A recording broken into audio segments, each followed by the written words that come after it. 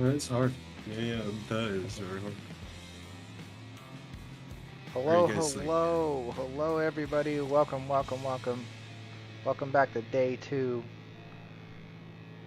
It's going to be a slow start a little bit here as we're still a little jet lagged from yesterday. Not really. That's my word for it. If we're gonna Yes. Yes, so Anderson, I believe it doesn't start day two CitizenCon doesn't start for another hour. Um, according to the website. Uh, I thought it was here in 9 minutes as well, but that just means we get to hang out and, and screw around for an hour until CitizenCon starts. But according to the website, it's another hour away. Let me stop my music because I don't want that going anymore. But yes, hello, hello, welcome to day two. We have couple guys here hanging out with us in Discord already. We're just gonna get around. I'm just gonna get on Star Citizen and just do some shenanigans and mess around and probably gonna take the A1 out and just go bomb things because that's what we do nowadays is we just bomb random things. I guess. No. I don't Oh, know. oh, Callie's in here. Callie's here. I don't know. I don't know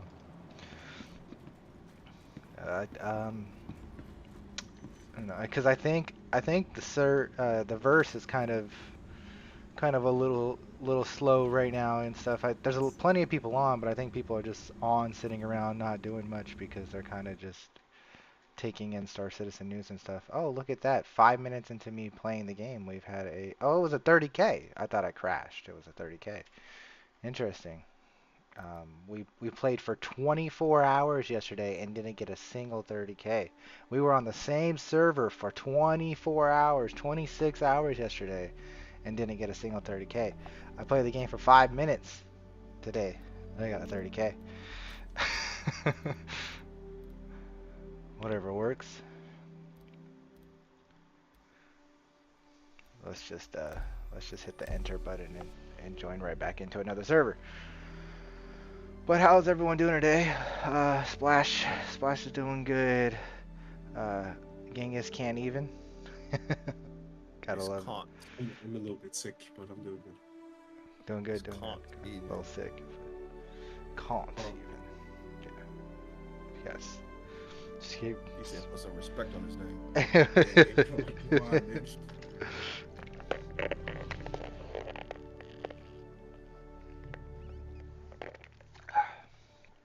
Well, I'm trying to get the light to shine in. Like I was telling you guys yesterday, I don't really do live streams during the day, so the light isn't perfect, um, which is a little upsetting.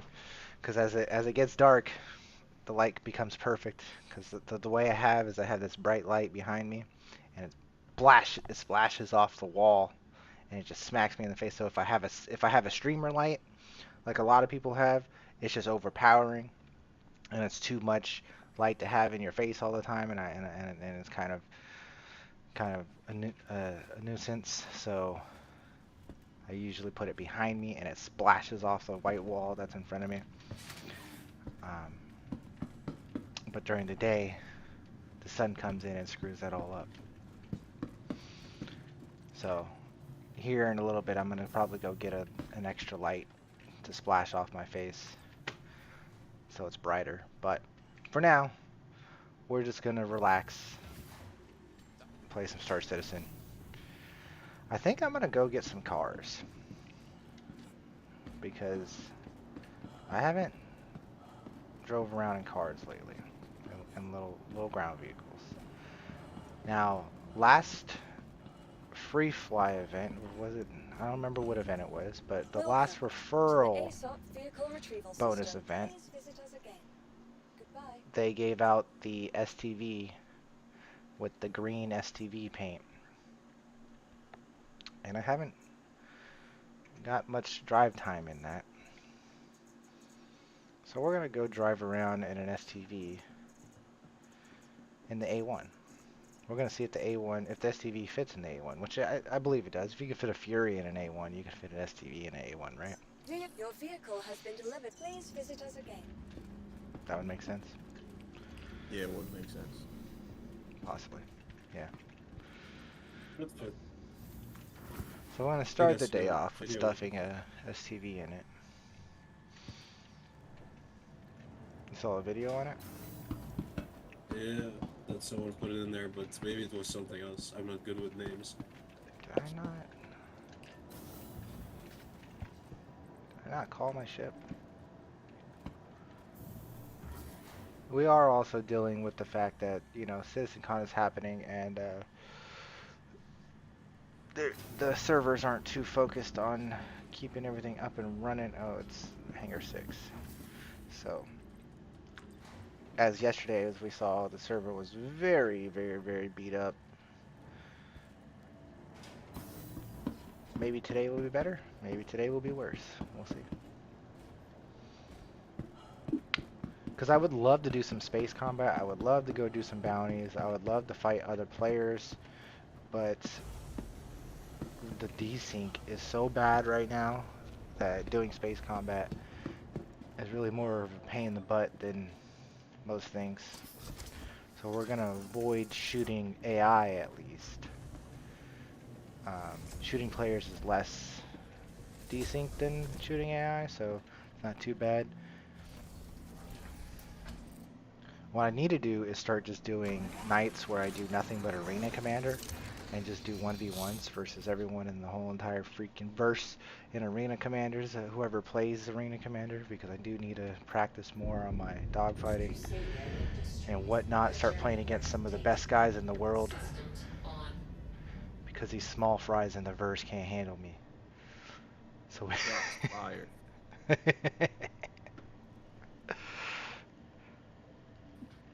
all the big boys play on Arena Commander, which bugs me, because I can't stand Arena Commander. So I have a prediction here, guys. Okay, prediction one of not this is not CitizenCon prediction. This is my guns are not working. You see this? My guns are not loading on the ship.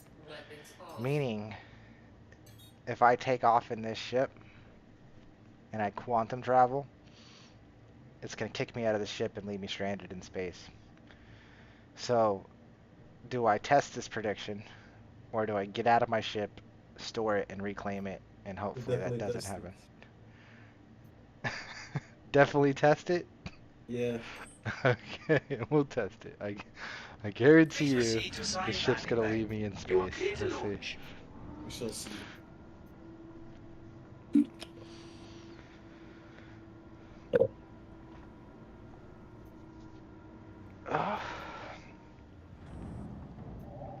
I'm excited for CitizenCon today because, you know, I haven't been awake for 16 hours beforehand.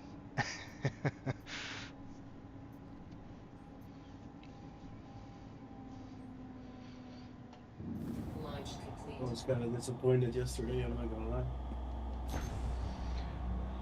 I think the very beginning was disappointing. It got a lot better for the second half. No, like the content was great. I loved it, but we just got no answer or something. Thank you. You know? And please visit Oh, again. Like the yeah. storm. Yeah. Please tell us when. Travel engaged. Quantum travel complete. I'm still on the ship currently. Weapons off.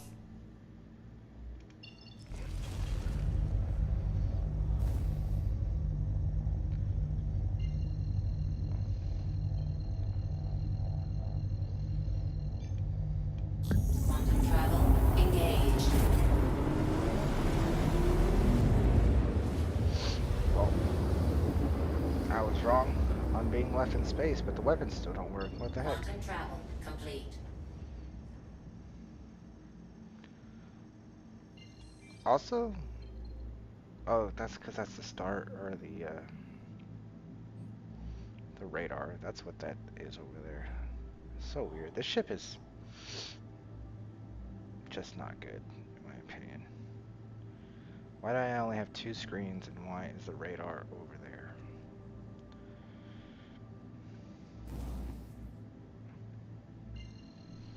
need to skedaddle. Or something. See. Quantum travel Alright, man. engaged. I'm gonna go get a light. I'll be right back.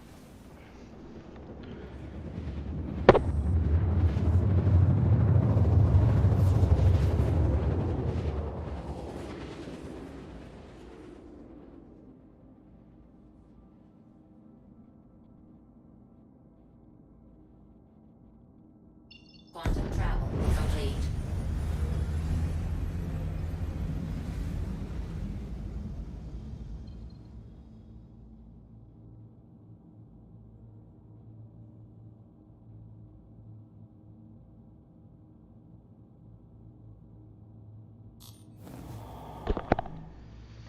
Actually, really happy I got back really quickly because as I was walking away, I'm like, I have my ship set to decoupled mode, which means I'm falling to the ground as I step away. Oh wow. Came back and blame it on Cali to surprise bomb you again. That's what it is. It's all Callie's fault.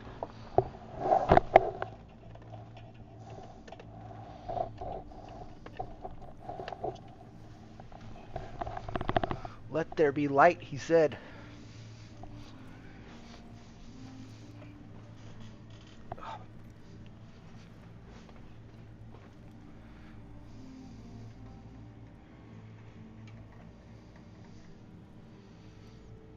There we go.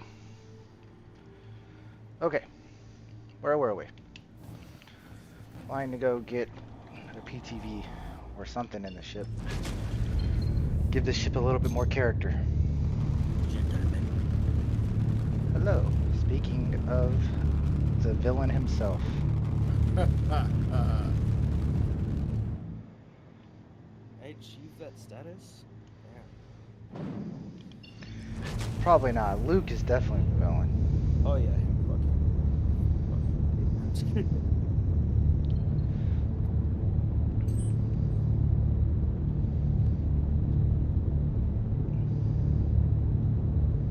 I don't know why my right arm.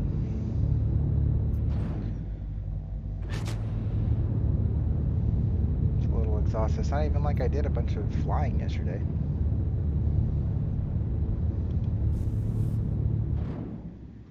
Nonetheless. Oh, I'm still in coupled mode. Get out of that.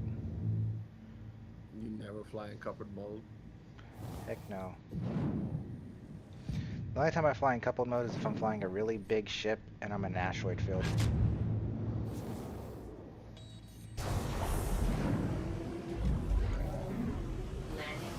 Then you can't like ask me to pay that much attention to my surroundings in a ship that's as big as the asteroids. Right, right. You can't even tell that you have landing gear on this ship.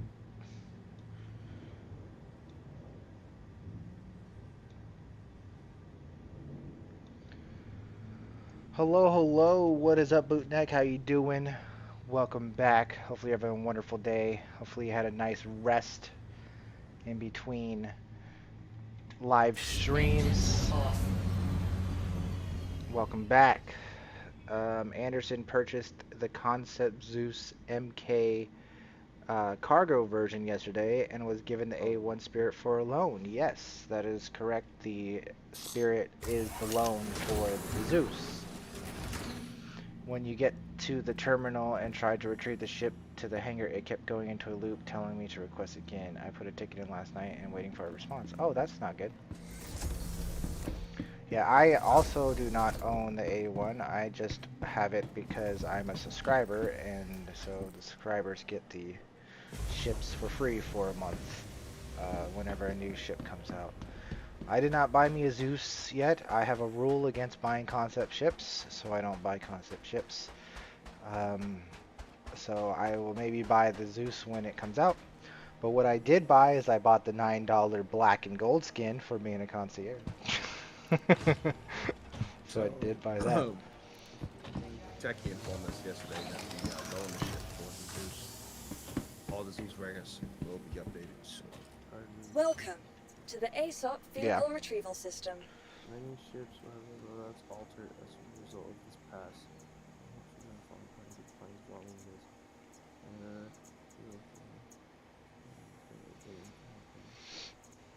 I'll probably melt my links at Yeah. some point because I don't. Yes. It's because as soon as the G12 comes out, I will be melting my links. I won't need the links if I have a G12.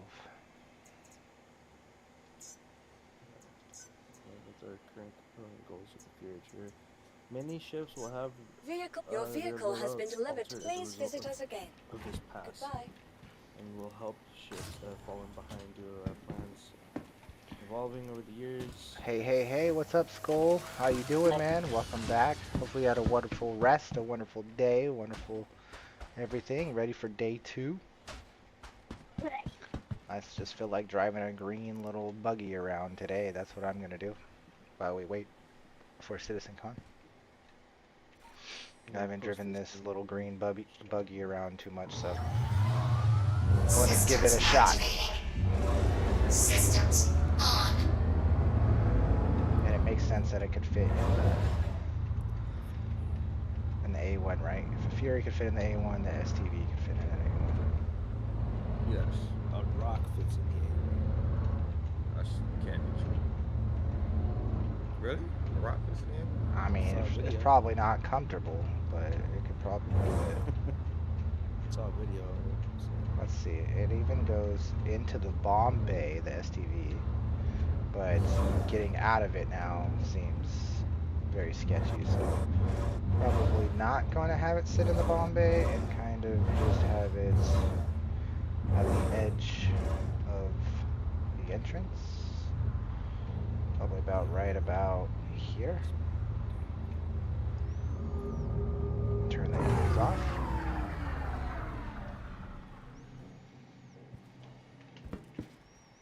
And then press this button here.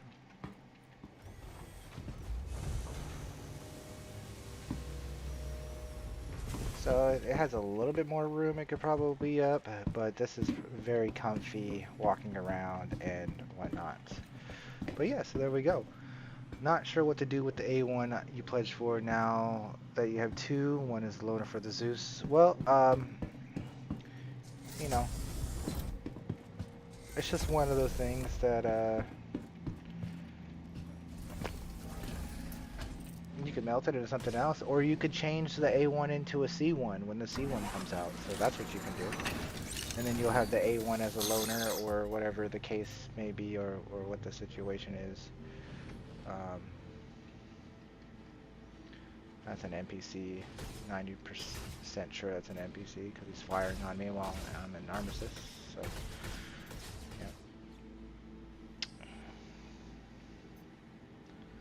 yeah.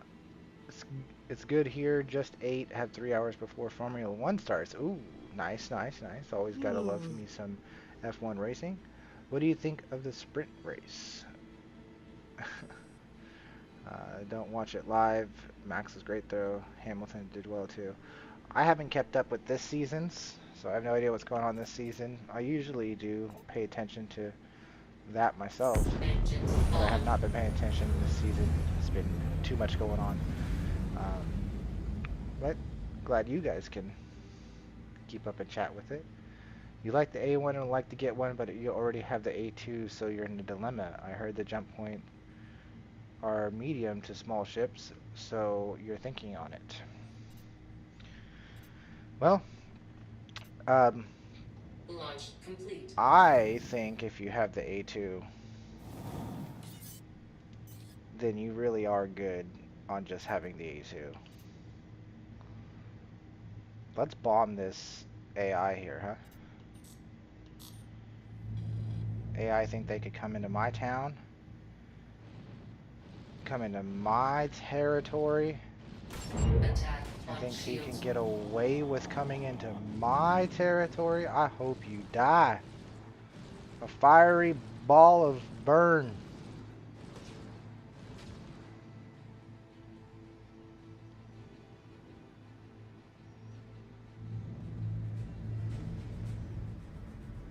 How come you haven't gone boom yet, sir? Blow up. I missed? That bad? What? Why? How? Like, I shot right where it told me to shoot. Are you sure about that? Yes, I'm sure about that. Look. I saw it. I saw it.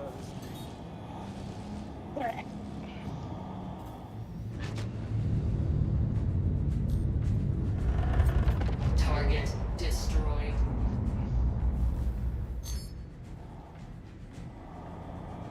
My first bomb was right on target. Okay.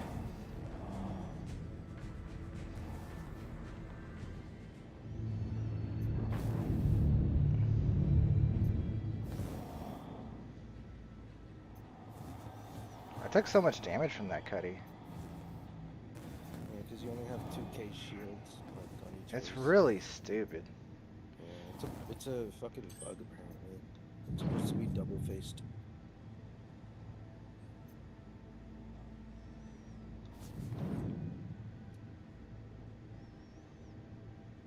And the weapons for this ship never send to work. Landing complete. Let's see if we could repair, though. We can. Nice. Spend 9k for restocking the bombs, too. You melted the A1, going to get the Zeus, which has the A1 as a loaner. Probably will get the Zeuses to have them in buybacks.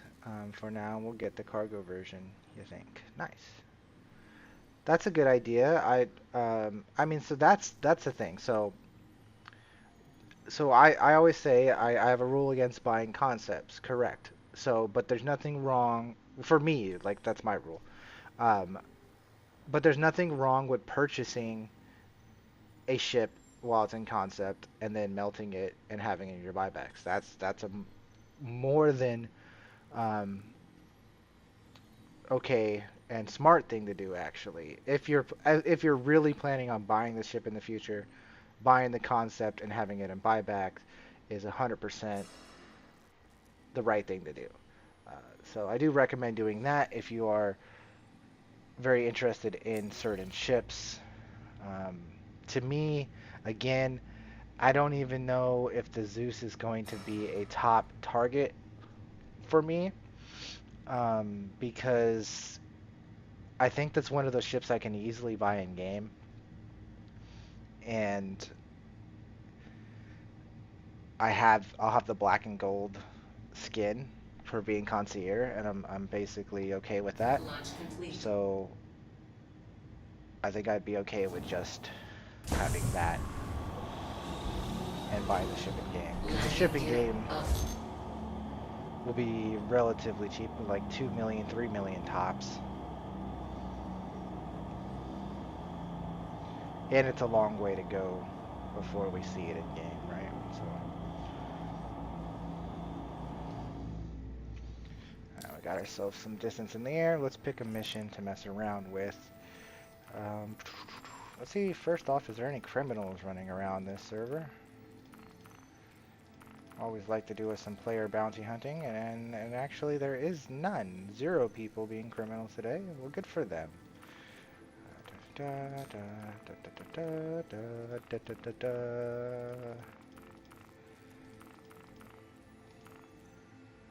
Okay, so we're gonna do a boss mission.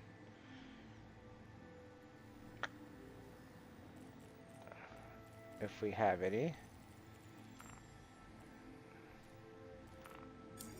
Am I falling to the surface yet? No, we're still rising, so we're good.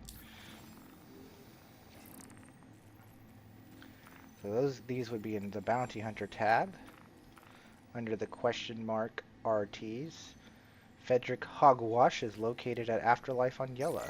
That's where we're going. Afterlife on Yella for Frederick Hogwash.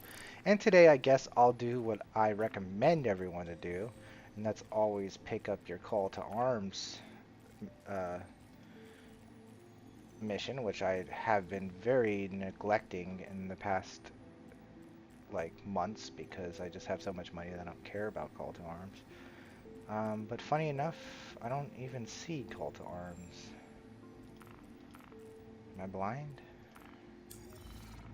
Call to Arms is in Mercenary, and we are falling to the back down to the surface because of decouple mode. So let's make sure let's not have that happen.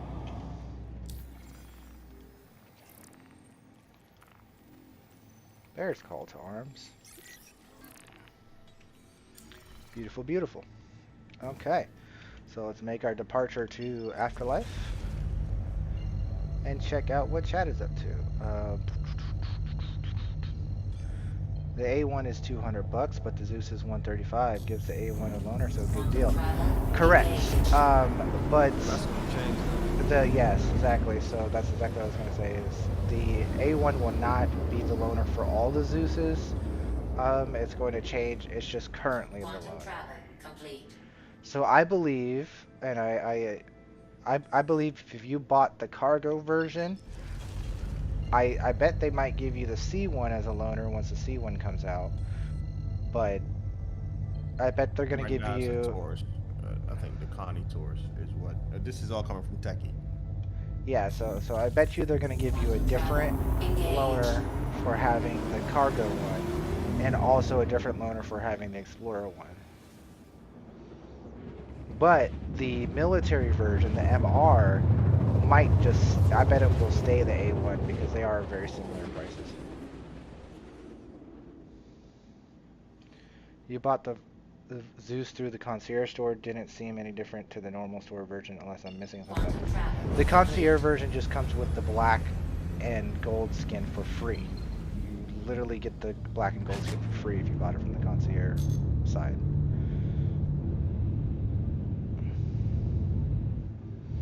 So you're basically saving $9 if you bought the concierge version.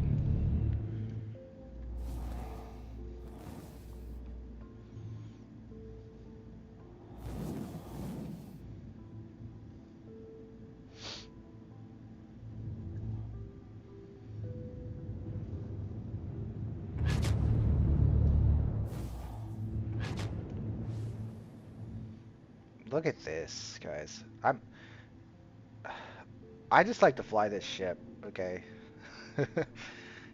Because it just looks so good. And it's really cool that you could even fit little vehicles in this ship and look this good.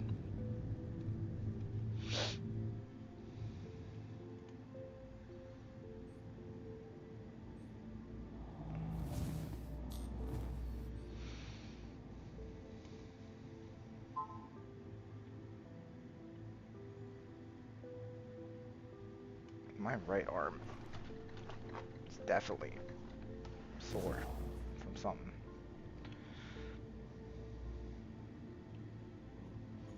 Actually, I remember now. Don't worry about it. Landing gear down.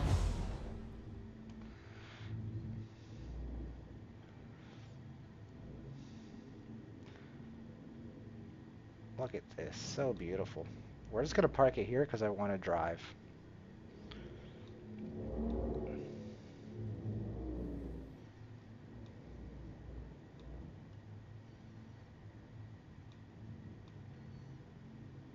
So gorgeous.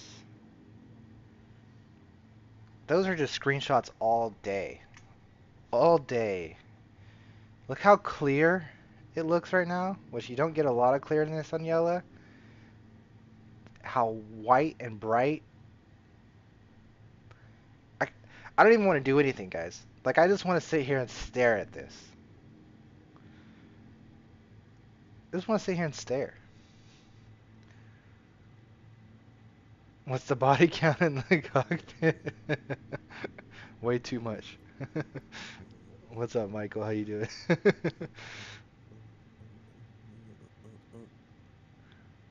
Yes, I think I'm interested in the C1 myself.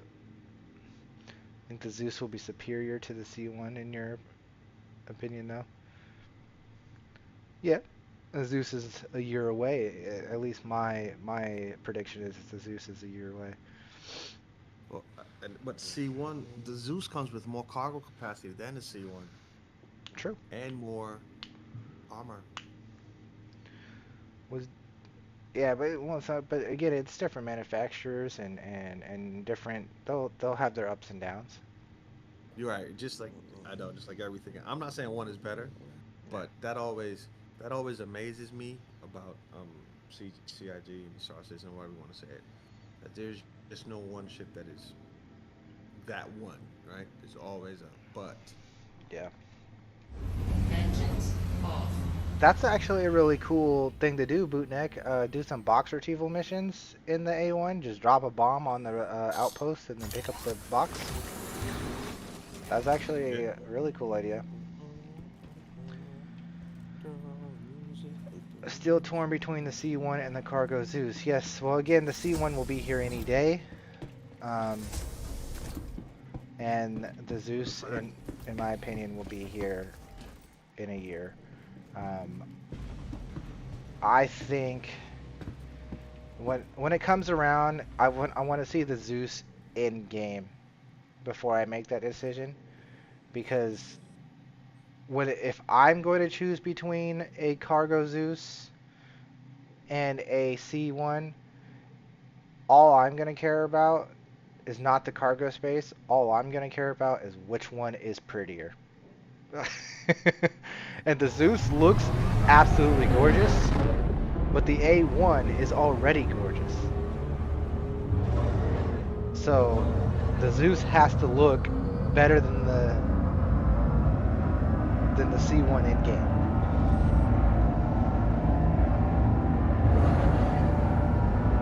Does head tracking not work when you're in a vehicle? Oh yes, it does.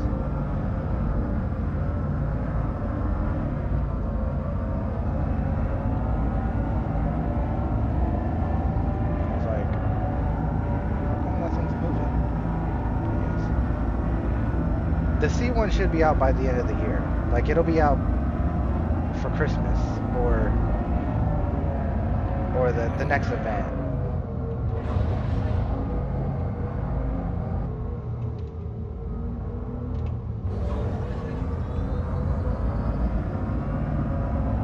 It's always about the paint. Well, no, I mean the paints are a big deal, but just the visuals and the dimensions, the sleekness of the ship really comes from the design too. I mean the paint is a big deal too.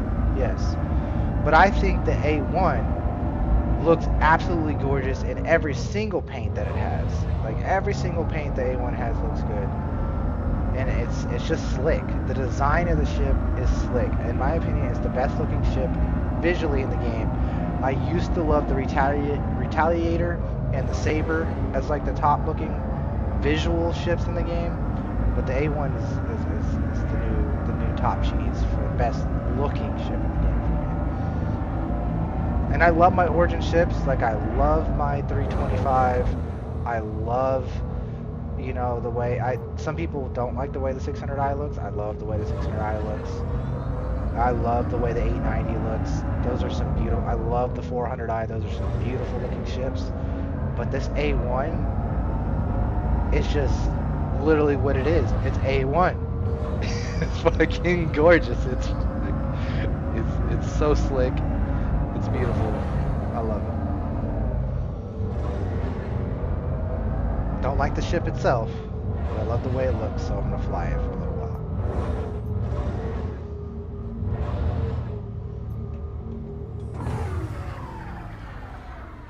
C1 will have more doors to walk through than the Zeus. That's probably a big thing too, right? Crusader and the goddamn doors. Spirit Series Mini Normandy. Exactly, Mini Normandy. It looks so good. So good.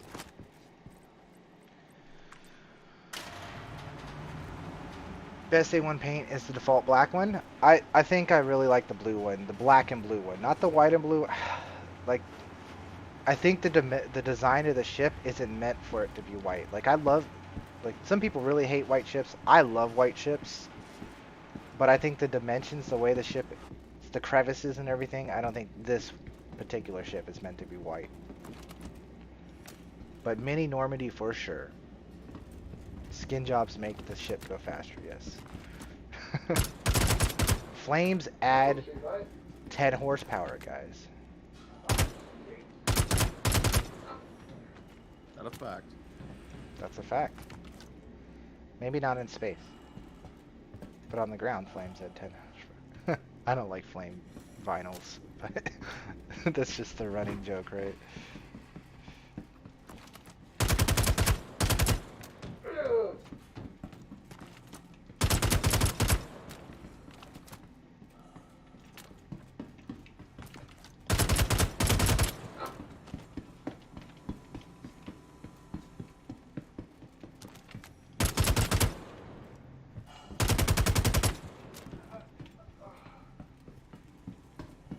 It's been a while since I ran a bunker alone. I gotta be careful.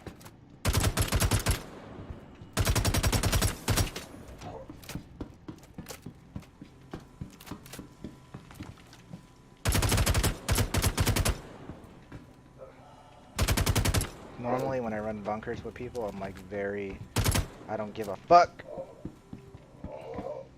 Because I'm with people. When you're alone, you have to be much more careful. Especially when you're not using a silencer. I should definitely have a silencer on since I'm running alone.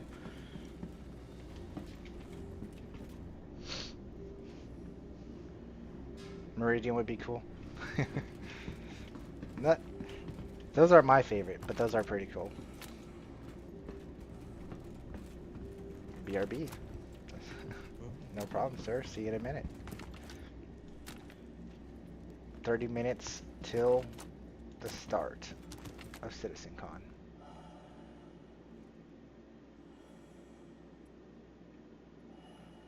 Yeah. Eventually, we'll probably be able to change colors of our own stuff, right? It'll be nice. So the skins will turn more into like actual different designs, right? You know, like they'll have vinyls and stuff on them. While we'll be able to change the colors however we want eventually.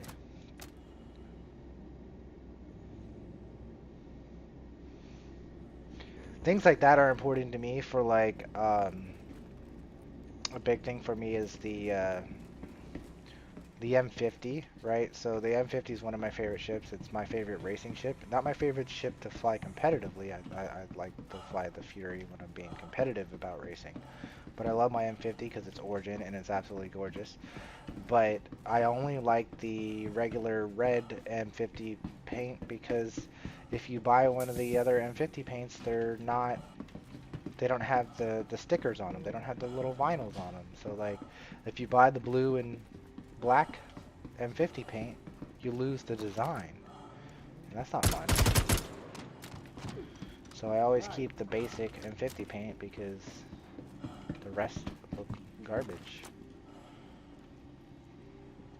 It's a racing ship. It needs to have numbers on it. It has to have cool designs. Alright, well at least we completed the mission, right guys? We did it. We're champions. If we die now, we can say we did our job.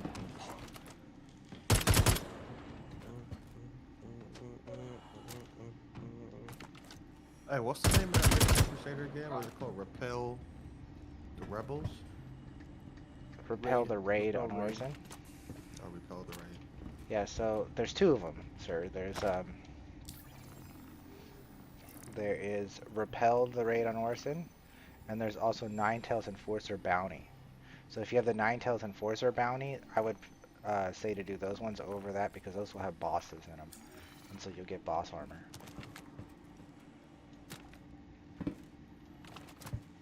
Which boss armor versus no boss armor is always better, right?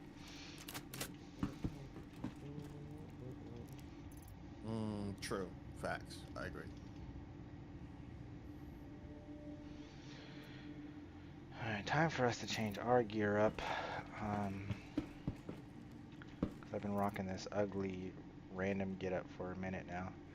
So let's at least change our arms and our helmet.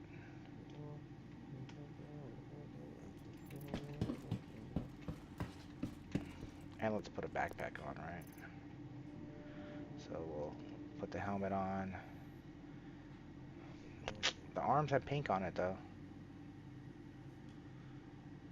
Maybe I won't change my arms. Maybe I'll go back to having my arms, but we will put the backpack on. Oh, the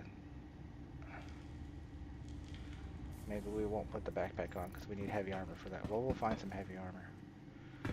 We'll figure it out. I didn't check boxes yet, so let me run around and look for boxes. Nonetheless, we got an Omni helmet on, which we've seen tons of now. When the Nine-Tail bosses first became a thing, it was not as common as it is. And now you just see them like every other one has a goddamn Omni helmet.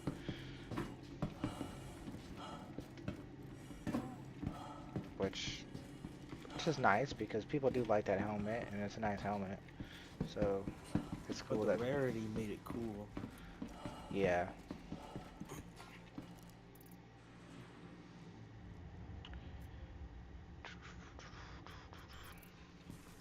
Got a message. Hold on. Okay.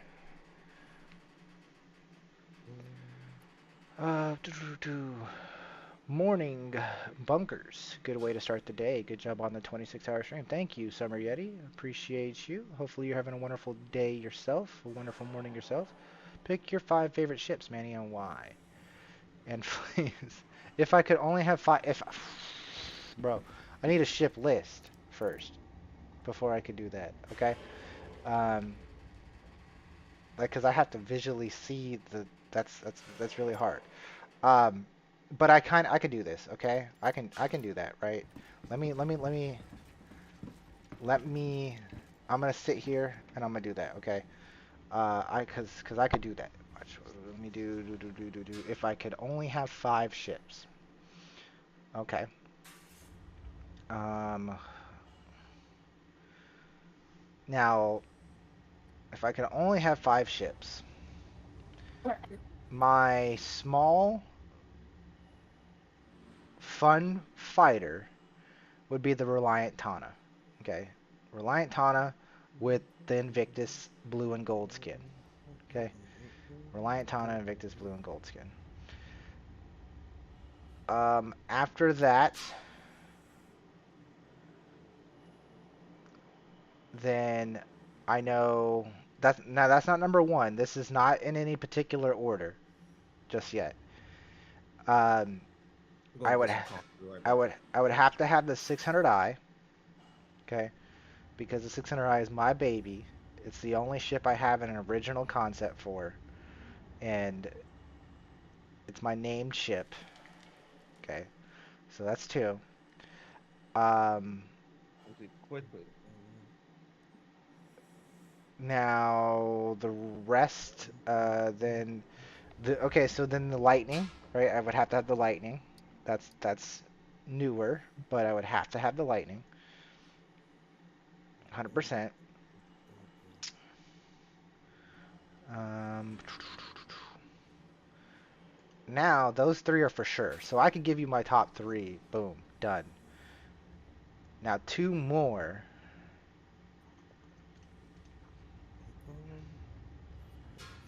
Two more. I would have to have a actual fighter ship, probably. Whether that being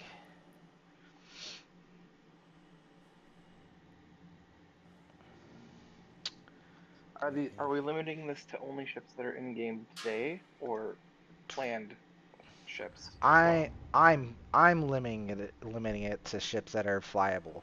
Yes. Um, Okay. because that's too much. That that's too much to think about. Plus, you can't really like you have to be able to fly it, right? Like, cause like maybe it's your best favorite ship of all time, but once you get into it, it feels like garbage, you know? It's, yeah, yeah. Possibly. Corsair.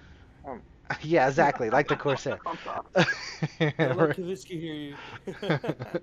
So, so those 3 ships for sure, but I would also need me a dedicated, like, actually fighter ship. So I would have to go the Gladius over the Arrow because of one thing and one thing only. The Arrow has garbage skins. Sex appeal. The Gladius looks better, so I'd have to go Gladius over Arrow. Now the fifth ship in that category, um, I want to say, I want to say 325, but I have too Really? many You do smaller you do for ships. I would need a bigger ship.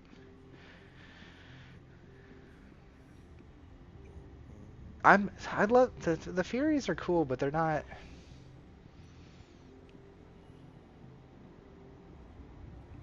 No. If we're doing that, then I would take the Fury over the Gladius.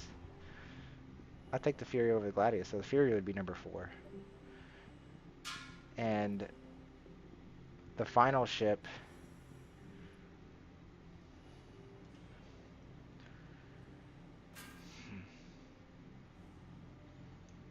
Does the Pisces make it that far up in the list? I don't think so. I might even have to just say the 890 because I'm telling you guys, the 890 does it for me. I actually do things in the 890. Most people are like it's useless. It's like, no, you can do anything you want in that 890. So I would say 600i, 890, Reliant Tana. What's everything else I said? What did I say? 600i, 890, Reliant Tana. What are the other ones I said, guys? There's too many ships. God damn it.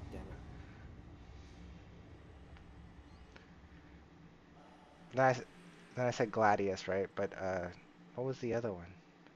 How did I forget my top 3? Lightning. That's right. Lightning. Lightning's still new, so it's not in there. So 600i, 890, Lightning, Tana, and I guess Gladius. Just because I use that the most as a pilot. If we're throwing away the Gladius, then we could put the Fury in there, or we could put the 325. But now it's got to be the Gladius. Let me catch up on what you guys. Have I ever used Fleet Viewer? Yes, I have used Fleet Viewer. On my Discord, we have a Fleet Viewer tab where everyone puts up their fleet and makes their fun little designs with it.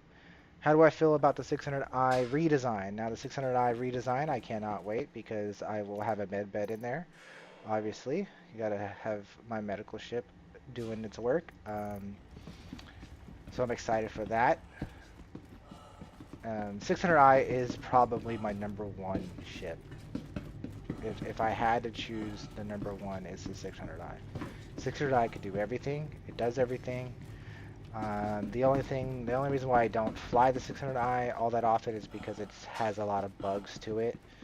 But once everything gets, cleaned out and working 100%, the 600i will probably be my most used ship. It's just that it's annoying to get in a ship and not know that it's going to work 100% of the time. That's the only reason why I don't fly it too much. That and the entry of the 600i can sometimes be a little annoying. But that's one of the buggy parts, is entering the 600i, is that the elevators are buggy. So if the elevators worked, I'd feel more comfortable with entering the ship every single day. But the med bed in the 600i is a must-have, and can't wait to have that. Guess I'll put back on my arm. Hey, now I have an SCU crate in my spirit. Now I can Nice. stick a bunch of shit in there and then maybe sell it. Nice. You know what? I need this. But I want that. I don't need that body. I would like the backpack, but I don't need it. So what else we got? Knew it. My caterpillar. I like the Caterpillar, but I'm not a cargo guy, so I don't really do too much cargo hauling, so the Caterpillar's not a must-have for me. I think the Unless Caterpillar is the coolest of the cargo ships currently. Um, and I think it looks cool. It looks like if going back to Mass Effect and we're talking about the Spirit being very Normandy-like, the Caterpillar is very Reaper-like the Reapers from Mass Effect. Really cool. I love the Caterpillar, but it's not a top ship for me, for sure. Great simulated sailing on Hurston, didn't like the Corsair till I flew it. So I loved the Corsair until I flew it. So like the Corsair was my favorite ship. When I first started this game, the Corsair was the first thing I bought. Because I was like, I'm going to love the Corsair. It's my thing. I love it. And then I flew it, and I'm like, nope. Get this shit out of here. Excuse me. Sorry. Mute button quick enough. Does the F9 not go in the gun rack? Is the gun rack's not currently working on this? Okay. on the what? On the STV? There's a gun rack on the STV. Yeah. There's a gas tank on the STV too. Just wanted to click on that. It's also storage somewhere.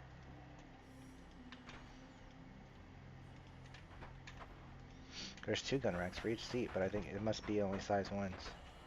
How do I access the storage on the STV, guys? I know it has it. I know this back door opens, but how do I... Oh, right here. Here we go. There it is. There it is. Anyways, what do we got? I need a Herc class because you get shot a lot. Yes, that would be a reason to have a big size super ship like the Hercules. Love the Remember when 890J. It's great FOB if you are doing stuff. Yes. You remember when we were running drugs from the solid missions and we got rammed in the Caterpillar? Yes, I do. Yes. Yeah.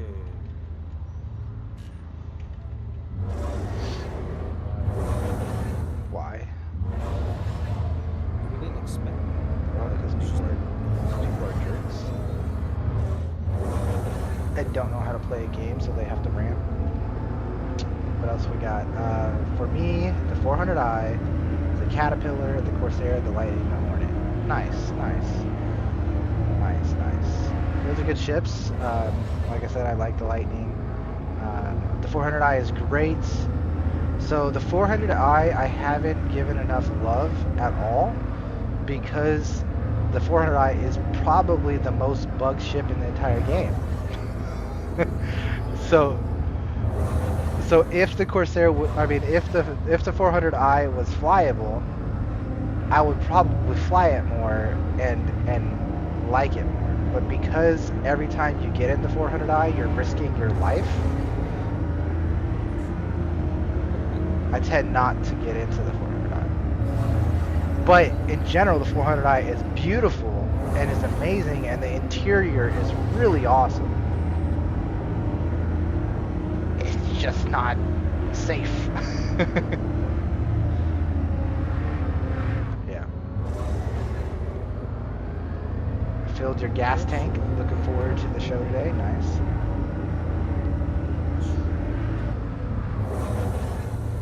What's up, Callie? I don't know what to do. Fly your A1. Bomb things. What do you want to bomb? Just don't know what to do. Manny over there stating the obvious. There's a destroy toxic narcotics. Those work still? Yeah, that's good. You want me to go with you? Are you in my server? Yeah. Okay. Hang on, let me invite you. We accept the offer because it's on Daymar and I like Daymar. Sure. I really don't like Yella. Yella's like one of my least favorite moves to go to. Yeah. I mean, yellow's beautiful. I just hate being there, yeah. It's also like extremely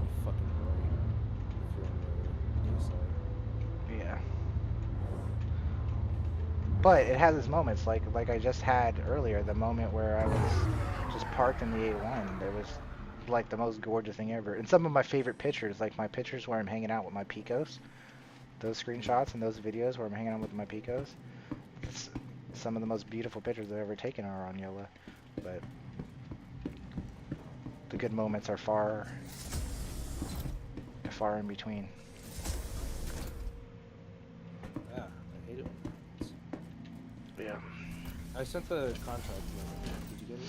Yeah, I got it. I couldn't pick 5 to be honest, but you're definitely a Cyclone RC guy. Nice, nice, nice.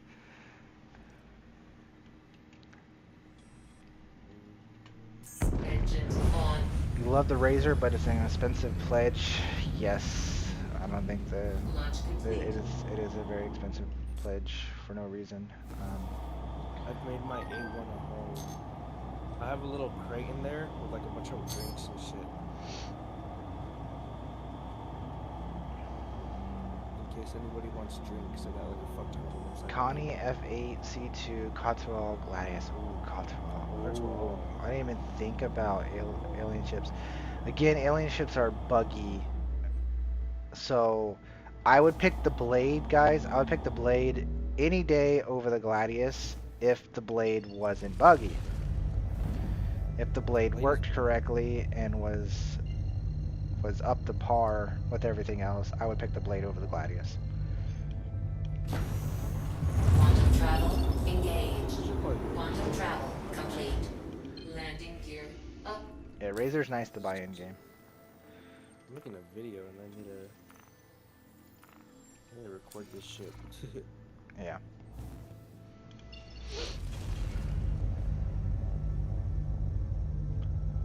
We got you want a free ship by racing with the Razor when the Snake Pit first came in? Oh, nice. Quantum travel engaged. Quantum travel complete.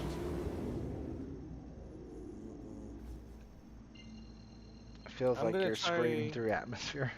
Quantum travel engaged. 325 Valkyrie. Oh, Chimera throwing the Valkyrie, and you really do like that Valkyrie, huh? C2 F8C Vulture. Ooh, see, I was thinking about industry ships, industrial ships, while we're talking about it, and I was looking at my hangar, and I'm like, I have a Prospector, I have a Vulture, but I'm not that type of guy. I'm not a salvager. I'm not a miner, so I can't throw those into my top 5. Not even close. Love the 315P. Awesome for just bombing around. Yeah.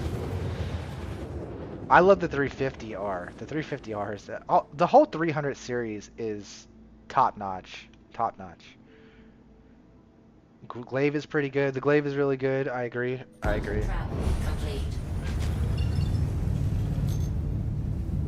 The Glaive is up there on my list for sure. It doesn't get enough love. The Glaive is up there on my list for sure. I think so. The Glaive is a really awesome ship, but I think what hurts the Glaive is that it's so expensive. Like, cause the Glaive is not worth $350. It's a $350 ship. It is not worth that.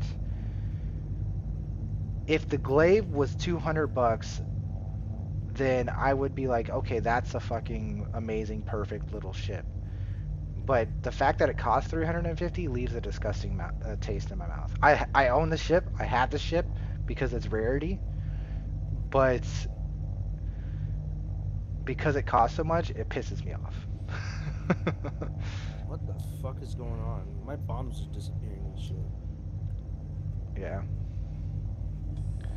You actually like the 85X as well. The 85X stole my heart for a little while when I first started flying the 85X. And I really do love the 85X because you can have a partner in there with you. So I always have an 85X in my hangar, especially since it only costs like 800K to get it. So I always have an 85X in my hangar. In-game. I don't own it pledged, but always have it in-game. That's terrifying. the Valk is very underrated and is very cool. I agree. Did you get all the turrets? Are they down? I don't know. Okay. That alien tax, yes. But I think the glaive, well, all the alien tax is way too much in my opinion. The real money in game tax, like all the turrets are down by the way. Oh, are they? Did I already get them? Yep. Sometimes I can't tell. I don't mind there being alien tax like in game, but I don't think there should be such a humongous alien tax in real life because it's not. We're not getting taxed for alien ships in real life. Like the aliens are not taxing us for their designs. These are actual people making these ships. Why the fuck are you costing me so much money?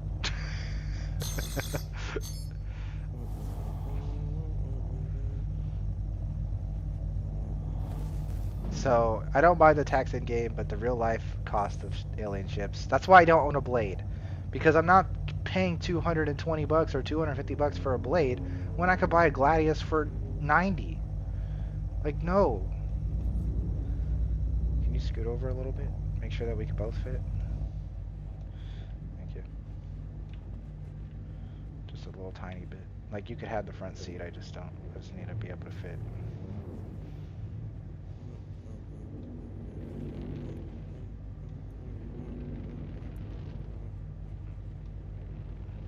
Oh, that's right. This Demico I have from when I did a couple of Herson runs with the guys. Nice. I forgot I had this. My playstyle is industrial leaning. Yeah, compared to my combat style, for sure, Camaro. Server having issues. Hi, Chimera. You do love the Carrack. That's nice.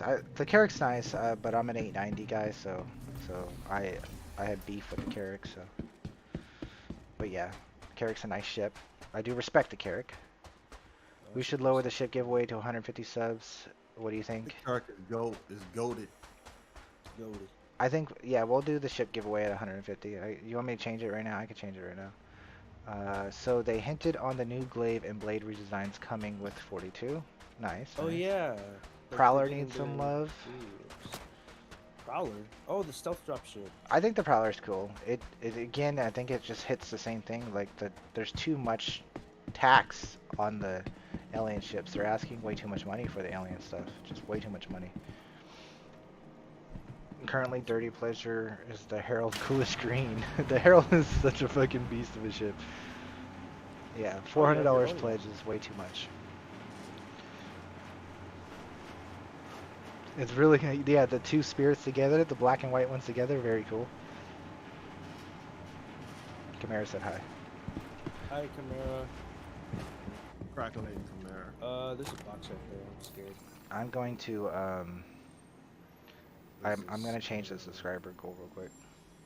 What are Aves arms? AVES? Is that anything good? No. Then why is it here? We'll do 125 even. There's a boss. I'll do 150. Starting at 65.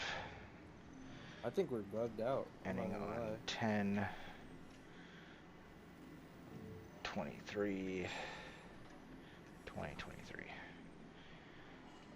Boop. Bam. Beautiful. Looks good. How you guys like it? Heck yeah, we need 150 for the giveaway. Or if we hit the membership goal, if we get the 20 members, we'll also do the giveaway. The Terrapin, it does not get enough love. The Terrapin's a really cool ship. Manny? What's up? I'm on the way. I'm here. Dude? What? What happened to you? I'm Where- on the floor below you.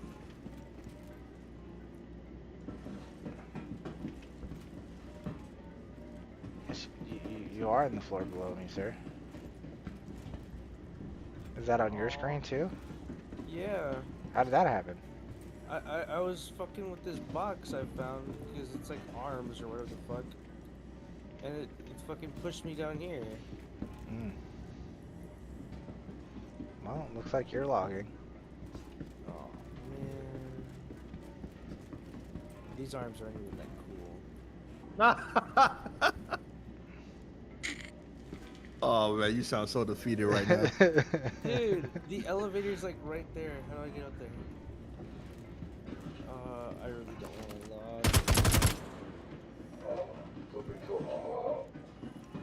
Man, he can't shoot you so you can combat. Well, I mean, he's down under the ground, I think. Oh yeah. He He's just can't even see me. Yeah. Pretty sure. Look at this shit. This is terrifying. All right, John Cena. There's fucking like 5 sub-levels and I'm on sub-level 2.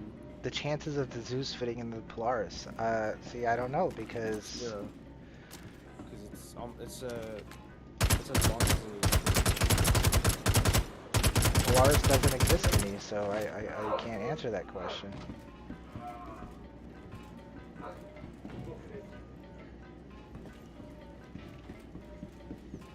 can't believe I had to. Dude. Ships don't exist to me until I could fly them.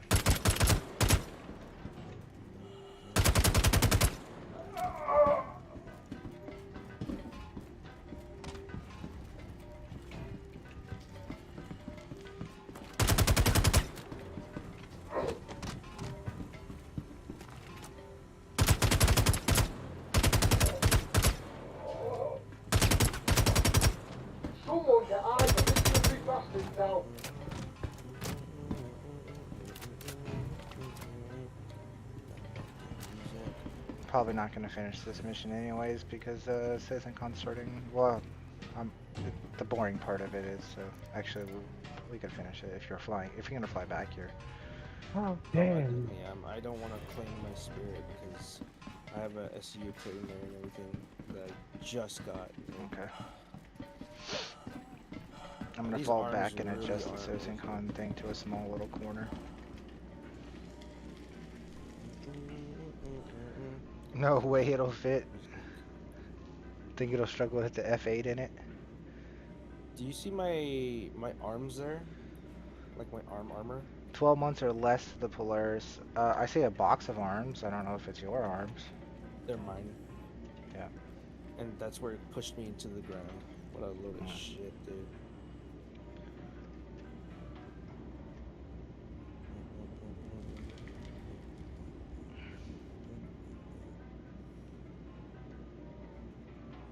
Love the fact that all the Ninetales are British. Okay, so let's get CitizenCon up.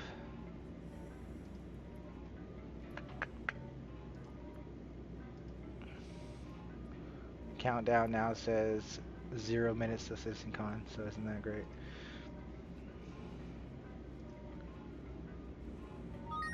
And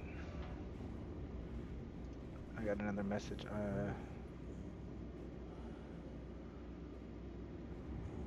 I love the fact that Tactful pings me on information.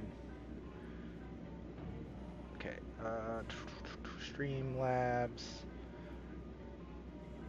browser visible. It's not collecting the correct browser. Twitch, done.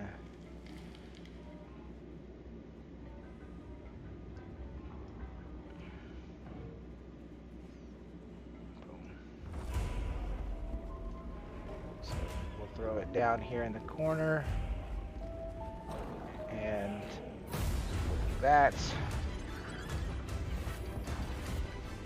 and we'll do this, and we'll do this. We'll keep it nice and lowish. We'll turn Star Citizen down a little bit.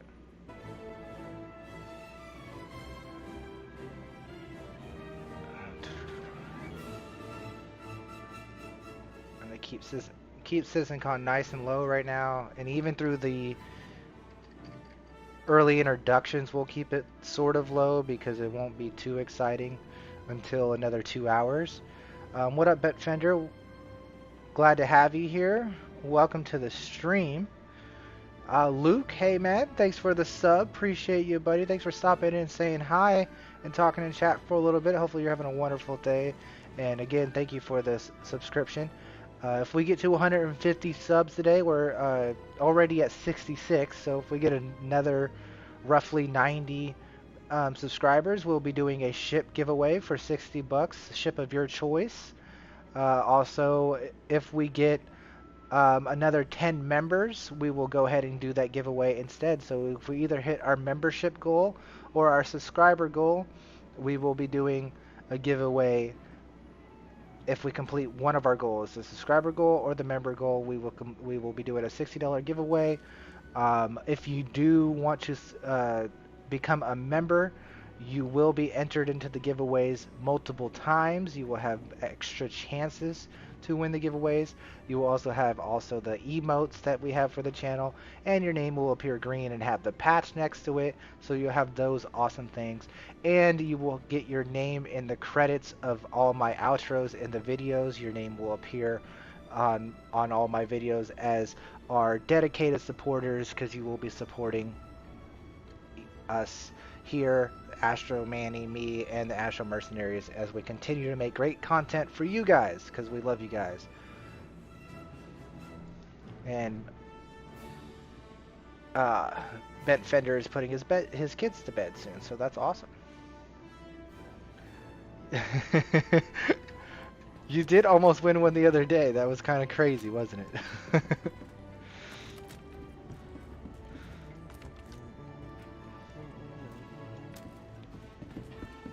Alright. So back to killing baddies. Get me the fuck out of this thing. I hate the hood in the fucking Mustang. It's all orange.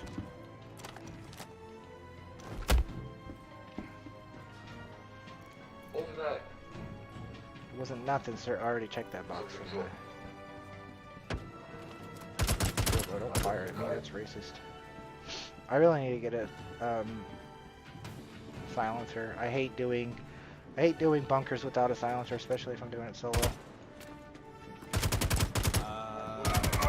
you need a size 2 one? Yeah, size 2. I have a couple back at Seraphim.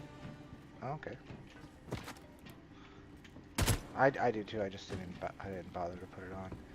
Oh, If you want to bring one, that's cool. I'm already here. Oh, okay. Yeah, don't worry about it. I hopped into a Mustang and just like hauled ass. Yeah. My arms. So I already killed 2 lost. Oh!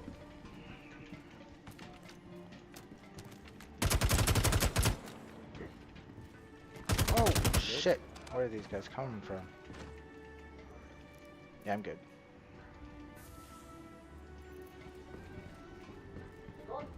Why do I hear metal pipes? Hearing metal pipes. I mean, I hear it too, but I don't know. I thought that was kind of normal, wasn't it? Isn't it? The skag's slipping. We can't let him get away. Shit. Can't find any trace of him. Over there! Contact! Contact! I'll check it out.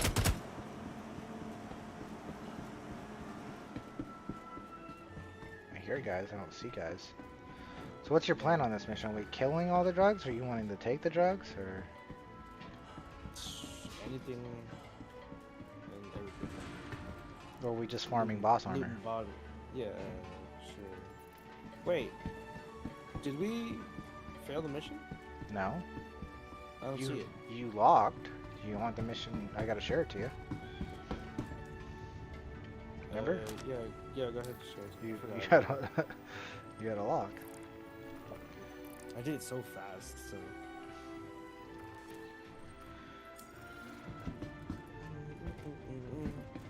It means you'll be playing after they sleep. Nice. We'll be happy to have you. I think we're bugged. I think we're buzzed. Yeah, there's no number. Yeah, but I think if you still destroy all the drugs, that it'll work. You want to test that? Sure.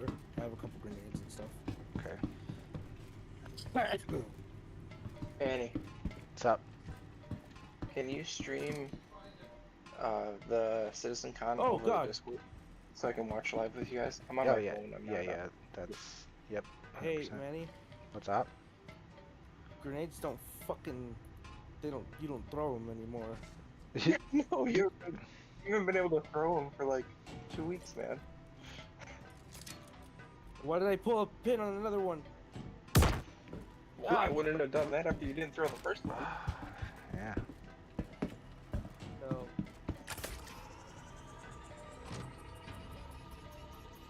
Well, you didn't take an injury, so. That's lucky, I guess. It's also lucky.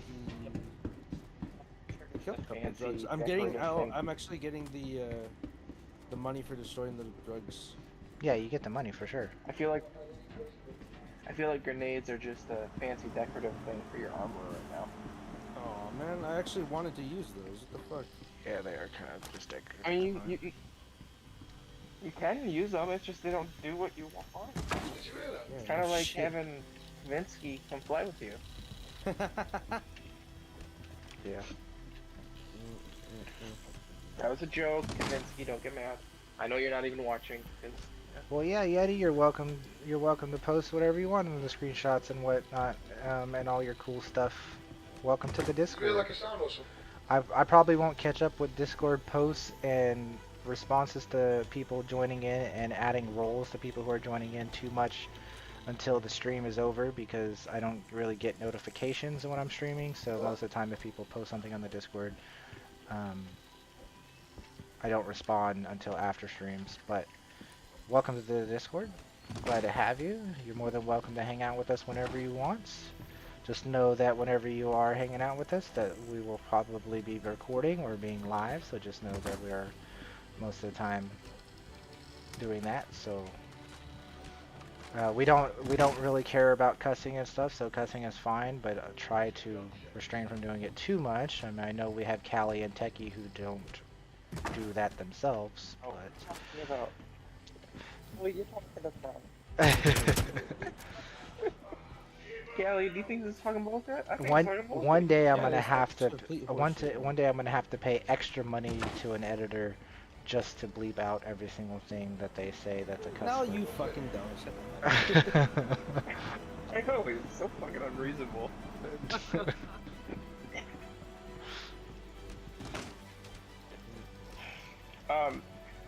Yeti though, we try to keep the screenshots non-X-rated. Like, don't do any naughty things in the screenshots. I I think mean, that's fair. you post yes. And yeah, but like, you know what I mean? Like, when we post memes and stuff, we don't go too crazy. Yeah. Like, we don't want to get flagged for like CPS from some place or something. Well, everything is already set up for, like, you have to be 18 to view that stuff anyways, I That's think. fair. But yeah. That's fair. Plus, I mean, we're playing Star Citizen. That's really hard to find a non-18-year-old playing Star Citizen. You say that, but next year, You know what? you'll be playing with us. That's why. That's probably why I'm so happy playing this game, because there's no fucking kids. Oh, well, Luke's 17. So No, Luke, no, Luke is I was 18. wondering why my is Luke happiness 18? was When I met supposed to him, he was be 18 or 17. 19. He's 18 or 19. Okay. Well, when I met him, I he called was him a 17. 20 Yeah, well, cause I called him like a 20-year-old blonde kid, and he said I'm not blonde, and I'm like, I think he was like 18 or 19. Pretty Yeah. Not that we put personal shit on stream. Well, we were streaming when you guys were talking about it, so. Yeah, I believe so. There's another guy that's in the Discord that's 17 too, but he's very not 17 like. He's very respectful. Not Luke, the other guy. The adults act like children, and the children act like adults. Don't know what you're talking about, Callie. Fucking kid.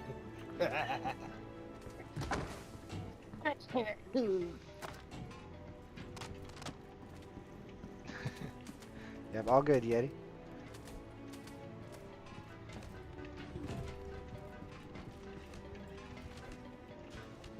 Yeah, I honestly think that if I keep flying around the Razor's gonna cut the Gladi off of my top 5.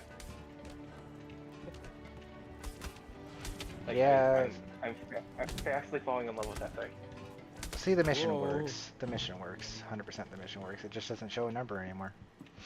That's weird. All right, favorite Oh, that's not planet, good. Manny.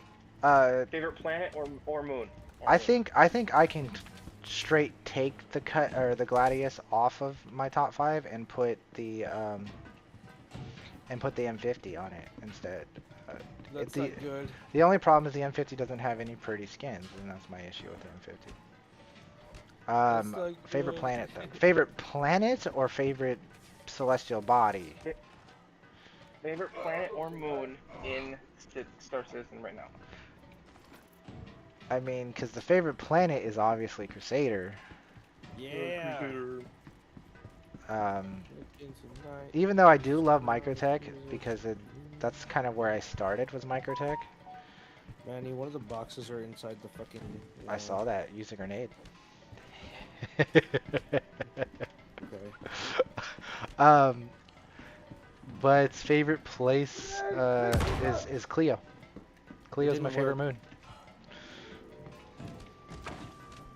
Fair enough. Manny, it didn't work. Because it's green atmosphere. Oh shit. And snake pit. Did that work? Can I grab it? What's everyone else's favorite celestial body, favorite moon and planet?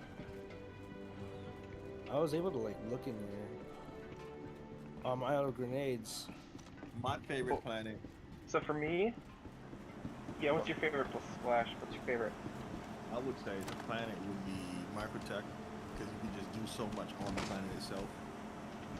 It has its flaws, obviously, when the weather's bad, but the planet itself with the outposts What the hell was that? and the locations and the terrain for driving, low flying, whatever.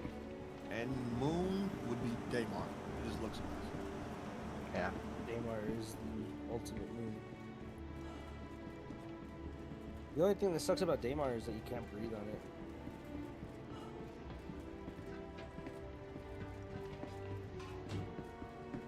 Yeah, no, grenades not working.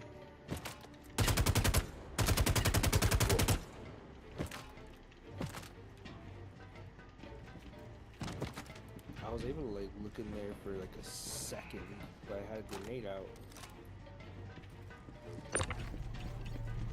Wait, maybe if I pull out a med pin. Yeah, there you go. It's like right there. I can't grab it.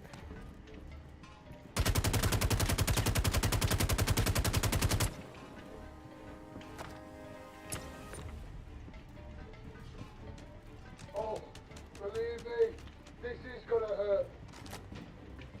I don't I'm know. gonna go make the guy shut up. Oh, well. now. Your favorite is Hurston because of the oceans. Nice, okay. There's oceans on Hurston? Yeah. I didn't know that. Bootneck likes yellow. Great for mining. Nice.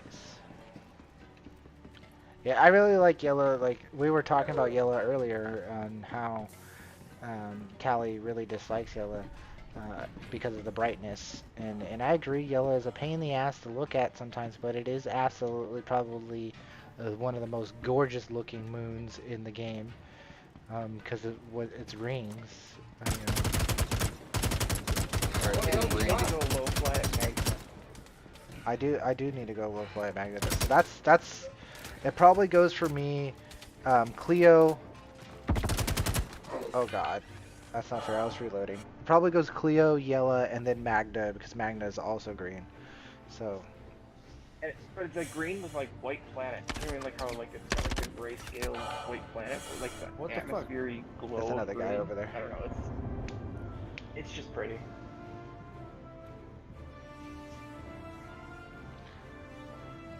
yeah, we should And I think definitely go low fly at Hurston Magda. doesn't get, and Hurston just doesn't get enough love anymore. Everybody kind of hates on Hurston lately. 'Cause it sucks.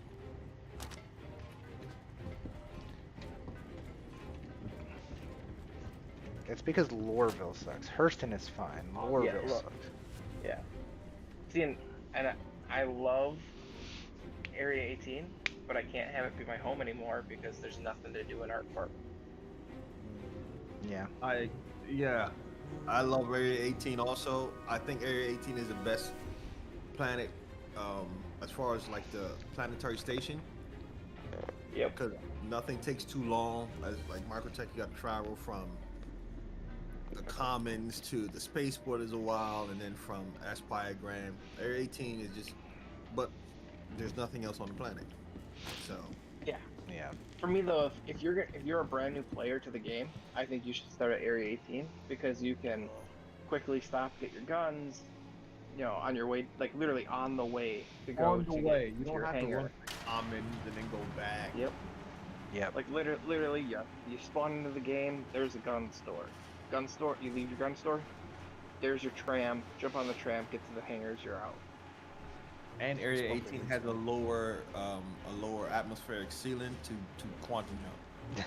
Microtech, you gotta Yes. be over 10,000 meters or kilometers to leave. Bishop. What's up? What's up, Bishop? Yella is an angel and a devil. Yep, rough with the smooth. My only problem with Yella is when you're coming into Yella, it's so easy to end up being like 200 meters above ground and almost crash.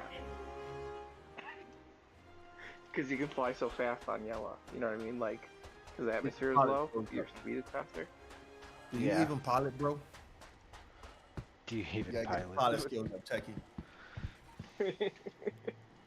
I just like I get so used to like because before I started playing with you guys, I played solo so much and I was doing mining and like that kind of crap. You get so used to some of the other planets where like full speed is like 500 in atmosphere in a lot of ships, and then you get to Yella and it's like full speed is 900.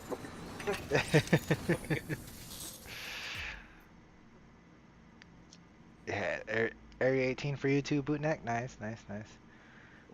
I think all weapon racks are fucked. My A1 weapon rack isn't working either. You're telling me that your new cut our A1 scouts bugged? isn't Oh, working no. 100%? Isn't working 100%? Why do you So sound I like you're totally talking bought through a a phone? scout. He's on the I am phone. talking through a phone. Oh. Yeah, I can't be at my computer right now.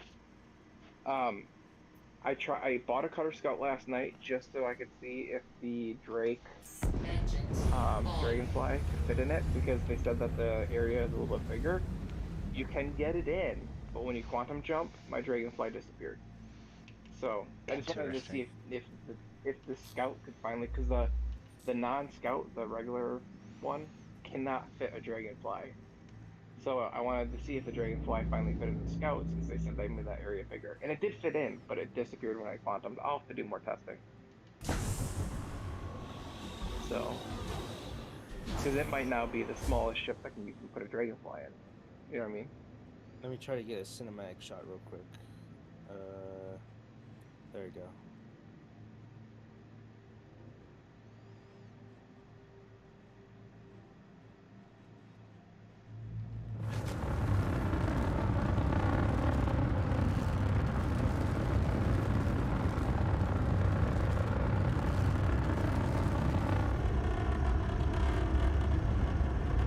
I wonder where that bomb went.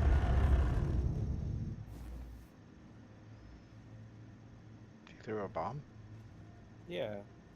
Exactly. Of course, you threw a bomb. There it is. Whenever you see Callie flying around, just expect a bomb to hit the ground. No, it's because like I'm trying to get cinematic shots of this thing. Because I'm Did you tell editing a Manny video. about dropping bombs? Did you tell Manny about dropping bombs in the hangar? Oh yeah, that works apparently. Yeah, you can drop the bombs in the hangar. They don't blow up in the hangar, but if you move them with the tractor beam towards the elevator, when they leave the hangar pad, they blow up, Manny. Nice. And I think Callie almost pissed himself last night playing with them. Because he was laughing. Well, like they didn't The blow up, ghoulish and then we were green like, on the well, maybe cutter. Nice. we were like, maybe we could get them in by the kiosk, and then he was moving one, and then it got off the pad, and everything blew up. Fuck. It did look really cool though, Callie. Those shots you got last night where you're dropping the bomb, you know, Yeah. and like the cinematics of it. I can't believe you got that cool camera view inside the bomb bay. Oh yeah. You can't see my screen, but I'm trying to get cinematic shots of like after I drop the bomb, like with the ship still in view kind of thing. Yeah. Well, dude, I can't wait to see the ship porn that you create from your ship from the A1 throughout the next couple weeks. Quantum travel engaged. I need to slow down because if I go It's called past ship. 3,000 meters, It's called ship it'll, porn. Yeah, have you not, oh my god. Oh buddy. Ship porn is a thing. Okay. Having beautiful shots of your ships in Star Citizen, yeah, that's ship porn, okay? Oh, this If is that you doesn't get here, your rocks Yeti. off, I don't know what does. This is an audio test. Oh, This is the sound of our voice. yeah. I could think of a few things before that. Quantum travel complete. Oh no, I'm not saying there aren't other things that are more excitable than that, but like, come on. Voice chat.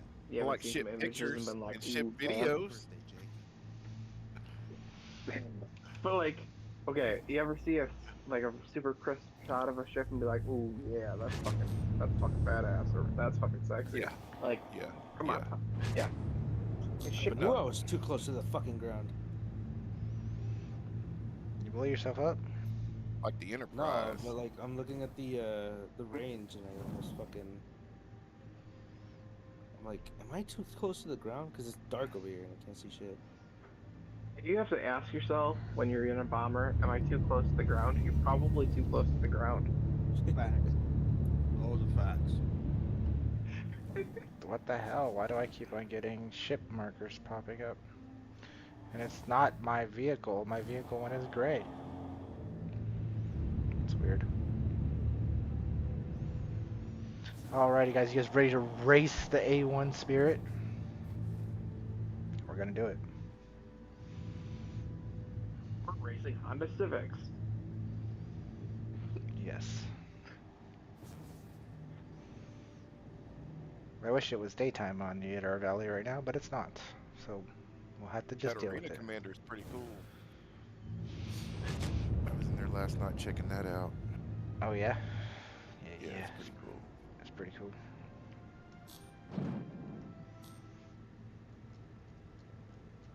We're gonna only go about 65% speed. They add like the first. Oh, I want more sandbox first-person shooter experiences in Arena Commander. Like, I would love to be able to load up into Arena Commander with like 60 people and have 30v30 like custom like setup fights on the ground. You know what I mean? Yeah. A lot like Arma. You know. Like, I think that would really allow a core defense to not be trolled on by randoms. You know what?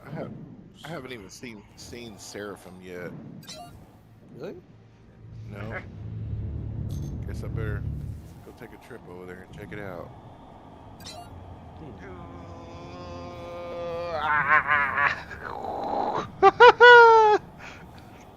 That was too scary, guys. I'm gonna hit something with these big old wings. Engines Yep, destroyed. Oh my god. it's too big.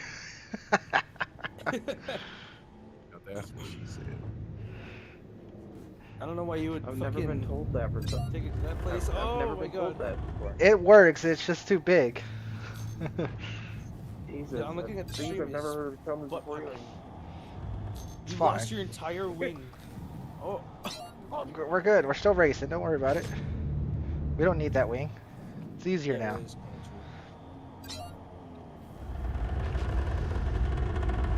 You know what's? I'm gonna have to get some low flying shots of the Spirit flying.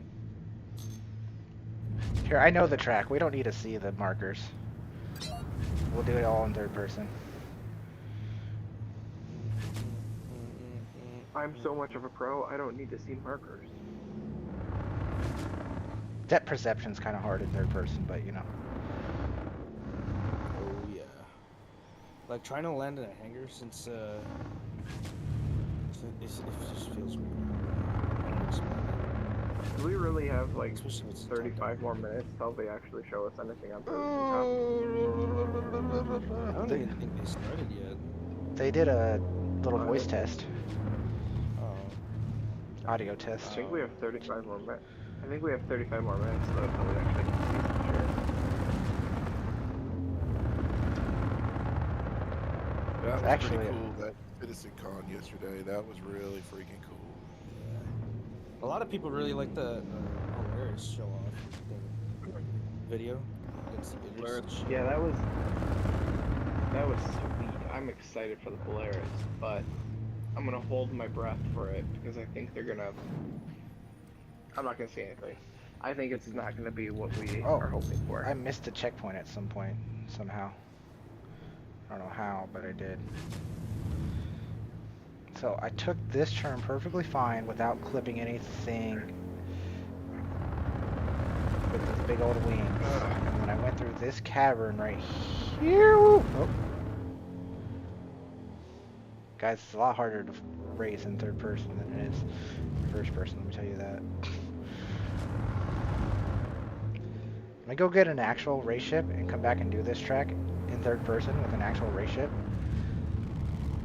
And see how hard it is to fly third person through a racetrack.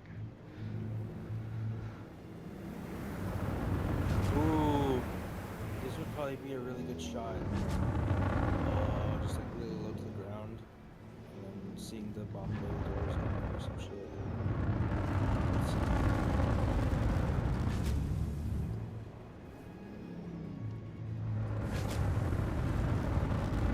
I hope this is kind of cool and entertaining to be doing a racetrack at an A1. Does it fit through the checkpoints?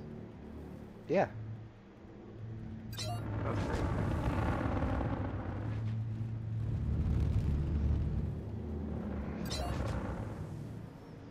God damn it, which one is it? Is that Oh, had to readjust that turn. Now what you gotta do, Manny, is while doing the racetrack, you need to fuel up 5 bombs and just unload the bombs while you do your lap. Yeah. Yeah. Here.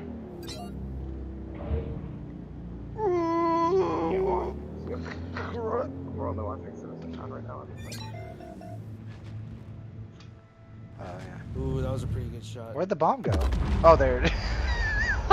Like, where'd the bomb go? Cali problems. Hashtag Cali problems. It's going to be running 3 Crusader A1s with an XO1 Quantum on top of that. What? You're just ordering freaking street racing parts?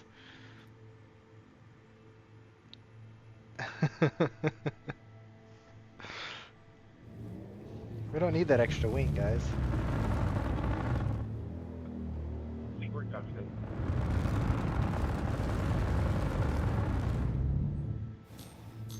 Okay, I'm gonna for real do the race and see what my actual time would be.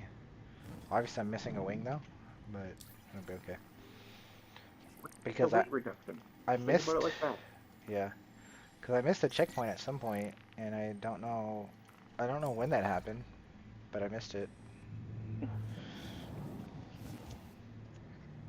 I have to be like relatively slow because if you go too far, the bombs disappear, and I hate it. Give those checkpoints.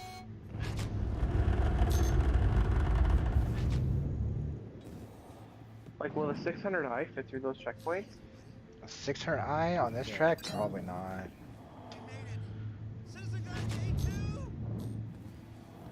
Hello, Jared.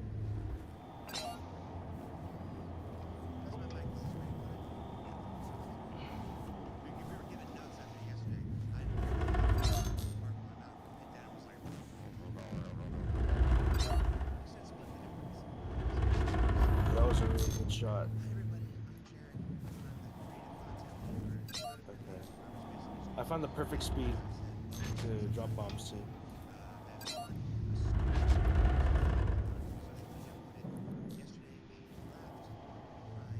that's a good one.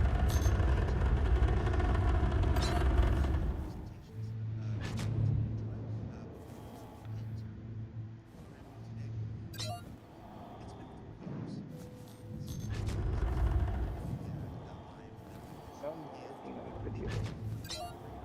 That's good.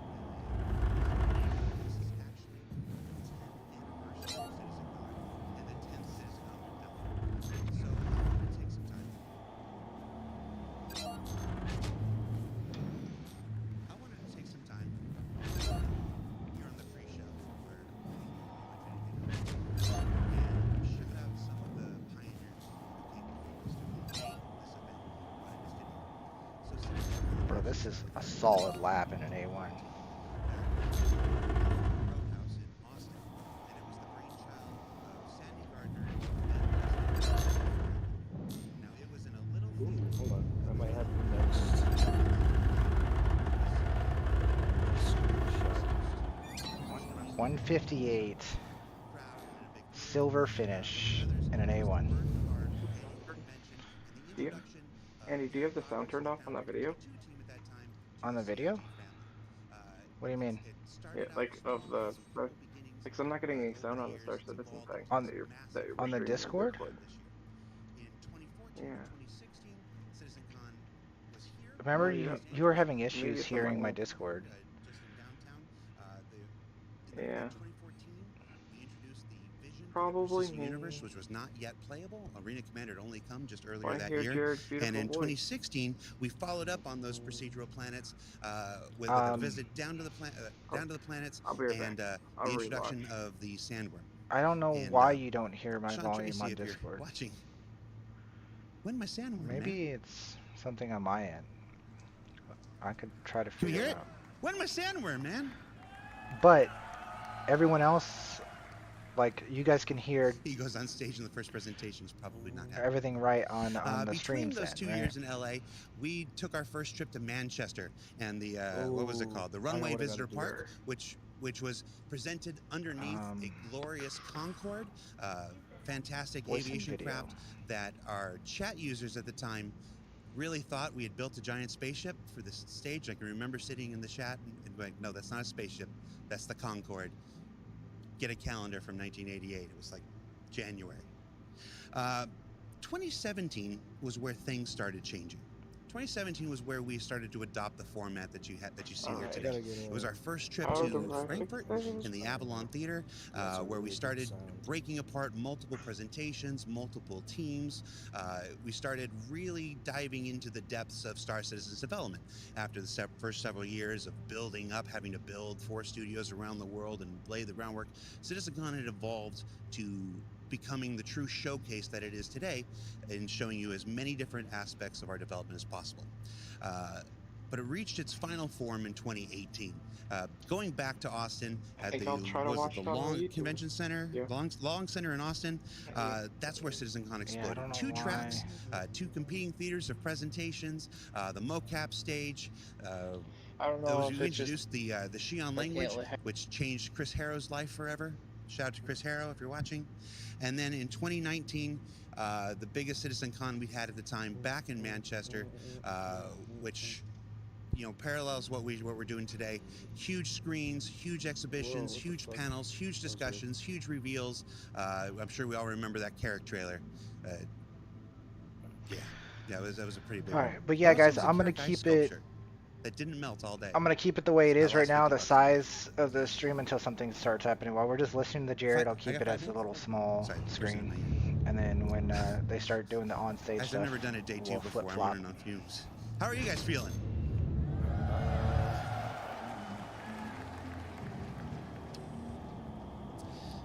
I do want to take this time, so like I what's a said, better quantum CitizenCon drive started than from the humble Star beginnings, the birth child of Sandy, of Ben, of Pete Mackey back in the XL1. day. It's evolved over the years with many stewards, Is that used? Eric Hiron Davis, Is that a good balance? David Roth, between fuel our and- stewards this year. They're going to hate me for No, shouting that's them full out. speed. Leah and Tyler, please Yeah, give them a what's the one- huge round of what's the applause for one Leah and that's a good Tyler, balance? who have driven I know this it's year's an event Atlas and something else. and made it everything that you guys I hear don't know what the size live 2 and is one. in the theater have seen Besides Hall two, B. usually everyone runs Jeez, I XL1. hope you've seen Hall B during the Yeah, 'cause the interstitials between the XL1 panels. If you're is watching from home, Lee and Tyler have Doesn't it use kicked a lot of the fuel, though? ball out of the park. I mixed my metaphors there. It's a military one, isn't that right? Wonder what I'm going to be Yeah. like at the end of the day. Let's go into the day's programming, shall we? But I think So in it's- just a few minutes at the top of the hour, we've got Ian Leyland, I think Sean it's good. Tracy, Like for size 2 ships, they have big enough quantum drives that it doesn't matter. They're going to show you some of the latest advancements in our character tech. You saw, for now. Andre. Don't want to forget Andre. You're going to love Andre. Sorry, Andre. I think once you're going through You that saw a pyro little bit of gate, it in the it Star might Engine not make it to the presentation pyro yesterday. gate without They're going to, without, it's going to like, if you're explode. They're running going to show you the on full potential of that for the star hair and the star cloth and the facial stuff and the clothes stuff. You're not going to want to miss that. Yeah, Life in the first person announced. is We a don't look know. at the first-person existence in our Star Citizen's first-person universe. It's not just FPS combat; it's how you interact with the universe around you, and a lot of improvements I think many of you are going to appreciate. Then taking flight. Yogi and Diego and Inez and the team there are going to be here for another live demo where they play the game and show you the amazing master mode and flight changes that have come from their work on Squadron 42 that are being brought over to Star Citizen. Then we're going to break for lunch again, 2 o'clock. Get your lunch. It's a long day.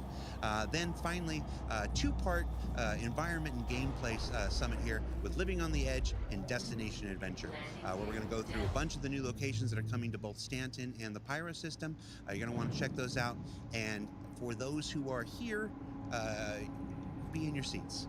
If you have a chance to be anywhere, be in your seats as those presentations progress. I can't tell you why, but you'll thank me later. And then, of course, at around 5 o'clock thereof, timings, Chris Roberts will return to the stage for his closing remarks, his closing ceremonies, and you're not going to want to miss that. So that's our day's festivities. With that, I'm going to throw it over to Dan. He's back in Hall B. Dan, I hope you have more energy than me. Take it away, buddy. Thanks, Jared. It's good to see you guys back at CitizenCon Day 2, CitizenCon 2953 at the Los Angeles Defense Center. No service So many required on awesome repairing. things yesterday. We saw the server meshing panel. We saw people experience Pyro for the first time. We saw the community booth behind me, which we'll get to in a second. So many awesome things yesterday. I remember it like it was yesterday. What's that? We don't have the graphics budget for the extended flashback sequence. We have to move on. Okay, we're moving on. Well, welcome again. My name is Dan Halbrick. I'm a community producer here at CIG. Welcome you all to the show floor here at Hall B, the Los Angeles Convention Center. We have so many awesome things to show you guys today, whether they be community booths, we'll be talking to content creators, we'll be talking about JRDF stuff, or, you know, things will go long and maybe we'll talk about some of them. Who was that strange leprechaun of a man? So Strange many leprechaun colorful of a man. characters Huh? here at Downloading quick CIG. on my phone. Sometimes I regret being his producer, but there's no job security otherwise, so I guess here's where I am. At least he makes it easy for me. So here we have the community booth. Here we have the community booths. We're going to get right into it. Follow me this way. We're going to go right into the corporation. We have some people here now talking to the corporation. Excuse me, guys. We're going to have a quick chat with the corporation, if you guys don't mind. Welcome, everyone. This is the corporation. Now, these are one of the biggest orcs in the game. They're friendly to newbies. They have this really immersive scavenger hunt, so we're going to get into it. Welcome, guys. So can you tell me, what's the main focus of the corporation? The corporation is a friendly environment for people to have game sessions regularly, to have a good community, to encourage more people to play Star Citizen, and for us to explore all sorts of sessions, that everything from racing to combat to just creating a better environment for Star Citizen players. And we look forward to its release so that we can have a wonderful exploration of the universe. Awesome, that's a great answer. So I hear you guys have a really immersive scavenger hunt you guys are doing for everyone on the show floor. Can you guys tell me a little bit about the scavenger hunt you guys are doing here at CitizenCon? So this scavenger hunt is right here. I'm sure a number of you have grabbed some of the beads that we have, and if you are managed to find someone, Woohoo! and Heck yeah, we're always on the hype train, boom. we are entering you in a raffle for Hype a train, voucher tonight, woo-woo. as well as a raffle for our Pyro plushies, and a couple other little surprises if you come by and say hello. Well, guys, be sure to come by and say hello. The Corporation are, again, one of the oldest orgs in Star Citizen. They are a staple of the game, and we're so happy to have them here. If you guys are wondering, these community booths are all different orgs that represent a variety of facets of the game. Each of them brings something new and unique to the table, and it's why they are the backbone of the show floor here. They help represent the community, which is you guys. Now, here we have Equinox. What's up, guys? Hi, I'm looking for you. How's it going, man? So, you know, you guys are focused on these massive immersive LAN party events. I mean, if you guys haven't seen one of these Equinox events, they are amazing. If there's one in your hometown, you'd be fools to not check them out. We sent CIG folks to them this year. They had an amazing time. So, what are you guys doing here on the show floor? What are you guys talking about? So here we want to make the next LAN party at Equinox June 1st next year bigger than last time. So we're trying to promote that and get as many people sign up and get the word out. That's what the Lego model is here for, to help bring attention to it. It'll maybe at the next event. We have Vanguard over there, the large org. They're helping us run events, racing, fighting. We give out prizes. Yeah, let's talk about this Lego sculpture. So this is an awesome Lego sculpture that you guys made. First off, where was this during Battle of the Bricks? And second off, how long did this take you guys to make? This is amazing. The first question is, I just built this 19 days ago. And for Battle of the Bricks, I built a Scorpius. And took an updated version of the last LAN party in Equinox. To the ASOP vehicle retrieval system. Like I said, guys, next year. Yeah, how long did it take? Next to build? year, I'll be standing there hours. and be like, "Look at us! So that's Look like, at us!" You know, an average session of Star Citizen sometimes. Yeah. So Astro Mercenaries on the ground floor. So I think you answered a little bit, but what can people expect from Equinox in 2024? Equinox, you bring your own PC. A lot of computers to pick from, big swag bags, and a lot of giveaways. Yeah, any cool events that you're able to like tell us about for 2024? You mentioned the June one. Is there anything else you guys are doing? Like activities during the event. I don't think we have anything picked out specifically yet, but like last time we had racing, PvP, fist fighting, Origin, jump, or 890. Hell yeah, we're gonna get a booth. Just some rich people boxing. You love to see it. Well, thank you guys. If you guys are here on the show floor, again, come check out Equinox. Come check out this Lego sculpture. Yeah, it's the brother. coolest thing I've seen in probably 5 minutes. I have a very short attention span. We're going to be making our way now over to the Walkers of Sigma. Now, these guys are the forefront security org of Star Citizen. These guys provide security for major events like the Daymar Rally. They are the forefront runners, like I said, of security. So how's it going, guys? Happy to be here. Happy to be here. I love that. So how do players or other orgs go about requesting security from you guys? What's the process for, like, getting the Walkers of Sigma to be security? Sure, absolutely. The best way to get a hold of us is to join our Discord. You can go stop by our booth and pick up a business card where we have our Discord to the ASOP on the back of our card. Let me see that. That looks so cool. Look at that. That's actual wood. Is this like laser engraved? That's awesome. This looks phenomenal. Look at that. Vehicles, your vehicle has been delivered to the following location. What's it like running security for things like Daymar? Like, obviously, there's a huge operation. There has to be so much that goes into it. Depending on where the location So is running for next security can be CitizenCon, both very stressful and also it'll at the be same either time really 100% rewarding. go or You're going maybe. to have some of those servers, you're securing roughly 15 different servers for something like the Daymar Rally. So some servers might not see any Chimera's action down at over all, an and Astro you're just kinda Mercenaries sitting booth, hell there yeah. hoping and cheering on your favorite racer. But there are other servers that can be super chaotic and are non-stop bombarded by outside forces. And those are the ones you really have to keep your eye on, make sure they have enough people to secure as many people as possible, and get any reinforcements if needed. Yeah, that sounds like a logistical nightmare, but luckily they have the Walkers of Sigma to help make it all possible. So, kind of last question. Jared and other people have been harassing me throughout the convention. How do I get you guys to follow me around? I actually have one of my best guys here. This is our combat branch officers. He's going to keep you nice and safe. All right, well, I now feel safe and secure. Come follow me, guys. I got a big bodyguard now. I feel on top of the world.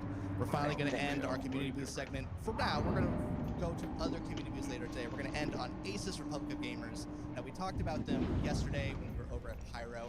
These guys are the forefront, using that word a lot. These guys are the precedent makers of gaming technology, whether they're monitors, accessories, etc. Star Citizen people alike know that Asus means quality. So I'm going to talk to some people over here. Hi, guys. How's it going? Hi, how are you? Doing great. So I don't know if you guys know this. Every single monitor in the LA studio is an Asus monitor. Like, we love of you guys, and I think the same is probably true for the other studios. Thank you. What kind of stuff do you think people can expect from Asus in 2024? So actually, we do have some new products coming out in 2024, and actually towards the end of They this got year. dudes from Asus up in here talking about Asus. Let's take a look at that really quick. Dang, that is a nice monitor. Look at Wow, that monitor's ridiculous. Yeah, that's gonna be some quality. So you guys have that coming out in That's 2024. not Anything even. else players can expect? That's So way we too actually long. launched our Way too C790 long. refreshed motherboard as well. That's compatible with the 14th gen recently. Yeah, that's pretty much it we have this year. I mean, that's gonna be amazing. And my final question: what was it like to bring Pyro to people for the first time? I think it's great. I actually hope everyone enjoyed the peripheral and the monitors that we provide to you guys. So yeah, it's a great experience working with you guys too. Yeah, everyone I talked to had a great time. Well, I think that's all the time we have. I'm going to cut it back to Jared. You guys are going to see some awesome presentations today. We'll see you back here on the show floor later. Until then, stay safe and see you in the verse. Thanks, Dan. I'm here in the hallway audience. How you doing, everybody? Woo! I've not spoken one word to this individual next to me. Hi, individual next to me. Who are you? My name is Jack. Hey, Jack. What do you do in the verse? Salvage. Do you like it? I love it. Are you good at it? I'm good at it.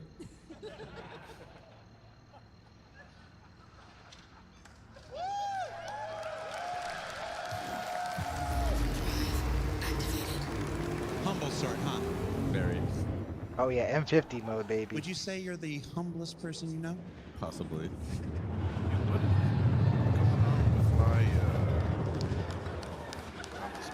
Could there be someone more humble than you? Oranges and stuff are really freaking weird.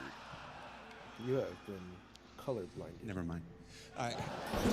So yeah, a couple more housekeeping things. As Dan said, Asus is one of our amazing partners here to make this event possible. We also want to shout out our teams at IX Systems. They helped build the amazing server technology that we're using in the Pyro Playground. We are not connected to the internet. We have our entire environment replicated here. It's back there. You should go check it out.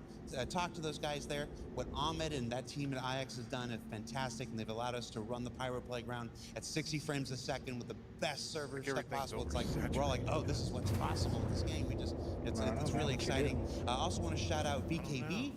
Who have been amazing at helping us with the control surfaces for the Fighter Flight exhibition going on at the Atmo booth. Be sure you go by there and check that out. And then, of course, CLX, the custom computer maker. I'm do it once in first person, then I'll do it in for third the person. Pyro Playground. The 2 computers that are operating on stage, the box that's running this live stream right now. I can be out here, it's there. I don't have to worry about it. So thank you to all of our partners. And I feel like I'm missing one, and I expect to hear about it from Tyler later. Didn't bring my cards. So, yeah.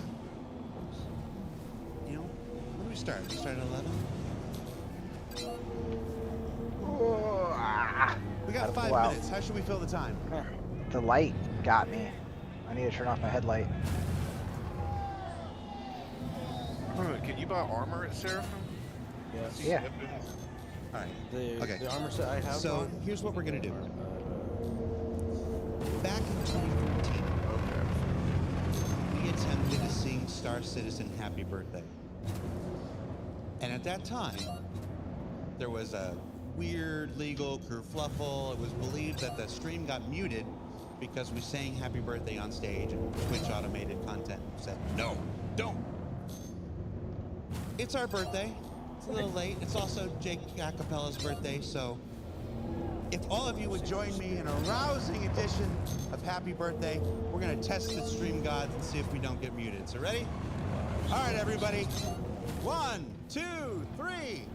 Happy birthday to you.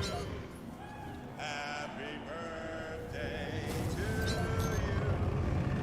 Happy birthday.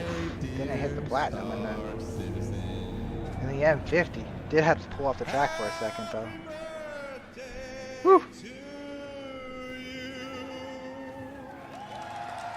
Bulldogs? Oh shit. All right. With that, we're gonna take a break. Hang out, get your last drinks, get your last snacks, everybody. The show's starting. Why are in they about 10 bulldogs? minutes, I forgot with to our take off the character gimbal advancement mounts. panel That's my right there on fault. stage. They're supposed to So be stay badgers. tuned. Whoops. If you like day one, we've got more to come, everybody. Take care. See you in a bit. I just put it together really quickly. It's supposed to be badgers. Wait. What the fuck?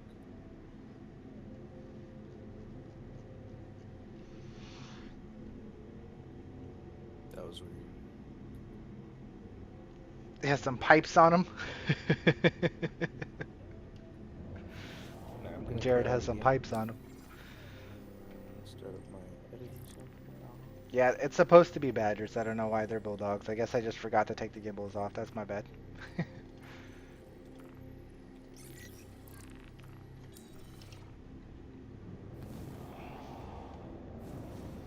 That good old cruise, boy. It's been a minute. The good old cruise. Yeah, it's good stuff right there.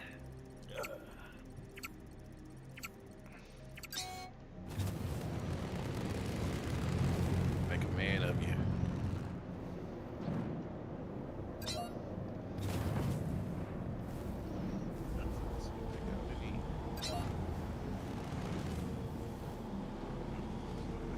Oh my god. First ever race in third person mode in a race car.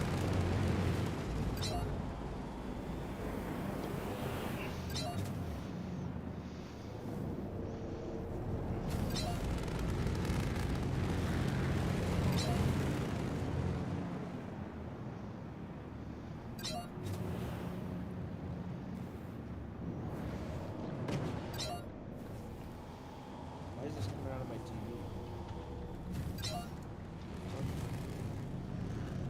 Thing is, I don't know how much boost I have left. Afternoon, gentlemen. Good afternoon. Afternoon, sir. Get any sleep, SW? Plenty of sleep. We're ready to go forever.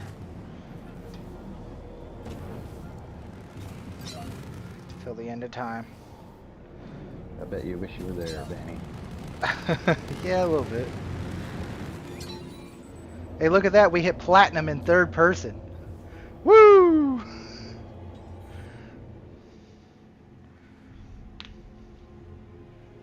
That was my first time ever doing a racetrack in third person. That was crazy. That's cool.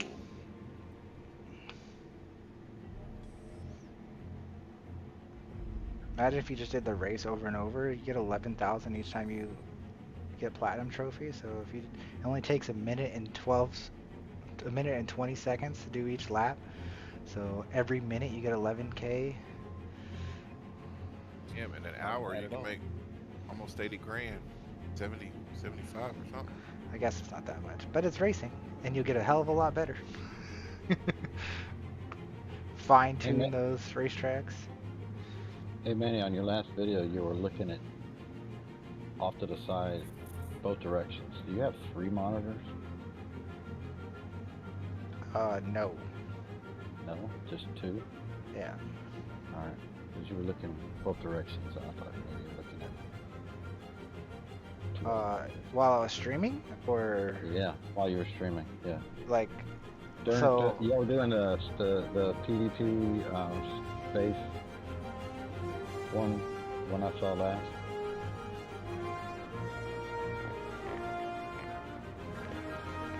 I don't know.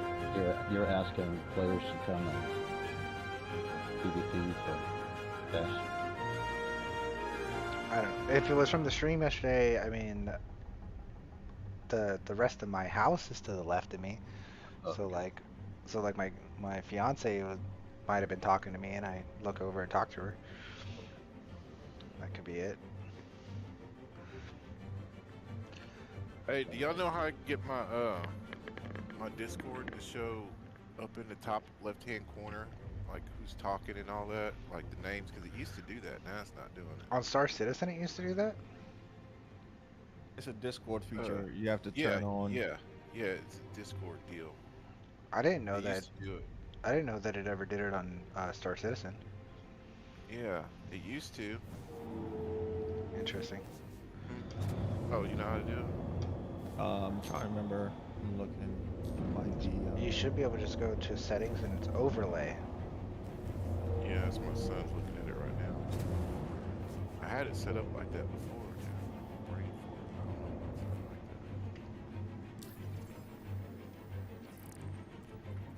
I'm gonna do one more race and then I'm gonna go hunt down this guy that's being a criminal.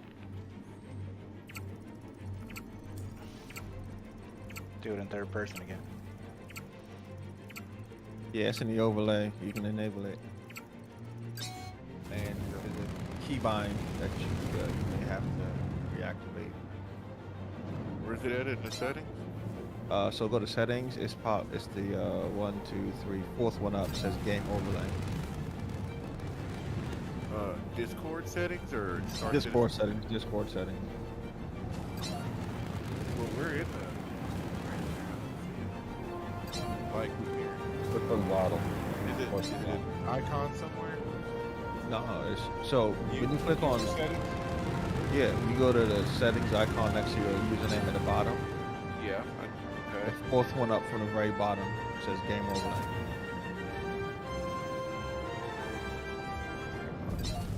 Yeah. Yep. Gotcha.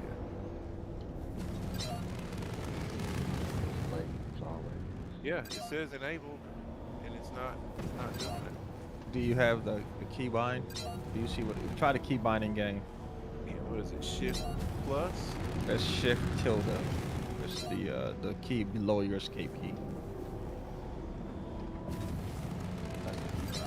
Dude, I am killing it in third person. Damn, yes you are. Yeah, I'm getting it right now. I'm trying to run. Bro, 118 in third person? Whew. That. You about to make me go buy an M50. Bro, I was sheesh. That looks so good. That looks so good. Wait a minute. I want to do it again just because of how good that felt. The sun's coming up too. Let me check on this criminal that I'm tracking. Alright, now I'm in the game. Shift tilde. Now it just brings up the console window when I hit shift that in the game in the icon underneath the. Yeah, so that's tilde alone. Oh, how do you hit the short? No, so it's. I have to get in the game and try it, but give me a second. It's shift tilde, alt tilde, control tilde. It's all the same. It's a console. Okay, so you can change that keybind to something else then. Gotcha.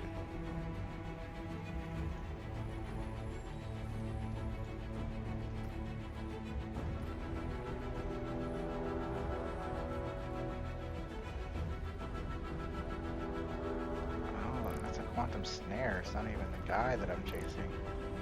The guy I'm chasing, I'm guaranteed he's at Seraphim. Or not at Seraphim, selling.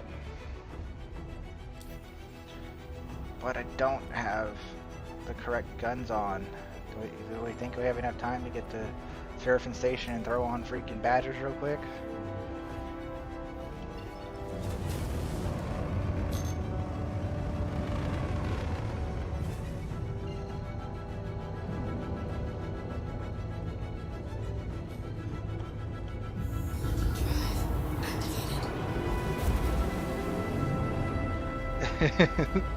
Star Citizen music in the background.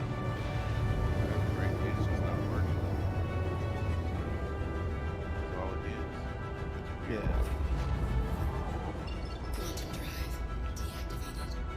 I think I really like flying the M50 in third person for racing, because one of the really cool things, guys, about racing, if you guys are interested in racing at all, as Star Citizen comes back, and we're gonna change over anyways. Disco Lando! Hold on. I'm gonna flip over to the Star Citizen thing anyways, but one of the cool things about racing is the different ships have different qualities, so it really does matter about what ship you're driving. Let's go ahead and put this up.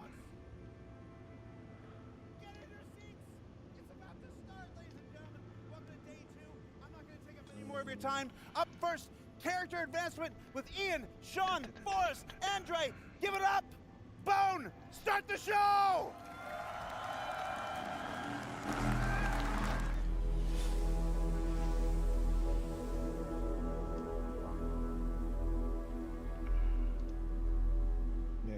Hello there.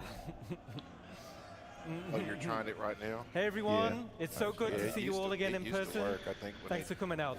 Alright guys, there you go. Everything's good, volume's good. Let me turn my actual game volume down a little bit more. CitizenCon by talking about some of the awesome work done by the character team. Alright. So first let's talk about life in a frontier system like Pyro and how this influences the character designs. So we wanted to create something unique compared to what we've seen in Stanton already. Titan, We wanted to give a wider visual palette and a feeling of historical age between the different solar systems. Yeah. So this chart describes the fashion pillars for humanity. We can see where all suits, armors, and fashion items should belong. In terms of material use, manufacturing technology, and novelty. So you can see Earth fashion on the left, Terra fashion on the right, and frontier fashion right in the middle with a little bit of overlap of Earth. So essentially, frontier fashion is function over form. They are repurposed and repaired, and generally are misfits rather than sets. I'm gonna go to that Urkel Games and see what Outfits are purposeful by having storage solutions. This implies survivability along the frontier. Yeah, ERKUL. Okay, let's take a look at some of these assets in the game.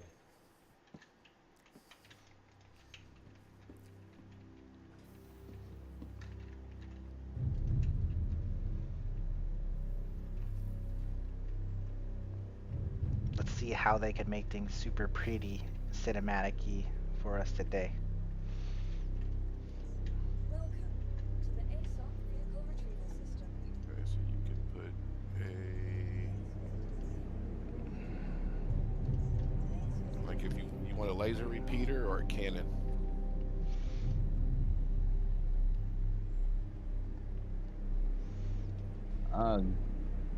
Just something that'll match the wings. Okay, so I think those are Badgers wings. Yeah, Badgers, lasers.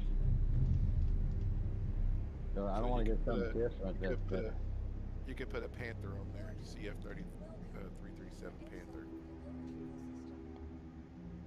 CF-33. Yep. Okay. Oh, I just literally put bulldogs on accidentally instead of badgers. That's funny. You shouldn't even be able to put bulldogs on. It's a size 2 hardpoint. That's funny.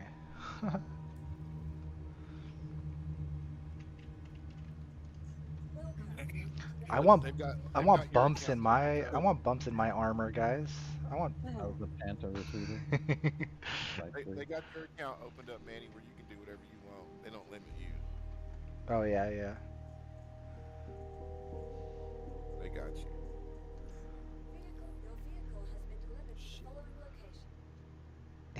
What up, Techie? Get that hype going, the hype train. What up, Techie?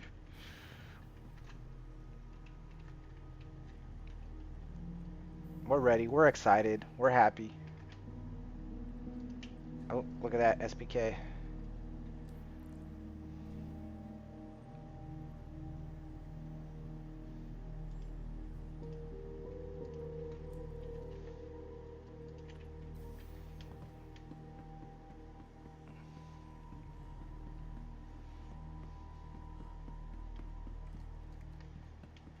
Awesome. So hopefully you guys that played Pyro Playground, you will have seen a few of those assets being showcased. So as we saw from the video, pouches and storage are a key part of the Frontier aesthetic. This drives the feeling of survivability. Some dude just But put from grenades, here, we thought it'd just be really set cool grenades down in to give the little functionality, station somewhere. but It's also freaking crazy. some customization options. So let's take a look at a video we just developed internally, and this is for modular storage items on the player. How do you see if it'll attach straight to the gimbal?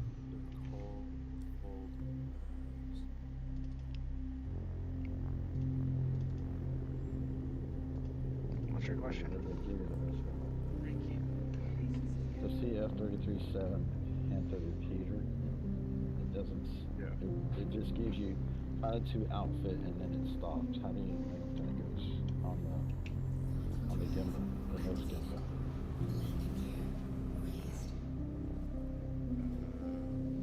Well, you did it when you saved it. Were you in the loadout manager? No, I'm in the file.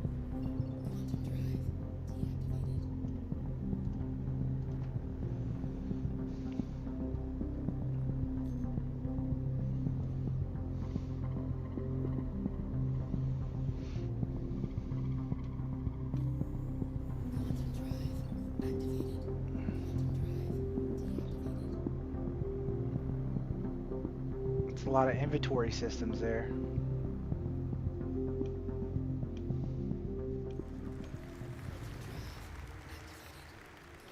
Pretty cool, right? So I think this will provide loads of customization options in the future. We're super happy about that. So we also created some extreme weather costumes for frontier locations, and these also follow the same mismatched and repurposed design aesthetics. Now we've also been focusing on achieving a higher visual benchmark. So this is all driven by our new Layer Blend V2 shader and its texture library. And we focused on more consistent wearing between 0 and 100% values. So to showcase this, let's look at a quick example asset.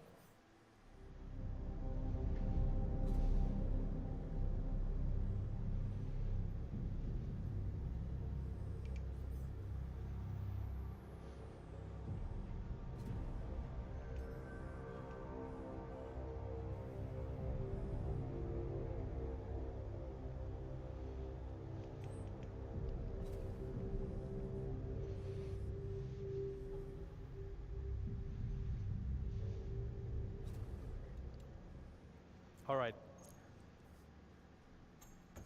So as we saw in the video, the insides of the helmets are looking fantastic. Now this is us getting them ready to animate with put on and take off.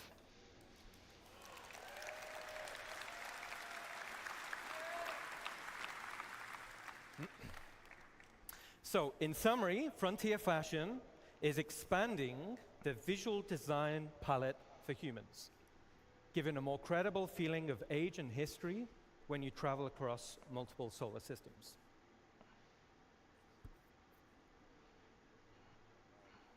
All right, now let's talk about something different. Now we're going to talk about some of the gangs in Star Citizen. So Ninetales have been one of the main gangs in the game. So far,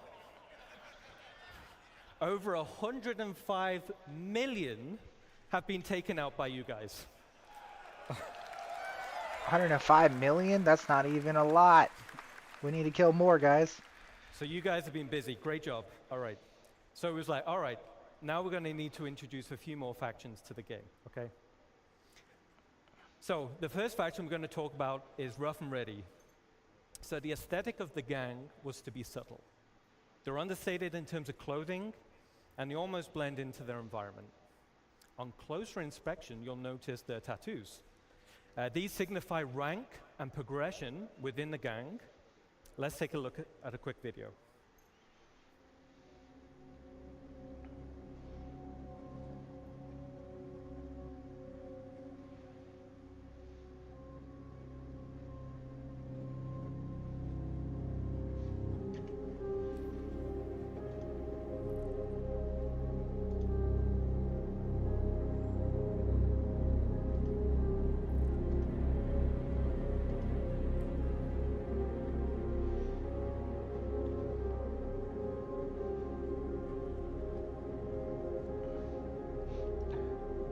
It's okay, I'm sold. They got noodles.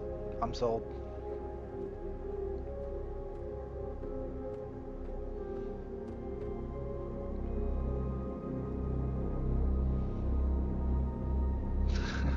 If they add pizza and if they actually add pizza and noodles to the game, then that would be the shit.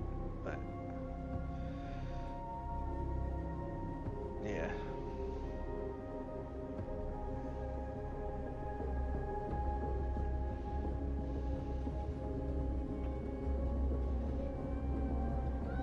Meow Kitty, you want to join the stream? No? Okay. You're not gonna see Rachel for a whole week. So you're gonna have to come and hang out with me. I mean, you like me more than her anyway, so it's okay, right, kitty cat?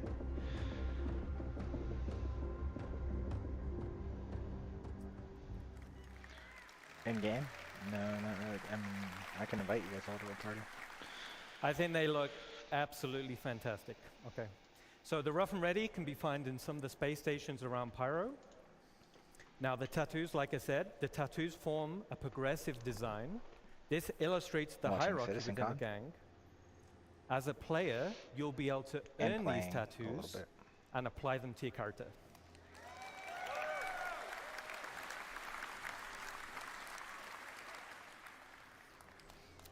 Okay, cool. The next gang we're going to talk about is Headhunters.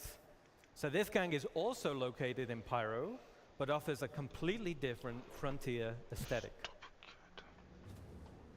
More of a wasteland vibe with lots of personality, and this will translate into the behavior types. Now this gang is currently in production, but let's take a quick sneak peek.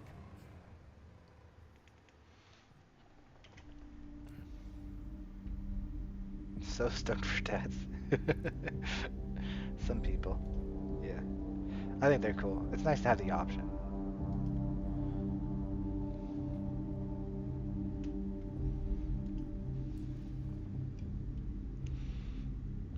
Can I have your character covered in ink?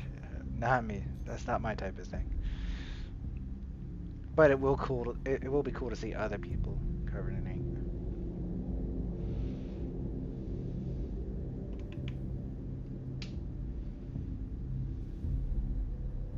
Yeah.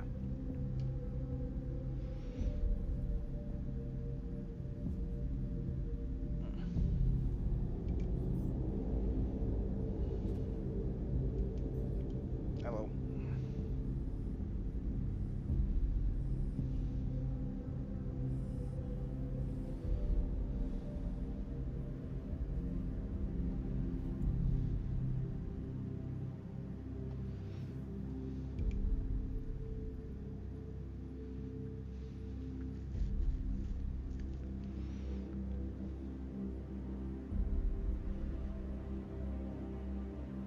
That'll match yourself. My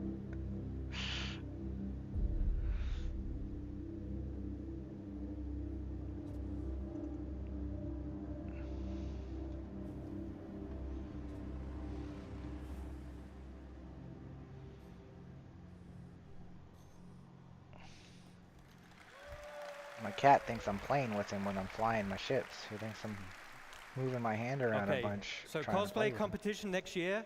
I can't wait to see what you guys come up with. All right. All right. So they're looking awesome. Now the last gang we want to talk about is Dusters. So Dusters are a criminal gang specializing in mining-related crimes. Now internally, I love the original Desert Nomad armor. You can see him here, right? The Dusters do Now I look wanted cool. to use it as a starting point to establish the Dusters design language. So here we can see... I'm about to kill my cat.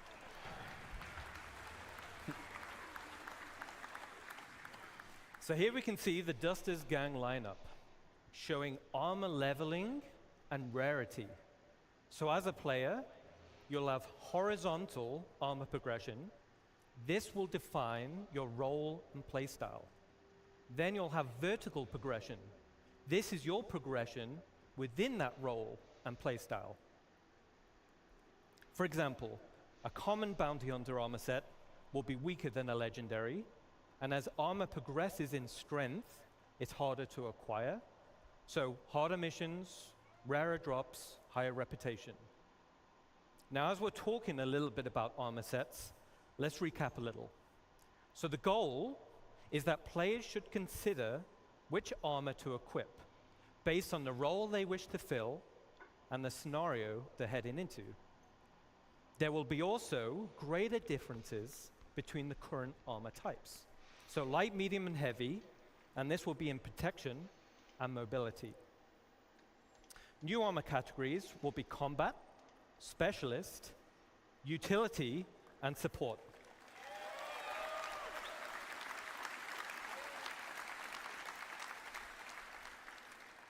And these will define the type of items that are quickly available on the slots of the suit.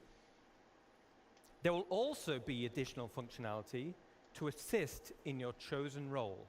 A matrix of armor type versus category will provide a variety of roles, with each providing best-in-class benefits. There will also be hindrances to out-of-role gameplay. For example, if you're wearing a heavy armor set and you're trying to fly a little snub fighter, you'll have restricted visibility and less vehicle control. Really? So in this scenario, like a flight suit armor type with resistance to milder G-forces would be preferred. Okay. So as we saw in Ali's presentation yesterday, hygiene simulates and tracks the accumulated effects of a character going unwashed for any length of time. Poor hygiene can lead to disease, lowered health, and snarky comments. Hygiene decays faster if a character becomes dirty or wears dirty clothing or armor, and visual effects are going to be displayed on the character's skin, such as blood, sweat, and dirt. Certain usables, such as a shower, will reset the character's hygiene and clean away all of those dirt effects. So let's keep clean, yeah.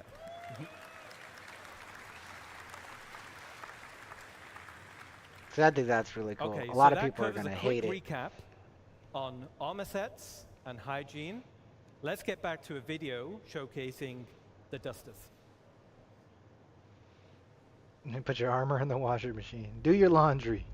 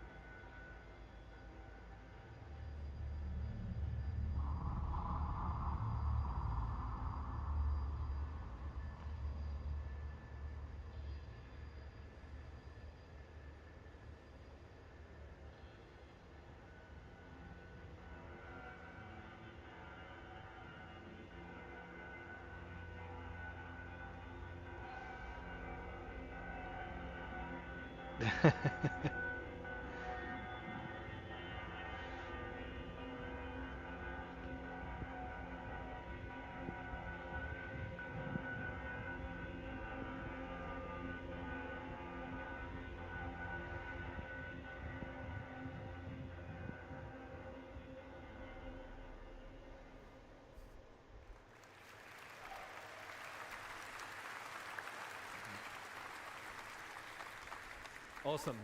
Oh, So you'll be yeah. able to find the dusters scattered around various derelict settlements and wrecks in Stanton, and the dusters will be available Q4 this year.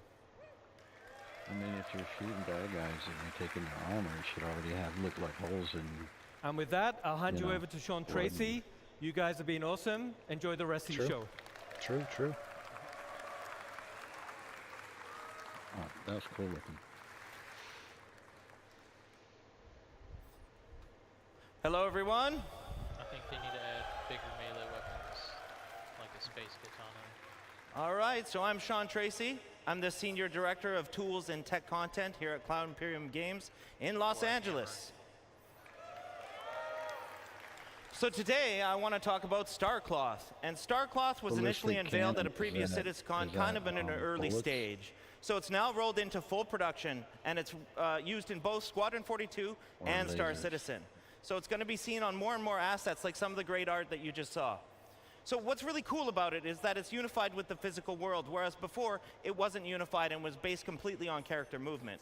Now, it's faster than the previous Cloth setups, and in the end, it just looks a whole lot better. So today, I'm going to cover some of the tech, the pipeline, and we'll see some results. So let's get and see it in action.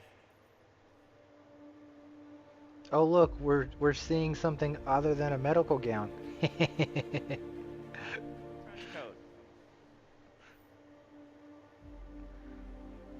Cloth is hard.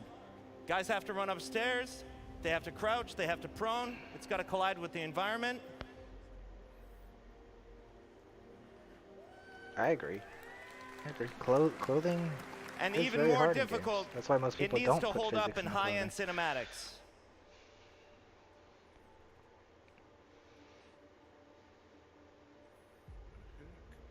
The character models look really good. Yeah.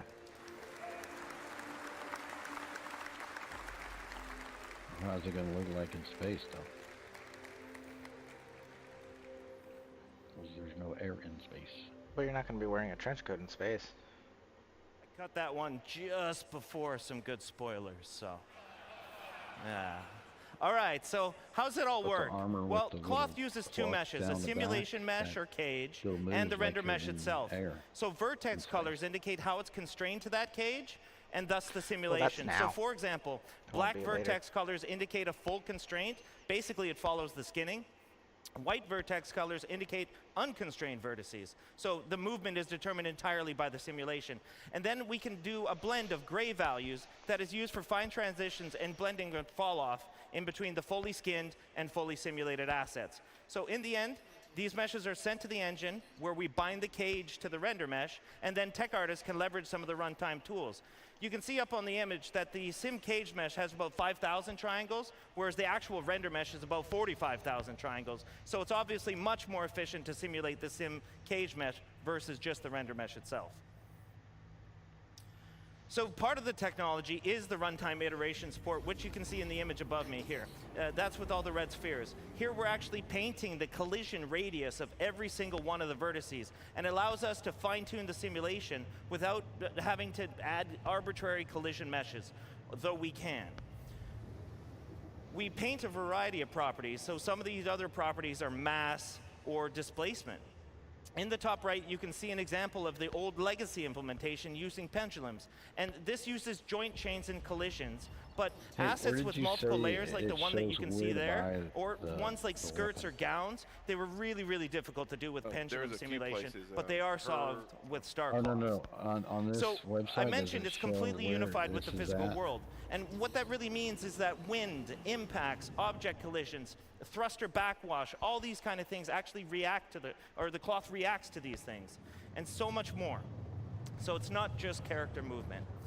Now, it's a hyper-efficient simulation, and it's several orders of magnitude faster than the legacy implementation that we used before, and has a lot of easy-to-control parameters for tech art, which are compression, stretching, and bending. So as mentioned yesterday by Chris Rain, our senior lead physics programmer, we support soft-body tapered capsules, which are twice as fast as our ragdoll capsules. It's also key to solving one of the most important aspects of plausible cloth simulation, and that's mitigating the tunneling or the clipping that happens through a character. So it's very, very difficult to solve with pendulums. So with all this tech in mind, we can do really complicated assets like the Duster and the one I want to show you now.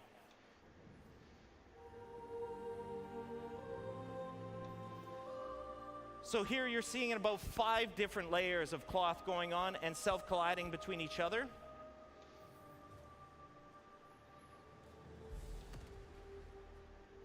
It's reacting to the planet wind, which is always changing. On the front, there's a big leather apron. So this one's actually a lot heavier and it moves a lot differently than the cloth on the back.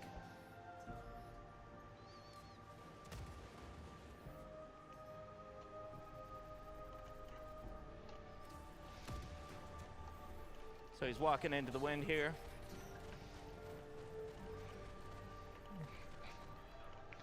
And in the end, as I mentioned, it just looks a whole lot better.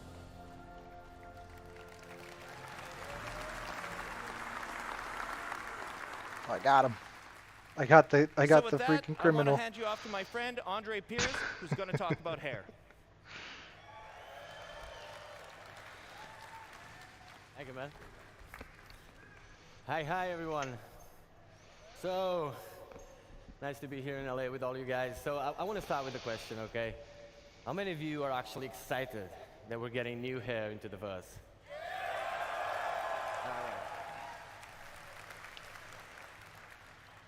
All right. So, I'm Andre. I'm the lead artist in our recently formed hair department.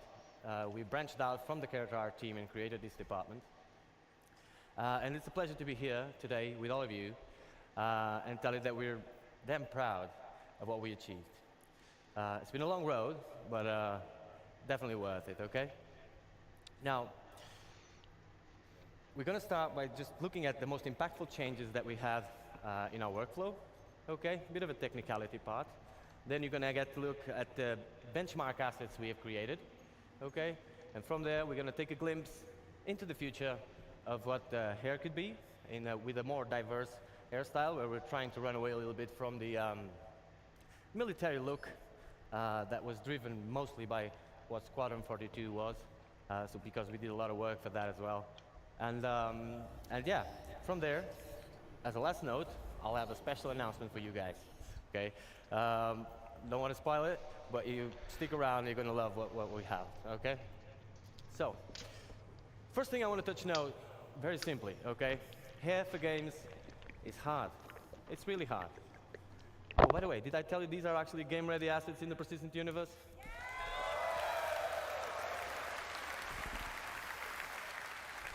Fully rendered in our engine, okay? Game-ready, performant, ready to be shipped, okay? So, hair is really hard, like I was saying. It is a AAA challenge, basically. You see games that get it, games that don't. Some of them get it more or less. Either way, for us the challenge is the same. We're not different, and the challenge is real. With the scope of Star Citizen, like day-night cycles, all these light shafts, all this MMO, people running around with the hairs, a lot of motion, a lot of fast-paced movement. Yeah, it is hard. But the best thing is, we have arrived, okay? It is, yeah, clap. It is, it doesn't end here, okay? Yeah. It does not end here, okay? It's the nature of CIG. We just keep pushing the boundaries, but like I said, we're really proud of what we're showing you here today. So let's dive in what we made all this possible, okay? On a high note, on a high level, basically, a successful hair requires 3 fundamental elements, okay? There's the texture, there's the placement, and there's also the shader. If one of these elements fails, all of them do. Okay, so it's basically, you can have a great texture, great placement. If your shader is wrong, no go, really. And the same if the texture fails or if the placement fails. So really vital, really important that everything works together. But the good thing is, by breaking down the hair into these 3 parts, it also allows us to actually go deep into each of them and push the quality up. Or like Chris Roberts would say, bring the high fidelity, right? So, on the texture end, there was a lot of changes. What you see on the top there, the common approach of a AAA game would be to have true black, true white on a transparency map, a bit of taper on the tips and roots, and call it a day. That's what happens in 99% of the games. Now at CIG, we went a bit further than that. We tested all the thicknesses that were actually reasonable to test, of course, and we came to a realization. The hair doesn't need to be thin enough. It just needs to look thin. We do need it to be thicker enough, thicker than real life hair, because if you take one of your hairs, you'll see it's really thin, right? So it does need to be renderable. That means if it's really thin, it will be sub-pixel rendered at some point. With the motion and all that, we will get a lot of artifacts. And so that would be a no-go. We do need it to be thicker than in real life. But can we make it look thin? That was the question. So we came to the realization that from hair, or from scalp to hair, and from hair to the background, so these 2 points, the transition points, are the most important ones for the hair. So we aggressively tapered the tips, which is what you see over there, and added a gradient to it. So no longer true black and true white. Now, this is a lot of technicality. You'll see practical examples of this, but that allowed us to have smooth transitions and basically achieve the result we expected. On the placement side, we came up with hair libraries, basically. Now, I could be here all day talking about hair libraries, okay? Because I'm a very technical person, and if you see me around the venue, feel free, I'm Andre. You can just come and talk to me about this. I'm not going to bother you all that for 1 hour about this, but I'm going to give you a very quick example that you all can relate. So imagine in real life, you have a construction business, and you could make one wall, one roof, one floor, and one window. You make it all work together, and from there, you're not only building your house, you're actually building the whole town, and then the whole state, and then eventually the whole universe, right? That's what air libraries are. Obviously, the result, if you could do that, it would be much cheaper, much faster, and above all, you wouldn't have a fruit salad of assets, which was what we had in the hair not too long ago. And by fruit salad, I mean several artists working through the years, each one of them applying their own workflow. Everybody's at different levels of quality, of course, different minds, different ways of seeing the same problem. So at the end of the day, fruit salad, right?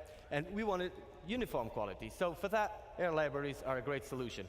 We also decreased the time of production of hairs. So it was taking us 20 to 40 days to create one hairstyle per artist, okay? Right now, it's going from like 3 to 5, 7 days per hairstyle, which is great news, okay? So yeah, that was a major achievement.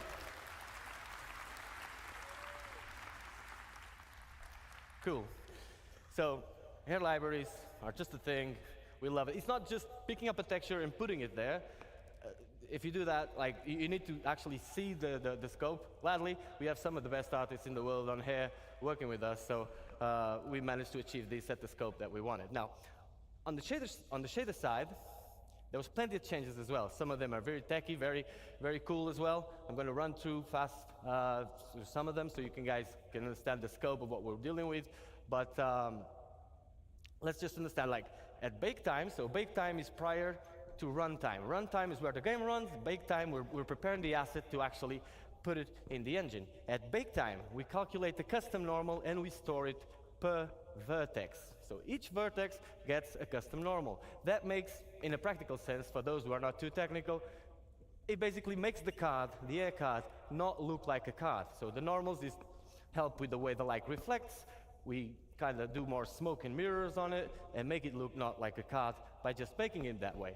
Now, on the ambient occlusion, we store two baked ambient occlusions onto the color channels of the vertices as well.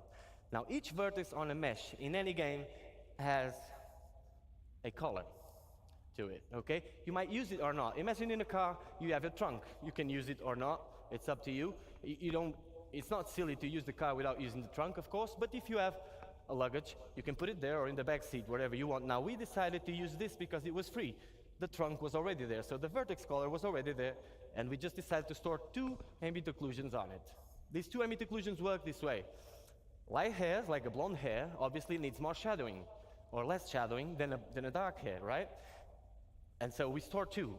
The length of the card is now baked onto the last one, and that gives us a metric of where the card starts and ends, and allows a lot of cool things you're going to see on the videos I'm about to show. So, one last thing before we can start looking at videos is that, and this is really creative, total credit for the people, for the tools programmers. I personally had nothing to do with this. This was already at CIG when I joined. It's absolutely amazing. So, we have an hairstyle that was ready, that you can see over there. And we have a hair cap. An hair cap is basically a mesh on top of the character's head, which is invisible, transparent. It is just there. Sometimes we use it for shadowing. That thing has an UV.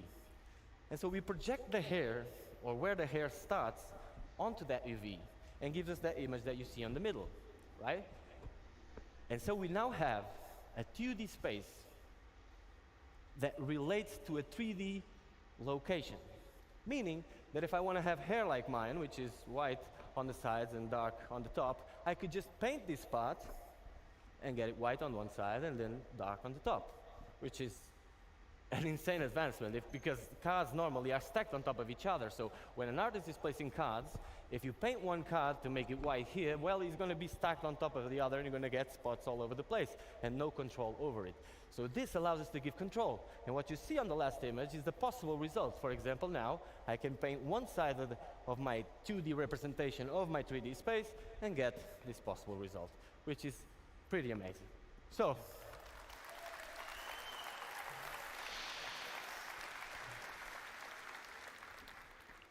next video, we're going to take a look at our tools, okay? This is not the way it's going to be exposed to you guys in the character customizer. You'll know more about that later, okay? This is the tools we use we are able to actually create the hairstyles. So let's take a look at this video.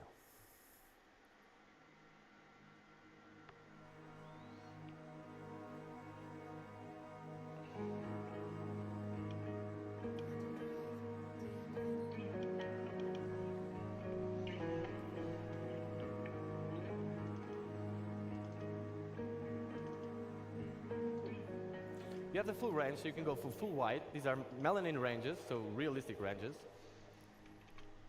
Fully white up to black.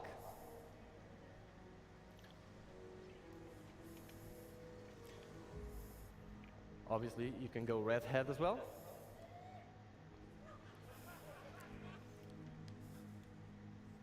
Get out of the way. You also have the dye feature where you can see all the things we talked about implemented. You can go a bit more wild on this.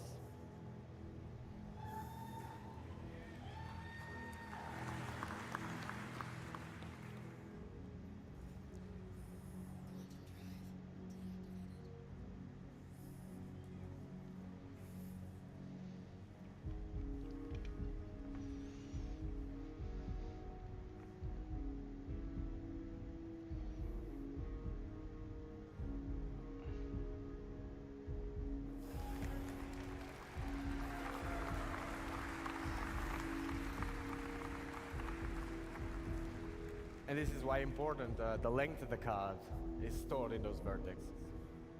And obviously you can fade it as well as much as you do. So all the possible combinations between the realistic melanin ranges and the dye layer, okay?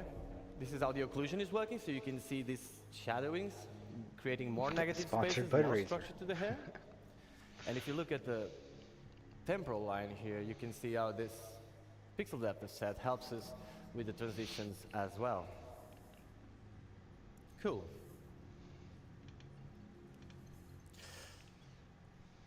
By the way, did I tell you these are actually game-ready assets, ready to go to PU?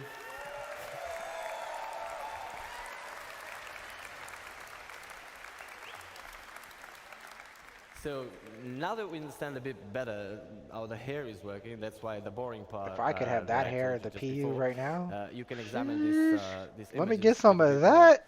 of an informed opinion. That is basically the example. Now, that's all very exciting, but we want to show you hairstyles that are actually in Star Engine and working.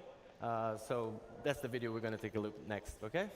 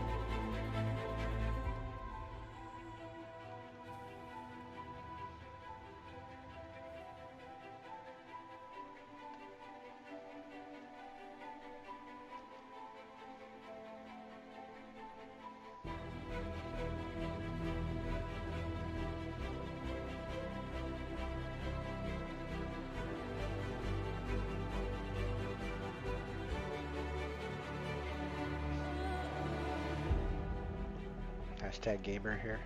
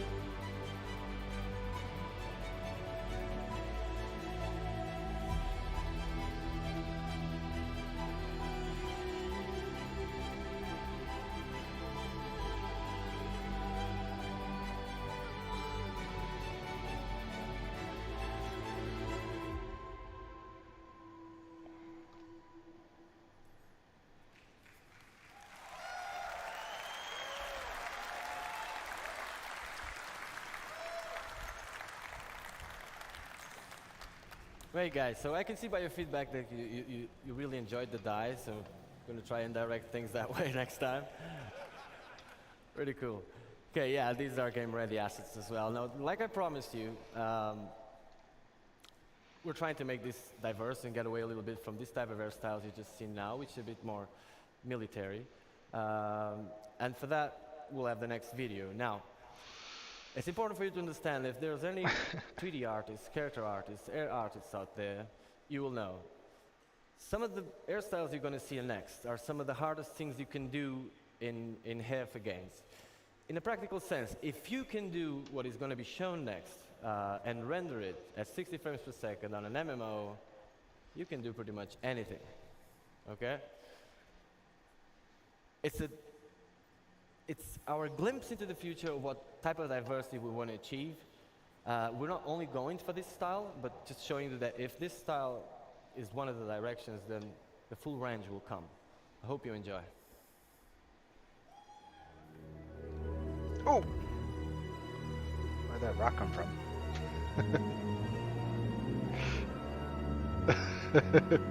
GG.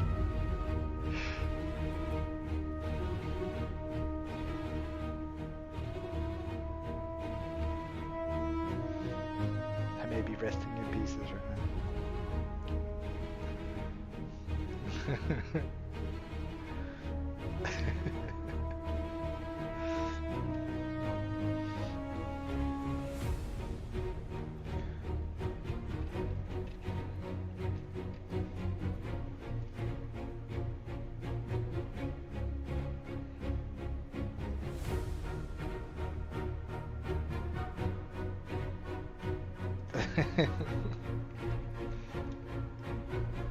You're right, Techie. That's my new look, 100%. Maybe not the green on top, but definitely the blue. Well, maybe the green. I think it would be more of a purple. No. And that blue, but somewhere, something very similar to that.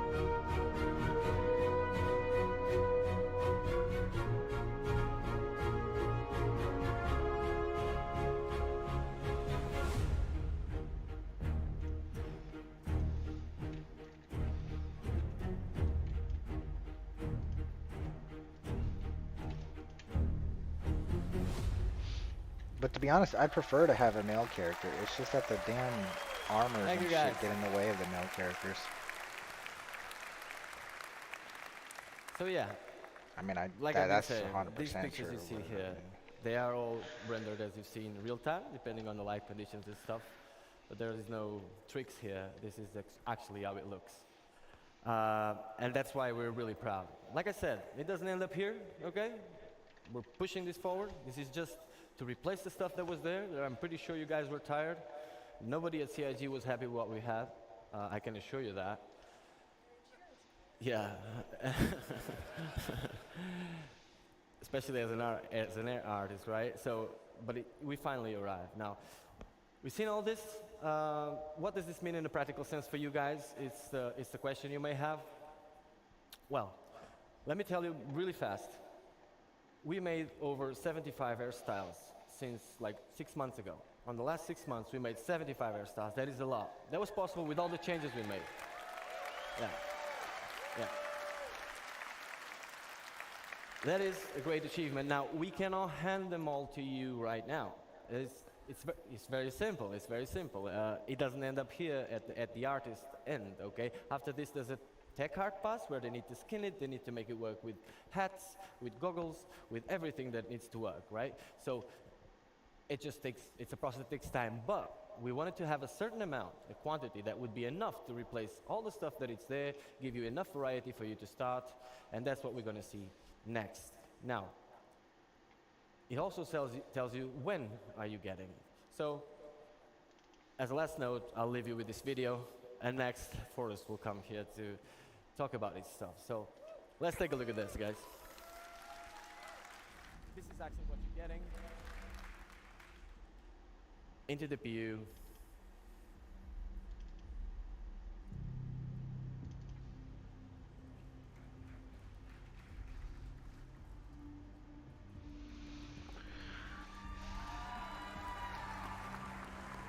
Fair. Okay. I'll take that. Top middle. New hairstyle right there. I'll take it.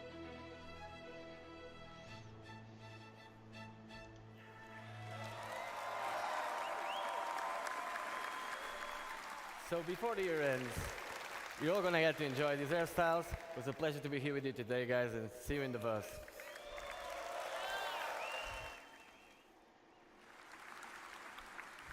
Another round of applause for Andre and getting new hairs into the game. I can't wait to put new hair on my character, I'll tell you that. And for Ian and his awesome character team and the amazing characters they showed us earlier. Absolutely fantastic. I'm gonna run through this, we don't have a lot of time. I'm going to talk to you about character heads. We've talked about hair. We have talked about outfits. I'm going to talk to you a little bit about the heads and our pipeline and getting us from it's good. It's actors that we hire to Are you not watching? the photogrammetry all the way to the game characters. So we have a DNA pool, expansion, and customization I'm going to be taking you through. We made a data-driven pipeline for adding new heads. So what is a DNA pool? DNA pool is just a bunch of heads that we put into the game. That way you can modify the ears, the nose, the chin, the mouth, and you could interpolate between all the different heads. A DNA pool. We want to expand the pool and allow for more selection and range. So we scanned 60 new heads for our DNA pool. 60 new heads. And we process them internally. We also added customizable facial features, skin tones, complexion, makeup layer on top, revisited the eyes. These characters look new and they look great. Yeah, it would look good on me. Yeah, for sure. All right. So our current pool, there's the 18 heads right there. But that wasn't enough. We need more. That is our new pool.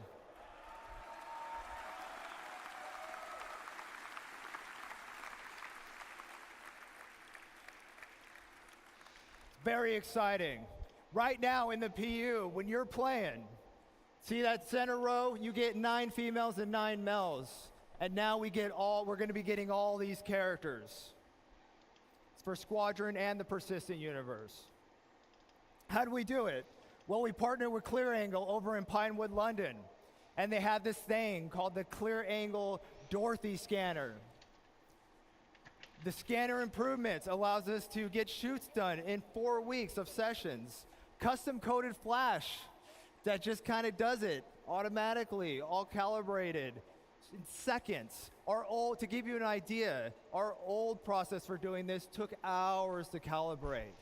This thing does it in seconds. Talk about state of the art. Average of 4 scan actors per day now. We used to be doing 1. What this means to you is we can get you characters faster. We can get you new heads faster. Polarized image data resulted in improved spec, blah, blah, blah. Those are awesome texture maps that we could put on the head. That way we can render them, make them look really good. Photogrammetry captured in raw images at 8K texture map resolutions. Hyper accurate scan results. Now, close your eyes if you're a little sensitive to light.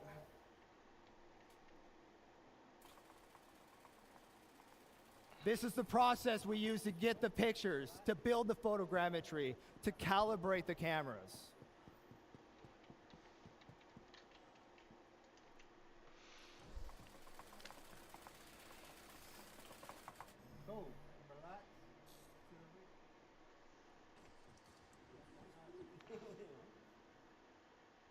All right. So we got some characters here on the screen. Those are all built using all these things that I've briefly mentioned. I want to talk to you a little bit about skin tone though. Skin tone's tricky because we want to apply it. We want to be able to customize it. We want you to have the ability to do whatever you want. So what you see is some really weird looking characters. We see a head with some yellow. Yellow's good in this case. What we're trying to do is we're trying to find the average skin color. Once we find the average skin color, we can figure out what that skin tone is, and then we can apply it. The blue means it's further away from the average skin tone. So when you apply your skin tone, it has less influence, keeping those high details, keeping the color, the blemishes, the imperfections. That middle one, that whitehead, that's where we get once we've extracted the data. It's now ready to apply the skin tone, which you see at the end.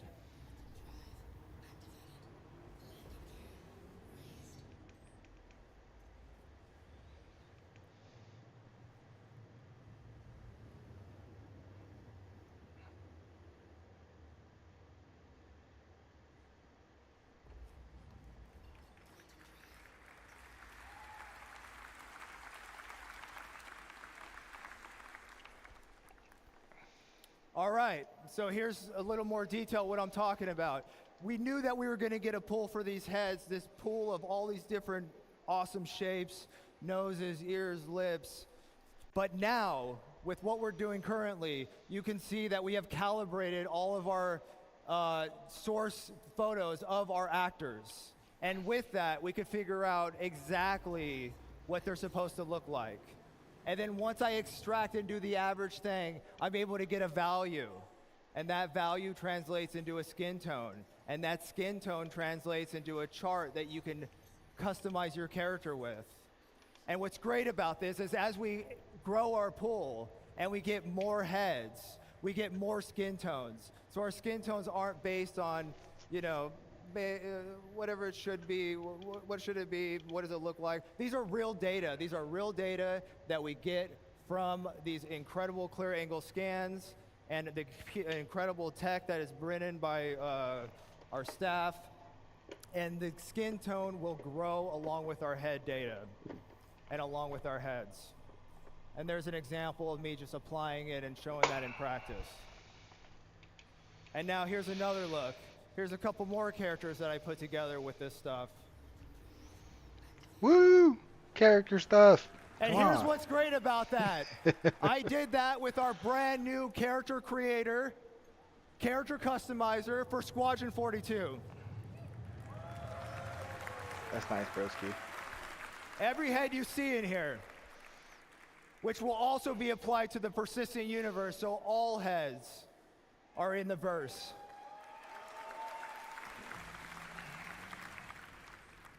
And as you can see right here, here's a little scene I put together using the outfits. We need the FPS hype. Using the hair, using the skin, using the heads. And I did that all with the new character creator. And here to show you that, it's a live demo of the character creator, I'm going to bring back my good friend Sean Tracy. Thanks, buddy. Give me. Oh, it's awesome. All right, so what's this all mean to you guys? Let's show ya. Time for live demo. All right, so I want to welcome you to the Biotic Corp Calliope machine.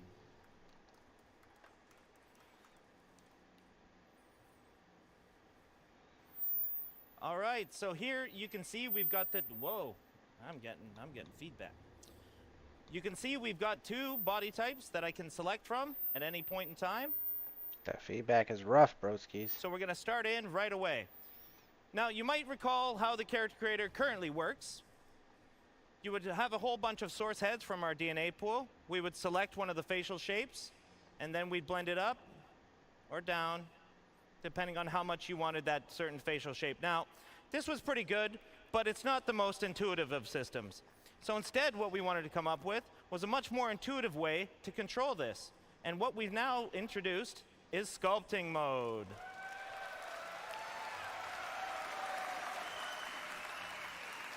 So it's quite interesting to know what's going on behind the scenes, and this wasn't an easy problem to solve, but our animation programmers and tech artists and everybody came together, and they figured out a way to basically make it so that from the DNA pool, we are making a selection based on what you want out of it. So it's going on between all the different options. Now, I'm going to start making some changes here right away. So I want to wind up the nose. You can see that it's all very intuitive. It's fast to use. I'm going to make the lips a little bit bigger here. There we go, something like that. I think that looks pretty good. I'm going to adjust the brow here, maybe make a little bit of a heavier brow. Now we can adjust the eye shape. We can go more almond eyes. We can go more oval. We can have a heavy lid. You know, I can find a whole bunch of different options within here. So here, we're starting to look pretty good. I want to give him a little bit more of a hero chin. There we go. I'm liking that. Yes. That's cool. All right. So not to spend too much time on that, I want to show you some of the other features. And speaking of features, we go to our skin tone. So finally, you're not just selecting a preset skin tone. You can move through the whole gamut of the lookup table. And this is melanin and hemoglobin at the same time.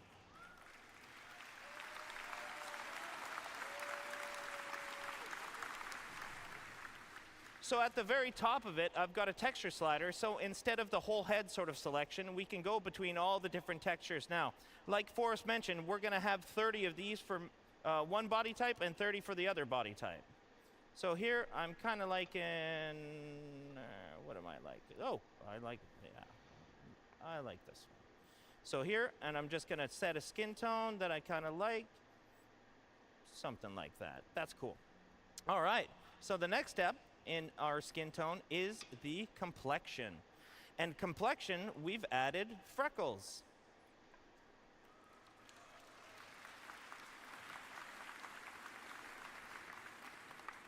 So here I'm just blending in and I'm blending out the amount of freckles. Now I've cranked it all the way to the top just so you guys can see it. But for my character here, I'm gonna keep it kind of subtle, like this, but quite a few of them, something like that. We've also got sunspots. Now this is, you know, a little more weathered skin. We'll give this sort of look. And we've got a whole bunch of different blemish masks planned for you guys, whether that's sunspots or liver spots or anything to that effect. Now, I'm going to give this guy kind of a weathered look because I think the skin tone looks pretty cool like that. Yeah, I'm digging that. All right, so next up, eyes. So no longer do we have the green and the brown, just the full selection. You've got a full RGB chart of what you want to select. So if you want to have bright green eyes, if you want to have hazel eyes, This if you is wanna all have cool, blue but when's eyes, the if star you wanna have map? any of these eyes. The star map's This is never all coming, very, buddy. very nice. So again, we can go with deep browns. We can go with sort of a steely blue, which I'm kind of digging for this skin tone. I'm definitely over I quite like that the look. player stuff. That's cool. They need to move on to the next thing, which is FPS combat. Oh, well, we'll get into some funky colors. Don't you worry. All right. So one of the other things we've added, and it was mentioned before, we've added a makeup layer.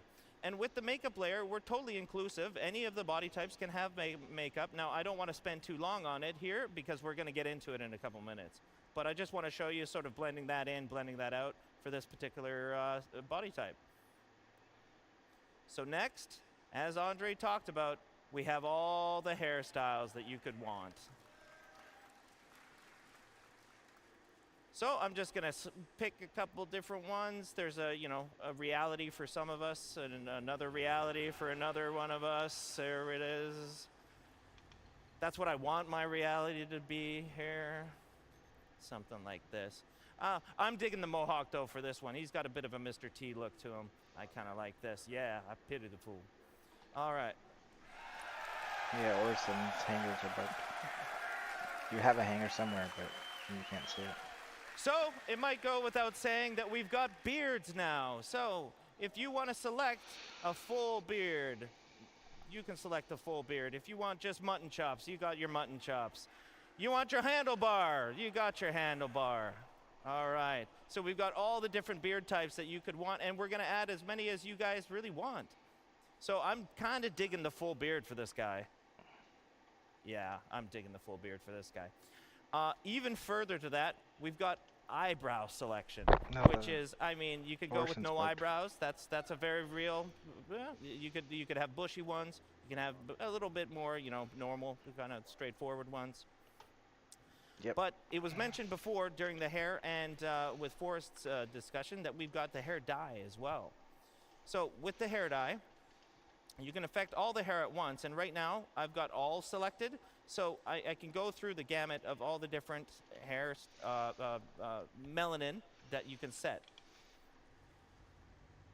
So here I'm just going to darken it up a little bit, and if I wanted to dye the facial hair, I could just dye the facial hair all by itself, setting a dye color here, something like that. But in the end, I'm really digging the jet black on this particular one. So I'm gonna frost these tips a little bit. I think that's gonna look kind of cool. Let's set a bit of a blonde here, turn up the dye amount.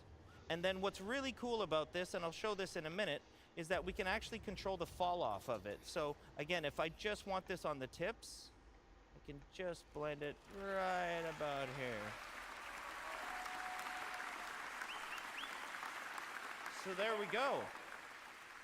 He looks a lot different than how that started, and I think that's actually pretty fun. Now, there's a lot of stuff in here, and I can't wait for you guys to explore it and spend as much time as you want customizing and expressing yourself as a character. So once you're done, you've got to sign off a personal declaration that the physical appearances that the calliope process has allegedly caused they definitely start. Are okay with you. So let's go to our next body type. All right. Yeah. So, I mean, this is more here real fast. Well, yeah. Right. Like I said, right away. it gets better and better. It builds up.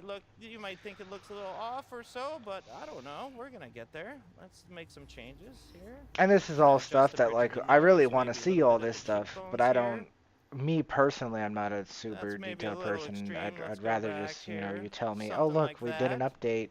All right, 10 minutes, we're done. But here, you know, and I'm gonna lengthen that chin for a little more of a triangle kind of face here. It all works. So you can see, you can tweak to your heart's content. You can spend a lot of time doing this. And I don't really like the brows. I like a little bit softer of a brow for this particular character. And that's looking pretty good to me, actually. So next, just like we did before, we go into features. We can do the skin tone. I'm gonna select a certain texture here, just because we gotta get going on time here. Let's go. Something around here is looking pretty good to me. Cool. All right, we go into the complexion the same way that we did before. So we start with the freckles. And I kind of like a real freckled appearance on this particular character. And I'm going to turn down the sunspots. So we move forward to the eye color again. Ooh, I'm really digging the green. Yeah, I like the green kind of look. And we get to the makeup. Now, this is where I wanted to spend more time. Now, I'm arguably not very good at this, but I will do my absolute best to show you guys how you can use it. So first is the eyeliner. So the eyeliner, we can do any color. You can go as crazy or as chill as you want to go with this. But for this particular, I'm going to go quite dark here, just in the dark sort of fuchsias and purples. Here, we'll do in the inner lid eyeshadow. And that, I'm kind of keeping the same theme, I think. Yeah, and we're going to do the same thing with the broad eyeshadow. So again, we can go as crazy That's why or I as calm am as you want. running around low-flying on Daymar and doing bunkers while they're talking about all this.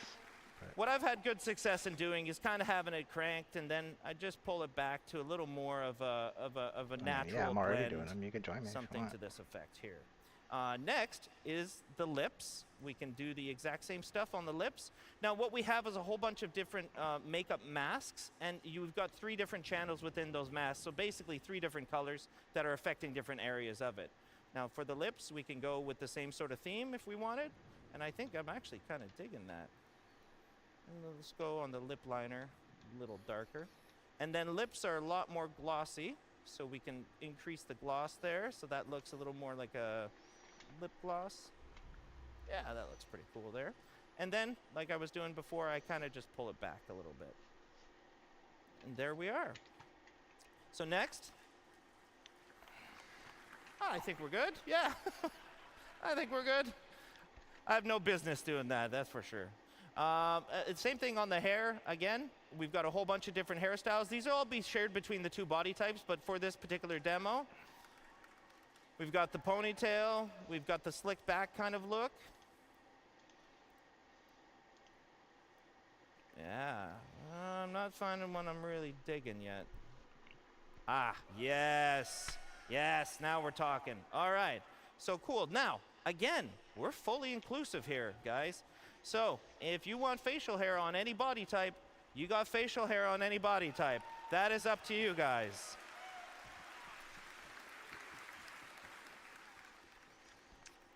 So on the eyebrows, I'm just gonna leave them because we can't really see them anyways. But for the hair, I really like dyeing this hair a certain color, sort of, you know, something in the darker range. Gonna turn that down. I like the nice jet black. Look at the makeup bounce out. Oh, Cool. see, and all this like I'm gonna crazy turn up character the dye, customization though, stuff. and I'm gonna try It's to carry beautiful. my I same love to theme see it, forward but I'm here. very, very There we go. plain. And then I'm gonna give it a So bit like of a I'm gonna be like, fall off, this is the color. Okay, done. as we can do. So it's just on the tips there. So let's Now see that I in think it's action. really cool how they have that whole thing right that he's doing right now.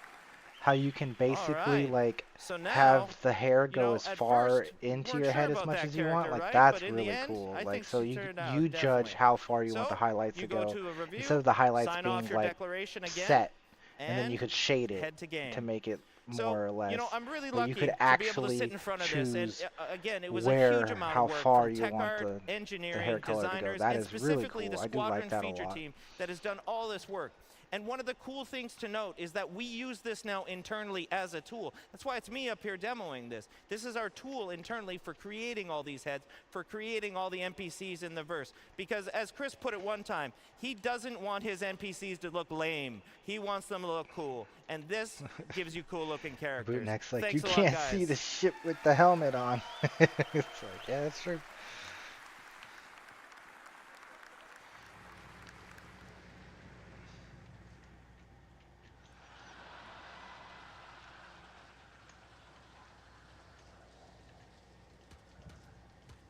It works. All right, we're behind on schedule, so let's welcome the Life in the First Person crew. Take it away. I'll be here. I'm busy.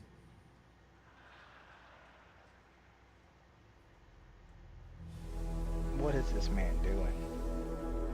Alright, FPS stuff. Here we go, ladies and gents. You ready for it? Hello, everyone. You know, am I too early? No. It's a real pleasure to be here at CitizenCon in person. I've had so much fun. Thank you all. But my name is Jens. I'm here from Manchester. I'm going to talk to you about some improvements to play traversal. So we're going to start in 0G, where we've been rebuilding the EVA experience from ground up.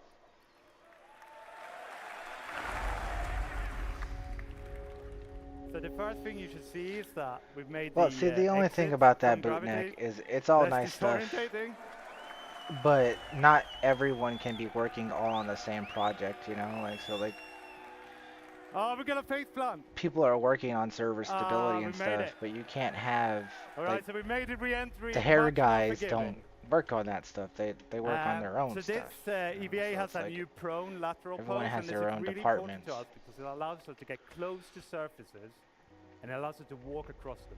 And you're always going to have See those that in own this video here? departments.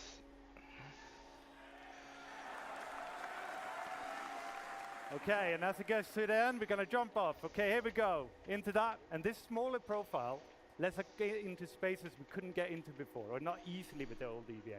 We're going to traverse through here, thread the needle, and also the collision is much more forgiving. We're going to slide off at slower speeds, so we're not going to be spinning away. Okay, big reveal. Love this station. This is amazing.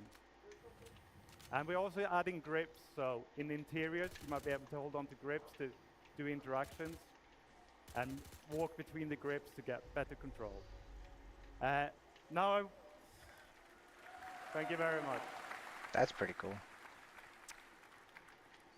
So now prone has long been a problem motion set for us, right? But taking these EVA posing solutions we saw, we can now rotate around the camera without any lateral translation, so we're not rotating around the hips anymore. And it allows you to aim much better. We're also not moving the body, so we don't need to worry about the external collisions anymore, right? We're not going to get pushed around.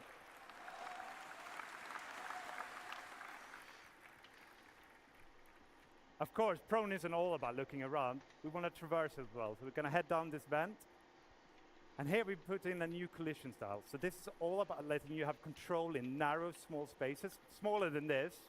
We're going to be able to push around the corners, we're going to go around tight bends, and we're going to be able to reliably go up and down slopes.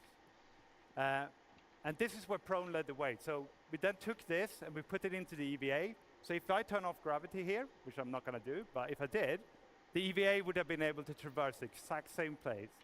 And by having these motion sets so similar, we can exchange success between them. And this could then be done to other horizontal sets, like prone light sets, for example, like the water world showed it yesterday. We might be able to take you swimming there one day. So, okay, we're gonna move from the horizontal to the vertical. So with ladders, we put in some new subtle and significant improvements. So we got midpoint markups that lets you enter the ladder at anywhere. We're gonna let you look around so you can do 360s. We're gonna let you lean on the ladders so that you can avoid obstacles or peek around corners. And this all got a full new animation set. It looks amazing, especially with all this beautiful star cloth. You know, you got both the hood and the cape there. It looks amazing. Okay, so with combat, we wanted to add more speed to the encounters. So what we've done is we've removed the weapon penalty, so you can move at the same speed with and without the weapon out. We've reduced the inertia, so you're going to be able to push up to your desired speed faster. And this is already in 320 and 321, and we've got more things like this to come. Okay, I don't agree with that. We're playing a simulator, not a FPS shooter. The swimming, but I'm going to show you a different feature, right? Inertia is important. Weapon penalty is important. Why would you take that away?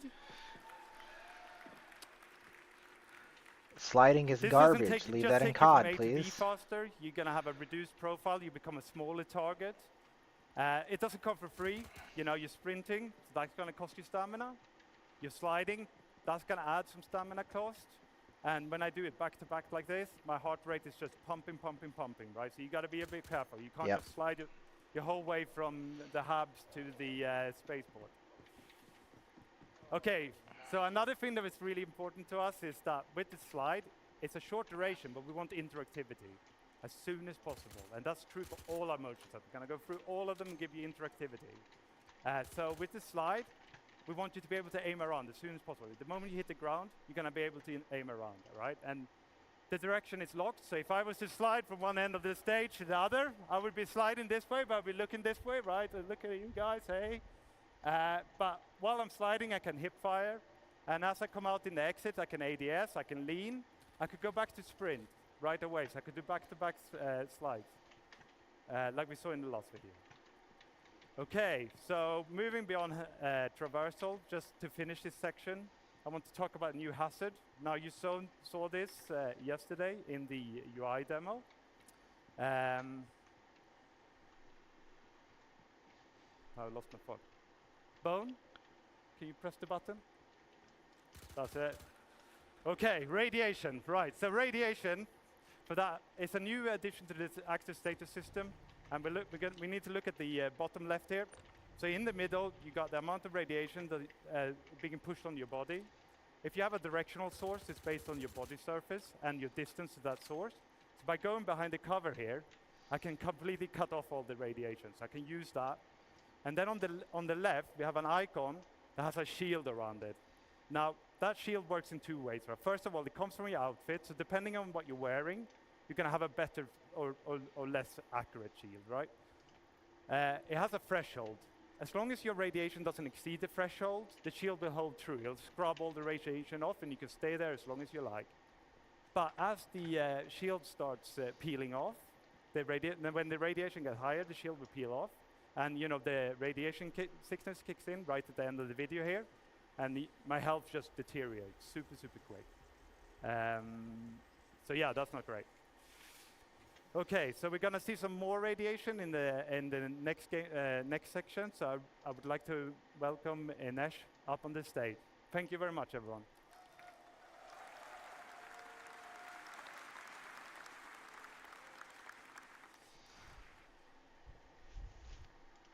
Why are we showing that? Okay. Hello everyone, my name is Inês and I'm a gameplay programmer here at CIG. And I'm here today to tell you all about, thank you. I'm here today to tell you all about the features we've been working on to improve the player interaction experience with the physical objects in the world. So let me start by telling you what we've made to make it easy for you to identify and interact with these objects in the world. We have introduced in the new interaction prompts, which are AR cards that appear over the objects as the player gets near them. These, combining with scanning, will help the player to easily identify the interactable objects in the scene. So we have improved the algorithm that our interaction system uses to determine the current item in focus. So you'll have a smarter detection and selection as you move around and look around the scene. So the prompts will show you the active interaction and the key bind that you can use to quickly trigger it, like you see on the pictures. So we are trying to minimize the friction of the player to interacting with these objects. You no longer have to go into interaction mode to bring up the cursor, then drag it over, and to select using the inner thoughts. So we're removing that.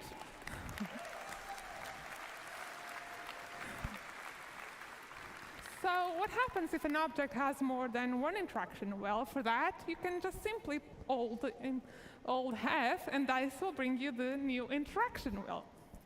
So this is our new interaction wheel. It will be focusing on the item. And you can see that up to 2 of the interactions have a star icon. So this is related to another system that you are bringing to you that we call in the default item actions.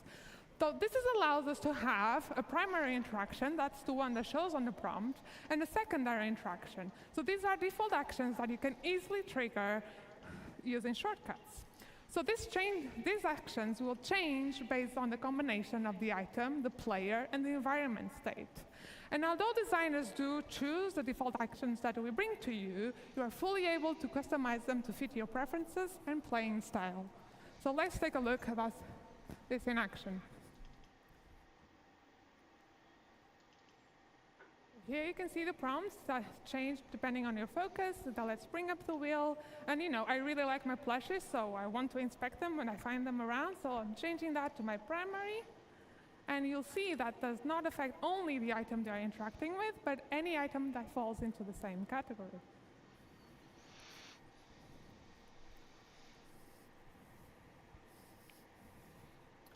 Go next. Okay. So I've shown you some features that improve.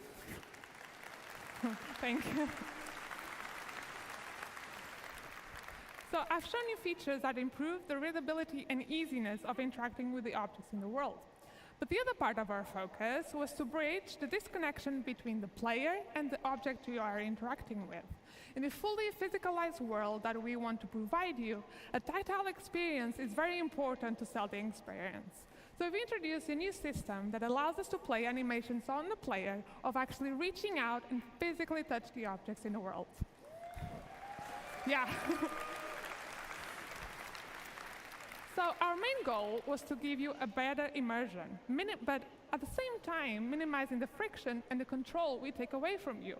So this really was an exercise between code, design, and animation to give you the best experience possible.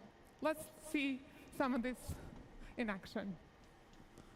And you know, pressing buttons has never been so satisfying and fun.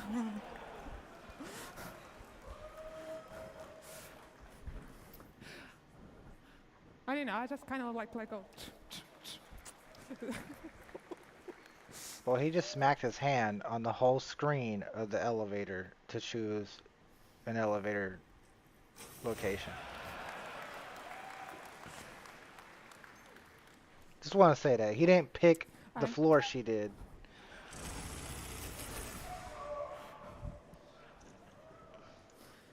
He just smacked the whole elevator. And the elevator knew which one to go to, which is fine. With this theme of tactile experiences. The next thing I want to talk to you about are usable interactables. So usables are objects that have existed in our game for a very long time. And you know, designers have had a variety of tools to build these really interesting and complex sequences for the AI. But up until now, what we could do for the player was very limited. So this past year, we've been building up our tools that provided for designers, that designers could build these really interactive experiences but for the player. And the advantage of using the usable system is that anything that the player will be able to do, the AI will also be able to do. So let's have a look at a simple demo that one of our designers put together to see what we can now achieve.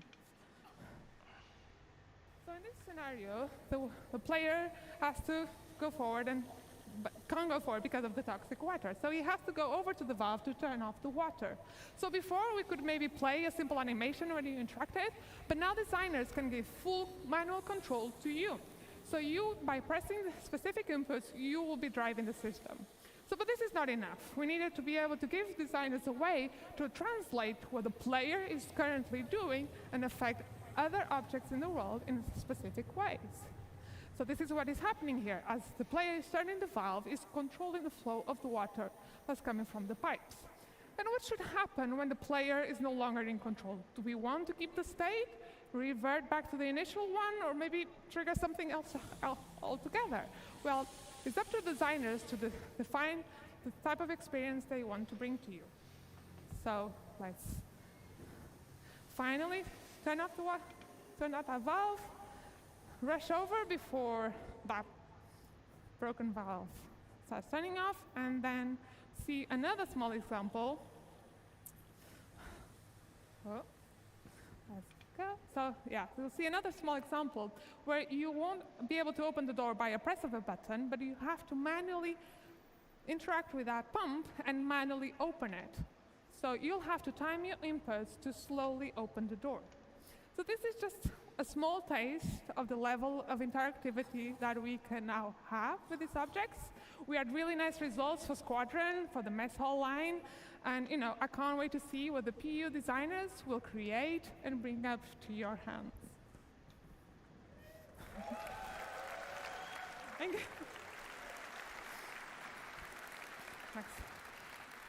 Okay, let's quickly talk about kiosks and terminals. And let's be honest, it's really hard to interact and get a good view of these ones. So we made a small little changes to make it easier for you. We've created a new focus mode that will walk the player to perfectly align with the kiosks. So we can better perfectly frame the screen on the viewport. At this point, the interactive screen will steal the input focus until you actively chooses to leave. So let's take a look at this in action. And look at that, when you trigger it, and like, yeah, so this is a very small quality of life improvement, but it will make it much easier for you to interact with these kiosks. I mean, the way we interacted before was okay. And you know, finally, let's talk about looting. This is our new looting screen. It's not replacing the inventory, but it will be used when you're looting a body or any other lootable that you find in the world. It was specifically designed to improve this experience. So since looting is a common action during FPS combat, especially if you haven't fully prepared ahead, we wanted to make it as easier and quick as possible, so you could spend the minimum amount of time to grab any items you need from your target. So it displays the current loadout and a simplified version of the inventory.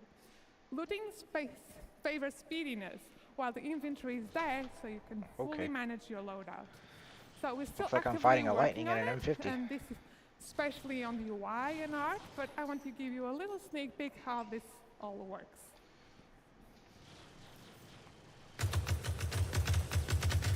Oh, I just got jumped while just sitting here. Okay, let's go over to so you see the player loadout is wanna on go, bro? the Let's items go. are on the bottom, the target is on the top. You can if you hover the different widgets, you'll see a tooltip that with the different quick actions you can do. You can just simple press. Yeah, it'll be so much easier. So yeah, you can quickly press to just equip or swap. You can even use your mouse wheel if you want to change the target. Not gonna be that easy, You can, broskies. yeah, drop anything, To work a swap, bit harder start than anything, that. just really quick actions. And you'll see in a minute that we also can trigger ammo repooling. So this will grab all available ammo, either from your target or from your inventory, and will fill up the magazines in your loadout and get rid of any empty magazines. So yeah, looking really good. Yeah, so it's looking really good, and I can't wait to see the final art. So that's all from me, so thank you so much for listening, and I hope you have a great time.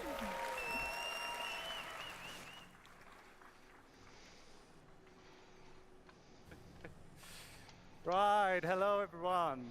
For those who cannot remember, my name is Jens, and I'm now going to talk to you about some changes we made to our stealth gameplay, and I'm going to give you an update on weaponware.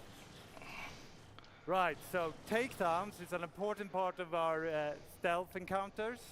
So this is where we're going to add some player skill progression. So it's going to move you through different action sets. You're going to start out by struggling. You might fail. Of course, this sort of added time and the extra noise you're making is really going to increase the risk of detection. You're going to get faster the more you do it, and then you're going to reach maximum efficiency.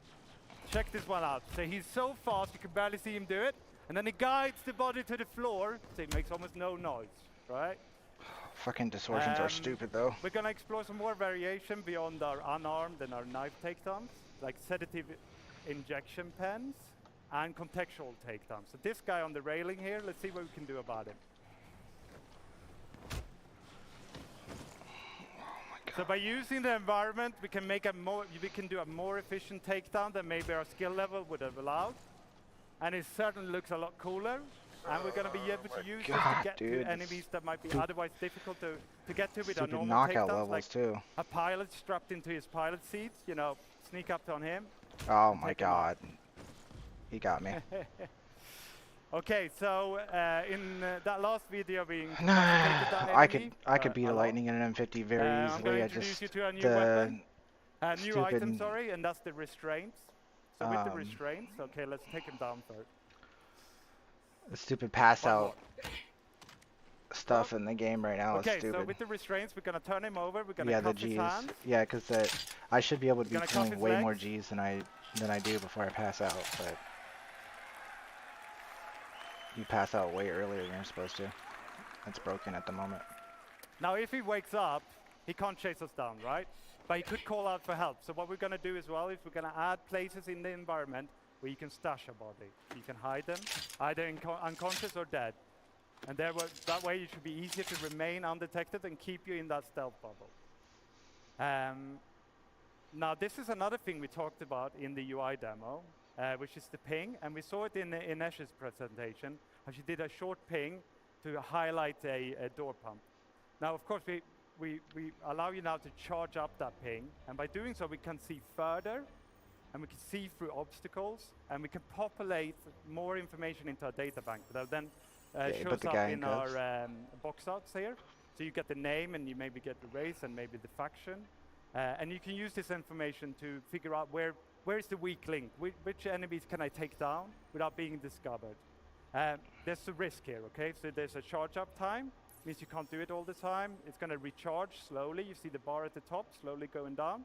Until that goes all the way down, I can't ping. I can't even do a short ping. And it's gonna spike my emissions or my signature. so an enemy with the right equipment or tech level might discover me. Okay, so let's move on to some talk about weaponware. So here we're going to see a simulation of a weapon getting more and more worn over time.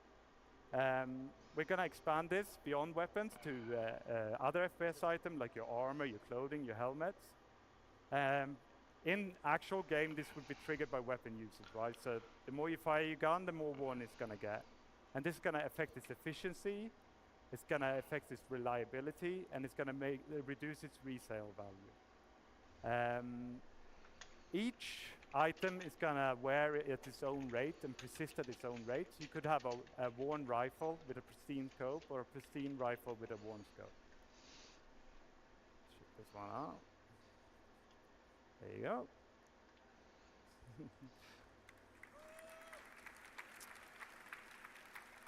So the geometry isn't the only thing that's going to change as your weapon wears. So here we're going to see a pristine Gemini pistol in the little window and a worn one in the big window. And you can see the visual effects. It's belching out smoke here because it's very worn, right? It's telling you, you know, it's time to get this one changed. And you should be able to hear the audio as well. It's get growlier. Okay, on to some consequences. So it's not all visual, so we're going to stop with misfire. So the first thing that's going to happen is you press the trigger, your gun doesn't fire. The second thing that happens in this video, you got... I hope you guys know what's happening. So you go and then it goes click. That's the bullet getting lodged in the chamber, right? So we've got to fix it. So it's telling us to fix it. We're hitting the button, our enemy's firing on us. So you've got some options. You don't have to fix it. You could holster your gun, you could pull out a new gun. You could use that new looting interface that Ines showed to grab a better gun. Okay. Okay, I'm going to finish this section with the features that's tangentially related to wear, and that's the dirt accumulation. So here again, we're going to see a simulation of dirt accumulating over time on the same rifles we saw before. But in the actual game, this would be based on your activities and the environment you're in. So if you're running around in a sandstorm, you're rolling in mud, you leave your gun outside proper storage, it's going to accumulate dirt. And that's going to increase the rate at which it wears. So the dirtier your gun is, the faster it will wear out. And this is true for other biome accumulations, like frost. So let's take a look at this one as well. Oh, or not. Okay, so yeah, so in the future it's going to be really important that you keep your guns clean and repaired. I'm now going to welcome Zach on stage, and he's going to talk to you more about the FPS weapons. Thank you very much.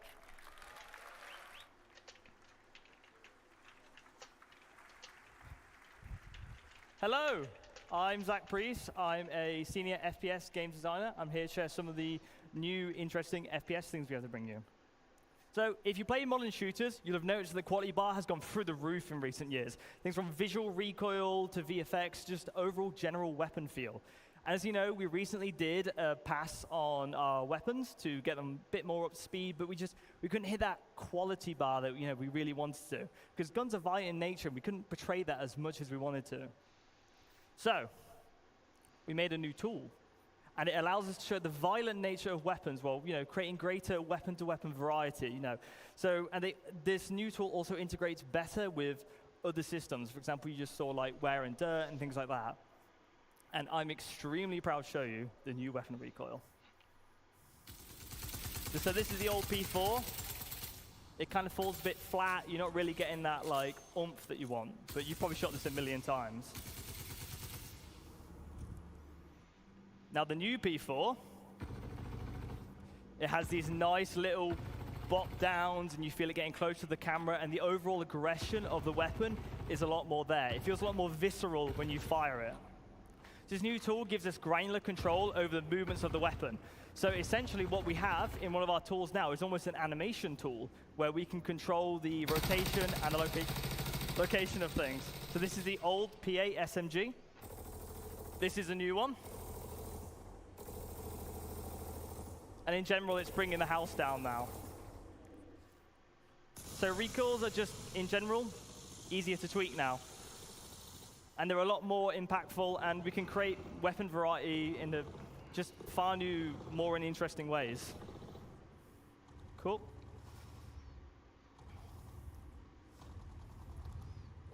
Okay. Thank you very much. Cheers. We also have new procedural animation over our ADS. So previously, if you play right now, you basically have a linear pose-to-pose transition.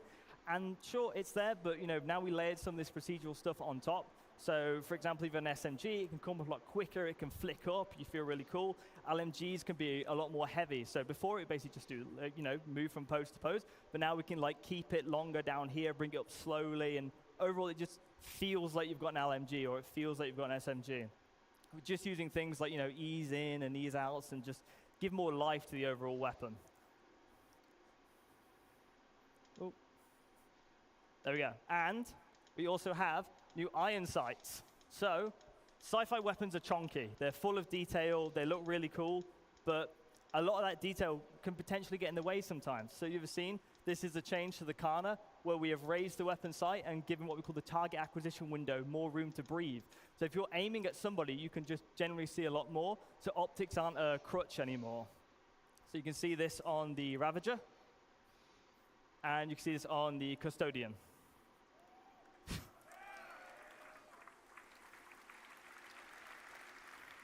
Now, weapon functionality changes. Now, so as you was imagine the the new one on the recoil tool, right? pass on Because the I've existing liked weapons, all the ones on the look left and feel better than great. the ones on the right. But while we were looking at our weapons, we also realized that some things don't necessarily, align with their manufacturer, right? You look at something like Gemini pistol. Now, Gemini overall, it's rule of cool. That's what Gemini is supposed to be. So the LH86 pistol should be fully automatic, realistically. So we have a video to show you of the pistol. And as you can see, it goes ballistic when you fire it. The magazine count has also increased to allow for that just crazy feeling that the pistol gets. Cool. Cool. Thank you very much. Right, and moving on to our new Vault weapons. So, it's the other video. That's the optic one. There you go. Found it. These are the Vault weapons. So Vault is primarily based around controlling a heat of a weapon. These weapons have the potential to overheat. And if they overheat, you will be unable to fire. And they will enact differently. So some weapons will just basically be beams from the get-go. Some will go into beams. Like you see, this one goes into a beam once it reaches a certain level of heat. And it's really fun because these are quite powerful weapons, and you basically want to manage the heat and keep it in that ideal spot. Okay, cool. And scope improvements. Now this was shown yesterday, but I want to dig in a little bit more with this one. So, so to get if anyone plays a modern FPS, they know that optics are just gorgeous now. In all modern shooters, they look fantastic. Do they? And as you can see, we have zoomed in optics in the center. So and then we have other things like parallax, like you see in real life. And they look gorgeous. And so in general, all our sights and scopes have been overhauled to be more realistic with things like parallax, pincushion distortion, and things you'd expect from having a scope in general. And it differs manufacturer to manufacturer, right?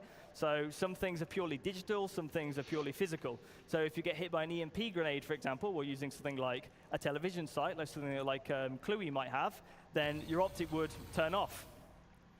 All right. Thank you.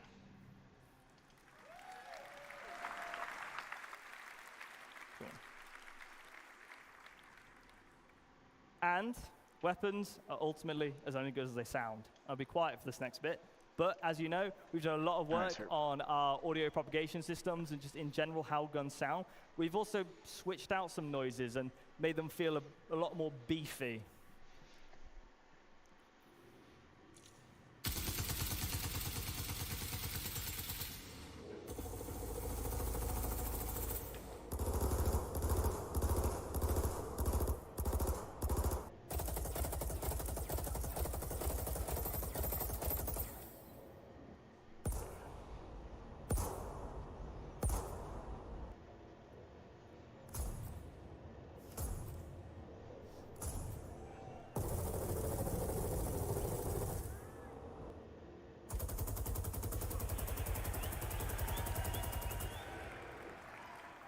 Fantastic.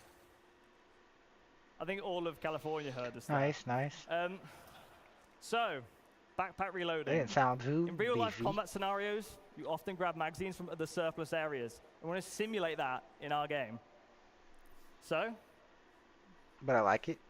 Sounds are nice. to show you this, we have something called backpack reloading. If you I run like out of it. ammo in Star Citizen, you have to open a menu, put things on. It's a little bit clunky, it's a little bit awkward. So, if you have magazines in your backpack, you will now be able to grab them at the price of a longer reload animation. Okay, fair. You will also be able to Probably tell won't do when you that, have though. a backpack reload coming up because it will be displayed on the inventory with the backpack symbol. So there's no surprises, no catching of. You have all the information you need. I would move the And mags this off has my been shown, backpack and it's been teased a little bit, the onto my dynamic armor. crosshair. Now, the same no more as I would do third-party, before. Dynamic crosshair, well, crosshairs But I guess if now. I forgot to do that, So, that would be nice to have it if you have to a be look able at to this, reload from my this is our backpack. new crosshair. It's a crosshair that fits the aesthetic of Star Citizen. It's a crosshair that follows the barrel of the weapon, so you'll see exactly where a bullet is going to land. And it's projected from the visor using AR. Some visors won't have access to this crosshair, but some will use modified combat lenses. So if you don't want to use the crosshair, you can just use a different visor. As you can see, it works with recoil, and overall it just looks gorgeous. No, that's or I guess if it's from your helmet, sure. Okay. And on to more data things.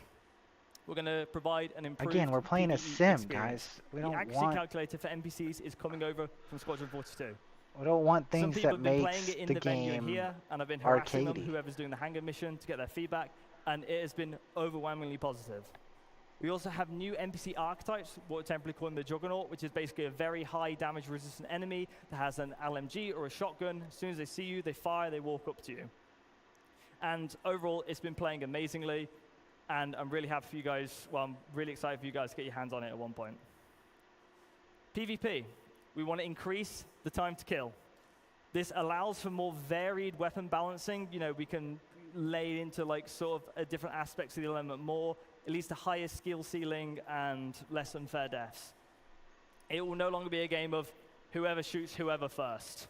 Speaking of which, force reactions. We're reworking them. We're aware it's frustrating, and we are going to rework the system to work beautifully. And we're also working on some other highly requested PvP changes. I'm very happy to say a lot of this work has been dialed in for Squadron 42, is in a very good state, and we're bringing this to you soon. Now, over to the AI director, Fran, to share some exciting updates on combat AI.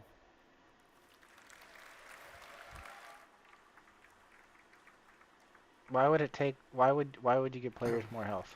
Why? Hi, everybody. If I shoot somebody in the head, they better I'm die. Francesco Roccucci, as you said, and I'm the AI director in CIG. It's a great pleasure to be here with all of you guys. It's fantastic. All these FPS So changes what we're are gonna do really today cool things, is to explore how all the work we've but done a for lot of their Squadron FPS 42 changes is have been going to very flow into the Star arcadey. Citizen experience. Very, So we wanted to make the AI let's presentation freaking play about Call of how Duty. you guys are going to experience the tech and the features we have been working on. So from the player perspective, you've seen how many new opportunities you have. And now it's interesting to see how the NPC are going to I react still to like that. the sound, I still like the upgrades. So the goal of Star Citizen Those are nice. is to build a breathing and living environment where your actions matters, and the NPC you will find in the universe needs to have the same opportunities and same limitations that you have. So when we play a game, we want you to spend the time that feels memorable, that feels special, right? Something you can remember and talk about. So we want you to give you a challenge to overcome, but also a challenge that is fun and doesn't feel repetitive and boring. So when we look at FPS Encounter, we want to build variety. We want to give the designers, like Zach, the ability to craft combat scenarios, not just to put NPC in the level. And we need to make sure that he can tweak something such that he can experience the unique play style and the play space that you have. So Star Citizen can benefit from tons of unique environments. So for those environments, we want you to have different type of fun. So what we look at today is some of the tools that they have to achieve this goal and bring the AI to the next level. So the first tool we're going to look at today is the NPC trait system. So we spoke about this in the past, and we have now available for designers the initial set of traits they can use to influence the behaviors. So those are some of the ones that are available to the designers. Today we're going to focus on the combat traits, because we have traits that also apply to the peaceful situation and the social environment, but those are the ones that influence NPCs during a combat scenario. And traits, you can imagine them as characteristics NPCs have or don't have. So through the usage, we can make sure the combat feels different from one encounter to another. Traits in tech-wise, are just traits and tags that we can apply to character instance, character classes, but code can also apply them automatically based on specific rules. For example, if you see somebody with a rocket launcher, those will apply, an example, the sentry trait automatically, because those weapons are weapons that work well arranged, so you want them to not push flight will forward. be big. Taking flight will be So they big. allow to block, or actually, they allow or they block specific section of the behaviors to run, but they also influence the likelihood of some logic to happen, or they modify the outcome of specific actions. So let's imagine we want to model a pirate faction, something that you can actually experience in the Pyro playground. So we want them to feel aggressive, but also not very trained. They are not very military. So how do we do it with the traits? We can start adding to this faction either the aggressive or reckless trait. Those are traits that increase the risky behaviors. So for example, fighting more in open space, or expose themselves longer when they are in cover. We can then assign to some of those pirates the ignore fire obstruction trait. As you've seen, for example, in Chris Rain presentation during the CTG demo, like we have now destructible environment. So what the NPC will try to do is to keep shooting at the position the enemy has been hiding into. So you will see destroying environment, but you will also see them being less careful and managing their ammos. For others, we could use the undisciplined trigger finger trait. So this trait is, for example, meant to convey the inability to control their weapon when they are emotionally engaged in the fight. And what it will cause is them to trigger the weapon much longer also just a bit longer compared to what the behavior is asking. So being bad at preserving their ammo means they will also run out of bullets much quicker. So this offers interest because they can now shoot at them while they're reloading. What?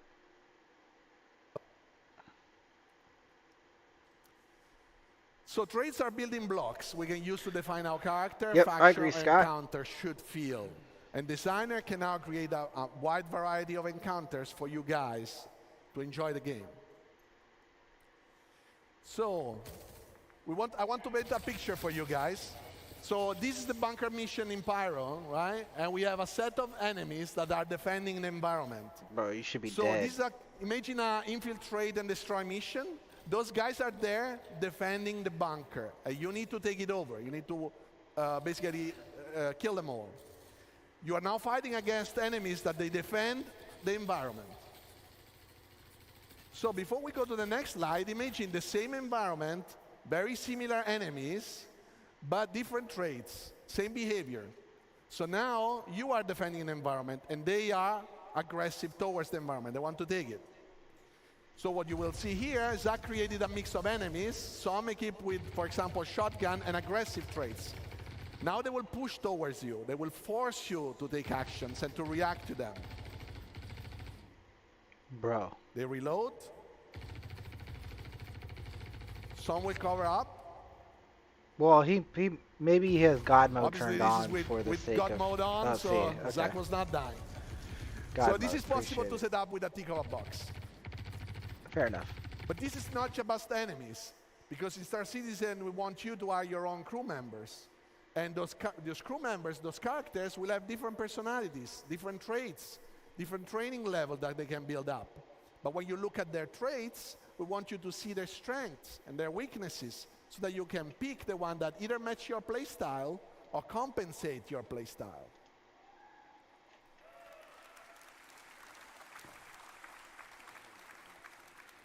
So one good thing that we want to show you today is the medic. So there are some NPCs that can carry, obviously, med pants, but not everybody is able to use it well or wants to use it in a specific encounter. So we want to tweak this, and we have the medic trait. Here we combine a lot of the tech that we have spoken in the past, usable tech, behavior tech.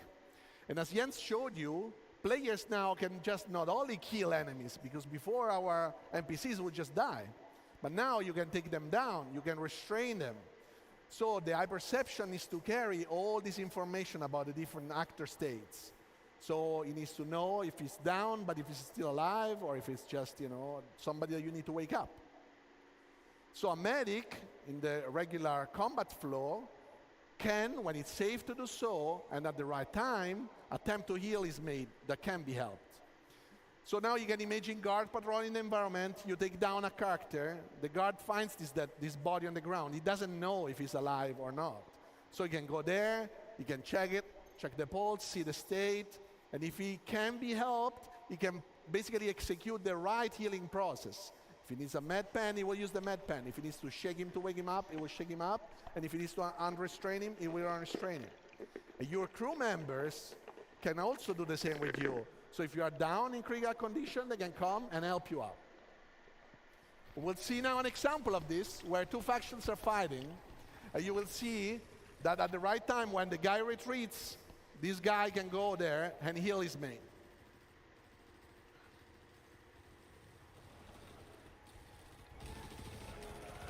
And obviously, he needs to pick up a new weapon because he just dropped it. So as we mentioned before, and as you've seen here, NPC can run out of bullets, but can also lose their weapons.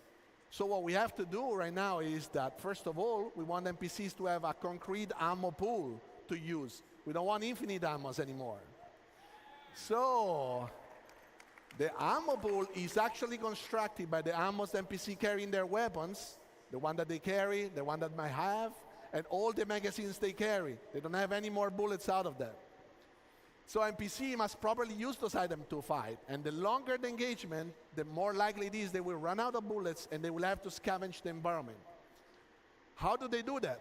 It's through the NPC, the usable system, as you've seen with Ines as well, Ines' presentation. You see that anything the player can interact with, I would enjoy NPCs healing each other. That's pretty cool. So like that. Dead bodies can be looted, same as dropped weapons. Ammo crates will have physically inside some weapons, magazines. They can provide you with items. An NPC can understand where you can find ammos that are actually functioning with their own weapons. And they actually can decide. For example, if it's better to reach an ammo crate and gather some new ammos, or if that is too far or towards the enemy, they can decide to pick up another weapon. So you will see that also already in Pyro, you might see it. And once they decide to do so, obviously they don't have bullets, so they cannot fight you. What they can do, they can also switch to their sidearms. And the sidearms is less effective, obviously, compared to the primary weapon, but it is still better than nothing for them to protect themselves while they go around and they loot the environment. So we'll see here an example where some NPC run out of bullets. Obviously, in this video, we give them a chance to go and loot as well. And this is a proper ammo crate that allows them to get back magazines. And another NPC arrives, and he will loot the dead body. This is the same dead body you might be able to loot, and you will not find ammos after that. But you will probably find it in the other one once you kill it. So, last but not least, another tool in the FPS arsenal is grenades. Grenades are a great tool. NPC can now fully react and use grenades in the environment. So grenades are a great tool, especially when an NPC needs to counter a player that is camping or a player that is hiding or say in a location that the NPC cannot reach. So grenades force the movement and keep the action going. But they're also very dangerous. You've seen in Ali's presentation and my presentation that a grenade can make electronics explode, ignite a fire, and then the fire can propagate in the environment. So NPCs need to properly understand the environment and not jump into the fire and get damaged. So how do we do that? Is we have a new full system to handle hazards.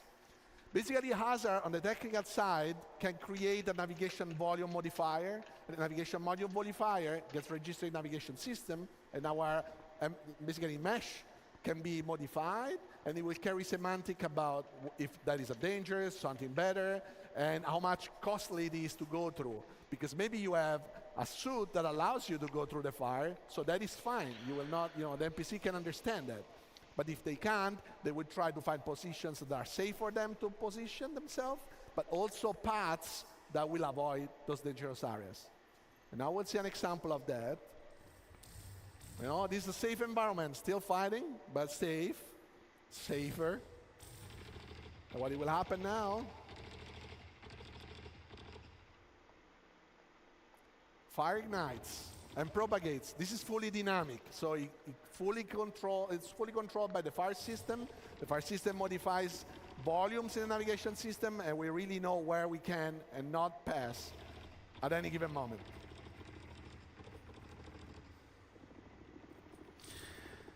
Yeah, I agree, Roan, but they this is a also the subset of the things that we NPCs worked that on and we wanted are to in show you combat, today.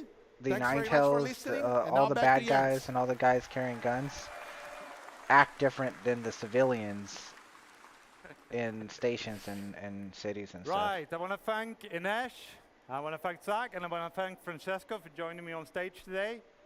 We want to extend a massive thank you to everyone who contributed to, supported us, and made it possible to show what we showed today. Now, with relentless optimism, we're looking forward to bringing you this all to the Star Citizen and more. Okay, we're going to leave you with a quick peek of a demo in Hangar 14 of Checkmate with some of these new features. Enjoy.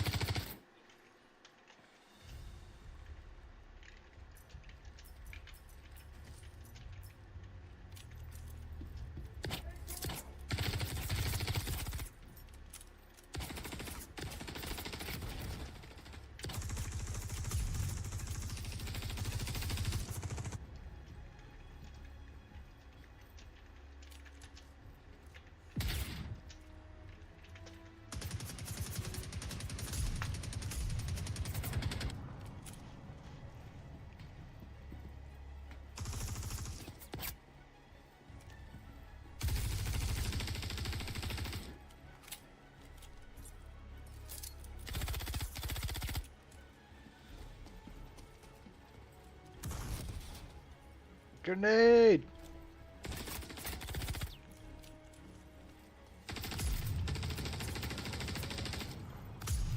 Dude, listen to that freaking sniper shot. It sounds like a monster.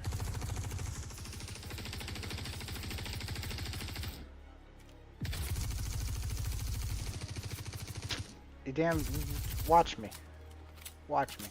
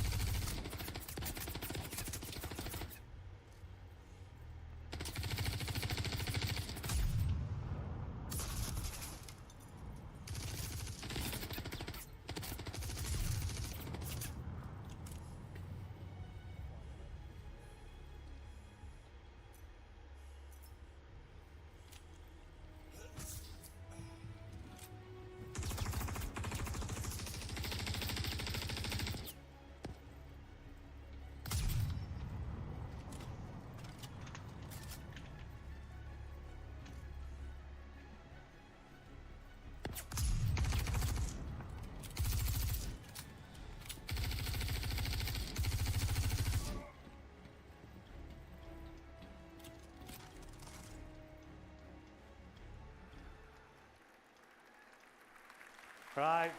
Thank you very much. I urge you all to come and join us in the Pyro Playground pit and have a go at Hangar 13 in Checkmate. It's a really great encounter. Thank you.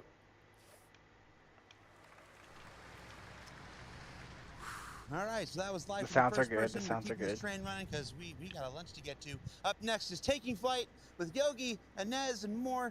Let's get it started.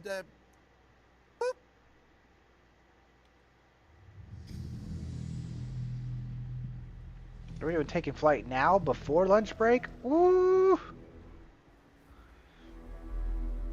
Taking flight. Let's get the hype going. Hype, hype. I'm about to dogfight somebody, but Hello, still everyone. watching. Is my mic on? Okay. Can you hear me? Fine. These are the wrong Better slides. than the other guy Hang that on. had feedback. Well, hello, everyone. My name is Yogi Klatt. I'm a principal vehicle programmer at Cloud Imperium Games, and I focus on space flight and space combat. I really love my job, so this is why I'm really excited to show you the progress that we did on Squadron 42 in the last 2 years. So there's Let's two go. things I need to say here. First thing is we're doing a live demo, and the build is about 12 hours old, so there is a good chance. Damn, y'all were There's a working good on it chance yesterday. for bugs, which, well, if you see them, just look away. You weren't relaxing and watching and hanging out and drinking yesterday at CitizenCon? I'm not flying You were myself over there today. working It on will the be Brent build? Gunzinger. That's crazy. They lying. He's using a setup of 2 VKB sticks, so left and right HOSA setup from VKB, and he's also using the fantastic Toby device. So we'll swap during the presentation between using head tracking and not using head tracking. Yes.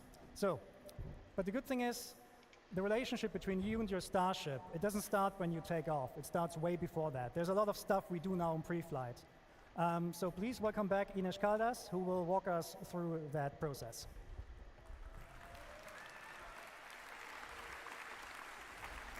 Is this working? Yeah, okay. Hello everyone, it's a privilege to be here back on stage to tell you all about what you can expect about the player interaction experience inside your cockpit. If you, like I've told you before, how we've been working towards improving the player interaction experience all across our game. And we wanted to bring these improvements to what happens inside the cockpit. So we wanted to give you a greater immersion and Okay, yeah, the slides are not, sorry about that. Yeah, so you want to give you a greater immersion and give you a closer experience to what pilots go through in real life, not only when you're flying around your ship, but the moment you take your seat at the cockpit.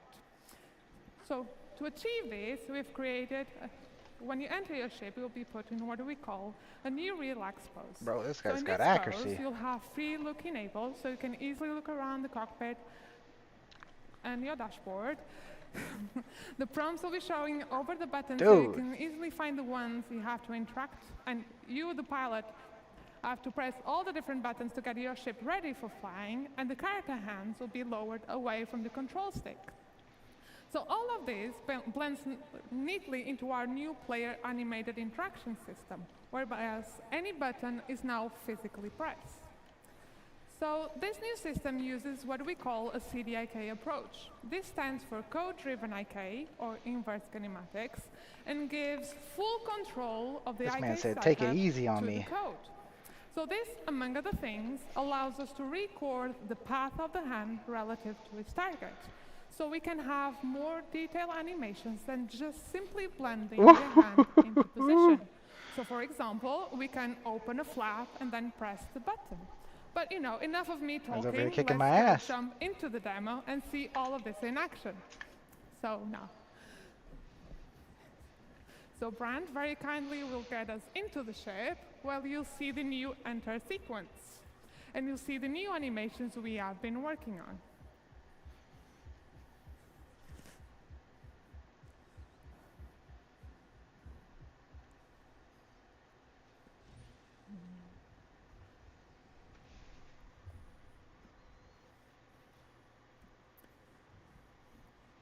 So you can see now that you won't directly grab the control stick. you'll be put on this relaxed pose with free look enabled. And you can see the different prompts appear over the buttons. So let's get this show started and get your ship ready for flying. So Brent, if you could close the canopy so we don't go flying around with that open. Power our systems. Oh, look at that. Aegis combat assessment. And finally, turn our entrance. Yeah, so you are now ready for flying. So we will be bringing all of this to all of our ships in our fleet. And that's all from me. So please join me in welcoming to the stage Tony to tell you all about the new UI.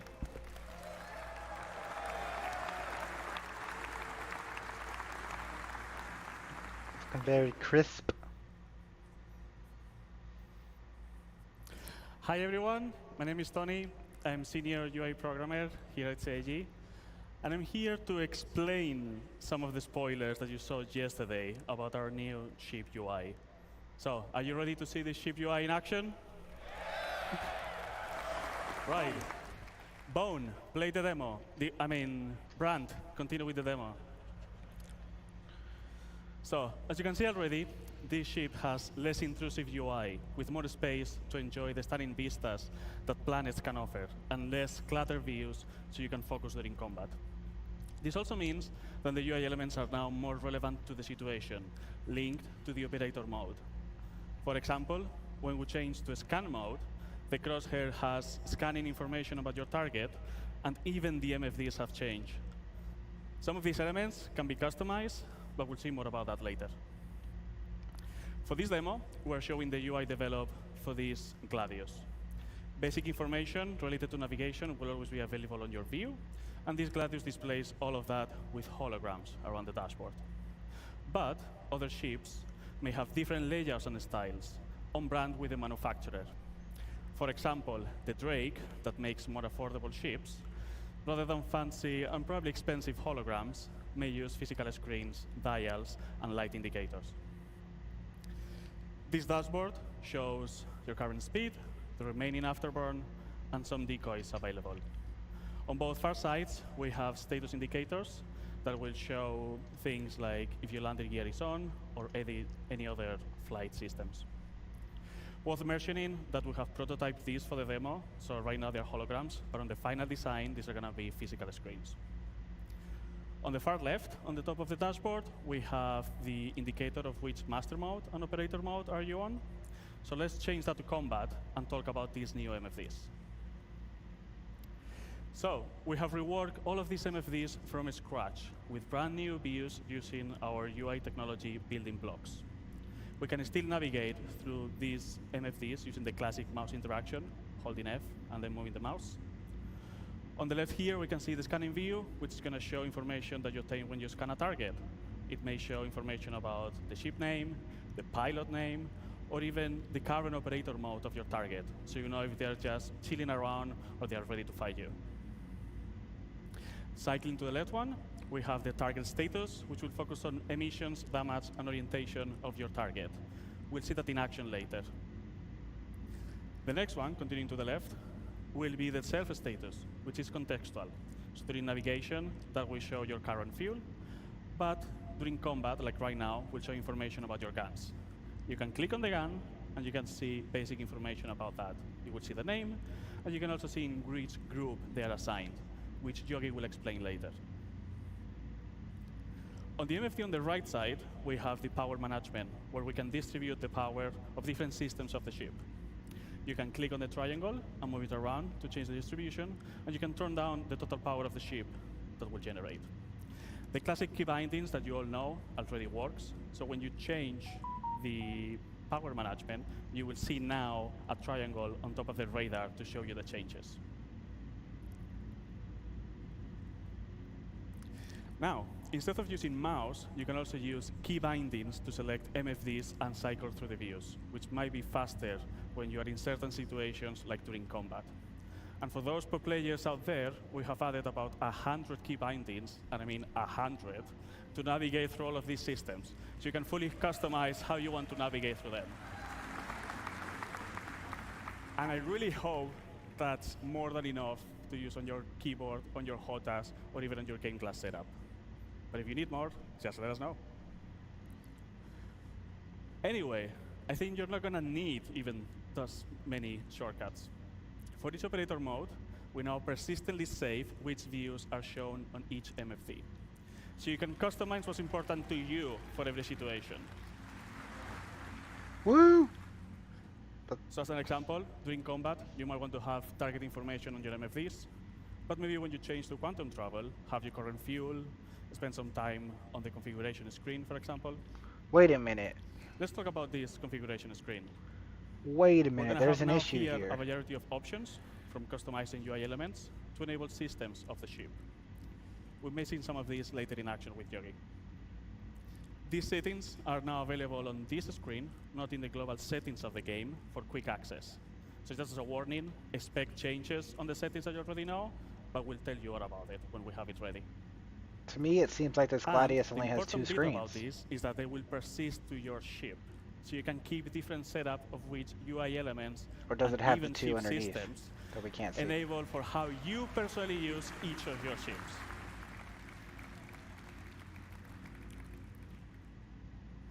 Now, some of you might be thinking that this Gladius doesn't have enough MFVs. Can we enable the top setting?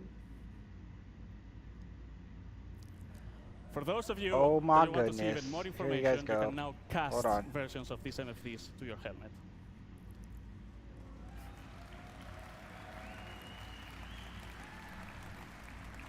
Look at that. For this, you're going to need to equip the appropriate helmet, so it's connected to your ship, and I can get all this information. You can use the key bindings, as I mentioned before, so you can select which cast do you want to control and how to cycle through them.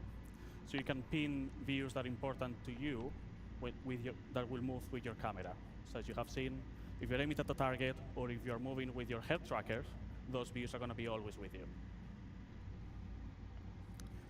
With all these tools, you can customize your experience and have it ready for every situation that you encounter with your ship, always displaying the relevant information to you.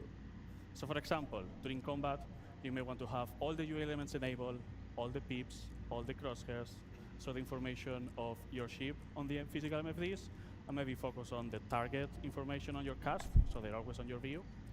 But maybe when you go to quantum travel, you can turn those casts off so you can enjoy the vistas. That's all from me. Now we have MFDs ready, and let's bring Yogi back to tell you all about flying your ship. Thank you very much.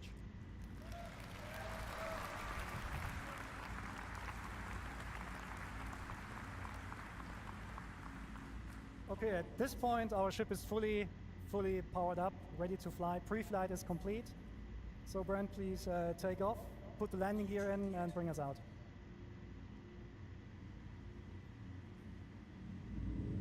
Have you seen the interaction? This is great, isn't it? Okay, so one of the problems we always have in space games is to produce a sense of speed. Space is big, and the sense of speed is always produced by, small things going around you. So although it's not very visible here, the VFX team has actually added space dust, so in the future you can tell where your ship is going, even without looking at instruments. Another thing we're focusing on as well is G-force reactions. So Brent, if you could come to a stop for a second. When your ship is sitting like that, and you strafe left and right, you have these small head motions that basically make your head and your body react to the G-forces they're currently enduring. We're actually increasing them now. We also added rotational G-forces into the mix, so if Brent is now rotating the ship to the left, you also can see that your head is swaying a little bit. Things get a little bit more interesting when Brent is actually taking boost into the mix. So we now boost forwards, we now added a camera shake, we added FOV changes, and this all then plays together with the other things like, the other exhaustion effects that we have. So overall, the ship should now feel a little bit more reactive than before. The same thing, sorry. At the same time, we reduce the extensions that that the look-ahead code is doing. So we basically narrowed it down a little bit so it mixes better with GeForce reaction, so that even when you don't have a head tracker or something like that, it will still feel pretty good. But this is just a minor change. We also improved the flight controls themselves. So take a look at the speed gauge, for example. It's a little bit twitchy today. What that speed gauge is telling you, the number that's currently moving, is what kind of speed goal Brent is actually putting in. If he puts his stick all the way forward, the left one, you will now be able to see and read the number that you're asking IFCS to speed and forward momentum. This also allows us to bring back the sticky throttle we had pre 3.5, where you now, if you play with mouse and keyboard, you can press W and S to increase and decrease your speed and let go of the key, and the ship will not automatically come to a stop. Of course, this is all completely configurable, so you can enable that or not if you want. Oh.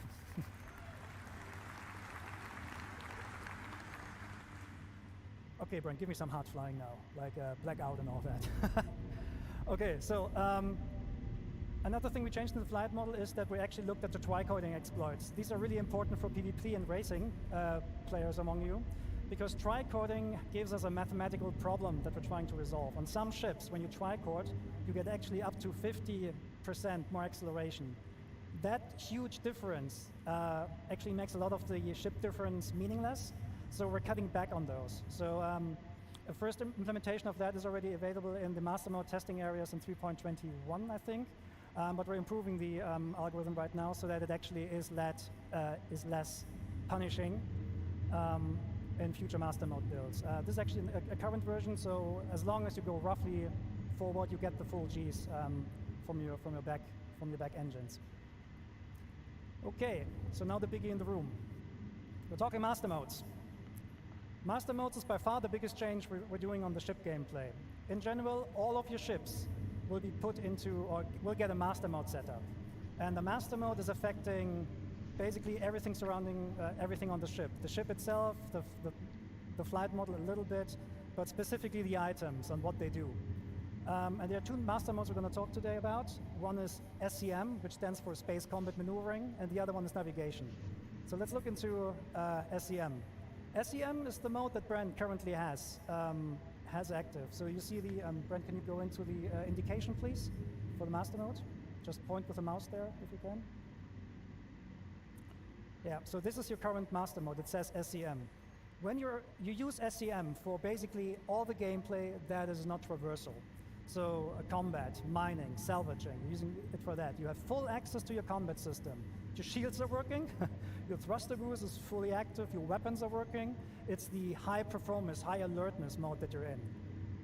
However, we will heavily restrict how fast we can go. We can go with your ship. Okay, Brent, go to full max speed. So this Gladius on max speed and SCM can reach about 225 meters per second. That might seem slow compared to what you have in the PU right now, but it's still pretty fast. However, you can extend that speed. Brent, if you just go forward and boost. So the Gladius can extend up to 550 meters per second. On this slide here, you can see the speed spaces we're talking about. So if you're just flying around in SCM, which is like the max speed of your ship, you can reach the 225 meters per second. If you boost, you can reach up to 500 or 550. However, that boost space is not spheric. That means if you boost forward, you reach higher speeds than if you boost backwards. That is really important for space combat maneuvering, or for dogfighting in general, because it discourages backstrafing. It actively actually punishes backstrafing, and it creates more interesting combat maneuvers. The PvP players among you, they basically call this encouragement to closing the gap, which is basically more forward-centric combat, which is much more exciting than backstrafing and just trying to get some shots on. It also forces you as combat players to commit to the decisions you did earlier in the fight. So it's going to be, we think it's much more exciting. Okay. So in short, you pick SCM when you need to fight, when you want to fight, or when you need to fight, right? The thing with the master mode switches is that they do not happen instantly. They take a while to move over. So we're now going to put our ship into the second mode, which is navigation. So navigation mode is basically the opposite of SCM. What this does, it gives you a high-speed, low-performance mode.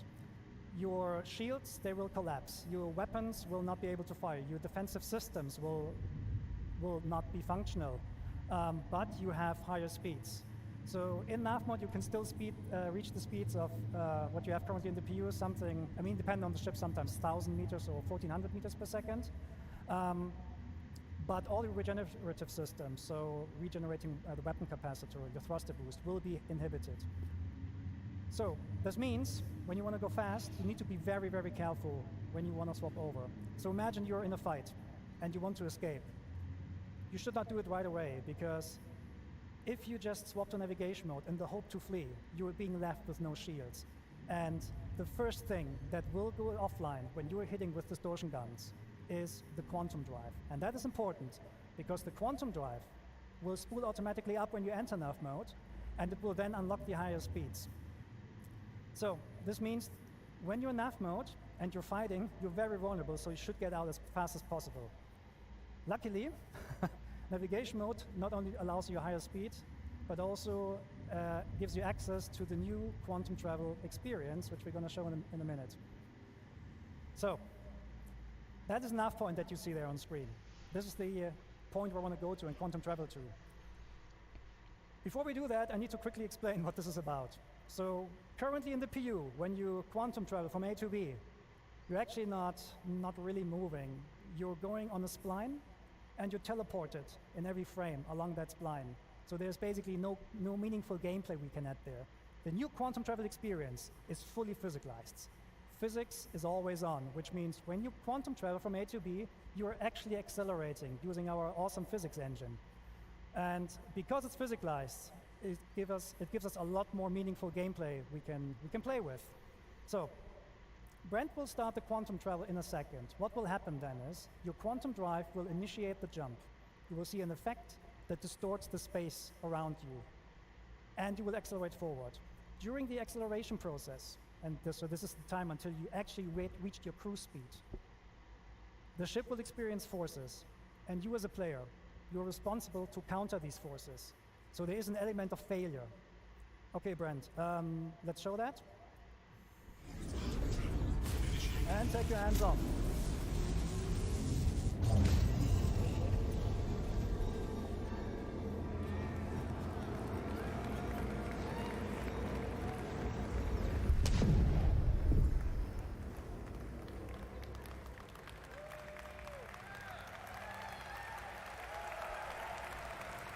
Okay, okay.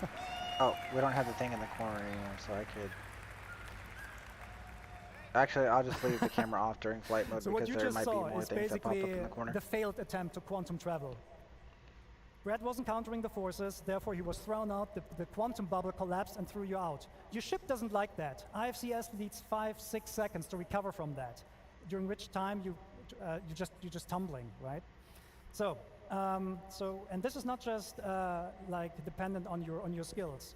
If you think selecting a proper quantum drive doesn't matter in the future, think again. You want to take care of your quantum drive, you want to repair it and keep it in good shape. So if you buy a cheap one, your travel will not necessarily be faster, but it might be harder.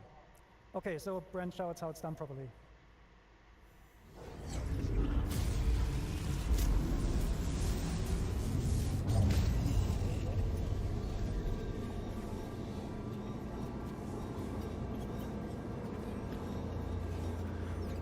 I'm okay with while still flying while on quantum drive, but there should, after a certain point,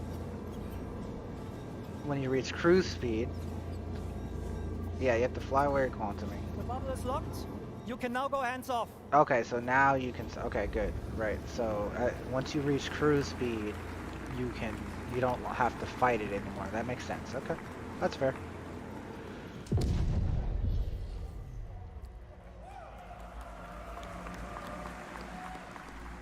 Okay, so there's a second variant of quantum travel, and this is for short-range jumps. Sometimes you jump somewhere or you go somewhere, and you see the next point of interest is like 1,200 kilometers away. We're not going to force you anymore to travel that by hand. You will use a technique called quantum boosting. It's a quantum based short-range jump for like something between a couple of 100 kilometers to like 30,000 kilometers or so. When you use quantum boosting, the process is practically the same, but the quantum bubble will not stabilize itself, so you need to be hands-on for the whole time, and the speeds are naturally, well, slower, but it's not slow, it's still quantum traveling, right? Okay, so Brent, can you boost to, oh, reinforcement needed. Yeah, let's go there, let's boost. Oh, actually, sorry. Thank you. Okay, so what Brent is currently showing here is, I think I forgot to mention, quantum boosting works in every direction. You don't need nav points. You could just quantum boost whenever you want. Don't need directions. Brent is awesome, thank you. Okay, so now Quantum boost boost, which is short-range quantum travel. So this is like if you're trying to go from Yellow to Daymar. Boost, your quantum travel system will pick that knife point to go to. Yeah. But you can point in any direction. Like you don't have to point at Daymar. You just point off into space, and you can just fly short range in space. As you can see, there's a lot of UI happening right now. There's a lot of context there, and this is not an online demo. It's a single player. So that means all these units there,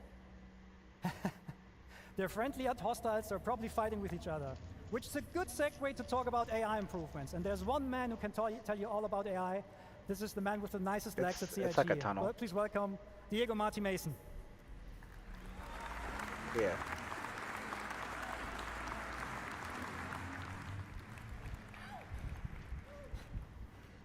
So who's excited to see the new AI changes?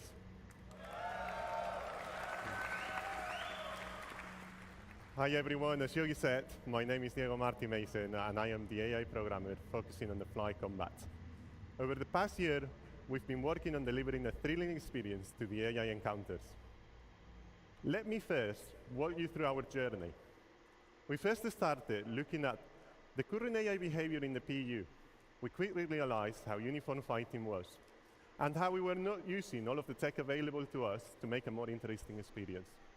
We had the foundations and we wanted to learn more about how you, the players, do your combat encounters in the verse. So we did this by getting combat recordings, analyzing videos, and internal playtesting, where we were hammering each other for hours. It was fun, unless you went up against experienced fighters like they are. Anyway, with all of these data, we started crafting the first prototype, with the focus of bringing that human behavior into the AI brain. When the first version was ready to be tested, I handed it out to one of the best internal pilots in the team, Yogi. So Yogi, what do you think about my first prototype? It was an exercise of humility. It was an exercise of humiliation. I hated it, and I blame Diego. So this was due to the AI being able to keep a good range control and a perfect orbit around their target while maintaining a constant firing solution. Come on, it's a computer. We learned a lot from our initial prototype, and it really helped us to define what we wanted to deliver. A combat experience where the AI gets challenging, makes mistakes, just like us, humans. We want players to leave every combat encounter with a feel of satisfaction by encouraging you to keep on the move and make use of the vehicle systems available to you, so you can at least try to win the fight. Let's see how we brought this new iteration of combat to life. We broke down in multiple stages. The first one, interception. Oh, here. Then the main engage phase, which we broke in different tactics. Strafer, jouster, chaser, and finally, disengage. Let's switch to the demo. As you can see, Brent has encountered a skirmish. Let's talk more about the combat flow there.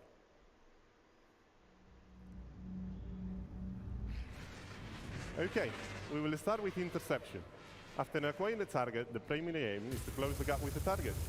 If the AI is already near the target, the interception phase is skipped completely. If it's too far, it will tell the AI to use the new master mode to swap into navigation mode and make use of the full speed to chase. Swapping back to SCM mode when we are in striking distance. That leads us to our second phase, engage. Here the AI selects an adequate tactic based on combat environment. These are choosing via the traits and tactic selector system. You've heard more about them in the previous talk by Francesco. So let's talk about the Strafer.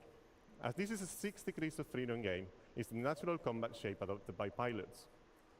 We have related the same behavior to our AI, ensuring also that orbits are closed and adding variations to include rolling.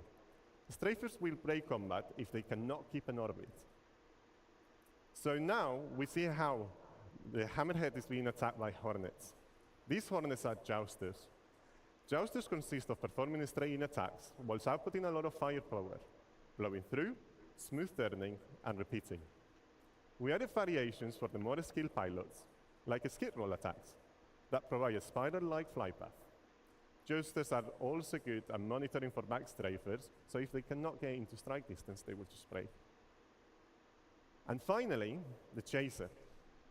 Now, Brain is going to get there in a second, but the Chaser is going to be the Cutlass, which is following one of the Hornets and is allied with the Hammerhead.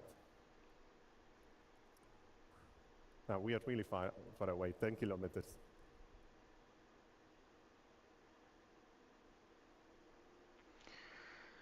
So the Chaser, it will try to always stay on the target 6.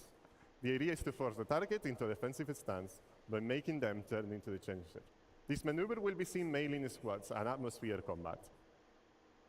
The final phase, which can happen at any time, depending on the combat situation, is disengage.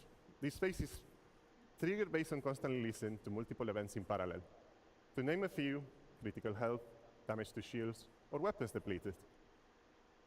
There is also a shorter version of disengage that we call pace breaks, which occurs during long periods of combat due to fatigue, nature of the combat encounters. These pace breaks are short, and the main objective is to perform a simple maneuver to gain a new advantage position and strike again. This new flow is what encompasses the core of our new AI fly combat experience, in combination with AI traits that will give designers the tools to tailor each combat encounter in the verse.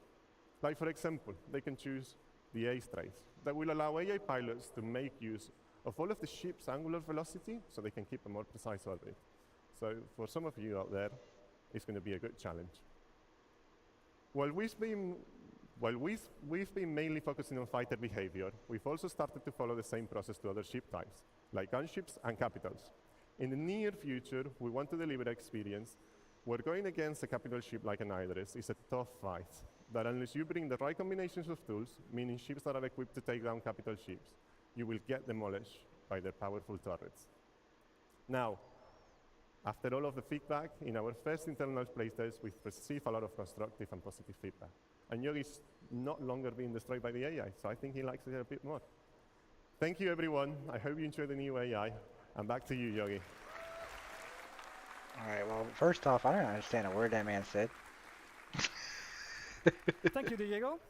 Okay, so now we're going to talk about, we heard about how AI makes my life hard. And it didn't show anything. Now let's talk about how Everything to he return was the favor. talking We're talking about, weapons. it wasn't happening on screen.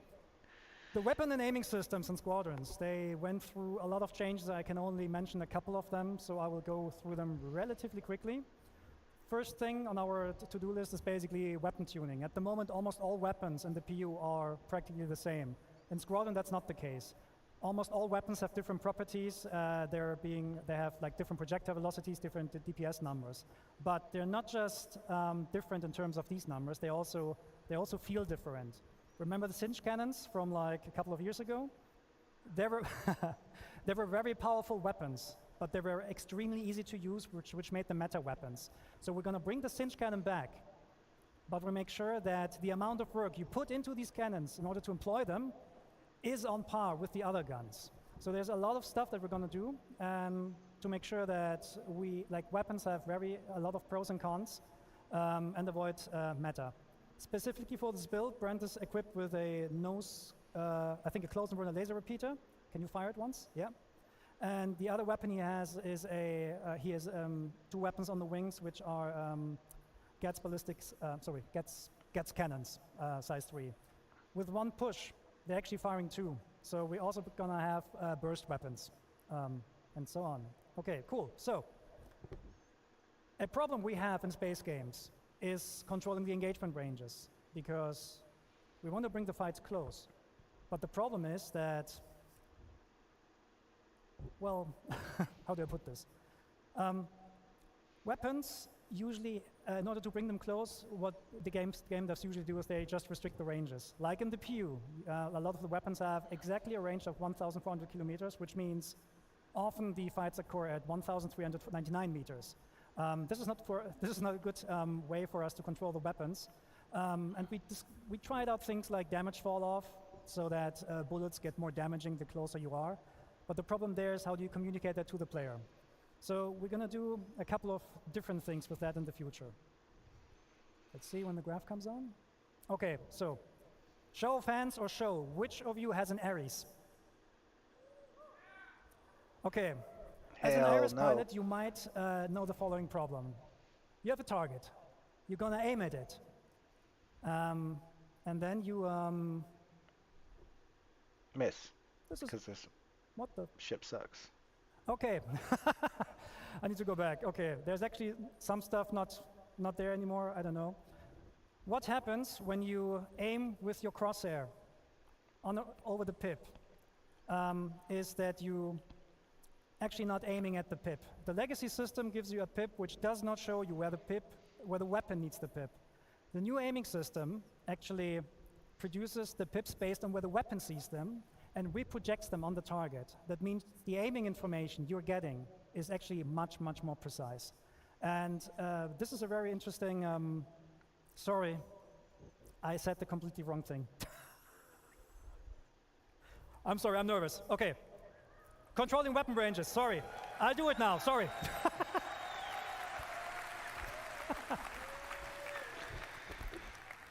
Okay, sorry.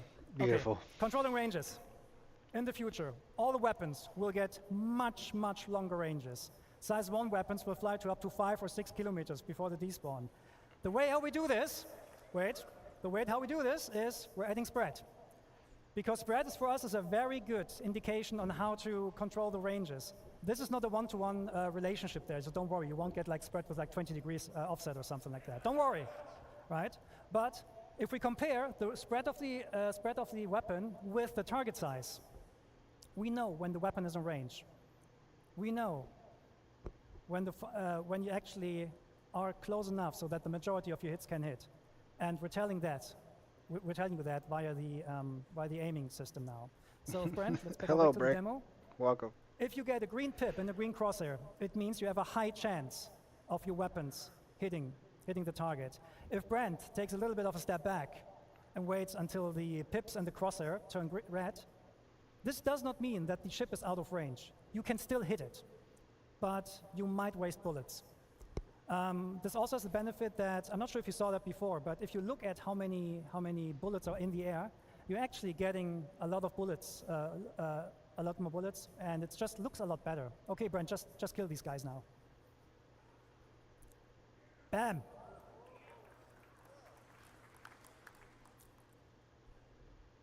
Oh well. Okay, so that was this one. Okay, a thing you might have seen is that Brent is loaded with size 3 guns on size 3 gimbals. That means we're removing the M-1 system. The reason for that is the original intention of controlling the performance between joystick and mouse players just didn't work out, and the new aiming system is flexible enough to deal with these differences. So we're just removing it and keep going. So, next point, pip grouping.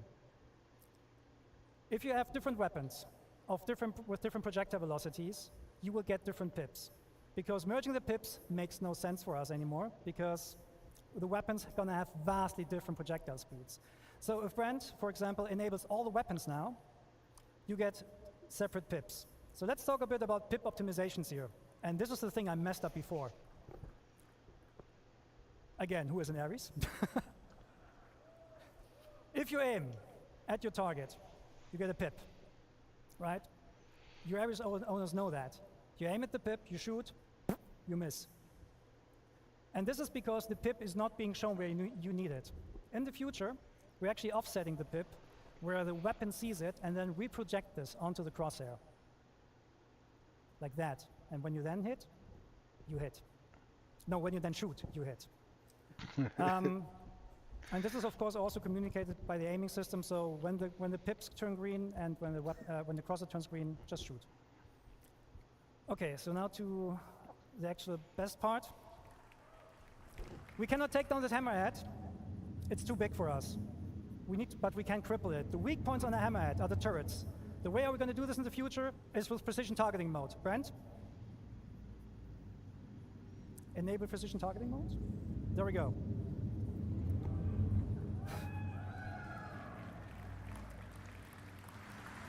What this does, it does three things. You get this full zoom on the target. You get a lower RPM of your weapons, which increases or decreases the spreads for more precision, and you get the painting mechanic. Anywhere where you put your crosshair on that ship, it will tell the gimbal system where to aim at. So if Brent now attacks the turrets, your aiming system will automatically lead the shots.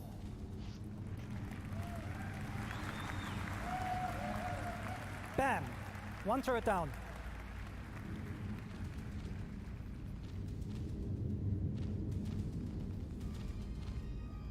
Okay, so this hammerhead now understood that it's not good, it doesn't stand a chance right now, but this will be the way how you in the future will fight against sub-targets and so on. The good thing about this, it also works even without painting the target directly, so you can do very, very precise warning shots, and there's no aim assist that kind of like destroys your aiming processes. Okay, so the fight is now over. Sorry, I need to rush this a little bit because I messed up stuff before. And you're going to look at Pyro 3. Okay, Brent, switch to nav mode and bring us down to that landing spot. So Pyro 3 is also called Bloom. It's a very big planet with a nice atmosphere. And, oh, something wrong with the throttle? Oh well, something's wrong with the throttle. We'll try to go down as fast as possible though.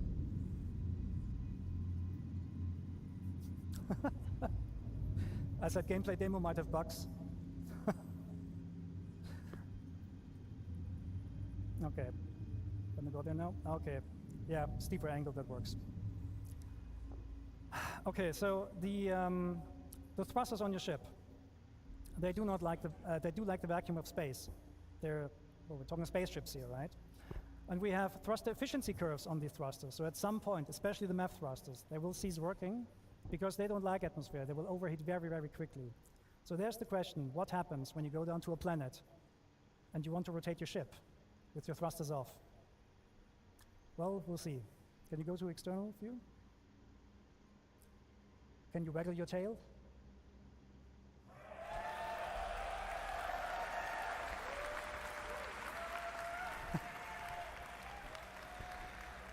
Okay, got back first moving person. flaps. Okay, so what you see here is the new aerodynamics model. Because obviously our left stick is somewhat damaged or so, we can't be as fast as we want. Actually, Brent, can you try W and S on the keyboard instead? Oh, it doesn't work. Oh. No, it doesn't. Yep. Okay. No, the stick is affecting us. Okay. Anyways, we're going to go down as far as possible. So the new aerodynamic system is a complete replacement of the aerodynamic system that you currently have, and you need your control surfaces to actually turn the ship around. It simulates the airflow over your lift surfaces, and therefore, the slower you become, the less effective those control surfaces will be in order to turn your ship.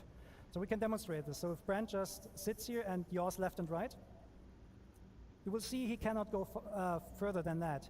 That is in line with what real airplanes also experience when they're trying to use the rudder to yaw left and right. So what Brent can do here is he can roll and he can pull to actually change his direction.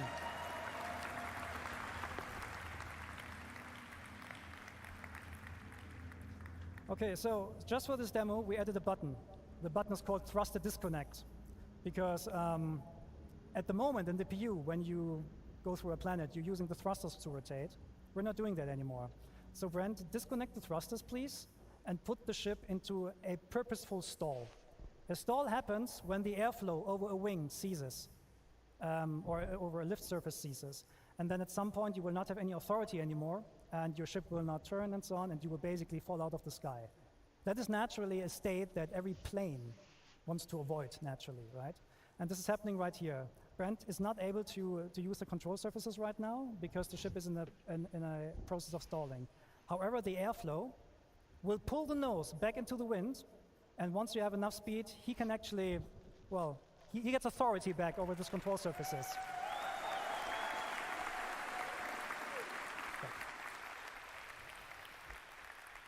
That means for you as players, what you can actually do, you can do aerobraking, you can do pure gliding if you want to. You can even do like competitions like, I don't know, like drop ships out of orbit and then see how far they glide. This is all possible with a new system. So let's talk about the problem, how do you come to a stop now? To come to a stop with the new system, you need to purposefully put the ship into a stall. But don't worry, when we don't have the thrusters disconnected, IFCS will help you. So you're gonna bring down the speed more and more until you're reaching stall speed, which is about now, and then the thrusters will kick in and catch you. That means, however, you are now in a state that the thrusters don't like, right? So at the moment we have turned this up, but in the future you will not be able to hold this for long. So if Brent, for example, now from a hover, strafe is left, more left, more left, more left. The wind flow again pulls the ship over, and you go forward again. All right, fair enough. Okay, so now Brent, now show us how to come to a hover, and do we have some water here? Oh yeah, there's our point, okay.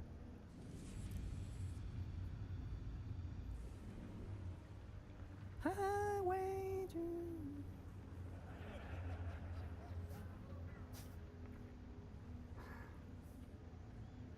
Looks okay, pretty. so there's our landing point. It looks very pretty. Can become a little bit slower, I don't know, 100 meters per second. So we're trying to land somewhere here.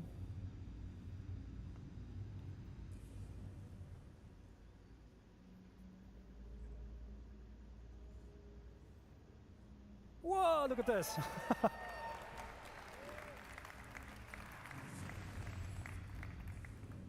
Yeah, that water is great, like, awesome. Okay, so now we're coming to a, so now Brent will try to land with a broken throttle.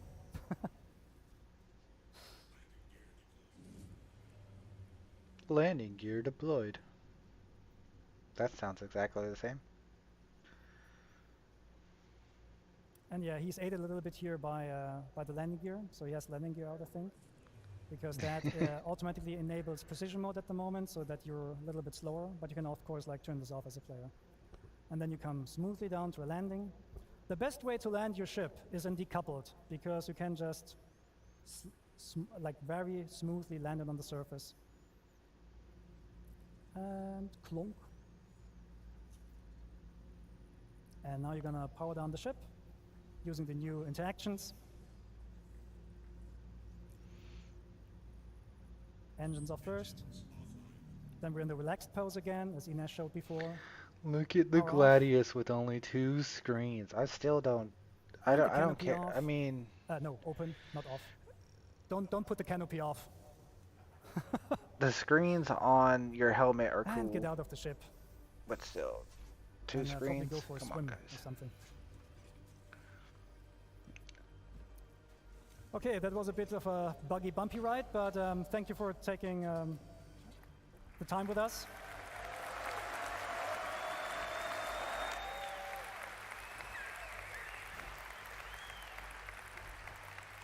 And we'll see you in the verse. Thank you. Cool beans, cool beans. I still think. Thank you so much, Yogi. Everybody, it's time for lunch. We'll be back around 2:45, so get yourself some food, get yourself some drinks, get yourself some snacks, stretch your legs, and and then be back in Hall A when we come back, because from this point forward, you're not going to want to be anywhere else. We'll see you at 2:45, everybody. Take care. That was... What do they got planned for the second half of the day? Because that was probably almost the highlight. But to be honest, okay, guys. So let's talk, right? Here, let me turn on Discord for that. Okay. Now, since the flight ready or the flight thing was just the last thing, we could talk mostly about that because it's fresh. Now, my first thing I'm gonna say is they almost showed us completely nothing new. Nothing that we haven't heard of before. Right. All the master mode stuff that they just said is all things that we already knew and have seen through other things, through testing and whatnot. So but, let me ask you this question. Sure. If they didn't show it, what would they put in place of it? No. I think what they did is great because I mean the people who know most of the stuff like just the AI changes, the way Master Modes works with thrusting and your safe speed and the gimbal throwaway and the weapons being changed, all those things that they talked about and all those things they showed is great, and we like to see it. It's awesome. So I'm not mad about that. I'm just saying we knew most of that stuff, but the thing is we know most of that stuff because we're like thoroughly searching and looking for that stuff. I think generally this is more like now everyone sees it in full action. So there's that. The flight mechanics in atmosphere, cool stuff. They're still only showing us a Gladi, so all this is like very, very, very far in the future. Because I bet you for them, they probably have only worked with maybe 5 total ships total. And haven't, implemented all this for how many ships are in game? I don't even know, right? Like, off the top of my head, maybe 50 ships in game, maybe not that many, maybe, I don't know. But they've only done this probably testing on a Gladi. My thought process is they probably have only done it entirely only on the Gladi. Maybe a few other similar ships, at least the atmosphere flight. The space flight, they've probably done it with like maybe a handful, but the atmosphere flight is probably very minimal. But it's all good things, and I can't wait to see more. But yeah, so do you think like thoughts? the master mode settings is one of those things? Well, let's perfect it. Like they mentioned yesterday with the capital ships, right? If we get the template down for one, we can create many easier because we have it done this way. Do you believe that could be how they're approaching the master mode, perfected in for why they chose the Gladius, but now once they have it there, perfected, it will be able to implement on all the other ships? Yeah, well, yeah. That's the point. I mean, you figure it out, and then you apply it to other things. So, I mean, that's not a big deal or anything. It's just it's gonna be different. What else is left on the schedule? So what Chimera said is probably true. What Chimera said in chat is that they're probably going to announce Squadron 42 or Pyro or something after lunch. That'll be like the big thing. Maybe they'll give us a date on one of them, or maybe both of them, or something. So that's probably the big thing. I think that's going to be Destination Adventure. I think it's going to be Pyro or Squadron 42 things. So we went through character advancement, the first person stuff, and taking flight. After lunch, there's two things: living on the edge and destination adventure. So, living on the edge is living conditions and environments. Yeah. So it's basically going to be talking a lot about Pyro. So I'm basically wondering if, and Callie, you were there yesterday, if Techie hyped us up for nothing. Oh, there's I a mean, lot of what hype. There's a we've lot of seen hype. thus far. There's Don't get me wrong, the FPS stuff looks pretty good. I kind of like it, but I hope that wasn't the coup de grace for the day. no, because I mean, we're still coming up to the finale, like I said, and so they're gonna just they're not gonna not do something. You know what I mean? Like they're gonna. I say let's wait until the entire thing is over, and then we can say whether or not we were let down or. No. Yeah, I don't think so but I was asking that question to you, Callie, based on the events that they have left. Do you think the events they have left can top what we've seen with the FPS and what they've shown us about the flight master modes and everything? So I wasn't really paying attention on the master mode stuff because I was giving my mom lunch. What's up, guys? It's gonna get better. What's up, Commander? It's gonna get better because it's like I said, they always save the better stuff for the end. Right. And like I said, it was all I like pretty the stuff. shit. It was all pretty stuff. It was they're gonna release something else. They're gonna make announcements. They're gonna make promises. So there's all that. Where's my sandworm? I think we should talk more about what just happened and what are people like. What I like to do is I'm positive. So I'm a positive person. I like what we're seeing. I do too. Not going, well, they should have done this. Because you could do that all day, no matter who you are.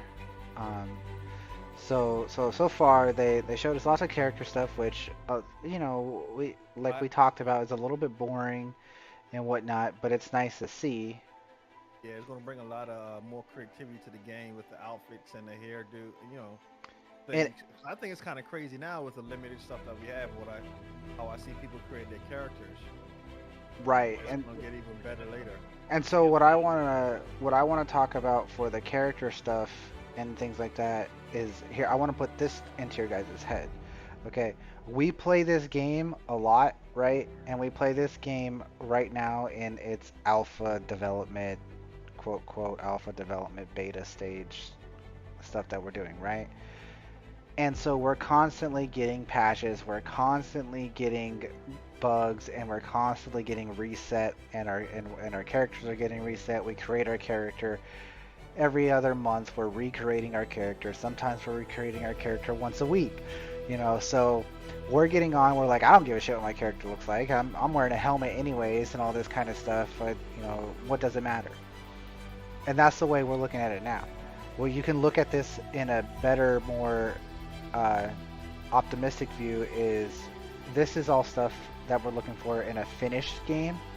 So when you do finish, when the game is finished and we are released, you're going to have this amazing, great character design and character customizations that you're going to actually want to put in 2 hours of time to make the perfect looking character.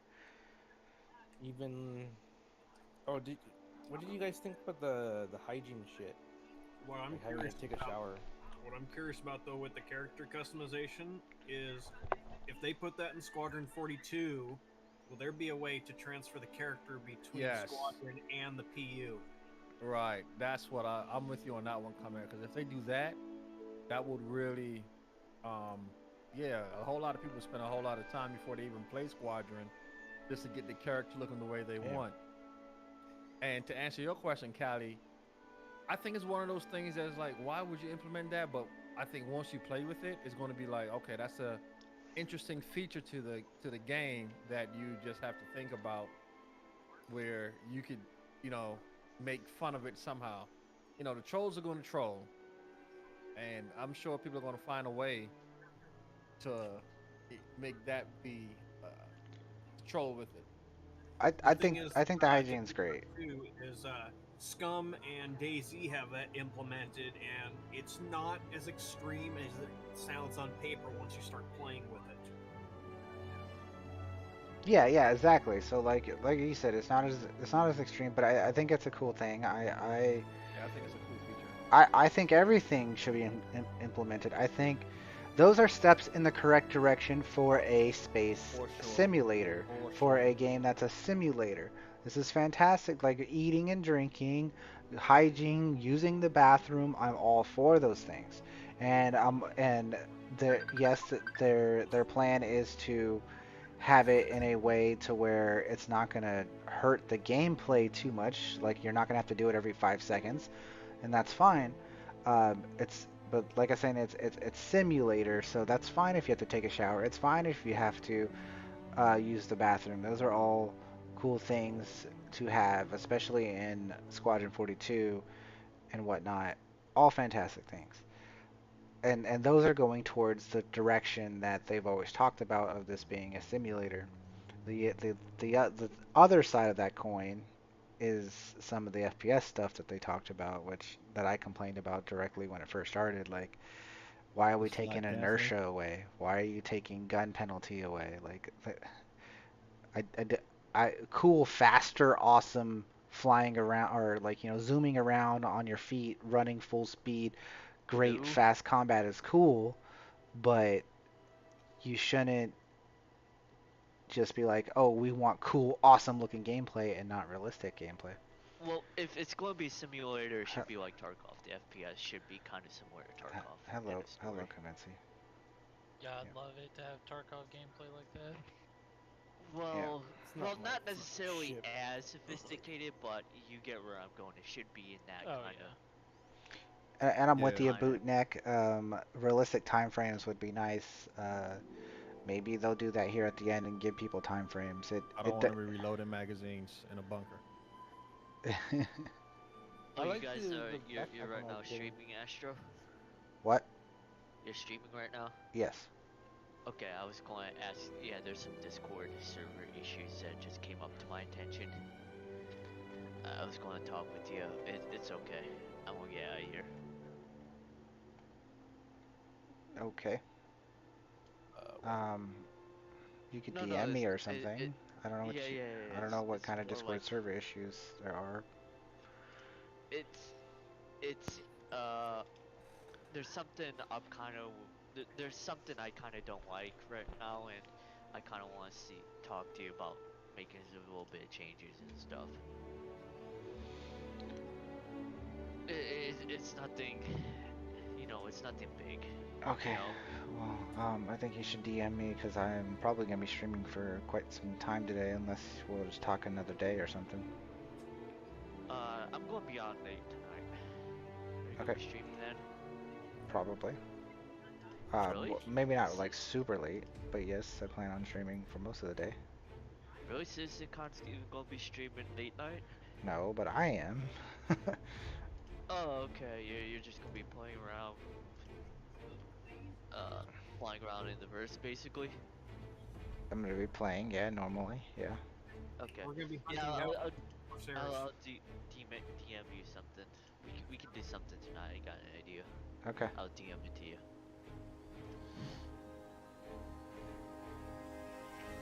Alright, I'm getting out of here. Catch you guys later. Okay.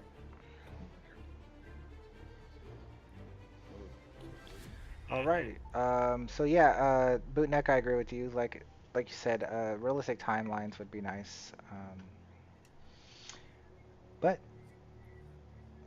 they're just showing us more stuff, keeping us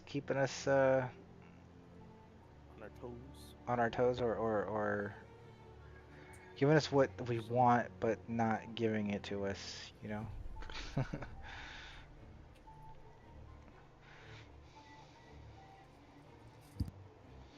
And I have nothing to compare this to because I haven't had a previous CitizenCon, so. Y'all notice the Legionnaire being shown to us and shit? As like one of the next ships to. In the Squad 42 ship thing yesterday? Yeah, it was in the background on the preview thing too. They said all those ships would be out before the end Within of a the year. Yeah, within a year. The Legionnaire is gonna be a fun one to play with. Yeah, I was wondering, like, the fuck is it? It's a boarding ship, right? Yeah, it's got a docking collar under the nose of it. So basically, for easiest example, you'd come in on the top of the reclaimer on that docking port, stab the boarding tube through it, and just start dropping troops right into the reclaimer. Oh, that The sounds Hammerhead or the 890 or.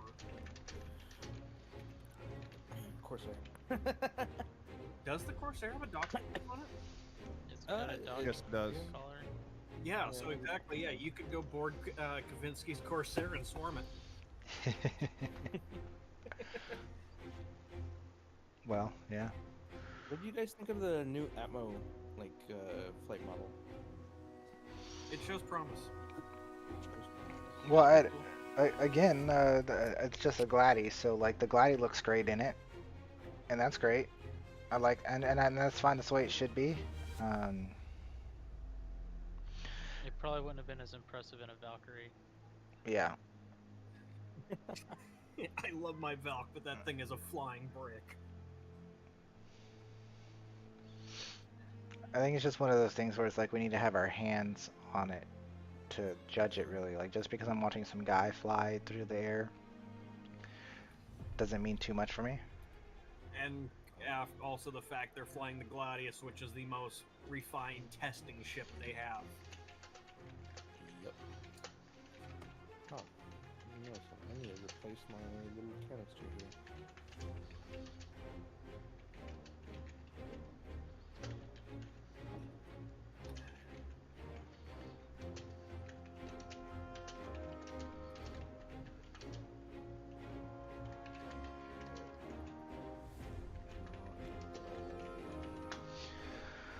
So cool beans to start that off. Man, we're already 5.5 hours to the stream, guys. Jesus, I can feel it too, you know. Body starting to wear down on you. Old man. Yeah. Thank you everybody for being in chat and hanging out with us so far for the first half of CitizenCon.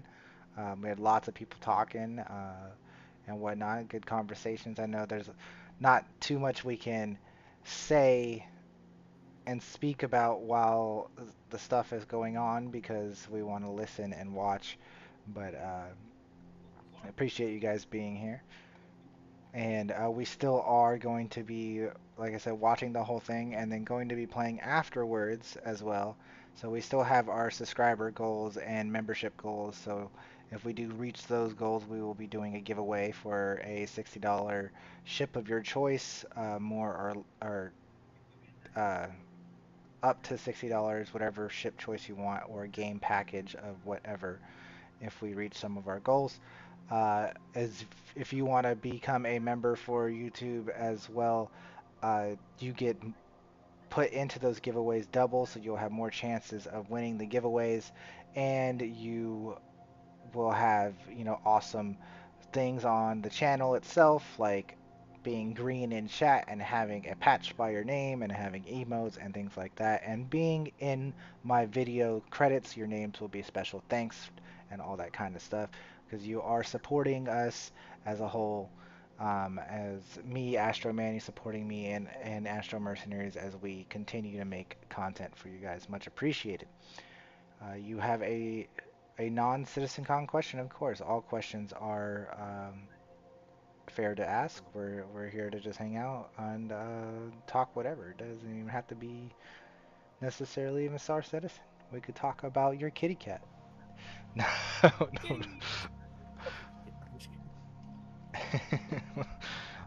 But I'm actually going to, I'm still going to be here so you can ask the question. I can see chat and stuff, but I'm going to run around and resupply myself with drinks and food and whatnot.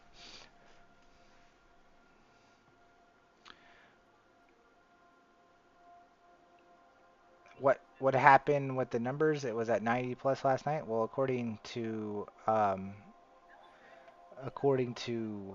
YouTube,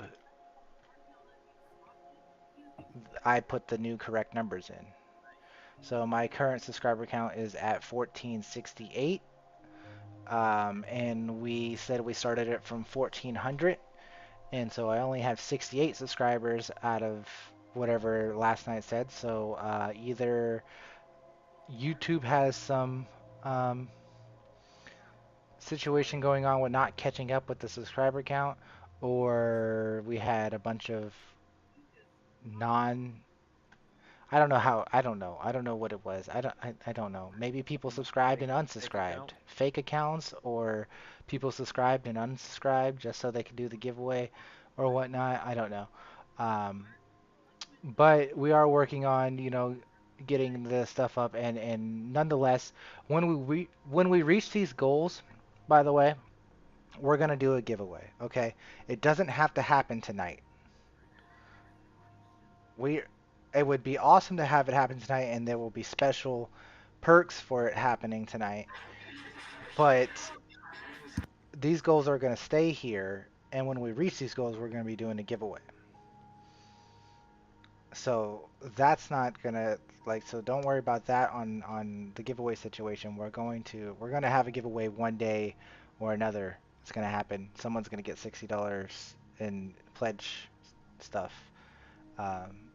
It's just we're pushing it now because of CitizenCon.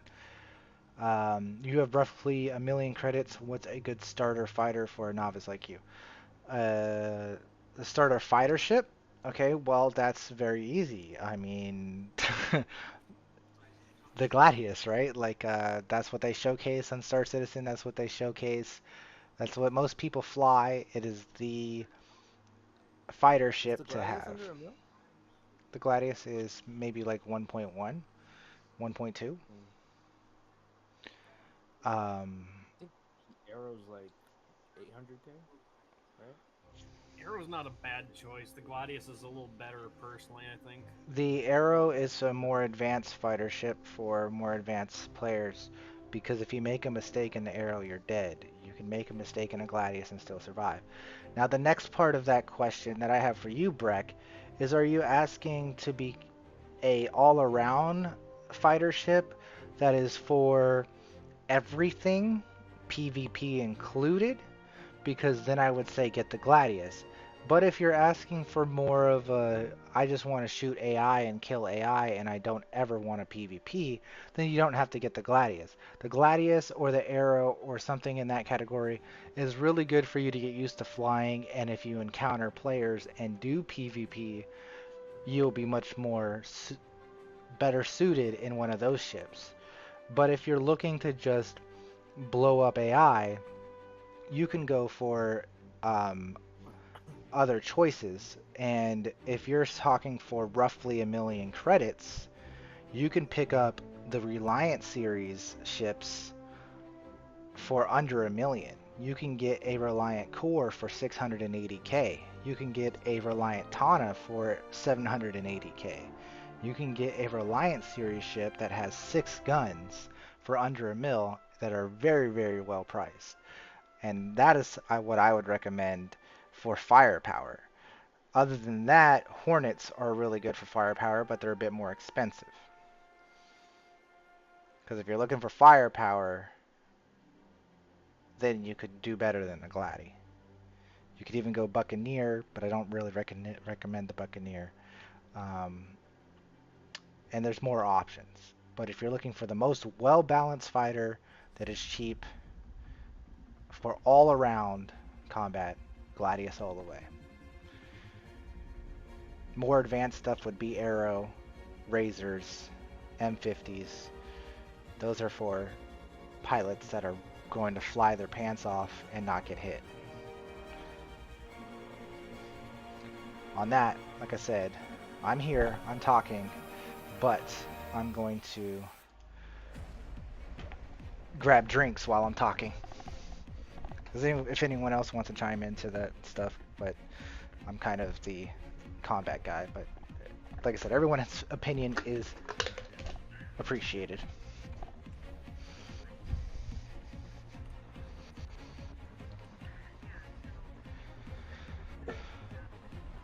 So guys, what haven't we talked about? We talked about The flight bot. Oh, we could talk about quantum. Okay. So we have to like fight to keep it in quantum when we first started off? Yes, until you get up to cruise speed, you have to. It's not really fighting, more or less guiding. It's going to be a lot like what they're saying the jump drives are supposed to be, where you have to pilot through the jump. Also, the effects look way better. Yeah. Yeah, and so they did mention very briefly that the components are going to matter, right? So if you buy a better quantum drive, you probably won't have to do anything for the most part. If you buy a cheap quantum drive or an efficient quantum drive or something that's maybe really, really fast, so that's going to be probably the big thing. So like if you're going to get something that spools up the max speed or accelerates the max speed really quickly so you get places really fast, you're probably going to have to hardcore pay attention and pilot your ship to stay in your in quantum tunnel. But if you're doing something that accelerates much slower and maybe is more fuel efficient or something, then you probably have to fight less. That makes sense. That would be great, actually. So so for example, we could just talk about, like if you're in the XL1, you're going to have to put your hands on your sticks or whatever you're flying with and hold on until you get the max speed. Once you get the max speed, you're good. But if you're flying something easier, you can just sit back and relax.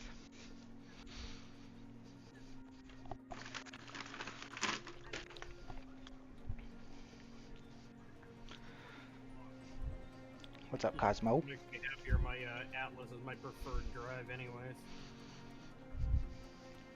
What do you think of the new loot menu? Oh man, that thing looks great. And the biggest reason I say that is because it looks easier to swap weapons now. Like if you have two guns on, you want to change one out. It looks too arcadey. It does look a little arcadey. Yeah, but it also looks simple. Everything is in different places. These type of things are in this type area. These type of things are over here. These type of things are over here. Pelon Instead of just one. Pelon Tan is asking, what about the Vanguard series? What is your question about the Vanguard series? Oh, for Breck, what about the Vanguard series? The Vanguard series is a bit more expensive. Those are heavy fighters. I do recommend Vanguards all the way, but the cheapest Vanguard is 2.1 million. So that's a bit more expensive, and that's a heavy fighter, like I said. Vanguards are great, but more expensive.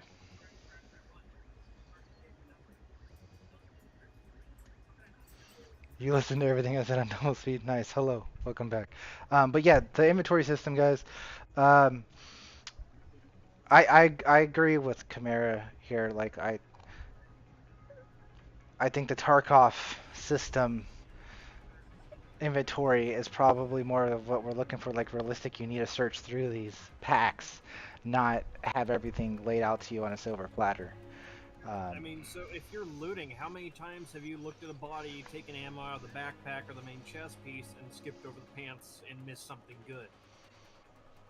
That's your fault. If you don't loot everything, then you missed it. That's your fault, yeah. But sometimes you'll open the pants pocket and find something cool in there that's hard to find. Well, what I liked about it was it's always a pain in the butt trying to swap guns or take weapons, or like if you already got a gun in your back, okay, I want to drop this off. Or sometimes having to go out of the whatever it is you're looting to sort stuff on yourself and then go back into it. To me, that's time inefficient time wise. That's what I like. That even if you got to search, but once you search and everything is displayed to you, to make changes seems so much easier and simpler now than before. Okay, I agree with that. Yeah, you're right, and it should be like that on our bodies. I would say almost, not necessarily on the enemy bodies. But there's lots of UI shit that they could fix in the game that just make it smoother. It's not always the way the system is that gives us the issue currently. It's more just the way the game just doesn't work right. Okay.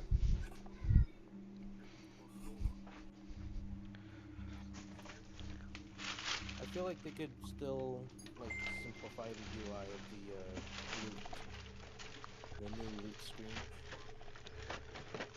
Too many lines. I also feel like they didn't give us enough information on that loot, the new inventory thing. You think so? Like they it was like very minimal, like very they went over it really fast. And it really wasn't on screen that much, and they didn't play with it, you know? They kind of just said like, look at this, look what I did, okay, next. They didn't go over every single little detail of it and kind of like played with it. Yes, I caught that too. Primarily because, so right now, if you down an AI and you go to loot his body, you see the weapons he's carrying, his armor, his if he has any meds on him and his magazine. Before you search into it, in the example or the play demo that they did, when the guy looted the body, you saw the same thing. It just looked different. What it didn't show is how do you search the pockets or the armor less than chest and legs that Chimera mentioned. They didn't show that. He just looted a med pen real quick and used it on himself. And the UI did look different. His weapons, the user's weapons were on display, along with the weapons that that a down person had, where it looked like it could swap easily. Okay, I'm gonna drop this gun and take his, whatever it is he had. But it didn't demonstrate what it would be to search or go into a down person's. Yeah.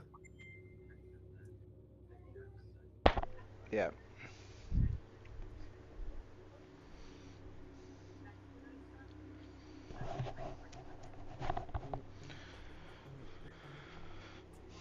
All right, got my 30K salvage missions now. I'm off to go do mine. I thought they nerfed those. I don't know. They I took guess you'll away find out first. all the cargo, but I mean, it's still there. Oh, I got a C2 and an A2, 30K.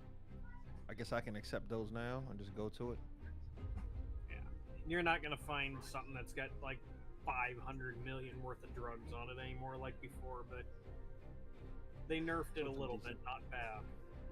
Do you have a certain time to get there? Or you have a certain time to get out of there once you get there? If you look at it, or if you look at Discord, guys, our good buddy here, Peelantan, I apologize if I don't say your name right. I know you've been in the Discord for a little while now, and I appreciate what you've done, but it's, I guess it's way back now since Callie and Sniper and everyone had some crazy. You guys were just chatting the whole time and searching. You guys are fine. I gotta find what Peelan had said a while ago. I gotta find it.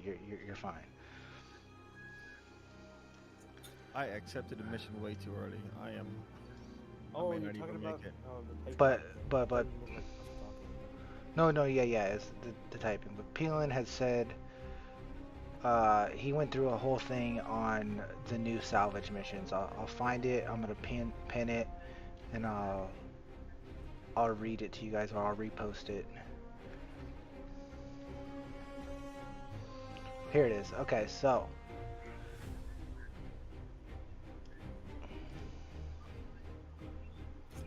he said, is the new he worked on it a lot. He did a lot of testing. He says, is it nerfed? Is it nerfed? Yes. Is it still worth doing? That's for everyone to decide themselves. He says he thinks they made it a bit more balanced. So you're not going to make millions off of Palon? Palon time? Yeah, he says, so you're not going to make millions off of just one. But if you do multiple runs, you can make good money. So Um, he said he did a 30K mission and two 50Ks, which are the legal ones, I believe. Then one more 30K. Yeah, 50K is the legal, 30K is the risky. Yeah. I just chose a risky one. I don't think I'm gonna make it to it in time though. I didn't know there was a time You on have it. I think it's a 30-minute timer on the riskies, and Yeah, I accepted it while I was in show up quantum back. at any point in that timer as well as at the end of it. What's that? I said the security can show up on that at any point between like the 10-minute and the end of that timer mark. Oh, okay. So the 30 is the estimate time. I mean, you can push it out 5 minutes and sometimes get away with it, or you can be there in a ship, a 10-minute remaining mark, and they'll show up. So what happens if I abandon it? Because I don't think I'm gonna make it. There's no penalty for abandoning them. I just lose the money. So let's see. Jump to present now, and I should be able to do this. Did that work? Nope. That didn't work. Ignore what I posted.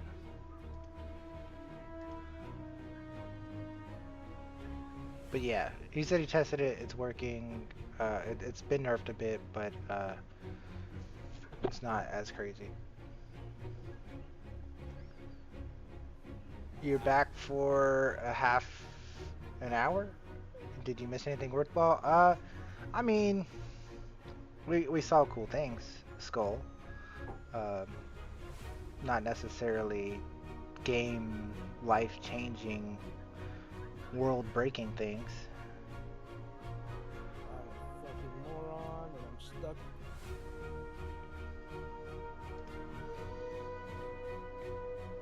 So you're on the game, gonna be doing the salvage missions, and you're not gonna just let me tag along with you? Who, me? Well, first off, you already did it. You didn't even let me tag along with you. You're in menus, but I'm not at my salvage claim yet. If you want to jump in, man.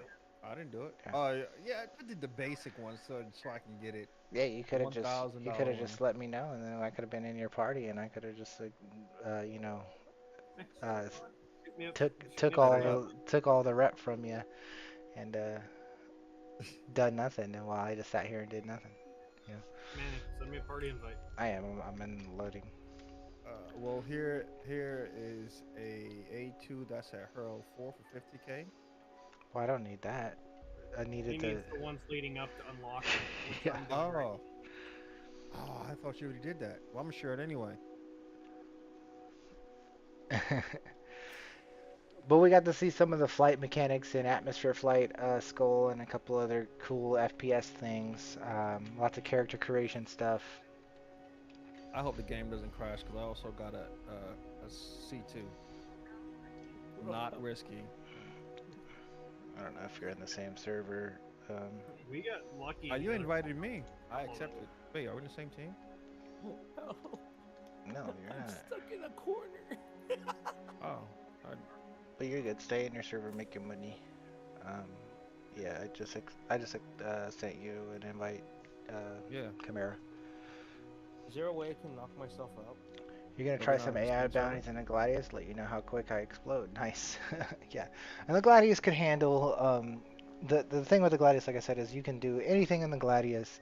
It might take a little bit longer to do things in the Gladius, AI wise, than running in a Hornet or a Reliant, just because you have 3 guns instead of 6 guns.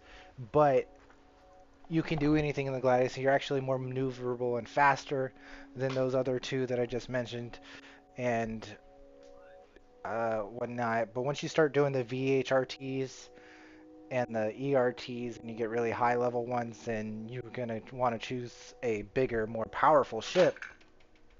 But for those lower level ones, definitely the Gladius Plus. You'll better your skills by using a small, nimble light fighter.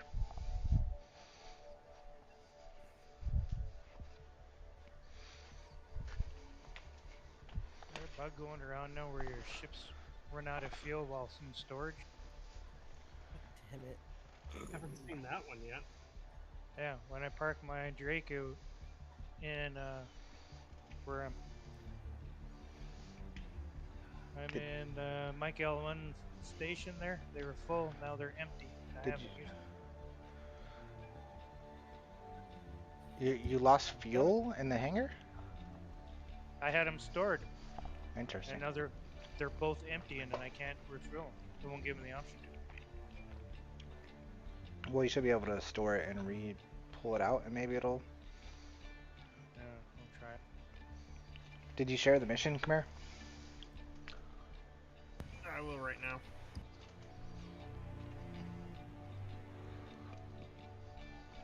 I also have a cursor or a crosshair. Blue circle. That's new. We did two ship runs today. The first one netted you 3.7 million. The second one netted you 600K. So there you go. Didn't do too much today, but at least it appears they fixed the FPS slowdown in the Corsair cockpit when the MFDs are on. Huh? You're still flying that Corsair, huh? Oh shit, oh shit, oh shit, oh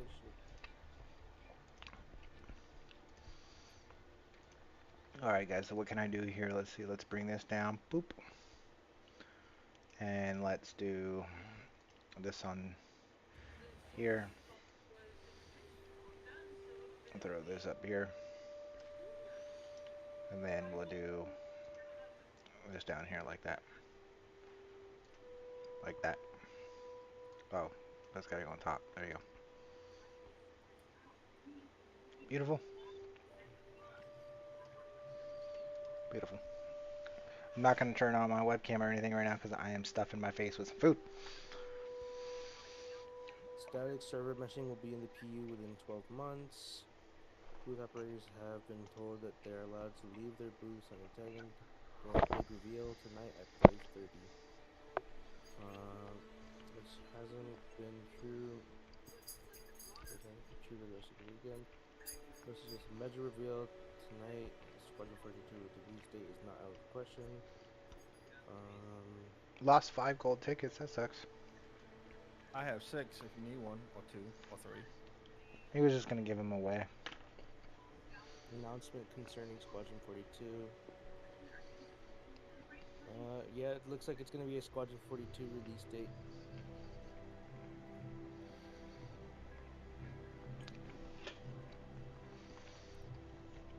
Announcement today? Yeah, like once they come back from lunch. Yeah, yeah. Night vision is on the list. We have deployable shield that you can deploy and move. Armor, heavy, light armor, blah blah blah blah blah blah blah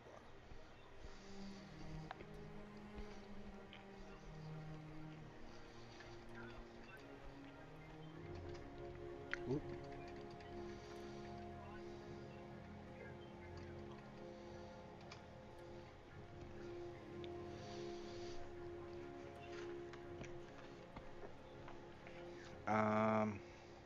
Hold on a sec.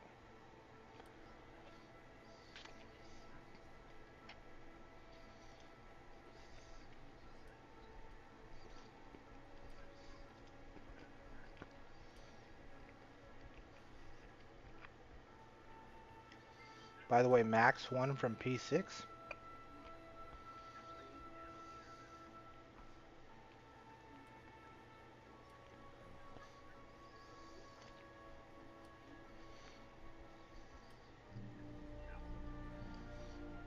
Was that the fight or flight?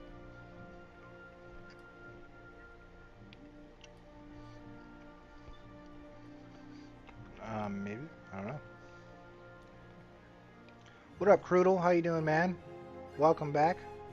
Hopefully you're having a wonderful day, wonderful night, and all that stuff, depending on where you're from. Glad to have you here. We're here hanging out in intermission time.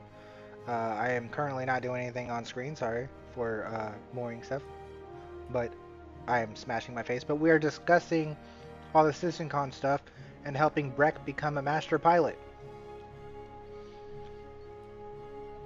And talking to everyone else about making money salvaging.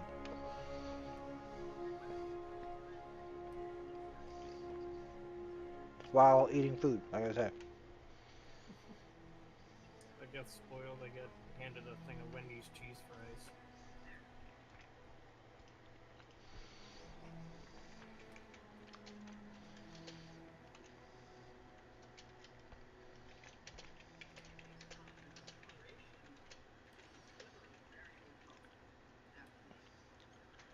Oh my gosh, I'm not getting a landing bay.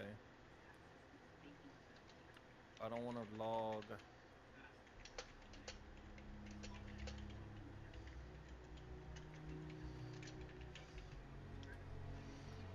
I don't feel like claiming my M2 either. This just sucks.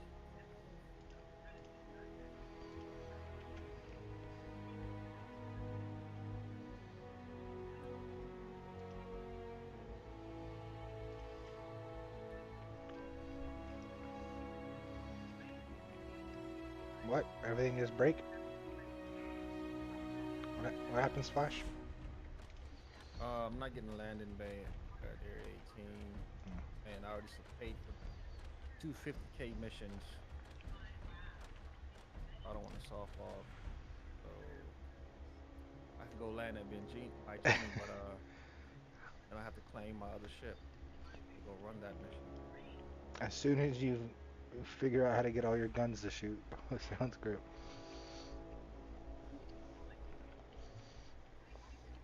This is fucking bullshit.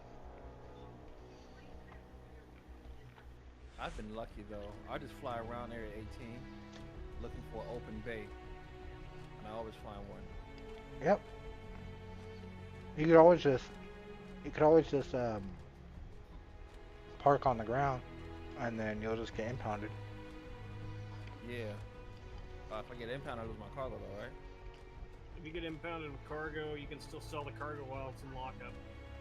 Ooh. You just can't claim your ship back out until the timer runs out or you pay the fee.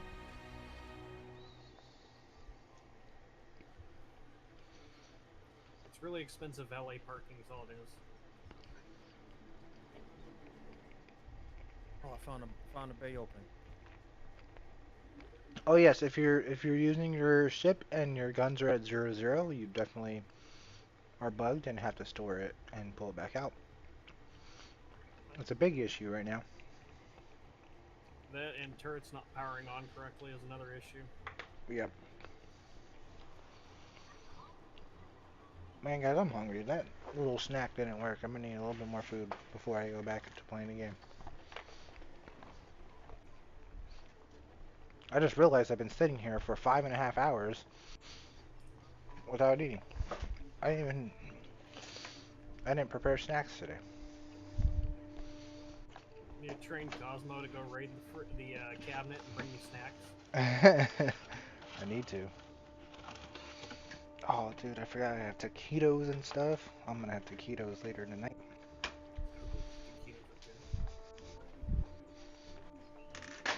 Pop open the Celsius.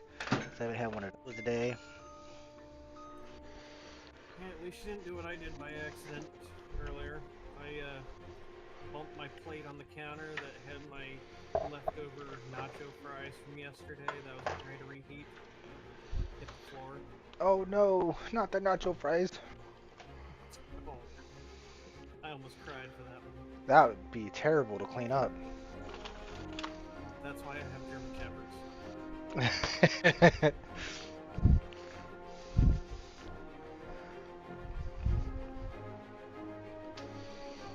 Coffee time. There you go. That's a good idea. I'm gonna do an energy drink though.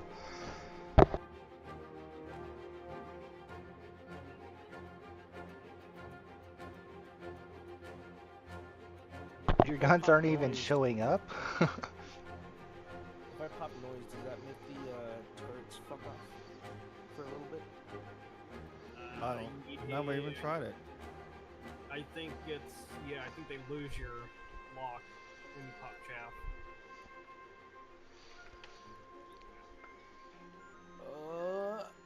It telling me Wing Zero Type is telling people to put cannons on their lightnings. I oughta go beat him up. I love that guy. Why is he telling people to put cannons on their lightnings?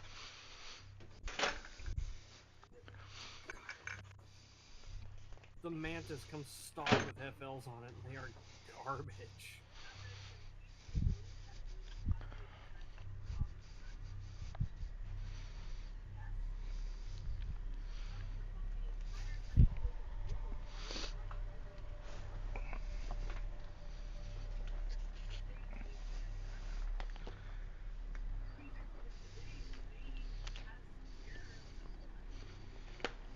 Well,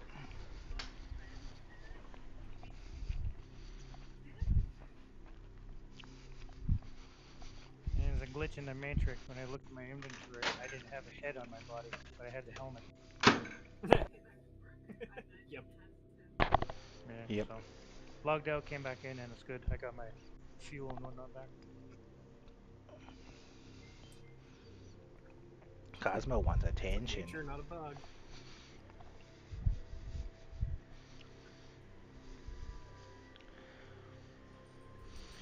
Yeah, the DPS is very high with your laser cannons. I agree. I agree, Skull.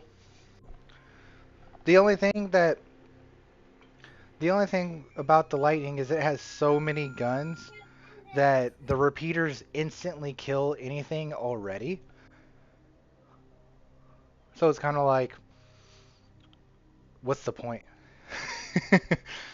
So the cannons, I could see using cannons if you're gonna go try to kill an Idris, or if you're gonna go try to kill hammerheads. But the repeaters on the lightning basically kill everything up to even Connie's and Corsairs almost instantly.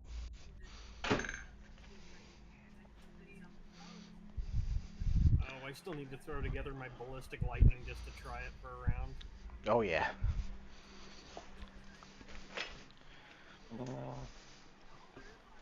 One big hurt out of the ballistics and it's done. But mission.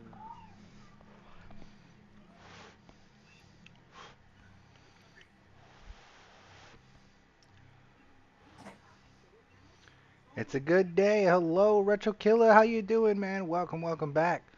Hopefully you're having a wonderful day.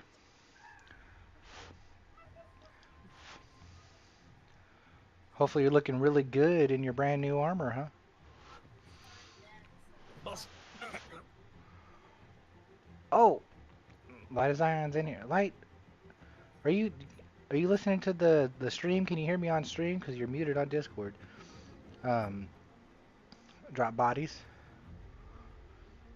And we'll catch him the next time he says something. He's probably off, messing with something.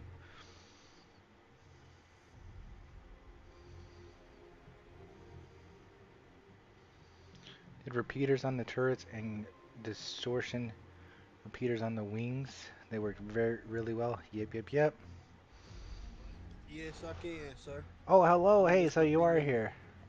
yeah, I'm listening to you in the stream. Hey, I sent you a DM on Discord.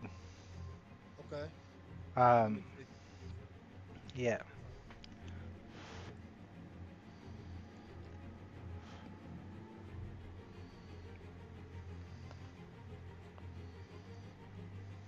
Okay. I get that information to you, bro. Hey, Okay. With a sniper rifle, how do you stop it from moving? Control your breathing. Yep. Shift.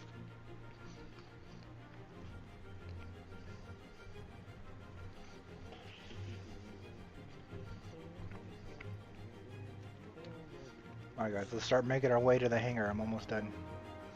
Almost done. Stuff in my face.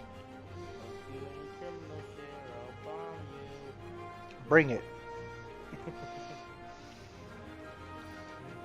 I always get danger at those long drops. Dude, I had to relog and lose this mission, and I had to like Mission Impossible grab my spirit from the parking, from like where it is in front of the fucking bunker that has like 6 turrets on it for some reason. And I had to bail out of there. That's why I asked about the noise, because Jesus fuck, there's so many turrets there. How many turrets where? Security post Rashad. Daymar. Oh yeah, it's got 6 turrets on that bunker. Really? Yeah, 4 external and then 2 building mounted turrets. Because it used to be one of the bunkers that had a database terminal in it before they moved everything to SBK. Oh, interesting. I'm still waiting for him to give us a laser designator for bombs so we can target.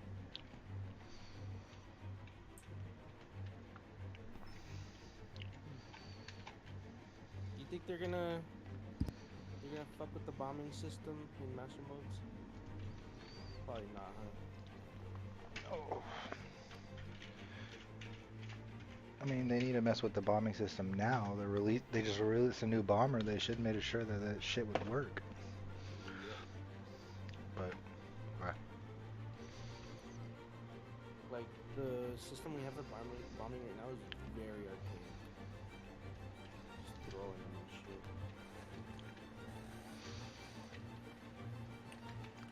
my ship is still here.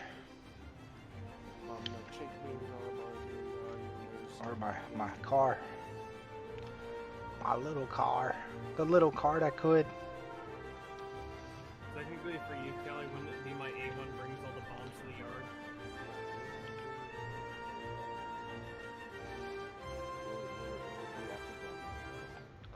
Bro, tell me why this YouTube volume on their music gets way too high. Or sorry, it's Twitch, not YouTube, but their it gets out of control. Oh no, Scoob, the jig is up.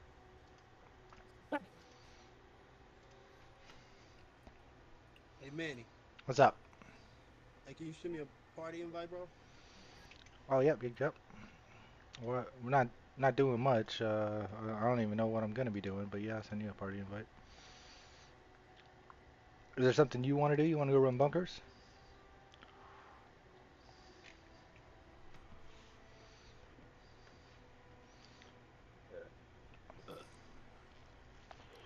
Some jag-off parked their shit right here and couldn't fucking move it. They did not show us any form of night vision, Skull. They did not.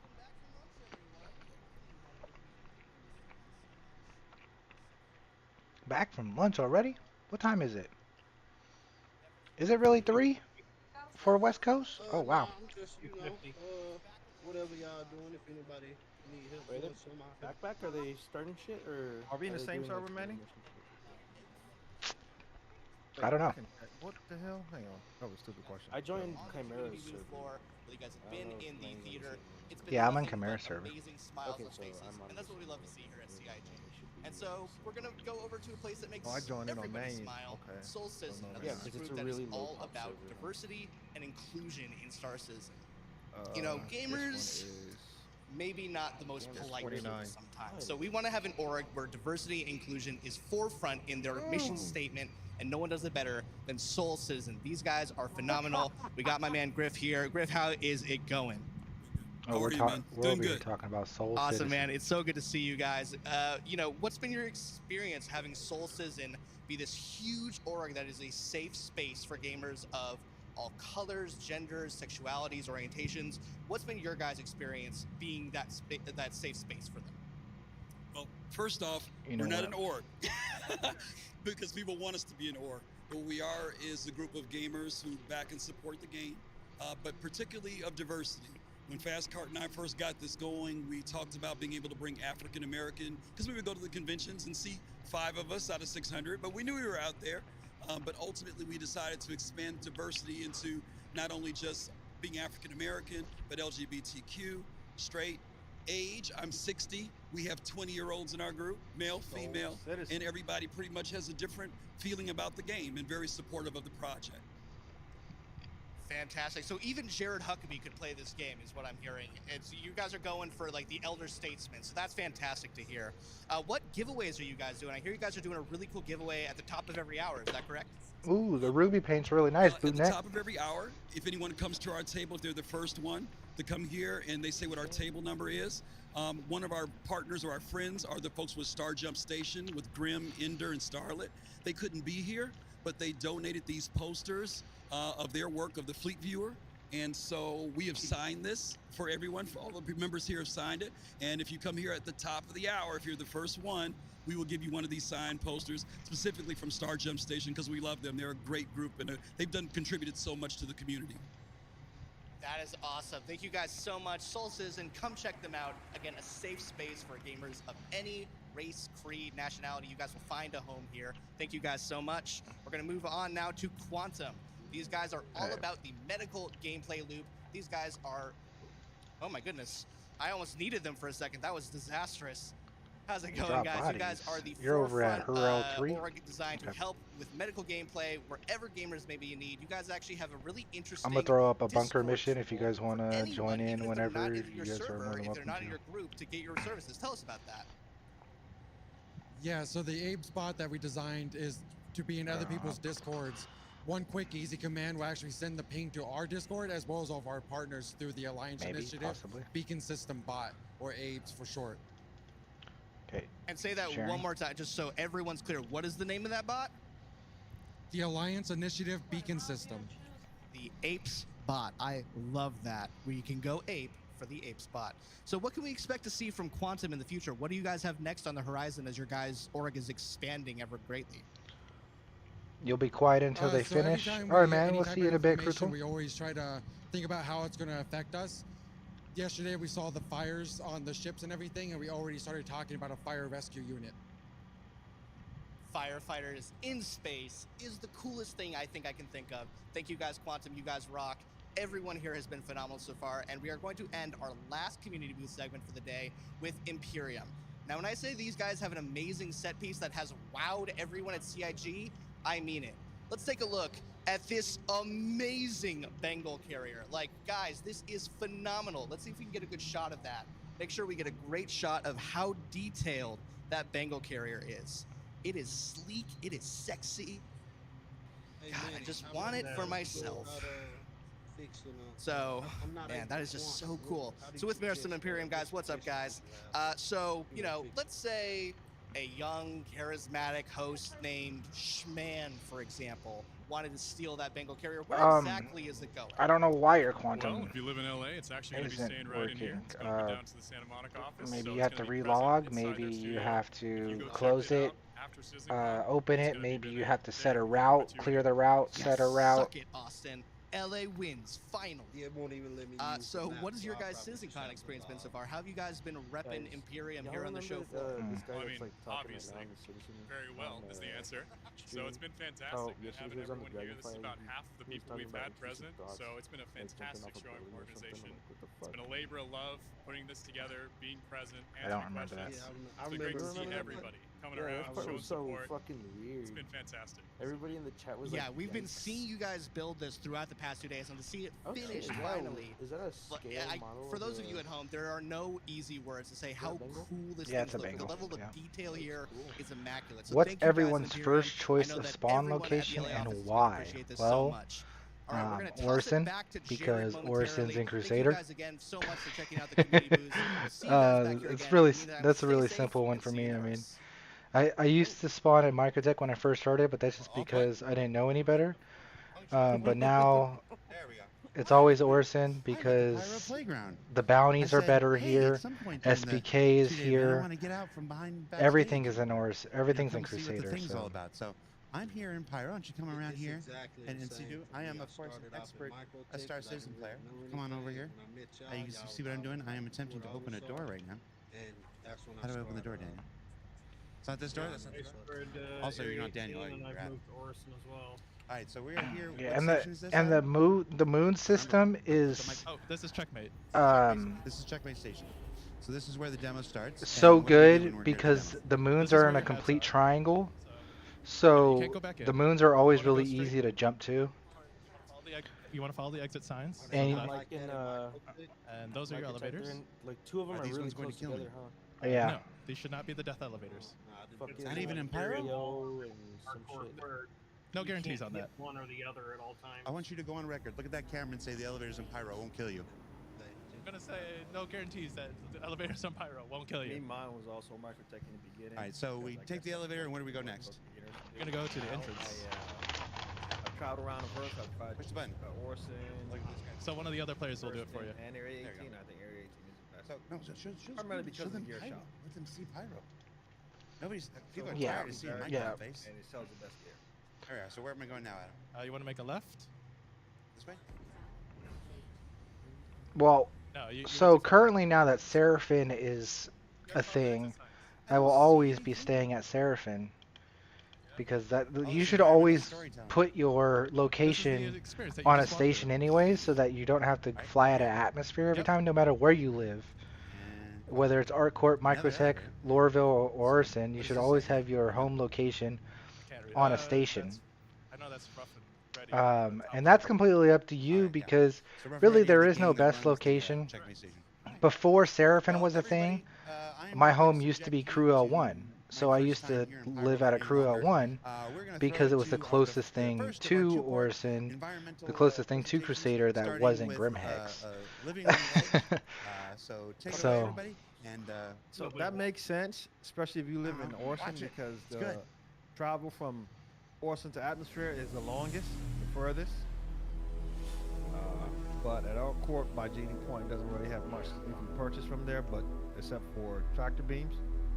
So if you need to buy stuff, if you die or you don't have anything, you need to go buy it, or guns, or you won't be able to buy it from there. Yeah. Area 18, I think, has the lowest atmospheric ceiling to get out into travel space. I will give you an introduction to the but it's not that to our bad to run locations back when and it comes forth. to the design, a high level. That's a good overview point. of the That's a good design, point. of our locations. My Those counterpoint are to the that is you still have to processes take a of our train workflow all the way and the goals that we aim to to Hangar. achieve. So So, the time it um, takes to get from the break down our hospital or process a the bit. This is one of the apartments. If you die to It starts out with the pre-production phase, yeah, an but ideation phase. with that, it is still theory, between everything starts out in the Microtech, mind. We bring it down to paper, sketch, ArtCorp, write, and Hurston. formulate a plan based on our Area overall 18 design goals. is the fastest. And then it moves on to the blocking include, stage. You might have heard of this, like Orson. the white box and Area gray box 18 phase. is the fastest. This You still have to essentially run back to contains Orson, though, to all of follow the Flamer gameplay now. that you would see spawn in the final product. And then trying to fly that Basically, thing out of the way it's the meant to be largest played, atmosphere. and we test this with the out with a lot of slowest, heaviest ship. iteration. Oh, it is brutal. And, I did it yeah, for a lot of testing. our breach and And clear it's night, basically and it the took white me box is 8 not in the minutes, I think, stage to where get it's out of that presentable, mode. but that comes now. So on the right, as you see, the Thing only food does court that 64 Adam is going to be showing out you of that later. mode, from Yeah, Orson. this is the final product, VFX, lighting, everybody had their pass on this. And level design or other designers still maintains the space and makes sure that the systems that get created are being retroactively implemented. Did you really All right, just bomb the gun? so one key aspect You of really game just development in bombed the general gun. is the balance of course you narrative, visuals, and gameplay. So all these interplay, they interconnect, and it's the foundation that runs through all game environments. Oh, what the fuck? So it's important to communicate context. And here in this draw over, you see that Seraphim is narratively, we see sort of a dangerous environment, the spiky shapes. Seraphim is here, basically PO, but it has a medical are bed. It sort of has the threatening. We see same defensive shops as PO structures. We did. can expect some enemy NPCs here, And no but it's also an old pads to get village. rammed. Maybe there's some exploration, there's some some, loot to be but- found. Yeah, but not every And single then one like what's before. also important is communicating end of goals. So 319.1, goals can that be the seemed to be pathways that you take, everybody's MO was the pad ramp. gateways that bring you from one step to another, and so Oh, on. yeah, it got bad. I despised going to PO for a while. Okay, since we're a sandbox game, accommodating playstyles is pretty important. So playstyles meaning going guns and blazing, shooting Anybody at want everything and some everybody, free salvage? going more of a stealthy infiltration I have an pathway interesting. if you wanted I have an to, interesting but also all bug the social aspects that you know from going on right now. Sandbox. The security guard And to do thing won't this, go away. we establish. There's some corundum here. So one of the core design Oxytocin. philosophies is granting the player the freedom of Those are choice medical to do crises. what they want to do at any point throughout their experience. Like And we do this by establishing or defining multiple pathways of. The bounties are that we much call better primary, secondary, and tertiary at bounties. Crusader So the first one is pretty because straightforward. you In don't a have to social do setting, atmosphere fights. You have the goal right in front of you, and Since you don't have bounties single on goals, Crusader, such you as don't here, ever you have to have go into a deep in a atmosphere. combat setting, this is very exposed, So it's faster. So it's dangerous to traverse this. It's the route. same thing at Area Where 18 it gets and more complex is in when you ArtCorp have, area. such as with You this don't outpost ever where have you a have bounty multiple goals, on that ArtCorp. can be equally important to the player at So any given it's the point. same thing there. You This is never where you have need an to atmosphere flight battle. have a bit So more, those are really good too. design put into But it. If, Area for 18 example, and the ArtCorp landmarks doesn't that serve have as the orientation group points, bounties like so to Crusader does. help you So that's what orient makes yourself Crusader the wherever best. you are in this location. Can And you invite leading me, you Manny? to these locations by Yep. utilizing shape language and composition. Oh wait, they're on the stage. What The are they second talking about? path is these are secondary pathways, so these are alternative routes. Yeah. And these are options that are offered to you as you traverse the area on the primary path, for example. And so Where you you may at, know this buddy? as a tourist when you go to Your a name's new Chris on city game, and you man, look isn't around it? the corner and you see Yep. an alleyway that Cheating. sort of looks nice and it evokes your curiosity not and you want to have you? investigate. In a combat setting, Yeah. these are I covered could've sworn I have approaches you on my or friends list. opportunities for you to flank the enemy to get to your goal, which could be this building. On that Rusium, sketch. 10 is the yeah. highest. Versus more open spaces Stop where you flashing. have Oh, well, you're China Bean, right? in a combat setting, in open 147 spaces, you neon. tend to be a Oh, bit that's more right. stationary Okay. because Widow. of, want to feel more secure 10 unless you're in Agrusium. a vehicle. Thank you. The third path is Oh man, there's tertiary somebody else on the pathing. server with So me. these are Could do more without hidden the yellow infiltration asteroids. routes, especially Yeah. discoverable throughout the Hey, you guys can come to my rundown position if stations you that want some Anna will be free cargo. presenting later on. Where do you sell And these are mostly Agrusium Neon discoverable to Widow? the You intent have of to go eye. to one of You those can explore planetary these, find loot, or different spots, routes or- to Yeah, the salvage traverse debuffs. through the station. Environment interactivity. You might have seen this in a previous presentation. Appreciate it, Chris. Well, I think I'm just it's going to very hang around important and to ground the do player this to their bunker and environment, watch CitizenCon. offering them ways of interaction, being able to change the state of rooms, to toy with the AI, or just simply being able to unblock your Just stripping pathway. a Connie to try and unlock the 50. What gets a bit more complex is when you talk about resource network systems, such as in day one Nice. when Torsten mentioned that we're planning to implement this as well in locations. And this will allow the player to engage with their environment in different ways. They will be able to power up or down entities such as turrets, gates, and doors, and also alter life support systems. And also this ties into security systems. So being able to power up or down certain sections of a security system. And security systems in turn will be dependent on security tokens I don't that have you to shoot will be the able to ship grab doors from open, right? other NPCs No. in your environment to then gain access to other terminals. Yeah, those security asteroids can be terminals or brutal, Skull. Reputation is a big topic for us, especially with Pyro. So reputation, what does it mean? It means that it's basically your standing, your relationship with factions, and factions are the UEE in Stanton, or the outlaw gangs, especially now in Pyro. And this will define your play style within this environment. So it will define how you experience the location that you're in a more social context or in a more combative context. So we talk about reputation gates as well, especially in the later presentations. So in the case of the food court, in the rundown station, we have multiple floors.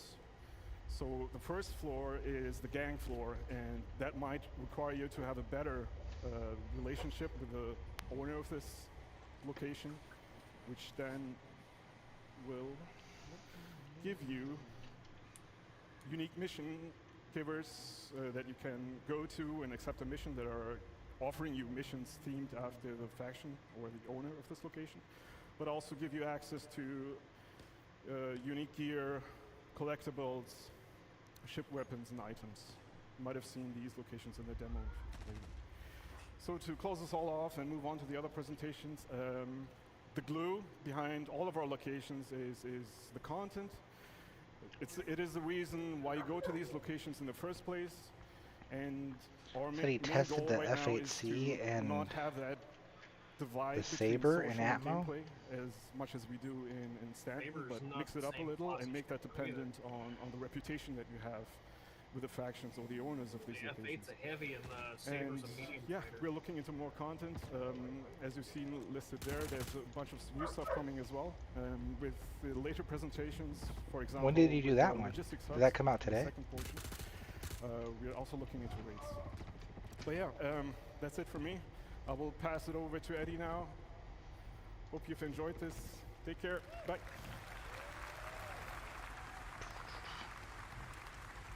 Hi, everybody. So, I'm Eddie. I'm an assistant art director on Star Citizen for locations. Oh, he just made it before we 7 start, minutes I'd like to ago, mention the that all the Fury footage versus we're about Lightning to and see comes from Atmo our Kings. current stable builds. I see. So, all of that beautiful tech, all of those features that we've seen in the last 2 days is coming from our tech development builds. Now, all those features are going to make Dang, their he's way out here to you, pumping out of course, videos while eventually. CitizenCon's on? What a But here's the reason madman. you're not going to see some of them in the build. Sound like somebody I To get know. ahead of the comments a little bit there. Well, I'm live streaming. So with that said, what am I going to be talking about? Well, I'm really excited I ain't got no time to edit. that the hard work that the Sandbox One team have been doing to expand. I don't even know if and there'll be a revamp video those tomorrow locations. because of how much I'm gonna editing start by I going would have over to how do we've to make expanded something. the library and what that means we can now We'll achieve see. with the new locations. The live And then streams how are we going achieve that good, so we're variety just going to keep from live the streaming at the library moment. by categorizing our locations into both archetypes and themes, and what that means Ooh. for you as a player. So, I don't know if you remember this, but at CitizenCon in 2021, we showed this new style of outpost. Oh for the no, the first Atmo's time. not going to help that Now, Saber at at this all. point we had our art style locked in. We'd worked on our library of content to the point where we could make smaller locations like this. But yeah, one, he does love but his with a Saber. limited amount of variety between each one. And this is what that library of modules looked like at that point. We'd established our main building modules as well as some of our larger buildings and a number of smaller secondary and dressing and standalone modules. But each outpost couldn't be too large without there being some obvious repetition between the modules used. So let's have a look at that library today. So, in order to achieve that greater visual and design delta between each outpost and have them not feel like exact clones of one another, we've massively expanded our module library in terms of breadth and depth. And what I mean that, we go broad by making more modules with different purposes, and we go deep by creating multiple thematic overlays for each of those Teeny, modules as really teeny bit. I'll go into what that means a little bit in a minute. But the challenge of a sandbox location like this, as you can see, it's not about building a single unique location. That can be quite straightforward, to be fair. It's about giving our artists and designers the building blocks, the affordance to build multiple locations that all feel somewhat different, even if they do share that same basic DNA. So it's about creating both the ingredients at the same time as the recipes, and making sure all of those flavors work in harmony with one another for both visuals and gameplay. So every individual part has to take into consideration all of those design philosophies. So every single module has to take into consideration those design philosophies that Khan mentioned. Oh, we shit. also have to make sure that they work with those same principles when an artist or a designer combines them into any one of a number of different layouts. So the more ingredients we have to work with, the more recipes we can create. But with that Yes. complexity comes the challenge of For keeping the, everything the harmonious. Yes. Okay. So I'm gonna go menu. we like to think we've done a pretty Okay. good job with that. But that's me. just lost Using all this my expanded gear and library, we've been glitched able the to wall. increase the individual location size I hit because there's less of invisible that asteroid obvious with vulture. repetition between buildings Nice. within any single location. Well, that's We can't not really nice, call but you some of know. these large locations outposts Yeah, it's a anymore. bit They of a- become What the hell is something going more on here? like settlements and imply a larger and more established community. Now, as a player, it will mean a lot more to explore and do at any single individual location, with a localized and personal feeling mission types that might see you moving around a single settlement to complete objectives, or doing short hop missions between clusters of settlements on a single planet. So you might head up to a ridge to repair some wind turbines. You could counter an outlaw attack from a neighboring outpost, or on the opposite side you might be stealing or destroying vehicles for the criminal gang that you're working for. But in the art department we always say show don't tell, so let's stop looking at slides and let's have a look at some of the locations in game. Tomato, tomato. Just gonna say it, I love the carrot. Wish it had a bigger hanger. Yep. Wish the hanger or the carrot had a bigger hanger myself. Still wouldn't use it over the 890, but then maybe it would maybe be thought about a little bit by me.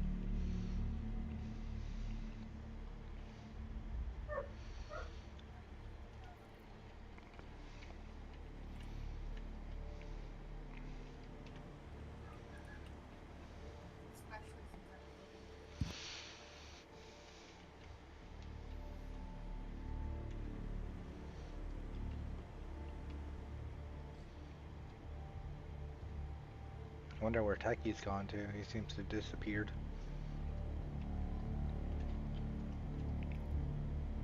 Maybe the kid had another accident. There's a lot of cargo here. Thank you. Lots of cargo.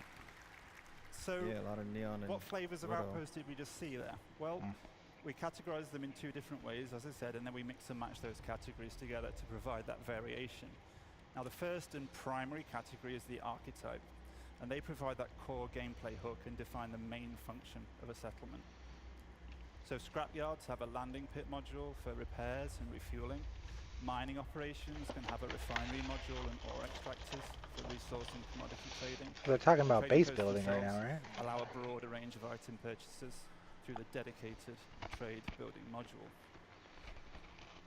And I mentioned earlier some more like general mission types that you might find that would be agnostic of archetype.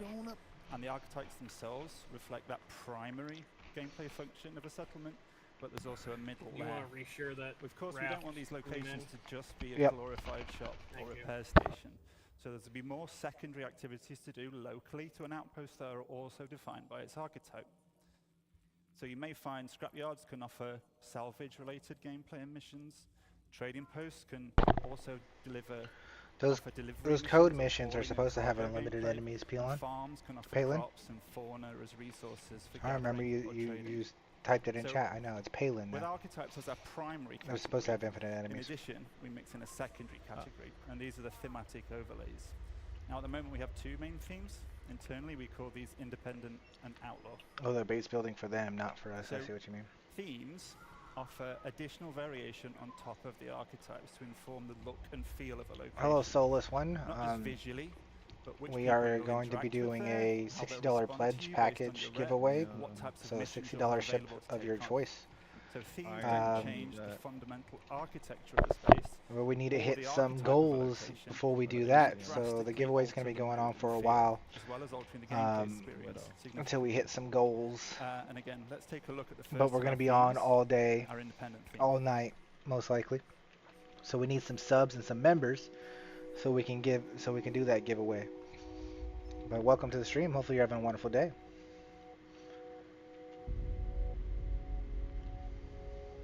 I needed to drink some water. That's what I needed to do.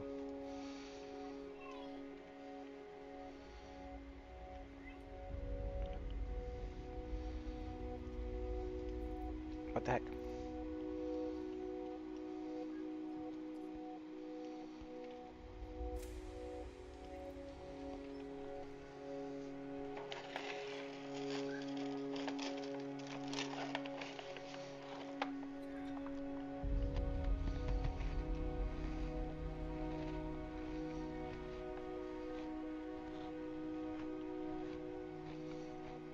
Weird.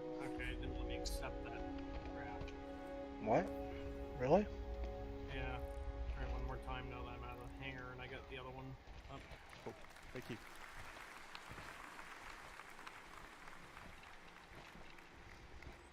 So, as a neutral shared play, it. the independent theme presents a much more social, visual, and gameplay experience. The primary visual read across both Is the lightning themes, included? so Well, across the both lightning Outlaw and is Independent, 260 bucks or 300 and bucks. they're generally all more rounded and soft So in shape, and the building no. manufacturing techniques are more robust and primitive. With Plus, you single can't stone- gift a lightning, so I single-story couldn't give dwellings away built lightning from even if stucco I and wanted bare to. metal. But for this theme Maybe specifically, somewhere in we the use future soft we could give away a textiles, lightning, warm but lighting and color can't palettes, currently do that now. foliage, decoration that layer on top of those utilitarian structures to give that sense of home. And I use the word home for our independent theme quite a lot because we What really happened want to to my get that vehicle? feeling that this is home for the people that live there despite those harsh realities of frontier life. Did you get it this time, Khmer? And in contrast to that, we have a theme that lies in a direct opposition to the independence, which we call the outlaw theme. So let's take a look at that now. As well. Might have to take a new one then. No, I'm not too horribly worried about it. I'm gonna float around Mick L1 trying to get my body back. Okay. I want my Crusader gear back and my Ghost multi-tool.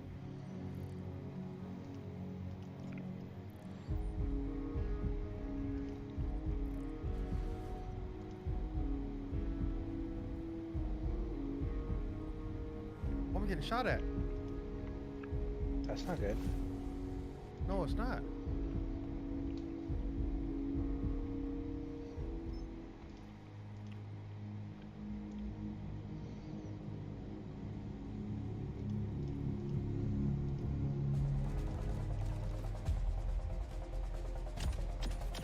All ass, bro.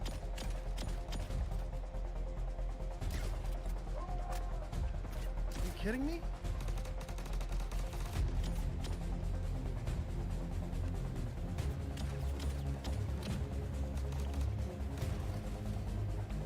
Indeed, spent 300 bucks on it. Nice.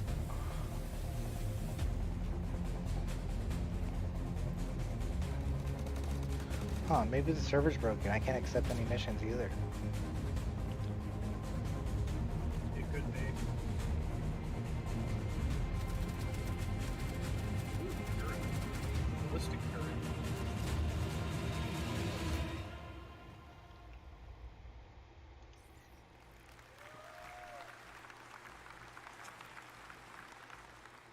So the outlaw theme tells that story of these once functional settlements being completely overrun by the various criminal elements that inhabit the system. And visually we have themes of a regressed and subverted civilization.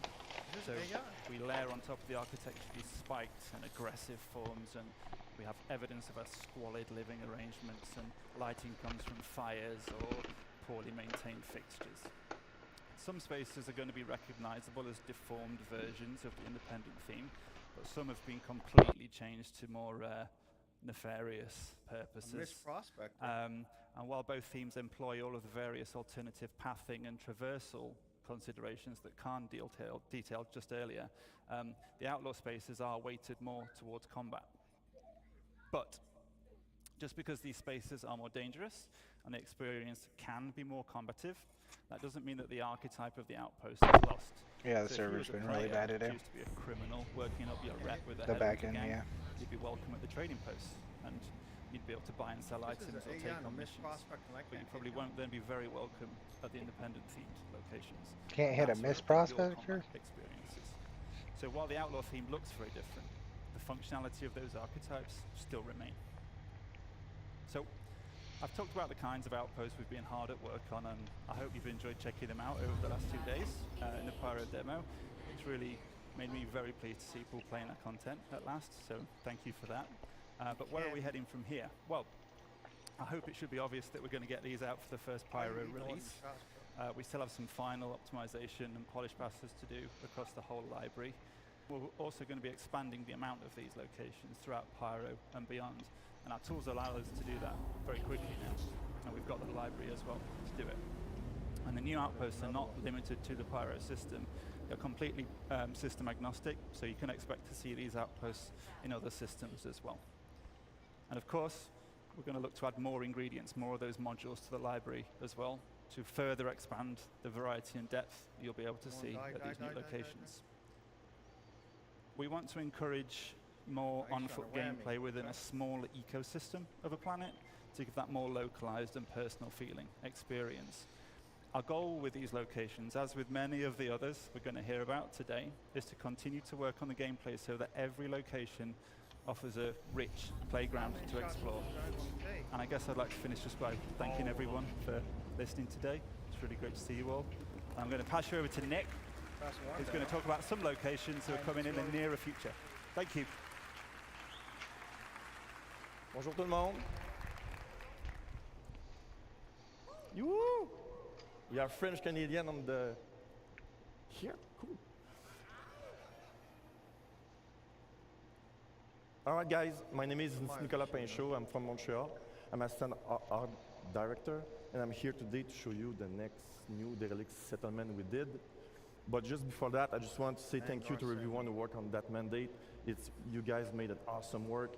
I'm super happy and proud to be here today to show you that, all of you guys and to the world. So let's go to the chase and let me present you. What happened? The new derelict settlement. On Discord. Yeah, I gotta put it back up. I guess my Discord just reset.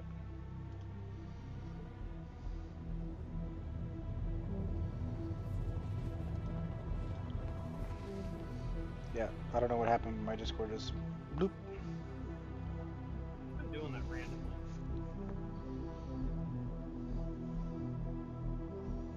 It has been.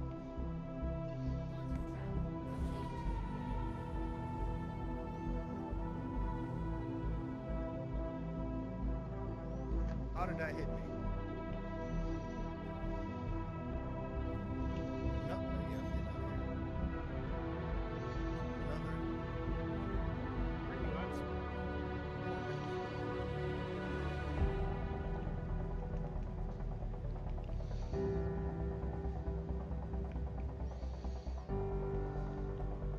This is all AI.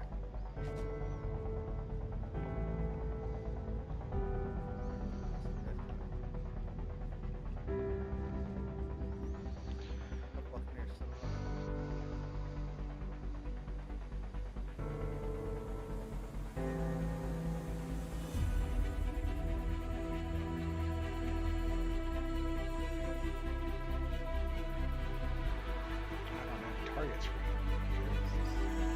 This shit sucks.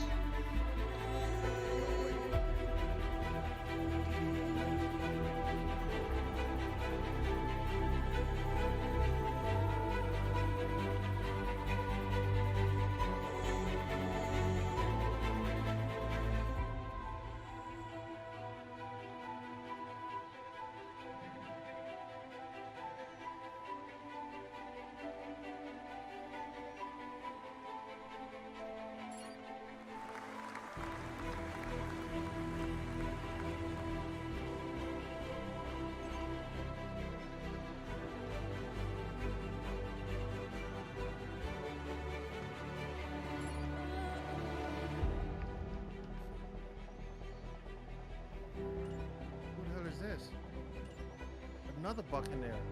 They don't want me to get all my cargo. Well, you are doing a risky one, aren't you? No.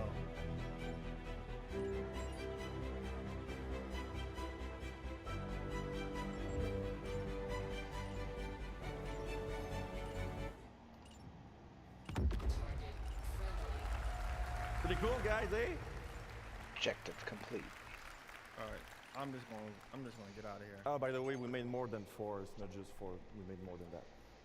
I got what I So can we get. split those There's settlements into every time I categories, kill one, social and another one hostile. shows up. In the social one, we will have drop-off mission, shops, food, loots, and drinks. And hostile one, obviously, will be more focused combat. Let me show you what it looks like. I killed 2, and 2 more showed up. It's like they won't stop coming. That's how SPK was yesterday. So U-Turp is Dalvin Scrimyard. Let's try there.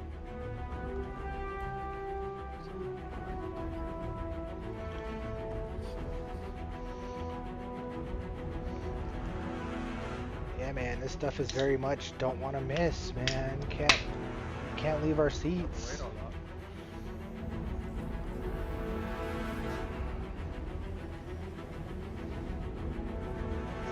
Saying nothing exciting.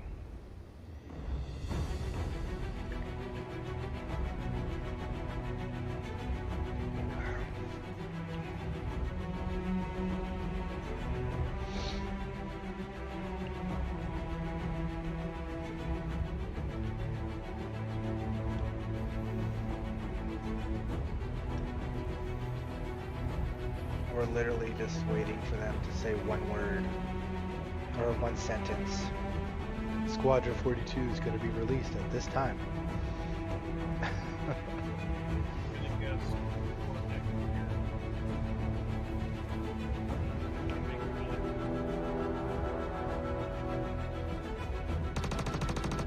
You're going to guess when? Next year.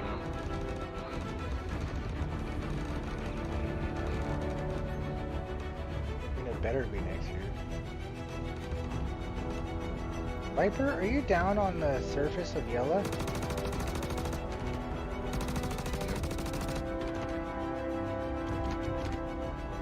Are you at a wreck site? Yep.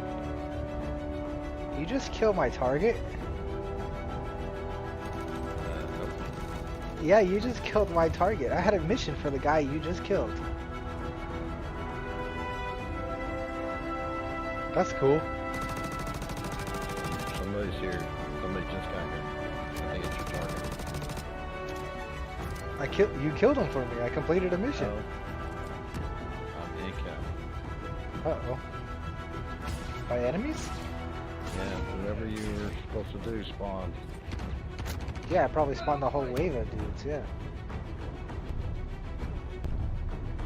Come get me. I was gonna bomb this whole place, but yeah, I can get you. That's kind of random. I like the end. The end's awesome. All right, in Yeah, summary, I had a box guys, mission we're here. going to have a lot of new location Wait, planets, there's 2 missions on the same links with location. nice mission and good gameplay. Seems like it. And the most important, Yes. all those locations Yeah, will the be box in missions Q4 tend to this do year, outposts. available in the game. Yeah, but I didn't think they were just on the same location that have another mission planned somewhere else. Especially on the same team. The guy's standing on top Thank of you your very body. much. I will Oh, let, is that a player? Adam, to show you more good No. stuff. Bro, that's gotta be a player. Well done, mate. Bro, that's a player, dude. I can't do F4. I might have killed Hi, you just now. everyone. All right. So, welcome to Rust Up Stations. I'm Adam Sanders. You're lead dead, environment sorry. artist for EUL1. Wipe. He We're looted excited you. today to No, show you our it says efforts at the I'm Pyro in Rest cap. Stop Stations. Oh, you're still in capped? What are Yeah. Pyro Rest Stop Stations? Well, these are stations reinvented. There's a player with down new there. Themes, archetypes, and gameplay to support new and interesting experiences. Yeah, 1 minute. And Aside from the social 1 hour aspects, and there is 9 seconds. gameplay and exploration on 1 the and location. 1 hour. I've 9 hoped minutes. you had a chance to play the demo over the past couple of days. I know I've spoken to a few of you. It's pretty good, right? Yeah. You must It's a have sneak sniped peek me. of our current progress. Let's kick off with an overview of the Pyro system. Where'd he go? For the Pyro system release, we plan on 6 Oh no, planets looks and like he's 26 taking my stations, ship. including jump point stations that connect the Stanton and future systems such as Magnus. Rest stop stations are either in rundown or abandoned states. The owner is not in game or logged off, right? Citizens of Pyro, the Rough and Ready Outlaws, Under the and ship. Xeno Threat may control these. Oh, Our focus out of today the- on the could be Rough and there, Ready but owned it's not in the Pyrotech Amalgamated Fuel and Resource Yeah, Station. I'm right next to my ship. Planet 2, Lagrange Point 4. I know. Otherwise known I as see Checkmate you. You're Station. in my party. The guy just stole your ship. It's Majin.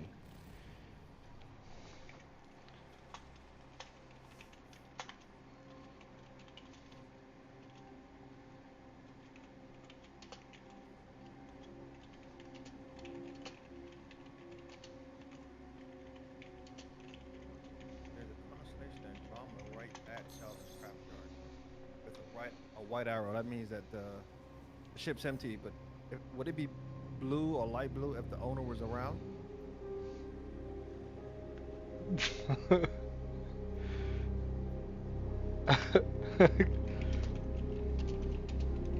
What the hell, Astro? Bro, get your ass back here Shit and out of me, bro. I Hey, could who was have. that? That's Who was that Viper. that I killed? You just I killed. killed somebody. You killed me. Oh shit, I'm sorry, bro. I was trying to revive you. Yeah, I was trying to revive you. Then he pulled up. I was like, oh shit, because I was trying to say, I didn't mean to shoot you. I thought you was one of the NPCs out here.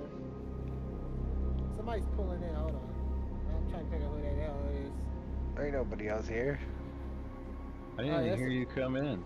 Yeah, I was like, I had a mission here. That's why I shot you. There was 3 missions in. Yeah, dude, I had a mission here. We all, and I he had a had. box mission. I was in the middle of a box mission. Sorry, man. I hit you, and you didn't move. I'm like, yeah, that's definitely NPC. Well, Manja must have killed your marker.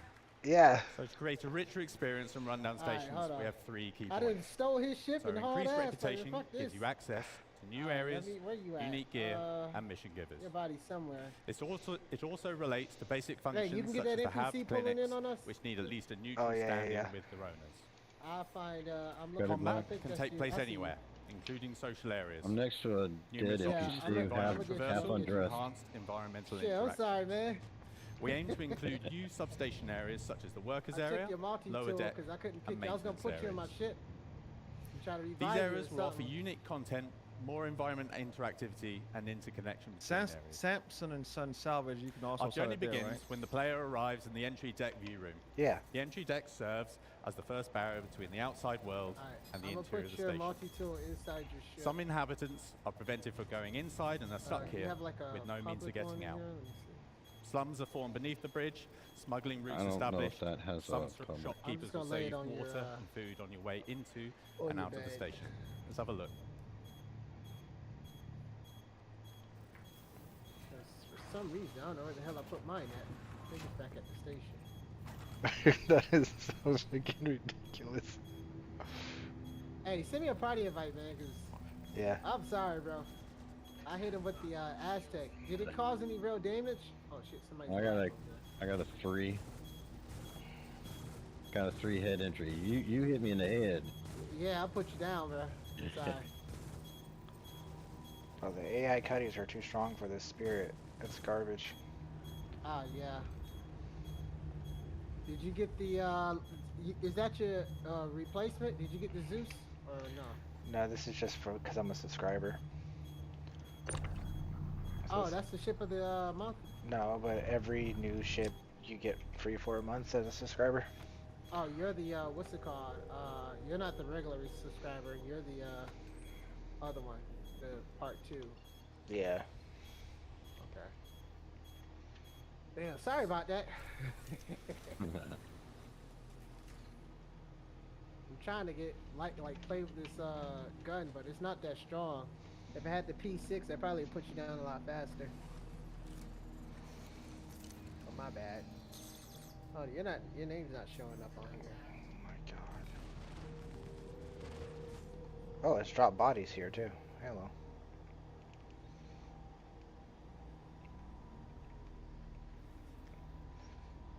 Yeah, I had a mission here. I was on my way here, and I realized I was like, "Hey, Viper, are you on the ground for my mission?" He's like, "I'm on the ground at Yella." I'm like, "At a wreck site?" He's like, "Yeah." I'm like, "I have a mission there." Can't He's touch like, your "I have a reputation mission there." area. Let's see how that is. And So, so are they purposely doing this to set up So like how does the PvP reputation zones? gate in 'Cause the this entry happened deck to me affect before. gameplay? What happens if we I have don't know. good I think it was reputation? just kind of.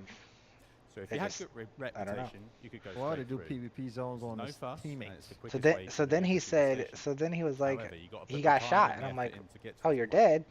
Okay, let me come Right, get so you." you And then I nuke your realized it reputation. was a player because you So were might be looting way him through.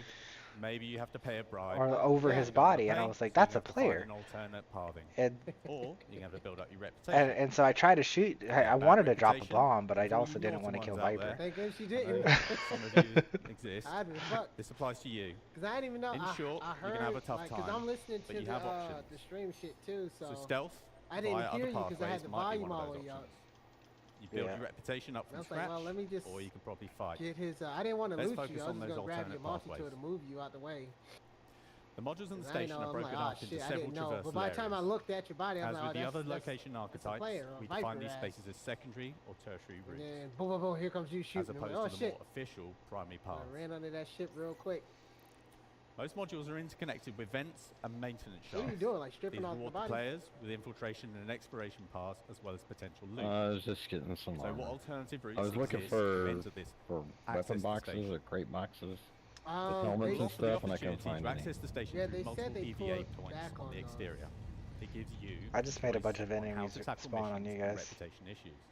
Ah shit, I don't These have the ship to alternative be entries fighting. allow the I player got to a scout. circumvent the ATC loop completely. No, just Useful for winning drown reputation with the owners, enemies. but I just normally prevent picked you up from going through another more official ways. clear criminal's nest, and These it's on server the same spaces location. that provide content aligned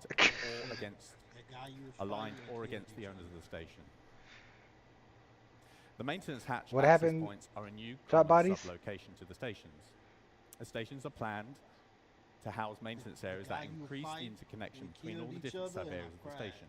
Oh, They act as are you alternative dead? pathways the player can No, take my to traverse game from the entrance crashed area to the Galleria, for Oh, example. okay. Now let's have a look at our main social space. That's crazy. The market. A central location for the controlling faction, it houses all their nefarious activities.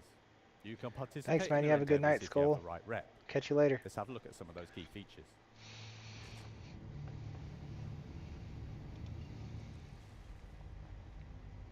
How you liking the A1? It's terrible. I didn't know that the A2 can hold 60 size 3 bombs. You didn't get a Or crime it's stat, supposed did to. you? No, I didn't get a crime set. I didn't execute you. I just 60 down. size 3s? Yep. Or do you 60 mean size 5s? 3s. No, size 3s. If you go to Crusader, there's a kiosk and it shows Thunderballs. The Thunderballs are the size 3 bombs that's supposed to be dropped from the A2. The A2 you're supposed to be able to switch out the size 10s to size 3s. And you can't at the moment. No, you can't. Yeah, they stopped that. But they still sell the bombs there, which is weird. Oh, It's supposed to be an actual true carpet bomber. Yep. So the market is a social hub and a good example of mixing social and gameplay space, as mentioned by Khan That'd be earlier. badass to see that shit. Another reputation gate can be found in the market. I was looking The for my ground floor is crate. open to the common public. The upper Can't floor find is my crate. reserved to rough and ready outlaws and their associates. Hey, when If you have increased when I reputation, shot you the first time, can Viper, access what the happened? area. Like, did you just? You can you access still this area, which standing gives there, you so I'm access like- Yeah, to the first premium time I was items, like, top-tier mission somebody getters, just and access hit to me the with stun a. you? We plan to No, house I just mission got getters in both 50%, tiers and that then I will went give to you go unique jobs to further your heal reputation myself, and then across boop, Pyro. I said, somebody Now shot let's have a me. look at another theme. Yeah, I need to. This, Abandoned yeah, because when I is a shot the new, first time, I'm like, oh shit, you non-social about to start location running, but you theme. stood there. I'm like, yeah. Let's have a quick look at the current But abandoned it area of showed Checkmate. like you're getting like the electricity going over your body, so I didn't know if it was really doing anything effective. I gotta, this little machine or sniper's not that good.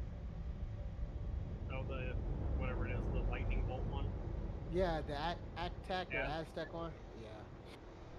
I'm not horribly impressed with that thing. Do you see a box, Manny? Are you No. looking for that Yeah, my big crate. hold on. Let me run over here. I just seen it.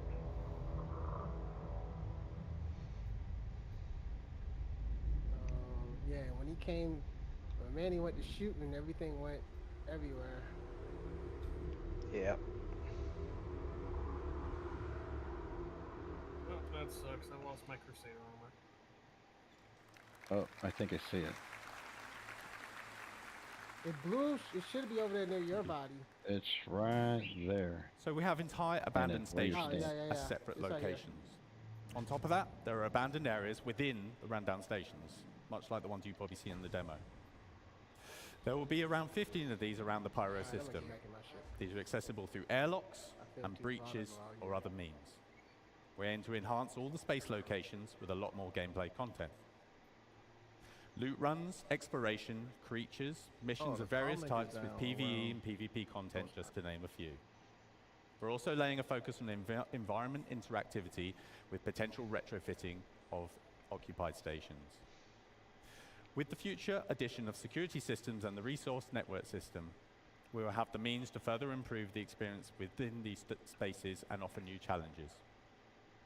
With power, life support, and gravity playing a key role to give the player a unique experience, especially in abandoned stations. So, what do Pyro rest stop stations bring to the game? So lots more variety in space stations, with more gameplay opportunities within a station location.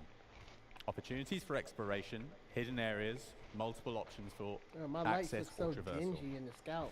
These Like, what the hell? faction-owned and reputation will affect the location and gameplay. Yeah. These feature lots of new mission It's the, opportunities within social space cutter. and multiplayer opportunities Oh, for combat But you on can't location. even use it though. It's not even like functional yet. So I hope you have enjoyed this sample of what stations will offer and had a chance to have a go on the demo the past couple of days. That concludes the Living on Edge presentation. Thank you for your time. Woo! These guys need some PR training. Hey, everybody. Yeah. It's so hard to find. We are considering I have 4 almost boxes of RMC in the the back end of that culture when it of blew. CitizenCon 2953. Can you believe it? 2 days? Pyro? Jared's about to Star drop. cloth? Jared's about to drop some shit on us right now. Star hair? He needs to. Come on, Star man. Citizen?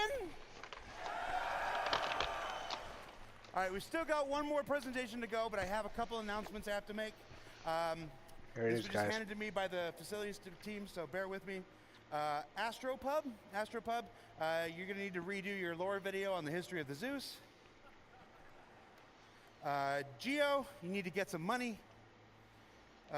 Authy, I need to be invited to the next ladies' night. Burks, this just says get good. Yeah. Is he even here? No. Fastcart, slow down. Gabby, just thanks for my bracelet. And Salty Mike, don't forget to pick up your check on the way out. Yeah, he was getting paid by that shit every time we get him in there. Salty Mike's on CIG payroll. Yeah. You know, that joke is so old, we would Really? never, ever pay him. One of his videos that All right, slipped. so that the he had a the only CIG real dev announcement I have login is that Hall on B Spectrum. is closing at 4 o'clock. So that's approximately 15 minutes. So if you wanted to get merch slipped. or It's a anything else, video. wanted He to peek posted that? at one last community booth, we've Yeah, only got about and 15 didn't, minutes left to do that live before we stream. close Hall He B. didn't catch that. He jumped on Spectrum In on a Hall dev B, login. the last 2 days, we've had our good friends at Atmo Esports. We're running their fight and flight competition. So I would like to invite 2 of the members of Atmo Esports, their founders, their creators, the big cheeses at the top, Crucian and Corsair. Come on up, man. I'm surprised they haven't said anything about when are they releasing anything. Like nothing no one's giving any exact drop dates. You got 90 seconds to tell people about who you are, what you're about, and how the event went. I'm Corsair, and this is Crucian, and we're from Atmo Esports. And we've just run Fight or Flight, the first live tournament experience here at CitizenCon 2953. We'd love to thank the staff and competitors.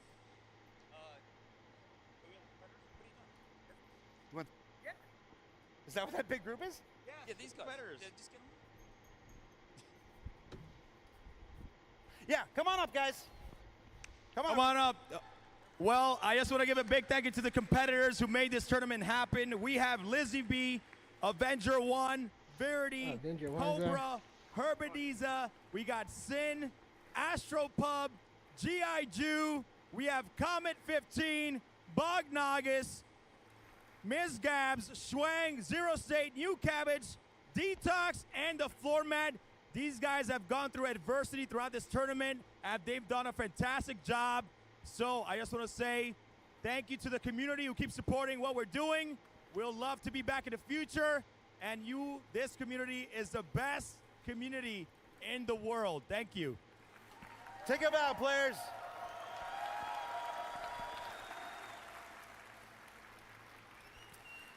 And of course, if you were here watching this, you can check out the stream, the Hulk event, up on their Twitch channel, I presume. Yep. I should have checked beforehand. Thank you very much, everybody. Watch your step on the way down. 536,000 on the neon.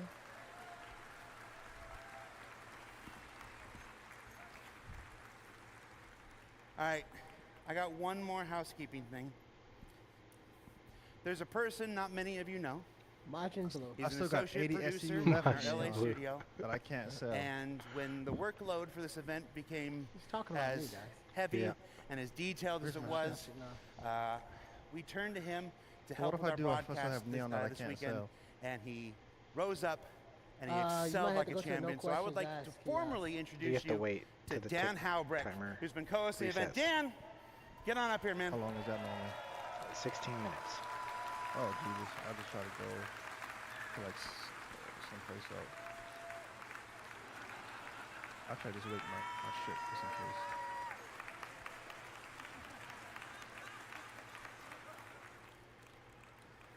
Finally got the 50K one unlocked.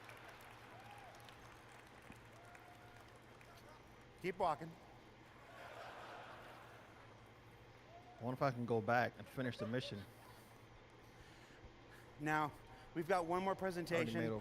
That's Destination Adventure. You're gonna see more about things underground, things up in space, and things I'm gonna let Todd Pappy tell you about. And then, of course, we'll let Chris Roberts come to stage, return to stage, and close out the event proper. So this is a sign off for me. Thank you so much for being here at CitizenCon. And on behalf of Tyler and Leah, if I may, thank you for making this event possible. And you're going to love what you're about to see, everybody. Jordan, tell us shit. I know, right?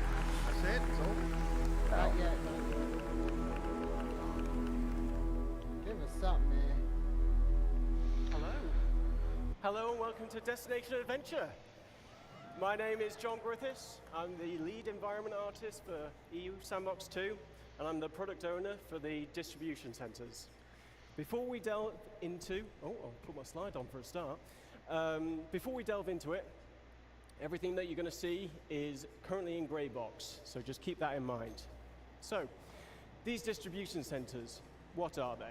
Well, first off, they're the biggest location we have on the ground outside of landing zones. The reason why they're so big is intentional. We wanted them to accommodate as much world and mission-based gameplay as possible. On my screen. Each location supports multiple landing pads and hangars, making them accessible to as many players as possible at any one time. So these are new bunkers they're showing.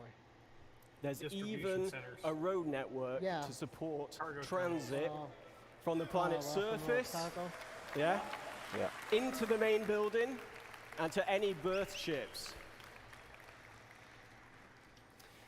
So every distribution center will be owned by a faction. Depending on the faction and where the distribution center is located on the planet, what's up, Digi? will determine its specialism. Now, each specialism will lend itself to different missions and gameplay opportunities. So let's talk about some factions for a moment. So, an example of a major faction would be the UEE. Now, at their distribution centers, they're likely to be more specialized towards military supply, research and development, or communications, depending on which branch of the UEE it is. They will have a much stronger military presence in the area. And missions here may be more hostile with combat-orientated, team-based raid opportunities. Other examples of hostile gameplay that we're thinking of is hacking and stealing, searching for and destroying a specific item, tracking and eliminating any VIPs, and everyone's favorite, eliminate all. Grey Cat Industrial would be an example of a minor faction. So their distribution centers will be more specialized towards gathering resources, manufacturing, assembly, shipping. There would be a security presence here, but it won't be that as strong as a major faction. And missions here would be more suited to friendly gameplay loops, though we won't be ruling out hostile missions like corporate espionage. Some other friendly gameplay types. Cargo hauling, like I said, resource gathering and mining, maintenance of the location. But that's enough of me talking about it. How about we show you where we're up to with these distribution centers?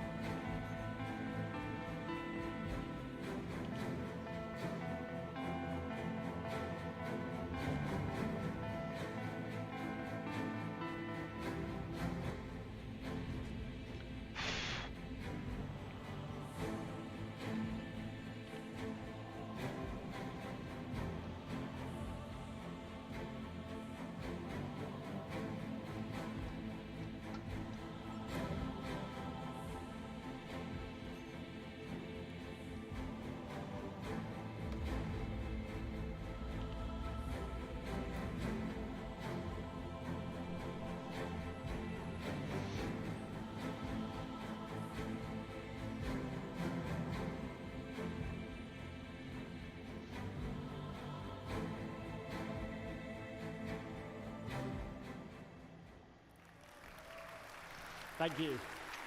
So to talk you through the corporate spaces What at are these they showing now? locations, please What's he welcome supposed to do? Rainer Rick to the stage.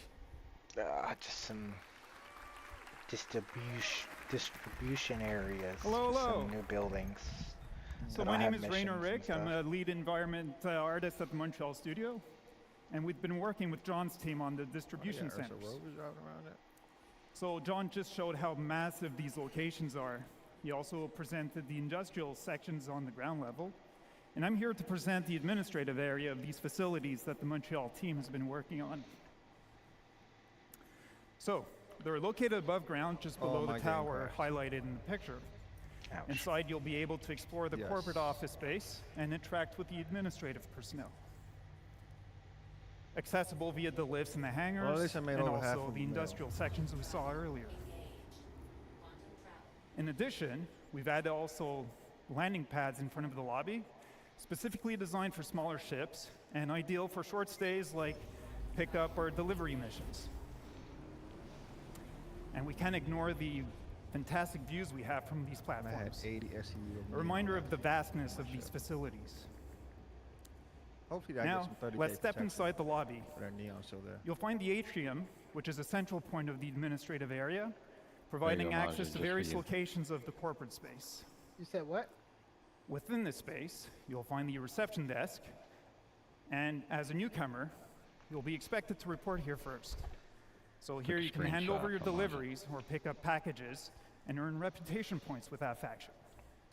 Did you put it in the chat? So also expect to see corporate ownership reflected through branding, color schemes, and product placement throughout the corporate hub.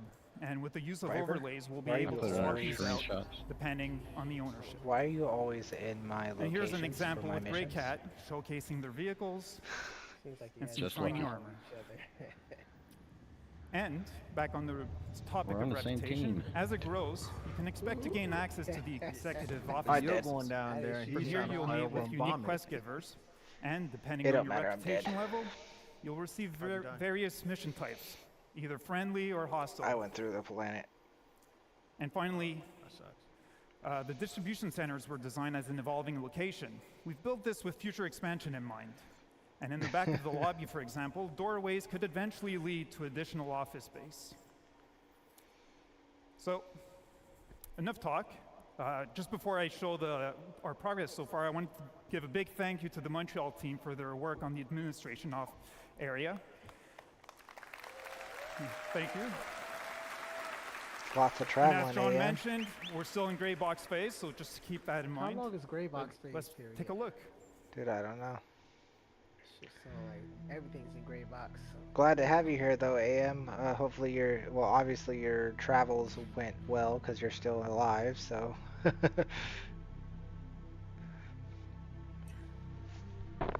Keeps spawning stuck in the wall at Seraph and Line Eye.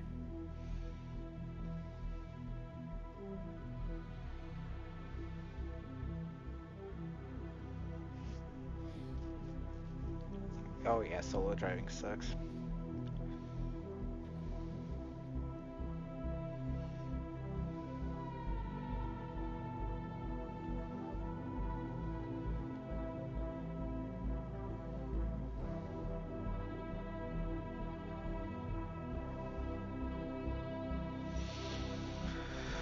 Well, I crashed into the moon and now I'm not able to respawn. And I just joined the server. Oh, I didn't just join it. I'm loading infinitely. It seems. Yeah. I think the server's about to nuke.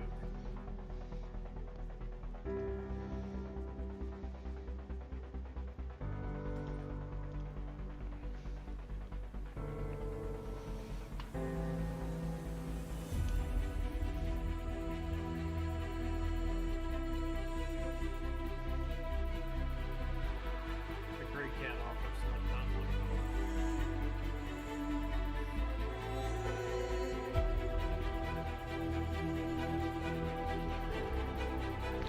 I don't know though, Jared be hyping us up. They better have something.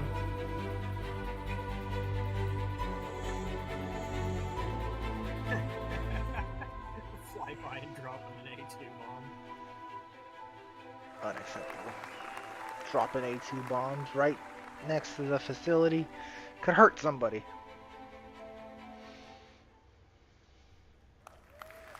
Thank you very much. And now let me welcome back John on stage. He's going to continue the presentation.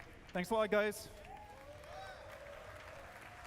The facilities look good, though. I got Team did a great job with that video. Okay, so something we've been working on that's unique to this location is raids. Oh shit, raids? So raids are team-based missions with a focus on high-risk, high-reward operations. As Carl mentioned previously, you'll be able to choose how you gain entry to these locations. Who's that?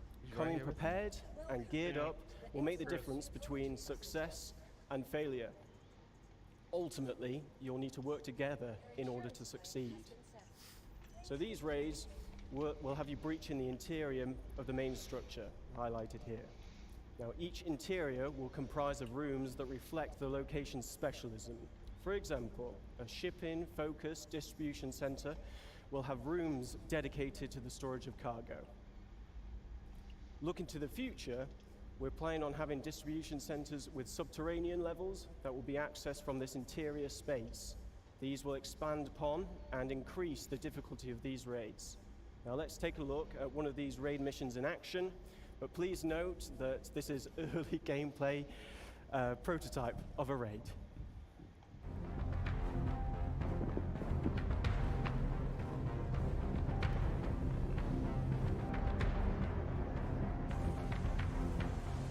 Multiple I saved Destiny, what the heck?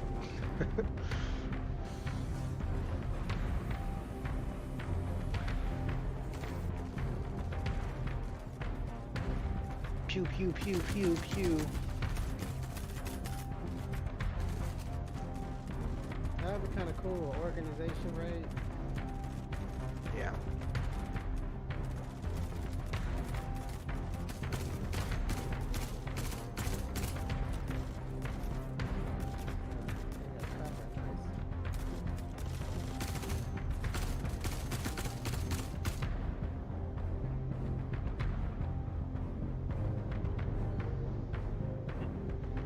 Cargo shuttles.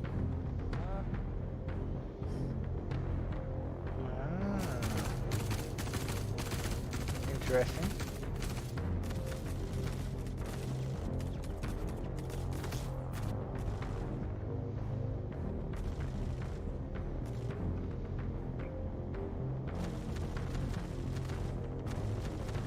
Took the whole damn crate. Like we went to a different and Took the whole. You would have took the whole damn thing. Hell yeah, the whole thing all up on the ship. easy to unload.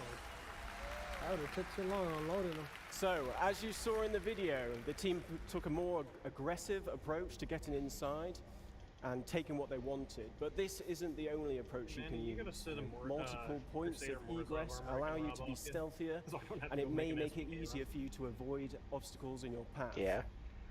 Now, reputation will also tie into these raids. Missions will here? have varying objectives depending on the player's reputation level, and dynamic events may also be triggered during the raid, so players will need to adapt to an evolving situation. This could range from dealing with additional security personnel to other players arriving to defend the location against you. Something else we've been prototyping is how we can utilize the multi-tool to create gameplay puzzles.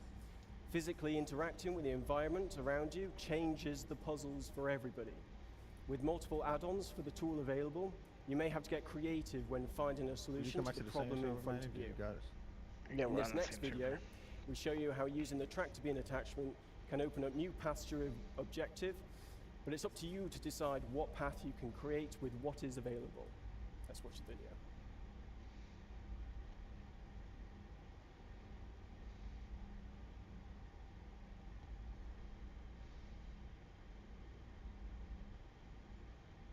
Oh, like, oh, okay. Not bad.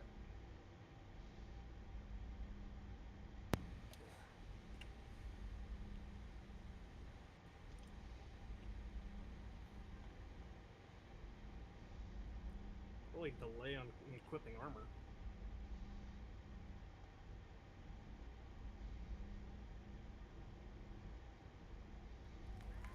Secret Ninja Man. So, yes, thank you. Now, obviously, it was, you know, this location will be possible with several people at CIG, so thanks go to Manuel, John, Jack, Martin, Farouk, Luke, Chris, Mustafa, Sam, Tom, and Rob. You've been excellent. Thank you to Rainer and his team in Montreal. You know, none of this would be possible without their efforts.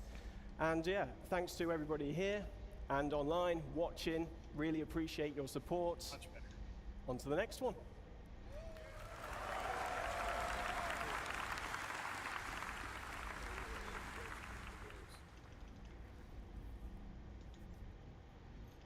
Hello. Oh, I lost the M2.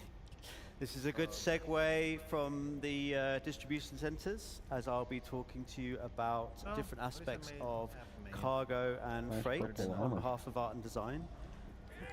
I like your armor. My name is Nick Etheridge, and I'm an assistant environment art director. So obviously cargo isn't just about boxes. It's a big part of the game. Almost every aspect of the game has some kind of involvement with cargo. And I'm going to briefly go through some of them now. Oh wait, are you in the Ninetales armor? So let's start with missions. How will hauling contracts work in-game? We'll be introducing the Interstellar Transport Guild, as well as Oh, you were the guy in that colorful armor, formalizing green chest point. some of the main hauling and cargo companies that you'll be working with. As you do more hauling contracts, you will build up your reputation and relationship with the guild. This will lead you to gaining more lucrative contracts for specialized cargo and destinations, such as different forms of hazardous cargo, perishable cargo, riskier routes, and more. So what do I mean by hazardous and perishable?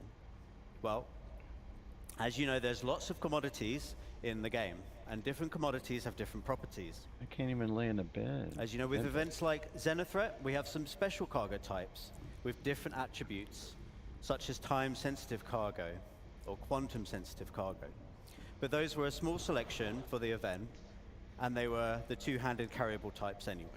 We'll be expanding those types, plus lots more types, to the wider game and to these hauling contracts.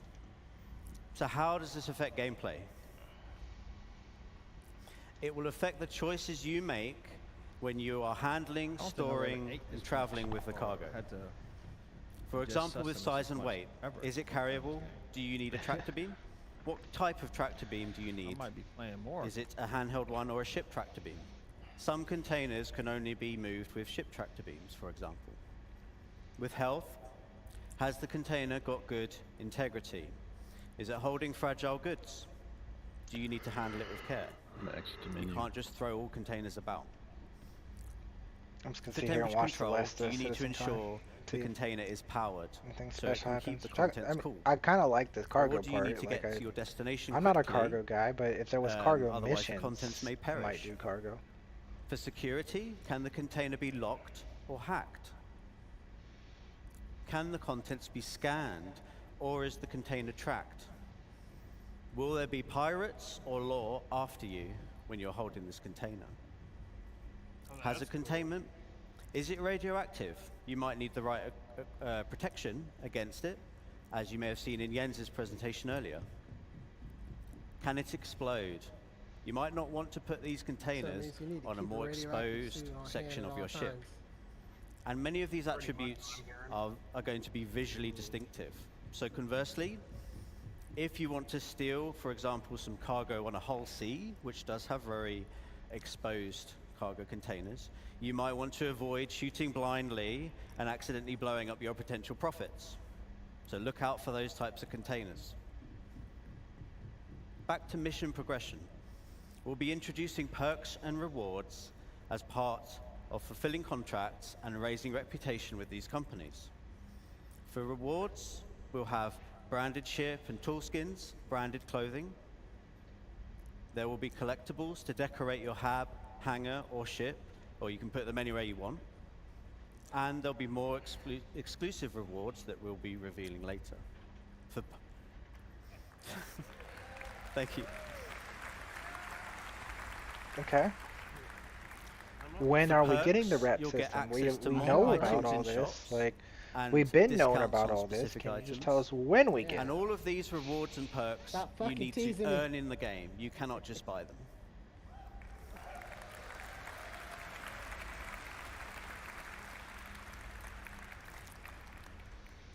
Next, let's have a look at freight elevators and hangars. Oh, yeah. I knew you'd be excited for this. I'd like to show you a short video to demonstrate how freight elevators will change What's up, how Rocket you view Jockey? your hangars and how you use your hangars. Honestly, nothing super interesting has happened at all. Lots of pretty things.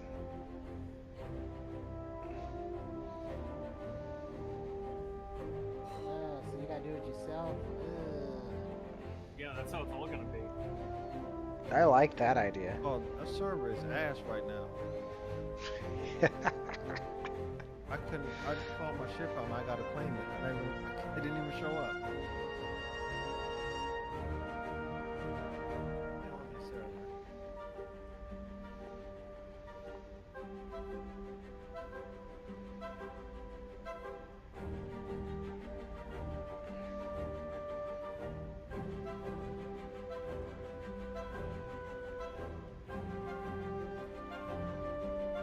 So this is where the mule's supposed to come in handy, right?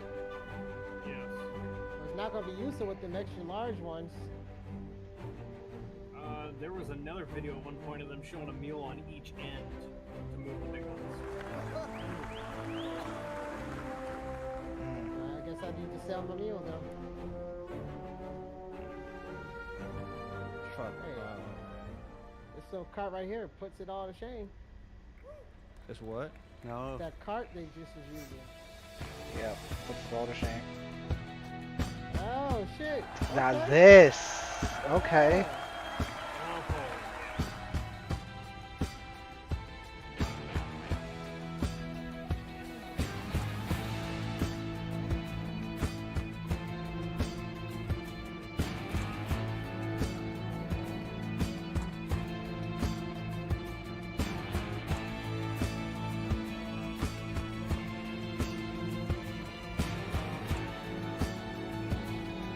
Oh, I like that weapons tree. Yeah. Oh, medical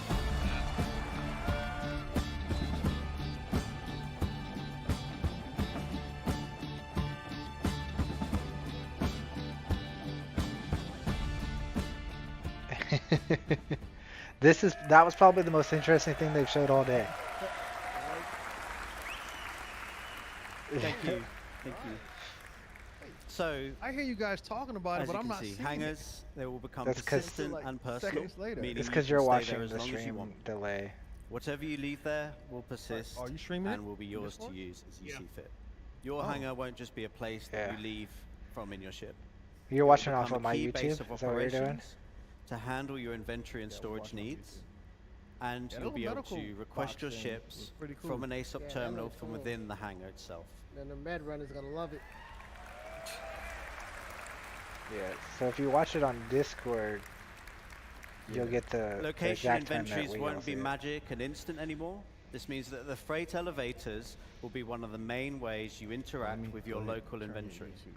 Items stored at the location can be requested via the elevator kiosks and will be brought up in a physicalized state to do with as you want. This would be done through a dedicated interface screen to manage large volumes of items. It won't be using the personal inventory system. The change is obviously a really big quality of life improvement to retrieving ground vehicles. No longer do you have to travel thousands or millions of kilometers to specific places in the verse to get your vehicle. You will get them straight from your hangar. When? Yeah. You'll also be able to bring up ship Any components. dates. So your hangar is now more of a maintenance bay and outfitters where you can do repairs and swap around items. Because as cool as this is, it's again we know So in this. short, Persistent We player just don't hangars know when. in combination with freight elevators will dramatically change what you can do in your hangar. It will be a home to do as you want, which has always been the dream. That concludes my presentation. Thank you very much for listening.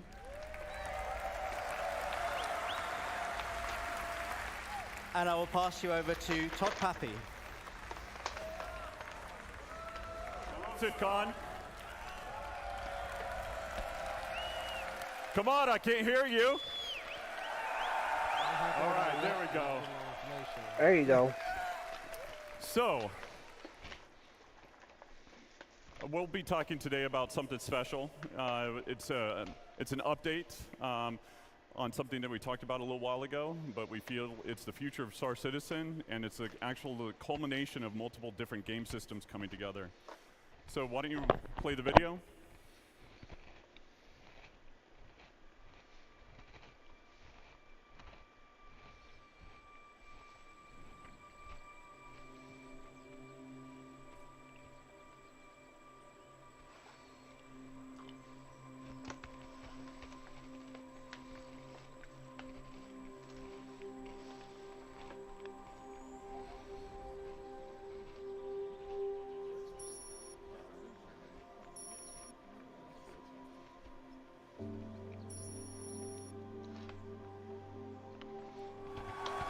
Oh shit. Okay. Land claim.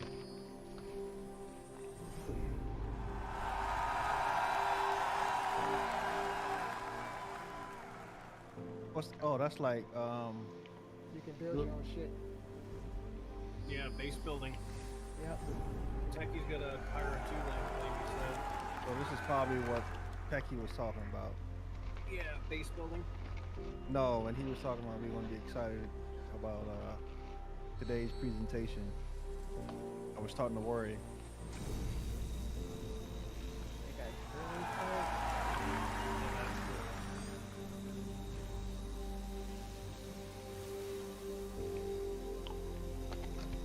Splash, I'll give you $1 to go jump through the laser when it shows up. Shit, I do it for free.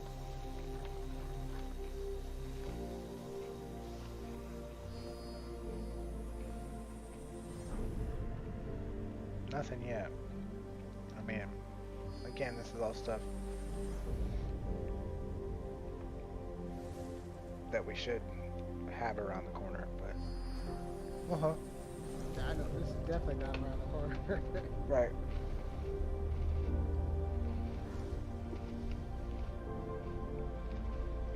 Like, oh my god, It's nice, but I don't. Then be able to get to this sort of base building.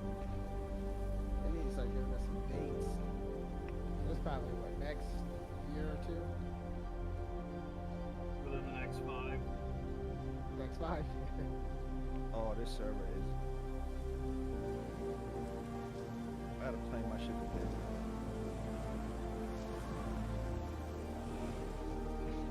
You gotta crash. All right, AM. Have a good night, man. We'll be here when you wake up.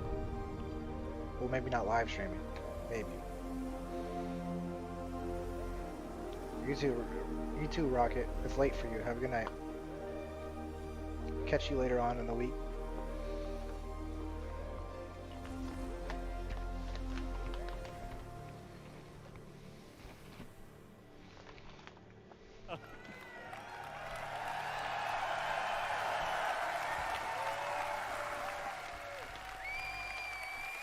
All right, so base building. All right, it breaks down into 2 really large gameplay sections, planning ahead and prepping, and then you've got the on-site where you're actually gonna build. So with that, you need to figure out what your goal is. Is it to have a home with a nice view and relax? Is it to have a trading post where you want to create and sell items? Is it to gather resources available and move on to the next area? Or is it to be off-grid and be completely self-sufficient? The giant player So design with fly on that, the roof, we can have an Astro with your Works prep fly. and everything like that, we've got blueprints. So the recipes, everything in the game is fabricated from a blueprint. Hey Manny, we gotta cut a Players scout acquire for it blueprints right via reputation rewards, missions, or rare NPCs. From being With a any subscriber? blueprint, you can actually do research on it and then create different I just delivered variations. mine. with materials ranging from the I do common have one, you're to right. ultra rare. You might find them at the local shop Pretty glad you or have decided to get travel your around the universe subscription to when you collect did them. now. Unrefined, refined, Well, yeah, I simple was gonna get that materials, anyways. or even complex components will all go into the fabrication. I was gonna get it that With month. this, then you anyways, got location, this month. location, location. First area is high security, so you must purchase the land. The base is actually invulnerable because of the planetary shield tech. A security will show up to protect it as well. You pay for the privilege, you're taxed. So at this point, you won't have the best resources available. You won't have access to the best resources available on the planet. If you don't pay your taxes, the shields will go away after a period of time, and the base will become derelict and will collapse. Okay, I like that. That's cool. But this is low risk, low reward.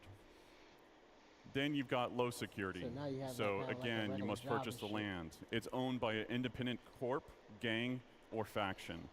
Again, you don't have access to all the best resources on the planet. The base is vulnerable.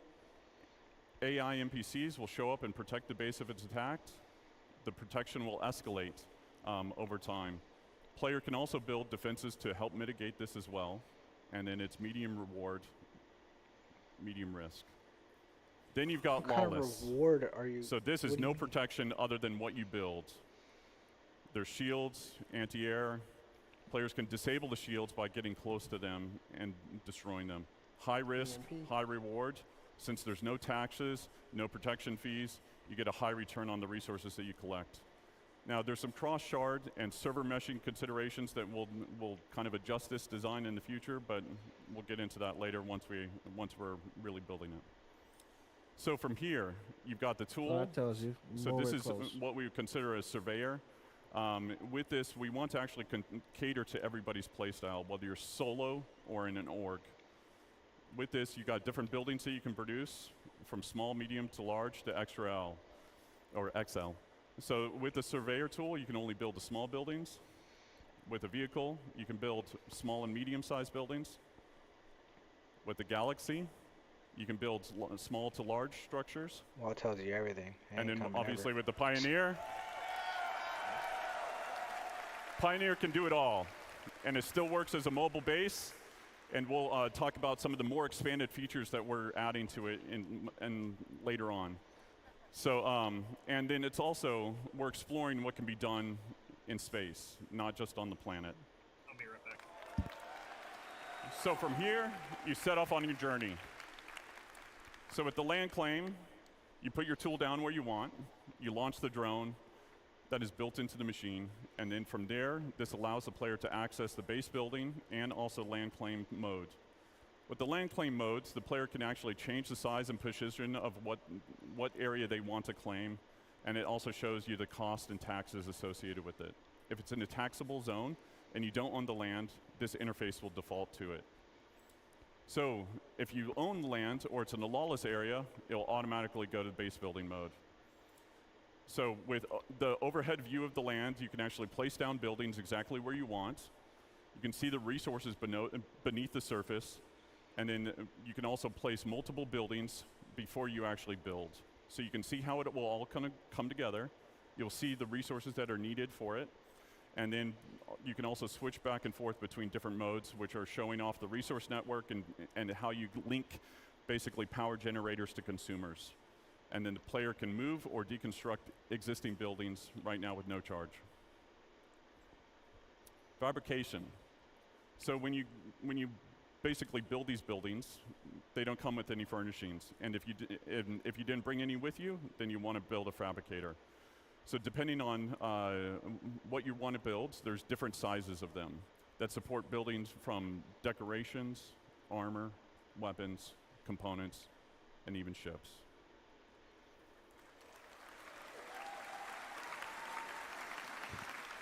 So like base building mode, you need blueprints, resources to craft what you want.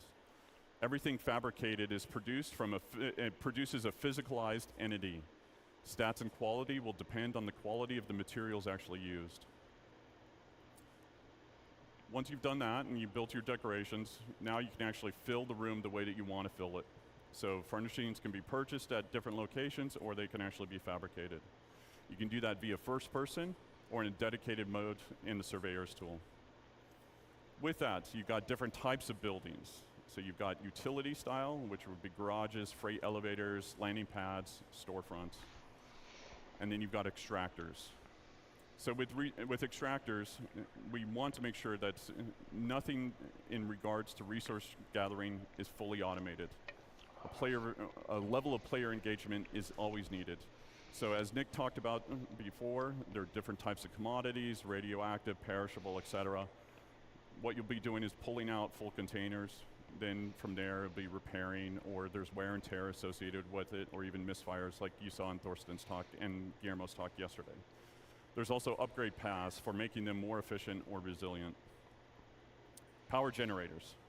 So with different types of power generators, there'll be some that are more cost-effective as well as effective in different areas. Solar panels will not always work in darkness. Fuel generators will need to be filled up every now and then batteries to store excess power.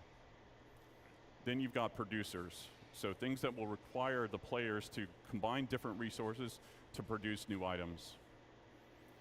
And then you've got defense. So anti-air, anti-personnel, and then shield generators. And then the big one. We start development Q1. So, that's me. Okay. Thank you all. Thank you for coming. It's development. It's wonderful to see Wait, you. That don't mean anything. Yeah. That means that means what they just showed is they had pictures. Yeah, they're thinking of it. Now they're gonna start working on it. So by the end of next year, maybe. Hello? Hey, everybody. Finally.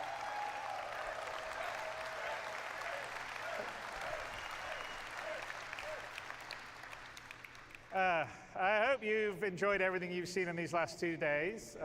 We were really excited to show you a lot of it. So there was in Squadron 42. And I've sort of seen some online comments about, okay, well that's very cool, but when are we going to get it in the game? Yeah. But one of the real reasons why we wanted to show you this CitizenCon is because we've hit an inflection point on a lot of the features, as in they're either finished or they're in polishing stage, which is why we're showing them. So everything that we've been showing you here at CitizenCon is our intention, not making 100% promise, just so everyone remembers that, to get them into Star Citizen through next year. So it's not going to be gated on having to be after Squadron 42. So we are.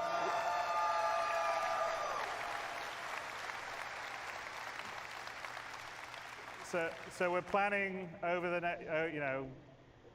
Q1, Q2, Q3, Q4 of next year. Hopefully, everything that we've shown you, you will have in your hands playing inside Star Citizen. So.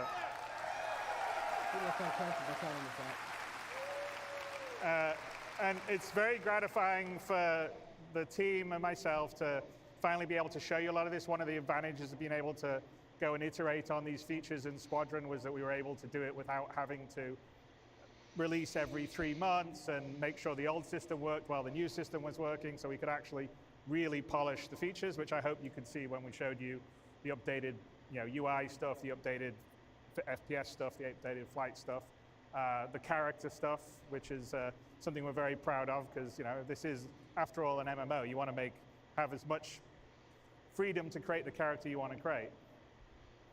So, as you may have guessed, and Brian Chambers may have let slip a bit earlier, we are feature complete on Squadron 42.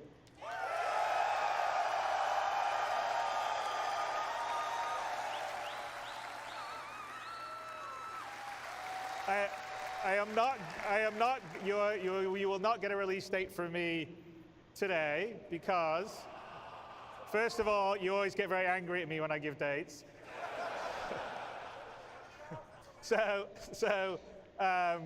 It will be when I know that we're fully about ready to print the Gold Masters, but it won't be just yet. But we prepared, the Squadron 42 team prepared a small video for you. I may be lying, it's a bit bigger than small. to give you a glimpse of everything we've been working on and what the gameplay looks and feels like.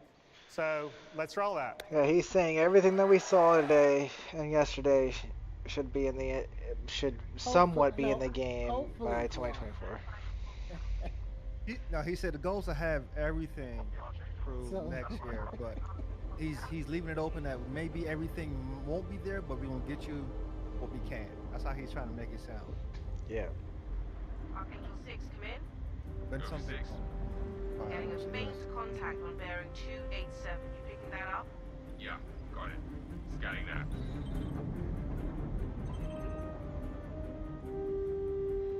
We're clear. Commercial vessel out of Vegas 3. Reminder that civilian traffic is restricted under lockdown. Copy that.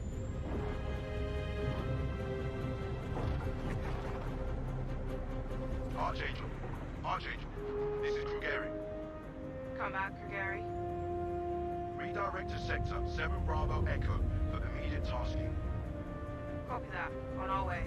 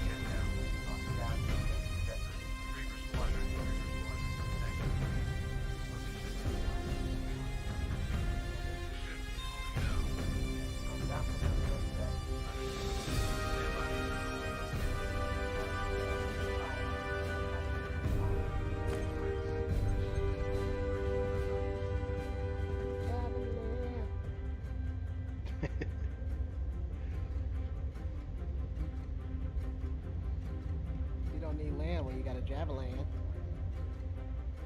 Very true.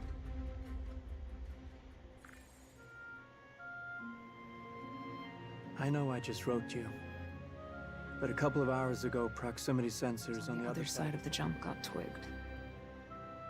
Word is it might be that clan we've been battling with. I guess that last fight didn't scare them off quite like we all hoped it would. Just made those characters earlier. Honestly, we've been out here so long, I don't know what to pull for anymore. I just wanted to let you know. I'll write as soon as I can.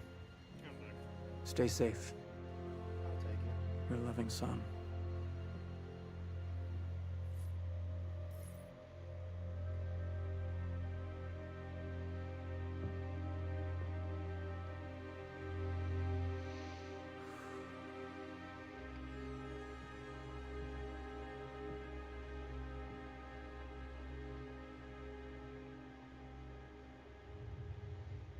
Never gets old, does it? Sir. Eddies. I used to do the same thing when I was first coming up. Post up to the flight deck whenever I could to watch the launches.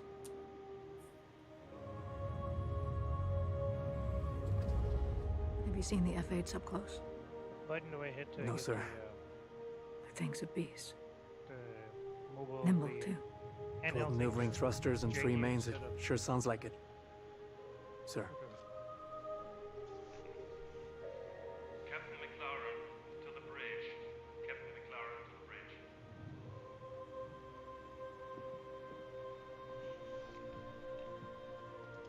I saw you apply to the Flight Academy again. Yes, sir. Keep your head up. Took me a couple times before I got in. Thank you, sir. Thank you. Can make the flight academy. No, I might have a couple rags of riches.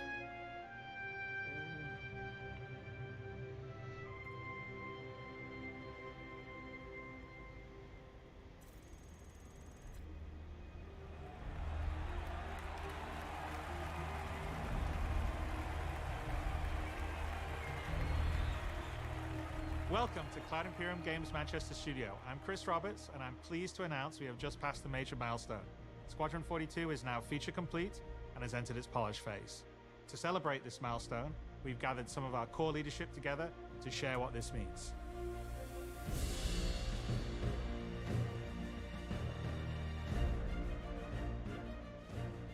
As Chris says, we've moved into the polish phase of Squadron 42, which means extra emphasis on ensuring things feel fun.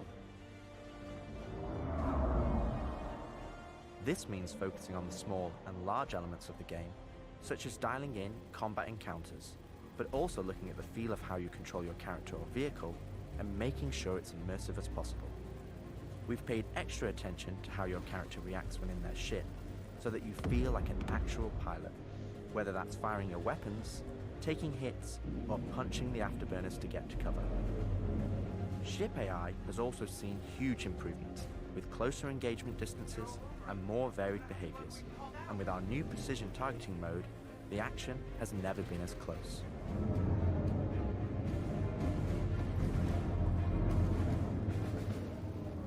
With the aim now on polish, we've organized the project into self-sufficient strike teams, so we can focus on individual areas to deliver the best experience.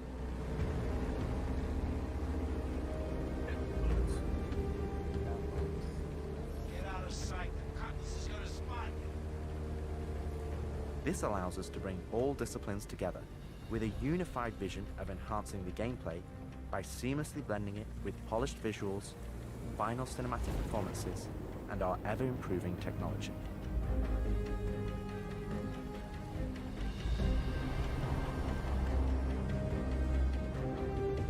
You didn't see the boat, kid. You're good to keep going.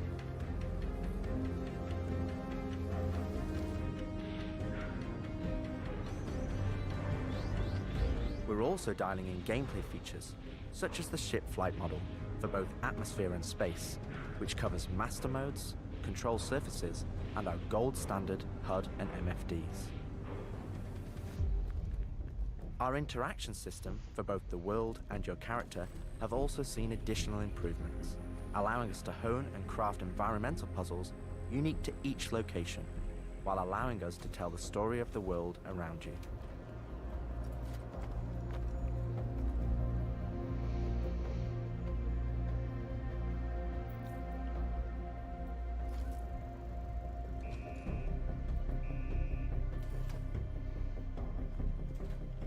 The military multi-tool is an essential piece of equipment for every pilot that integrates all attachments into a single handheld device and allows us to create really interesting challenges, including physics-based puzzles using our updated rope tech.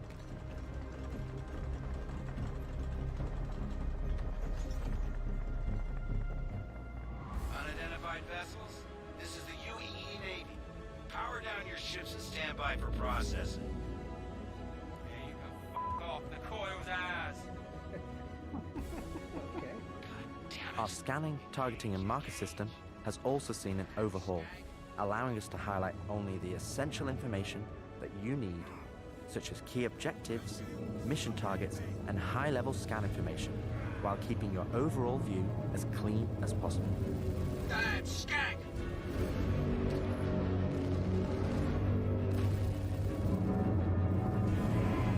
Take him off me! No! Tactical FPS combat and stealth, which has seen a suite of improvements, from improved looting, weapon feel and balance, realistic scopes, and smoother locomotion, alongside our new and improved FPS radar and scanner that provides you an overview of the battlefield, but at the cost of ramping up your own emissions.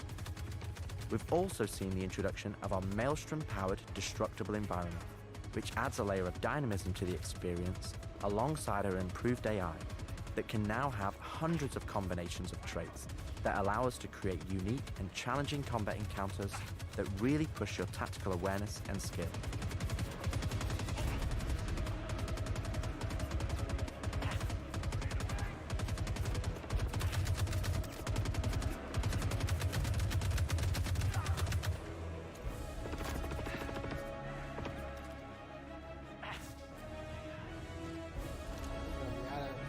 By the time we get to this point.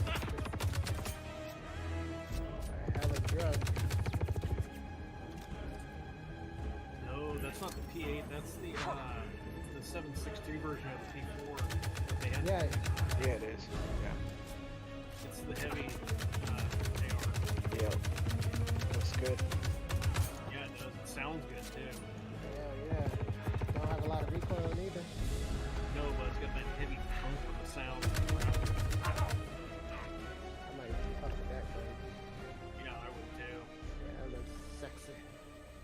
If it's got single shot, I might. We just play and start review the using builds X7 regularly V6 as a and DMR. call out action points in each level from start to finish on where we need to improve the gameplay.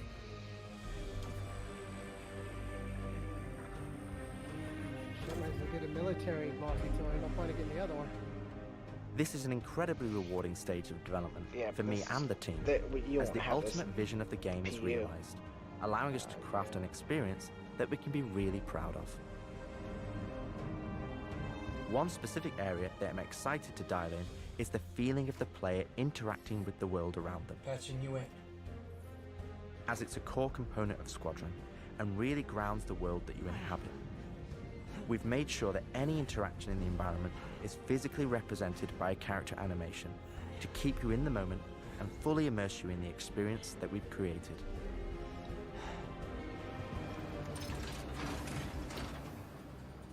Ultimately, this is the final phase of gameplay iteration before we fully transition into optimization and stability on the road to release. Agent Trejo, this is Colton. Come back. Always trips me out to see terraforming setups like this. Web tried explaining how atmosphere processors work. Really shows how far we've come. What the hell is she? With the transition of Squadron to Polish phase, we've had the opportunity to find additional moments within the existing narrative to add subtle interactions where appropriate. It's been tremendously exciting to play through these areas and find places to augment the mood, support gameplay, and further embellish our story and characters. So yeah, man, I can't believe it. They said I've got to wait another 2 years before I can reapply. So that's why I figured I'd get a job trying in security, because that's you know, I can get some hours flying in the cockpit and whatnot. Can't hurt, right? Exactly. We've also been capturing pickups for our lead female player character, as well as wildlines for our various enemies that you all will encounter throughout the game on both foot and in your cockpit. These consist of a range of responses and reactions that you as the player can trigger, which has been the culmination of efforts by the gameplay and AI teams. This means that you're going to have to tangle with some very smart and reactive bad guys to complete your mission.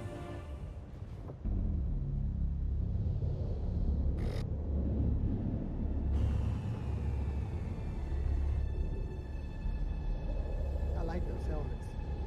Yeah, I do too. Of course you guys do. At the heart of this immersive adventure, you'll find cutting-edge cinematic storytelling, thoughtfully crafted to fully immerse you into your story. Does this guy We have a fight Jedi today. brain? So in 40 years from now, when you're surrounded by everything and everyone you hold dear, and they ask, what did you do in the Battle of Vega? You can look them in the eye and say, I held the line. Men and women of the Second Fleet, I am proud to stand with you today. Good luck. Push about. Nice speech. Any word from the recon team? Not yet. Let's get into position.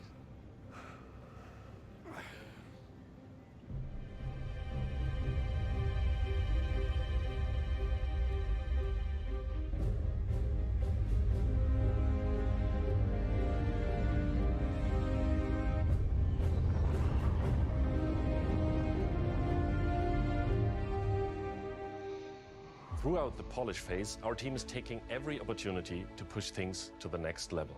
Tell me you're expecting company? This is not good.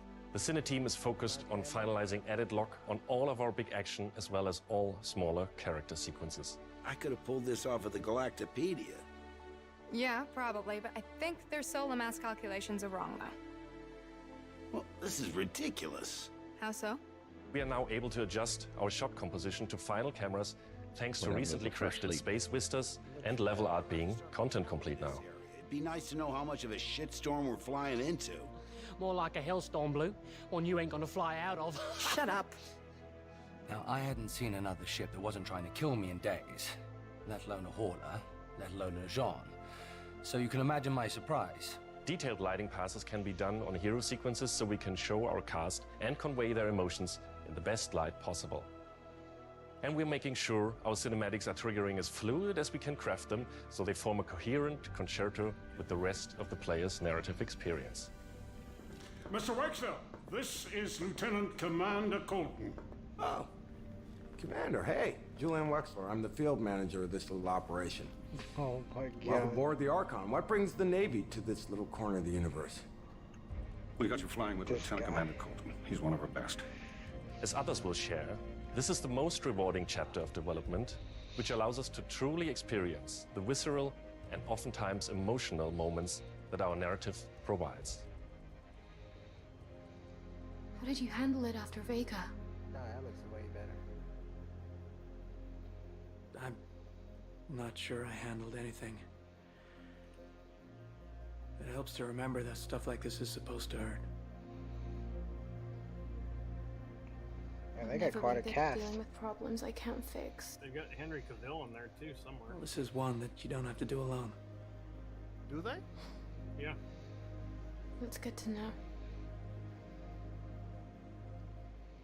For the animation teams, polish phase means refining the social aspects of Squadron 42 that occur between the various missions and getting the behaviors implemented across all of its chapters. Here we're dialing in the hangar to make it as immersive and believable an experience as possible. The guy that they were showing off the medical gown and the trench coat and stuff. Like the big general dude that gave the speech. That was the character the guy was playing with, showing off some of the stuff.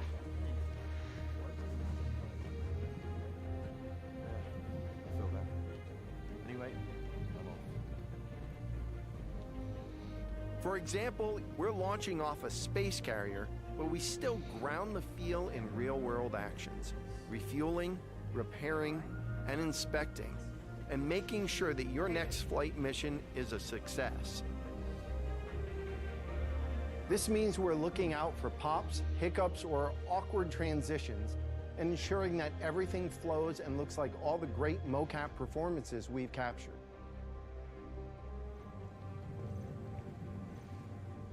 Let's ready some extra ice packs out of storage. Whenever gunners are on full rotation, you can always count on at least one of them getting hurt. We also have you covered in everyday life. The medical staff work diligently for their patients, whether they're players or crew.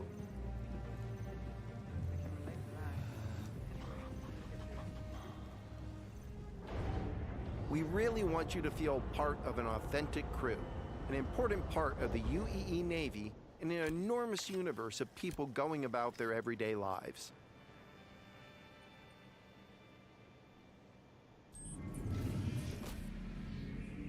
Let's go ahead and clear for takeoff.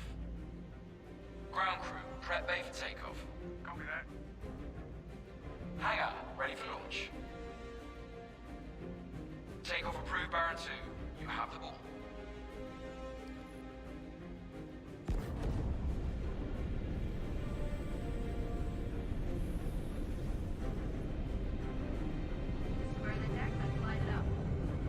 Ready and hold on as you're launched off the deck of the carrier.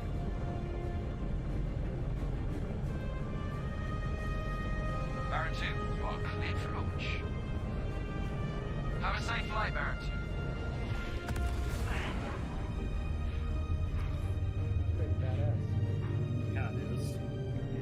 We want you to not only decide how you play the game, but to feel as if the people you interact with are in that world with you. I would have never thought a shotgun could be so pretty. Damn, this R97 is sleek as hell. He's full throttle, huh? Like a lot of other weapons in Gemini's arsenal, it has a higher rate of fire than most guns of its type. That's Big Daddy gun right there.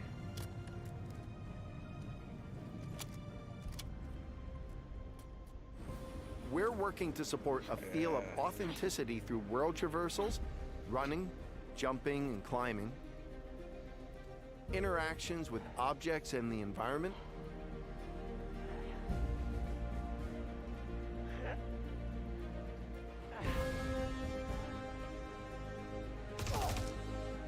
solid weapon gameplay and enemy reactions,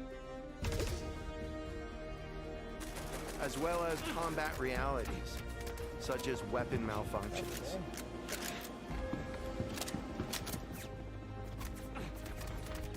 Or in close encounters of the more lethal kind. Ooh, that's gonna hurt in the morning. As we continue to focus on the quality experience, we've been working closely with our art teams, and it's been exciting to see their environments come to life alongside us. Yeah. While animation design has been populating the locations, polish phase for my teams means making huge advancements in the quality of our characters and environments. We've established our standard with recognizable characters like Mark Hamill, Gillian Anderson, and Gary Oldman. And we're now applying this to the rest of the cast and identifying any remaining tech requirements that need to be closed out. The story of Squadron 42 takes you through a variety of diverse locations of varying scales and styles. We've shared glimpses of several environments before, and there's still plenty out there for you to discover. One of the main challenges the art teams had to face during the development of Squadron 42 is ensuring the visuals are complementary to the narrative of the script. The mood and feeling of a space is just as important to us as it is making sure we hit the visual quality that CIG has become known for. Oh, good. We can't hack it from this side. Graves, we got a locked door. Can you give us access? No, I'm afraid that's a negative, Steve. I would have to add you to our system to give you override permissions, and there's a lot involved in that. It won't happen quickly. Okay, we'll figure something out. Everything you see during the campaign has been heavily inspired by the classics of 70s and 80s sci-fi, but with a modern twist. We want everything you see to feel like it has a soul, its own personality, and tells of a history long before you arrived.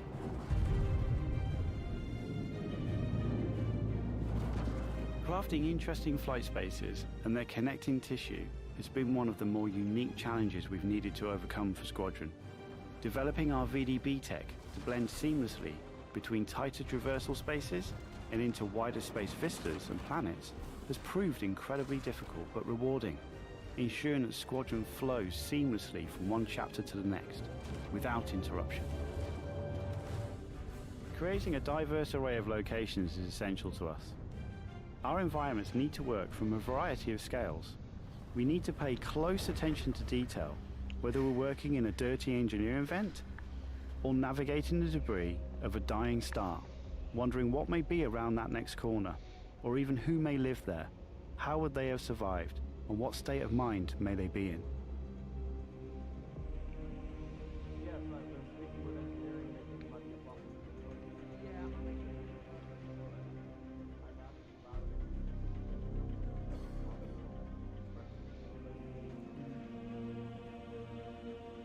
We've worked closely with our social teams in delivering a cohesive social experience when you're taking some downtime from our refined flight and FPS missions, or even missions of the more eerie kind.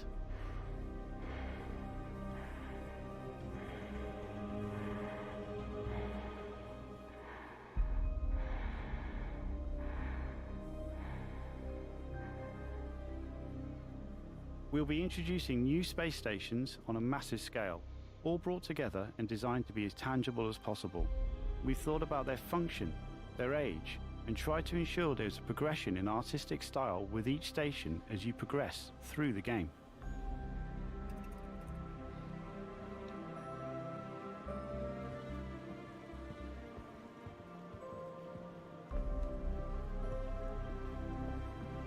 Are you excited for Master Modes, Manny? Yeah, for sure.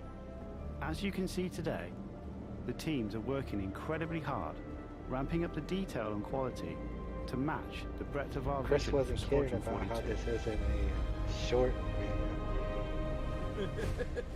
Now, I know you're all asking, when can I play it? When can I play it? When we have the locked release Shut up, date, Jared. you'll be the first to know. Now, we're in polishing phase on Squadron 42. You will start to see a lot more things coming to Star Citizen, as well as overall progress on the persistent universe. The polish phase can take some time. We have come this far, and we want to make sure Squadron 42 delivers on the promise of being this generation's wing commander. Now, even though there's only a few of us in this video, I'd like to extend a big thank you to all our staff around the globe who've been putting their heart and soul into bringing Squadron 42 to life. And I would like to thank everyone in the community for your patience and your support. To paraphrase Admiral Bishop, when people ask, what did you do in the development of Squadron 42? You can look them in the eye and say, I held the line. I held the line. I'm proud to stand with you. I Thank held you the for line. making this game with us. See you went there. Hold the Looking door. behind. Oh, finally. I can't wait to shoot those fuckers in the face.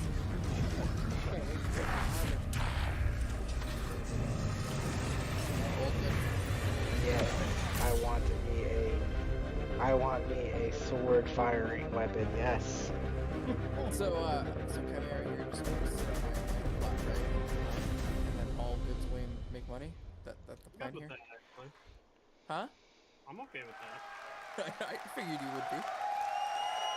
You're our I'm the industrial guy anyway. you're our industrial dude.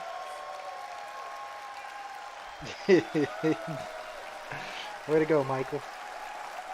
I watched 2.5 hours of this in 1.5 speed. To catch up with you guys. Yeah. But I'm at my computer, I'm good to go here. Well, guys, that was a long Squadron 42 video of actual gameplay. Meaning,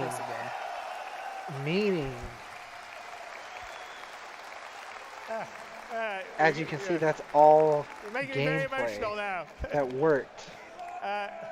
Thank you so much. Meaning that everything we did see, It's been definitely a long time I coming. guarantee We're, you as should can be see here by the end of on next that year. video. That's Because it's Squadron already 42 in. gameplay, so It's we already are done really on dialing it Squadron and polishing 42. it, and we're really Everything proud but the of what base it building. Everything that we saw actual is- gameplay for Anyway, I think it's going to be something is I'm going to very, be very in the proud of. PU by the end of next I year, can't wait for you guys. which is still a year away. To play it in the. But that's huge, though. I'm not going to say when, but anyway. And anyway, we kind of spent the time to craft something He that's actually hasn't that got shit off this, you know that, right? beautiful with as much attention to detail and love without your guys' support. Just like we couldn't be building the universe of Star Citizen without your guys' support. So I am, on my side, Have a good night, incredibly Bootneck. grateful, as is everybody at CIG, for your continued support, because we're building Thanks for becoming a member. a universe of dreams and stories We of love ya. dreams, and it's a really wonderful thing to be able to do as a creative. So thank you, everyone here, and everyone watching, and everyone that supports Star Citizen and Squadron 42. So thank you guys very, very much. What ship am I getting, Chris? Keep refreshing the page. yeah.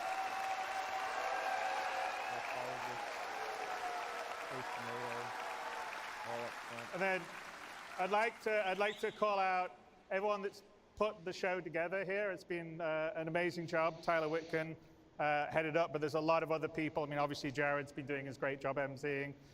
Leah has been organizing the show, and there's 1,000 other people that are part of our community and marketing side that have been doing it. There's been volunteers that have been helping to do this. The companies that we've had, like Envision, have put the video and stuff all together. So everyone's done an amazing job of the show.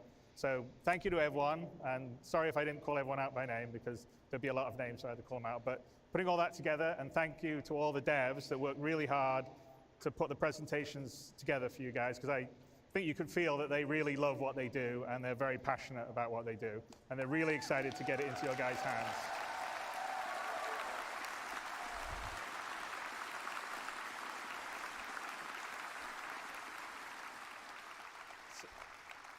So anyway, with that, I think I would say thank you, everyone. I'm really excited about what we've got upcoming in the future, because a lot of the foundational tech, the persistent entity streaming, and you saw server meshing earlier on yesterday, enables a lot of the stuff that's going to come to the PU, like the base building and the persistent hangars. So I am incredibly excited by 24 and beyond. And anyway, thank you guys for supporting. I will see you in the verse. And thank you so much for coming out to share this with us. Bye.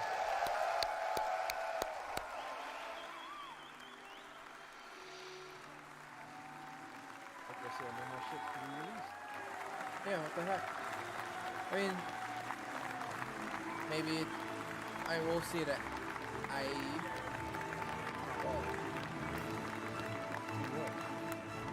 Same shit you've been seeing for the last 10 years.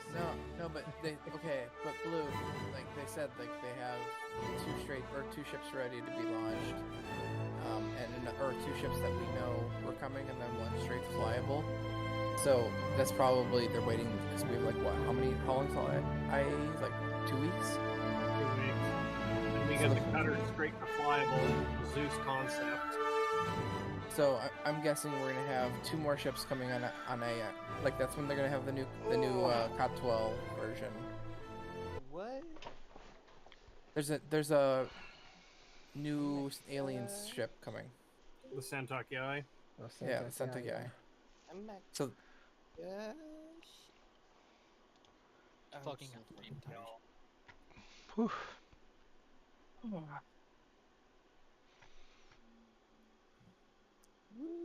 Well, ladies and gents, At the end of the stream? What? You gonna end your stream then, or? No. No. He's got 17 hours to go. Exactly. No.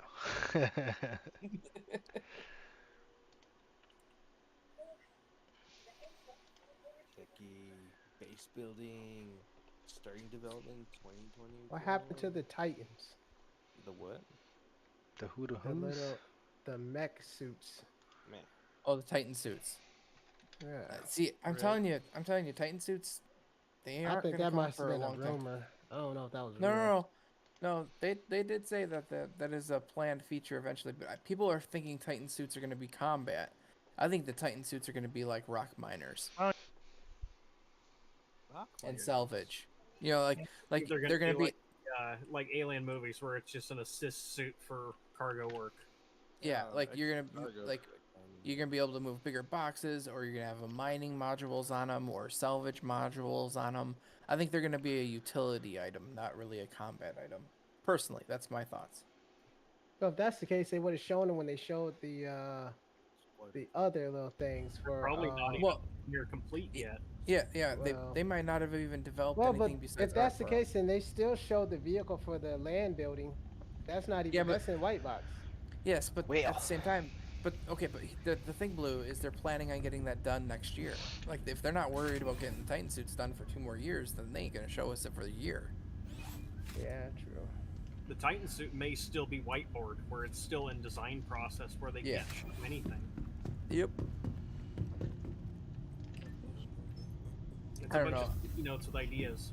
I really love the new jumping mechanics. That stuff excites the shit out of me. Being able to just go in quantum speeds and point in a direction. Oh. So if we got to shower, eat, and all that stuff, do we have to use the bathroom? Yes, that's Well, coming. Of course you have to use the bathroom. Yes, that is. What's up, Green Sauce Games? Yes, very exciting end to CitizenCon. Lots and lots going on.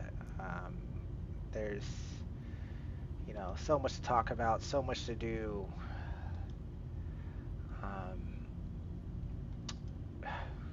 Good stuff. Let's just say, it's positive. Things are coming. Things are on the way. I don't think base building will be done by Q4 of 2024. Oh, no way. I can't believe you said that when he came up on stage right after that and said everything you've seen is. He said they're starting Q1 next year. I know. Well, no, yeah, but he said when Chris came up on stage and said everything you've seen is planned to come this upcoming year. Like, that's insane. You can't tell people that you're planning to That's have not base how I heard con. it. I heard him say they're gonna try to get all that stuff to you next year. That is not Yeah. all. It's not all based on the release of Squadron. It Yes. could come before. Yeah.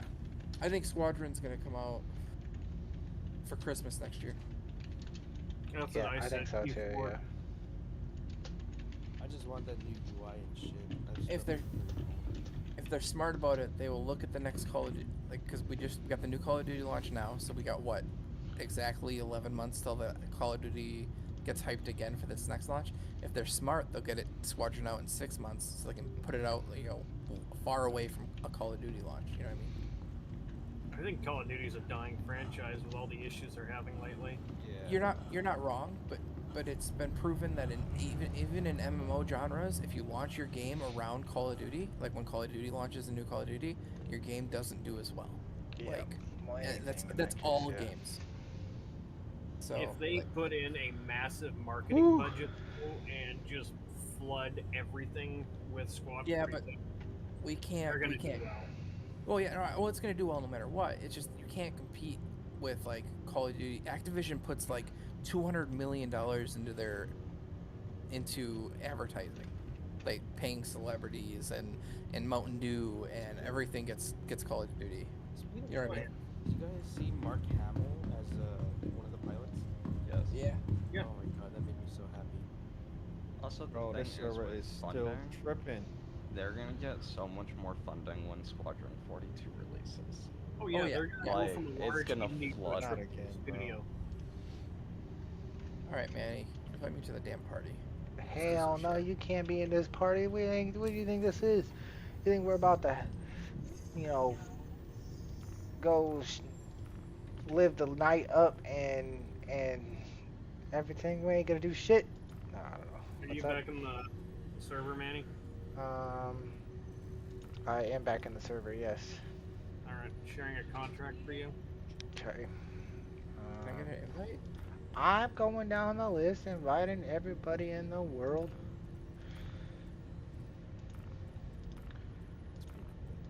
I'm over on Loreville, unfortunately. Yeah.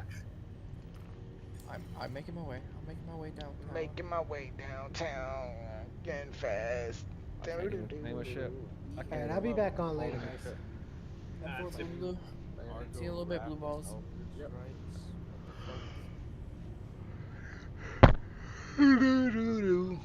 Alrighty, ladies and gentlemen. We is going to play some Star Citizen and have some fun, but we are going to take a small stream airtime break while I use the bathroom and walk around for a minute because I've been streaming for 8.5 hours. Goddamn CitizenCon and watching stuff that only had something entertaining in the last 45 minutes. He's out of breath. But yeah, so we're gonna take a small break on the stream here, and I don't want to end the stream. We're gonna continue busting people's balls for these goals. We have gotten some subs that have not popped up on the alert bar according to my my YouTube numbers. I just don't know what the hell it is with this alert box on Streamlabs. I think I'm gonna start working on switching everything over to completely OBS instead of Streamlabs OBS because I'm sick and tired of Streamlabs sucking ass. At least when the bug happens on OBS, it's your fault, not Streamlabs just being garbage. Yeah. So we'll get that fixed here in the near future, but still, we're here, we're gonna play, we're gonna have some fun, and we love having you guys here and entertaining you, so we're still gonna continue going. We do need some subs, we need some members. Like I said, we're gonna keep these goals going, and I stream multiple times a week, so as soon as we hit one of these goals, we're gonna do a giveaway. So I'm gonna be strict about it. We gotta hit these goals. Okay, so we gotta get these subs, and we gotta get these memberships. Yeah, the goal was already reduced. So like, come on, people, get in here. So we're gonna give the stuff away, but we gotta hit our goals, and so 100%. I'm gonna take a break. We've already had one giveaway winner in the stream, so yeah, and let's do two. And we have. So before I go away, let me check real quick so I can give you guys information. We are up to only 1468, so we've only gone up 2 from what it doesn't say there. So we're at 68 out of 150. When we get to 150 subs or 20 members, we will do a giveaway. So I will be back in like 5-ish minutes. I'm gonna throw on some music for everybody. Thank you, Retro Killa, for being here, and again, I hope you're looking good in your new armor. Retro won it? Yeah, Retro won it. Nice. I may have thrown in just a tiny extra on his pack anyways, so he got a matching paint job with that. Oof, keeping it sexy. Hey, he's gotta be rolling in style.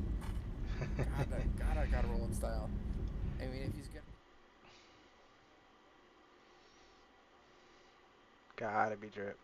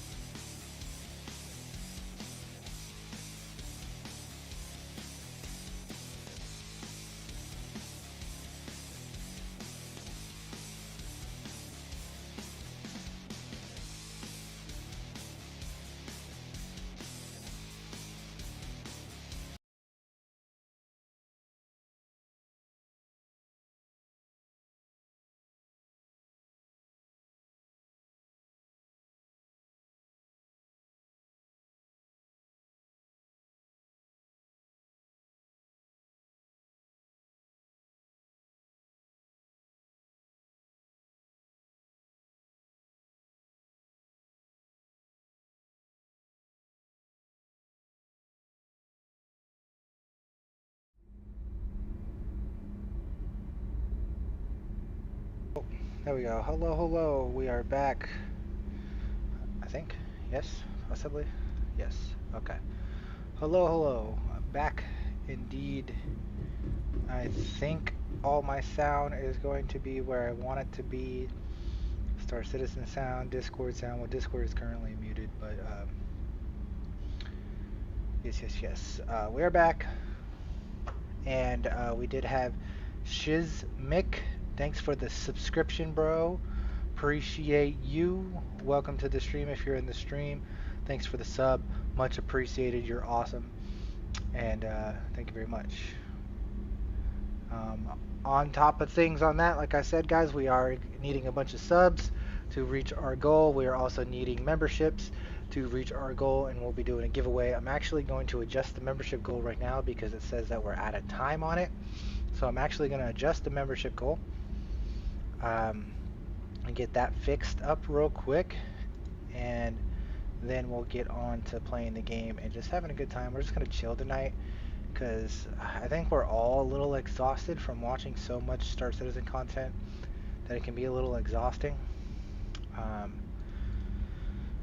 So we're going to probably just relax, but nonetheless,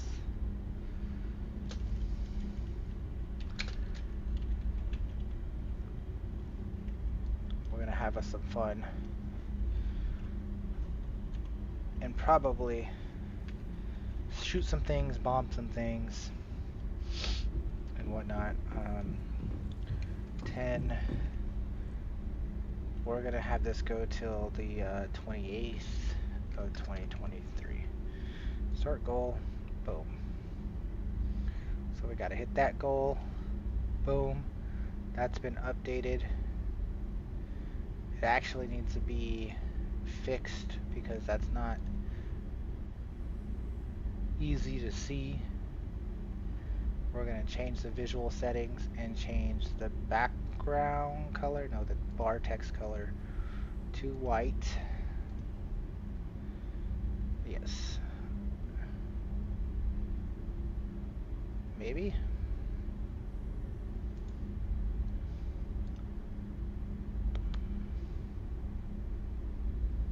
No. We're going to change the background color to green.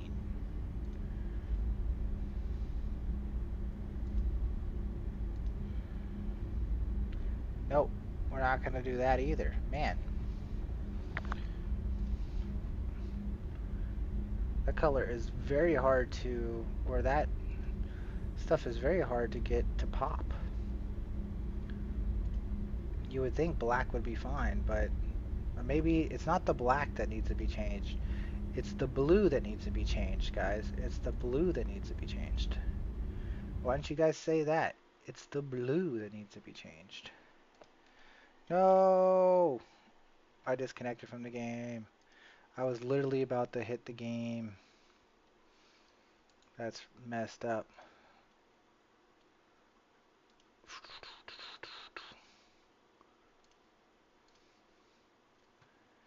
Okay. Okay, looking good. We're gonna pull back in the Discord volume. Where everybody has been hello. like being divvied up. So that's huge. My huge thing is the hangar. I cannot wait for that. That's my big thing I'm waiting for. Like the newest thing. Yep. I don't care about anything else yet except for that hangar thing, because that's gonna be huge. I agree. Yeah, I can't wait for Hangar's my gonna be sweet. hangar. Alright guys, so yeah, we're all here going to be probably talking about CitizenCon all night long, so if there's anything that you guys want to talk about in chat, do mention it. We can discuss it here. We'll talk to you about it. We'll get your ideas shared. Lots of theory crafting. Lots of theory crafting. And like I said, and I was saying, we're probably just going to chill out and talk about CitizenCon and run around and do some nonchalant things, because I'm pretty sure, like I said, everyone might be a little bit exhausted from watching so much Star Citizen content all day. Oh, fuck that, I'm ready to go. No, Let's do I'm some hyped. shit. Oh, they're hyped and ready to go, maybe. I'm more hyped than I ever been. Jesus, changed my mind. Shit. My energy comes from the people, so if the chat gets hyped, if the Discord gets hyped, then I'm hyped. So that's how it works. So if you're hyped, let's go. Yeah, like First pledge for this game. give me a fucking mission. Let's go fucking kill some fuckers. Jesus. That's all I'm telling you. Like, Jesus. 2017 was my first pledge. That's the first Do we time got a party going? I've been hyped. Yeah. Yeah, you're in the party, aren't you? I don't think so. Pretty I sure think you are. Boom disappeared briefly. Manny, I did. don't- I had to go oh, there big you are. beta. Manny, what are you in? What hangar are you in? What's up, Shizmig? Hey, welcome. Yeah, I did just see that you subscribed a little bit earlier, so welcome, welcome. Thanks for subbing. You are awesome. Appreciate you. We are getting closer and closer to some goals for some giveaways. When we get to those goals, we will be giving away some stuff, but welcome. Are we doing bunkers? I don't know if it was worth buying 2 Zeus Mark IIs. Yeah. Manny, Yeah. you gotta grab these. I'm dropping stuff for you. You guys? Sniper, the thing is you can hell melt it outta and watch here. your buyback price. I don't want to talk to you, Mr. Freaking Sniper. Manny, I just kind of died today. You're fine. Drop it. It's all us. Thank you. Okay, I'm just making sure. I just didn't want to. There we go. That's Sniper right there, being a turtle. Yeah. Right. So there's that. What? For I you. wasn't doing anything. I said, is this you guys? Lights on the Vulture recently. And then let me know when you're ready for the next one. You ready? Uh-huh. Here's your helmet. I replaced the gear that Callie bombed. Here, here's some stuff. I have these magazines. Hey, Don't know if Tricky? you need them. Shove it up your ugly ass. Here's a toy gun for you. I have so many of those now. Can't It drop won't a let me gun. drop it. No, because it's a gun. Where can Toy you gun find the info of the giveaway? So the giveaway is just we're going to be Some doing a giveaway magazines. when we reach one of the goals, and it'll be a $60 pledge giveaway, basically. So any ship or game package or whatever you want that adds up to $60, so the winner will get to choose what they want in the price range. So. Yeah, if you want a game package, a ship, whatever you want. And to win it, all you have to do is, recently, like, now that the giveaway is going to be going on for more than just today and yesterday, as long as you like, or as long as you subbed, like, because you just subbed, right? So basically, people that are in the giveaway are recent subscribers, and people that are talking in chat. So I have a big list on a notepad that has all the names of all the people that just recently subscribed in the past day or two because of this event. So as you can see, we had like 66 people subscribe in the past 2 days or so. Those people are all on a list, and so your name is on a list now where I'm going to just spin the wheel and someone is going to win out of it. And when that happens, it'll either be during a live stream or during a video, and I will post a post about it, and I will also like the community post on YouTube, I'll post a post for the winner. I'll also do, like I said, make a video for it. So if you're not particularly here at the time that you win or whatever, you will somehow hopefully get notified if you watch my videos or watch my live streams, or if you leave a comment and ask about it in the future, or I'm sure you'll get it. But yeah, basically you're in the giveaway, so you're good. I got your name written down. If you want more entries in the giveaway, becoming a member gets you extra entries in the giveaway. Yes. So the secondary goal there, or it's more of actually the primary goal, the membership goal of getting more members. So one of these goals has to complete for the giveaway to happen. But if you are a member, you get multiple entries. So everyone who's a member gets 2 entries into the giveaway, and obviously you get the perks of just being a member. Not only do you get 2 entries in the giveaways, but your name is green. You got our little patch. You got emotes, and you're supporting us because we're a small community and growing. But you got to start somewhere. So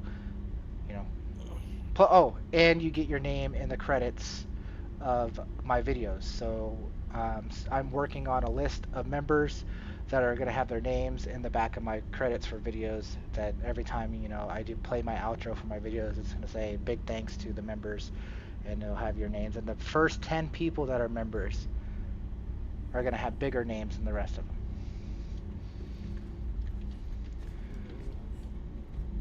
We ready for bunkers? I will be ready for bunkers. I'm just getting geared up for it right now. Earlier. Wait, are we doing drunkers? Oh, not drunkers, not drunkers. That's a bad idea. I'm not saying I'm opposed to doing it entirely. I just don't really want to do that right away. Yo, if somebody threw down some money in the chat, maybe we'd do some drunkers. Oh, yeah, boy. super chats lead to drunken chats. Why do we encourage this?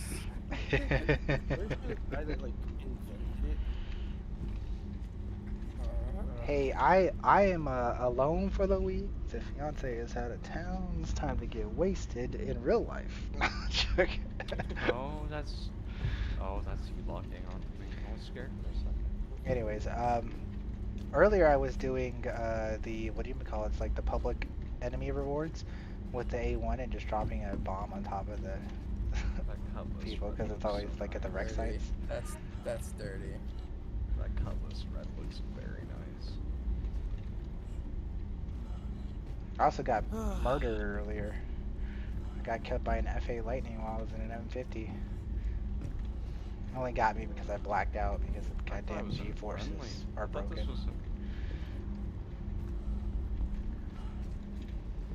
What's the frame rate on our server right now? I don't know. Fucking high. Alright, so going in real heavy. That's what I'm hearing. It's 10. Oh, that's not high. It was at 19 earlier when I first jumped in, so like that. I'll take that. Oh, that was great. There's like 50 people on the server now.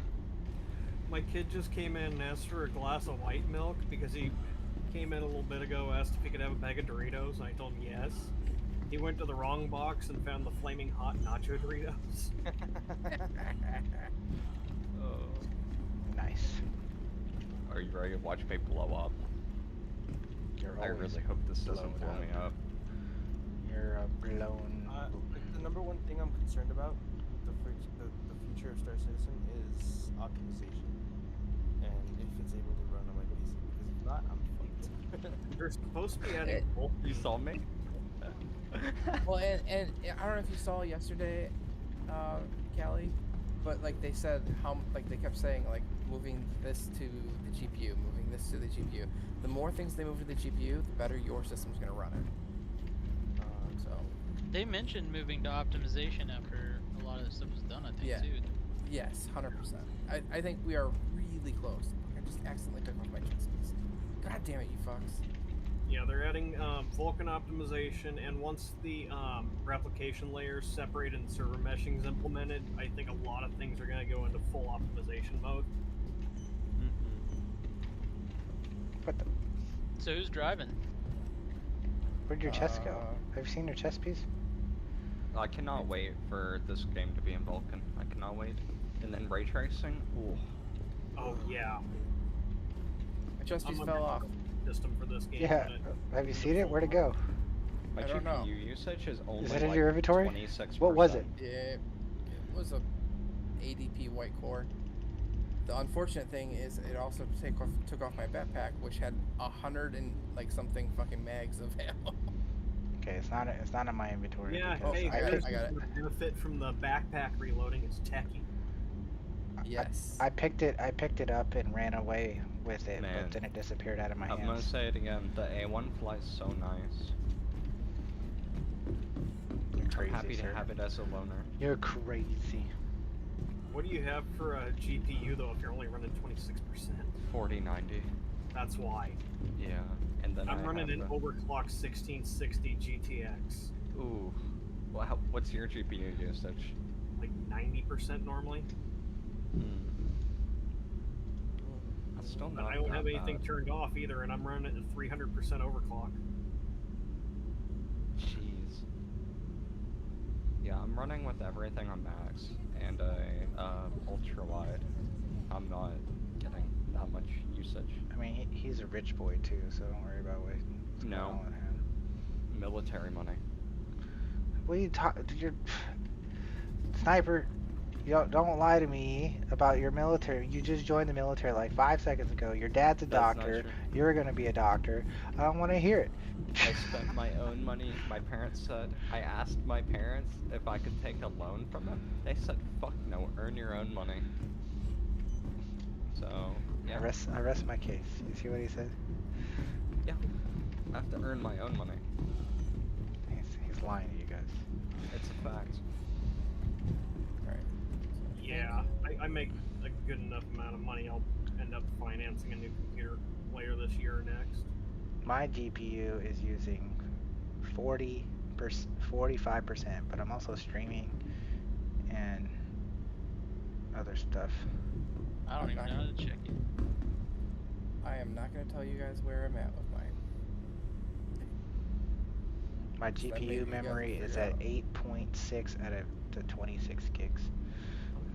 So, yesterday when I played, I have 64 gigs, and this game was using 80% of my memory. So, How? I have no idea.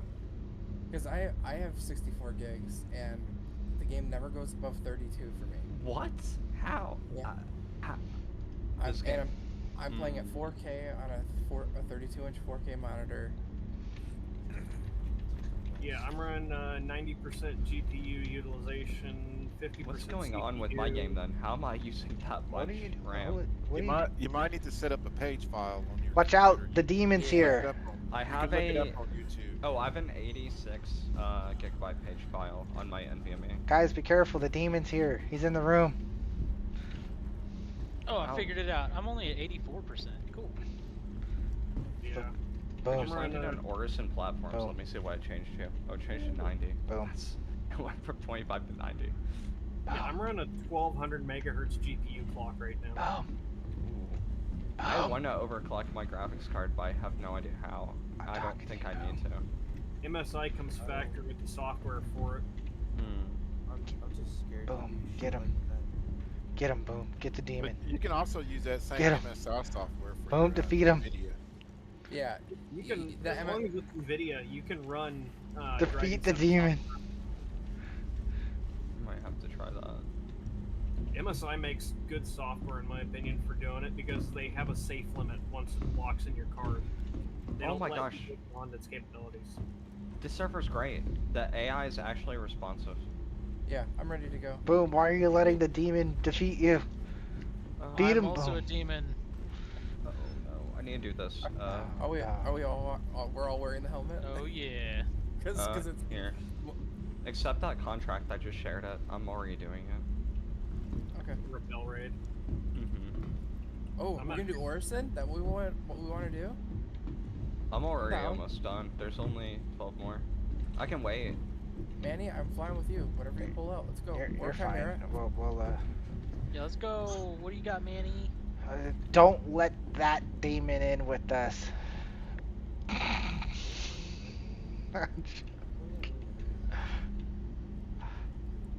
He hasn't shown you guys who he is yet. Man, I'm still hyped due to that trailer.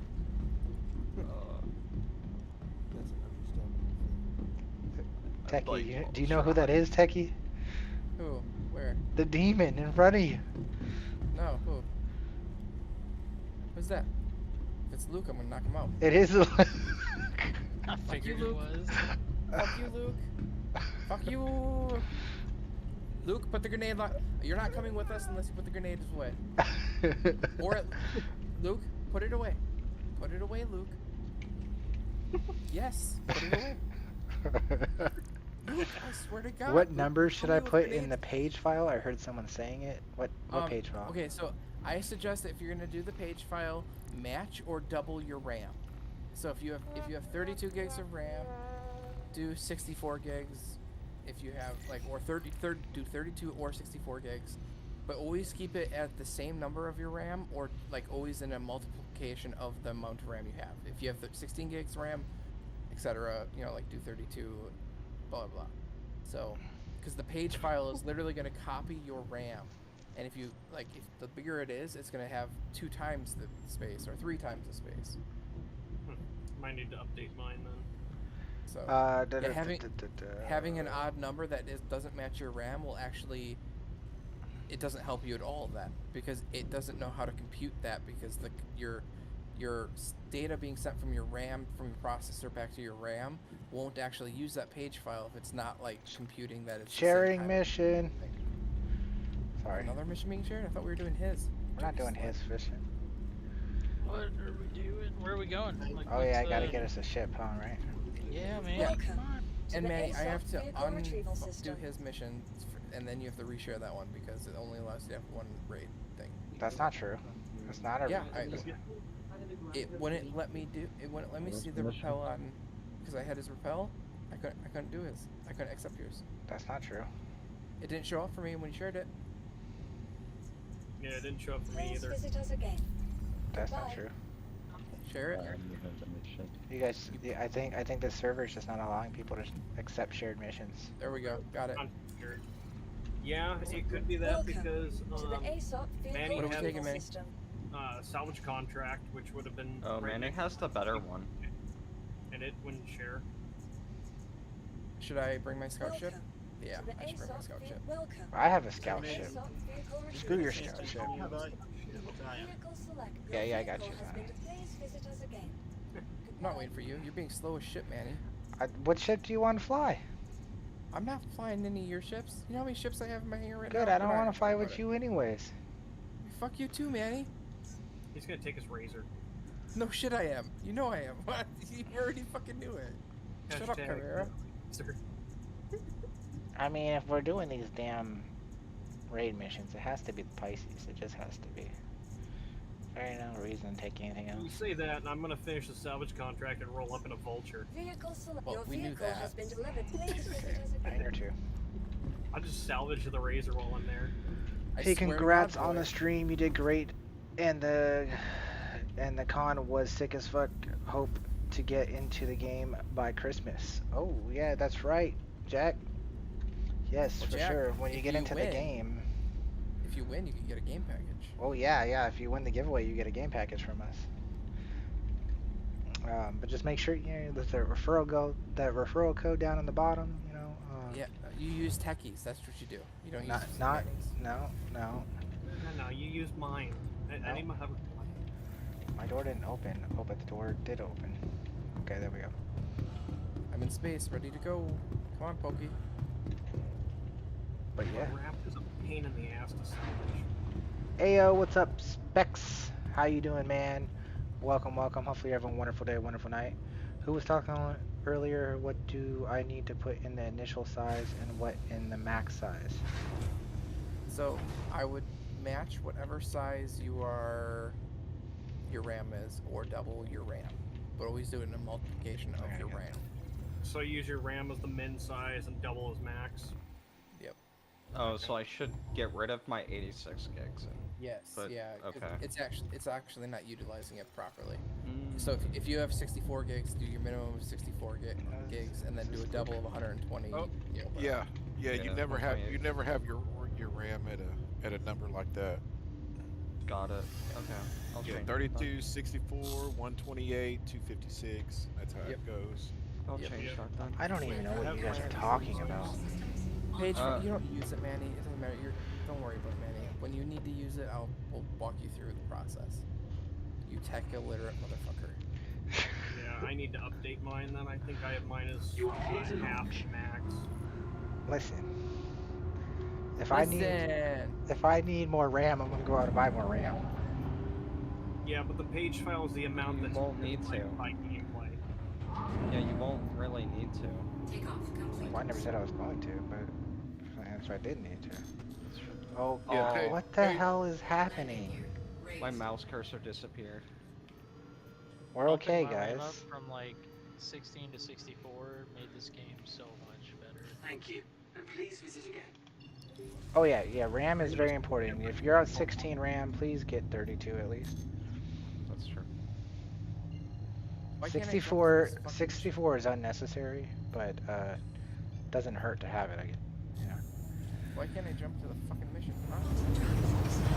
Doing good here. Needed a 5-minute break from the game, so thought I'd come and hang out. Nice. Glad to have you here for as much time as you have.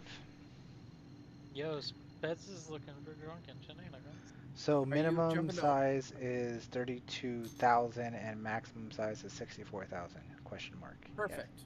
Perfect. If you have 32 gigs, that's perfect. Perfect. So if a floor is disappeared, should I go on that floor while I fall through the map? I would probably jump onto it and do a dance move. I don't trust that.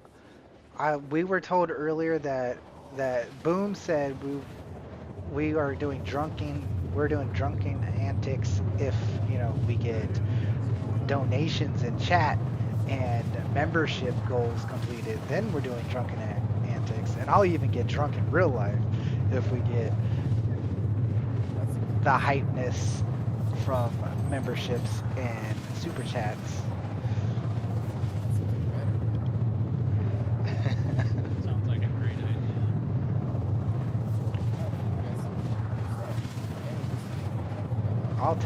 I'll take a shot for every member. This game is tripping. I told you. I'm calling my ship in, and it's saying basically it's telling me my ship is not even at this station. Told you. You got to give it a second for the ship to spawn. No, it's showing me that it spawned, but not. It's not there. That kept happening to me yesterday. You just have to keep reclaiming it, and eventually it'll spawn at a different hangar. One of the hangars is bugged at Seraphim, I think. I'm in Area 18, and now I have to claim it, but it's 21 minutes for me to claim it. Yep.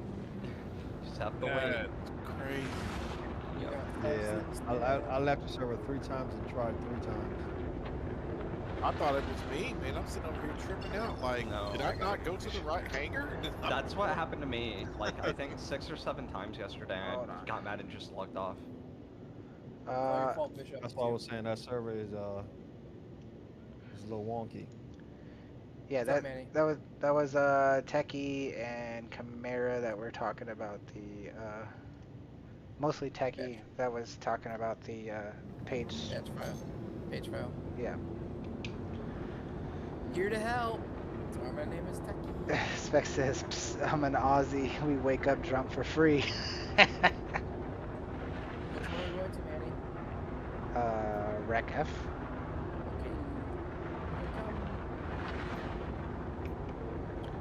Look, just because his name is Techie doesn't mean he knows everything about tech. I know more than he does.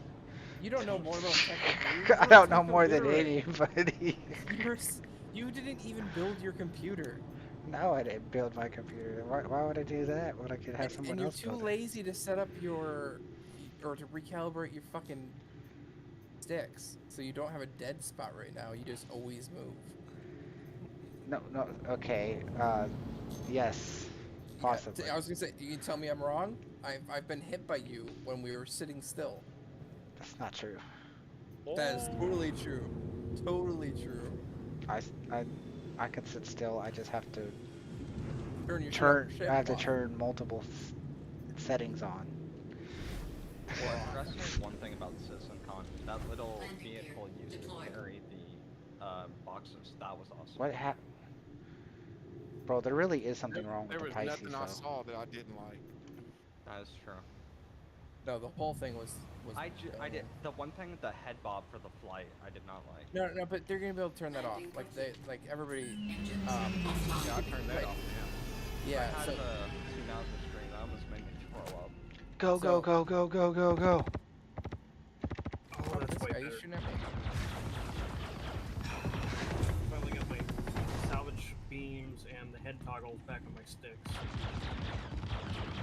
Oh, here, let me give Zion. If anybody didn't accept the mission before, I'm resharing the mission. Ouch. I got shot.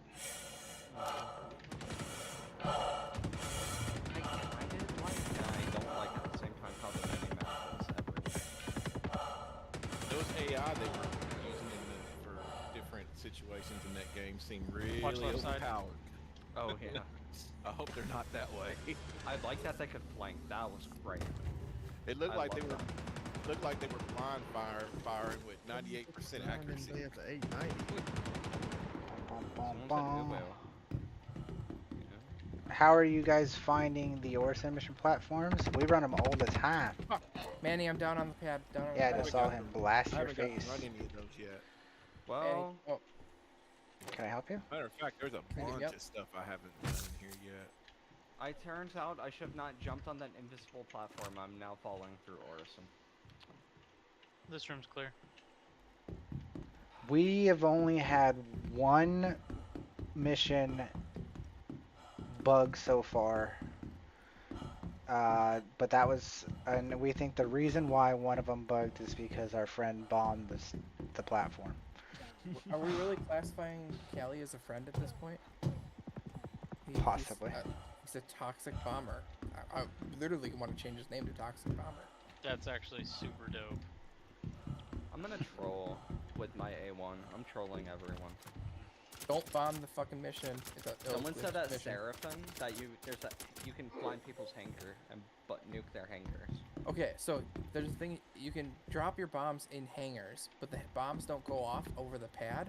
The bombs will just fall to the ground and sit there, and if you move them off of the pad, like towards the elevator, the second they get off the pad, they go off. How do you get to the front hangar of the 890? Hey, I'm gonna jump off here for a while, let the ship come back and eat. You walk to it? 10-4 Bishop, good luck. Don't choke. But I Go on your will be left back. side. Yeah, Splash, you go down the elevator. Have a good day, Bishop. No, I'm gonna be back. Okay. Which floor do you go down on? For real. To the hangar. Okay. That took me to the other hangar, the elevator one at the bottom. Man, 300 FPS. I'm talking about the front one, the one at the front of the ship. Yeah.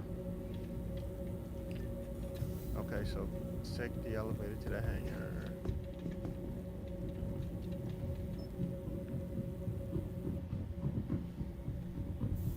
Go. Turn your laser on, bitch. I don't have a Yeah, it laser. brings me to the bottom hangar. So, yeah, go the other direction. Fucker got me. The hallway has two directions, right? So you would go one direction leads to the cargo bay. Yeah. And the other direction leads to the hangar. I'm mad. My A1. Right past the med bay, right? Past the med bay, yes. Okay, go through that room, the little lounge area. It says hangar. Then open this door. Caution. Oh, I thought this was an airlock. Okay, that's why I stopped. That airlock. When I click the set button, it says does not have enough free space for the max paging file size. Do I just click OK? I guess. Yeah, it just means you don't have enough room to actually do the max. That'd be okay. As long as you can do the 32, then you're okay. Gosh dang it.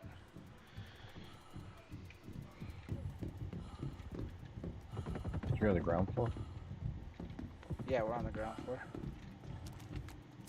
So this building's really weird. There's like 6 different directions you can go. So like, instead of taking the elevator, I took the stairs, because there's stairs on this building. I've only bombed the platform once and it worked out okay, but I find on someone's missions like the wreck sites, if you shoot the enemy with your ship, it does tend to bug. Yes. Here we go. Let's go up.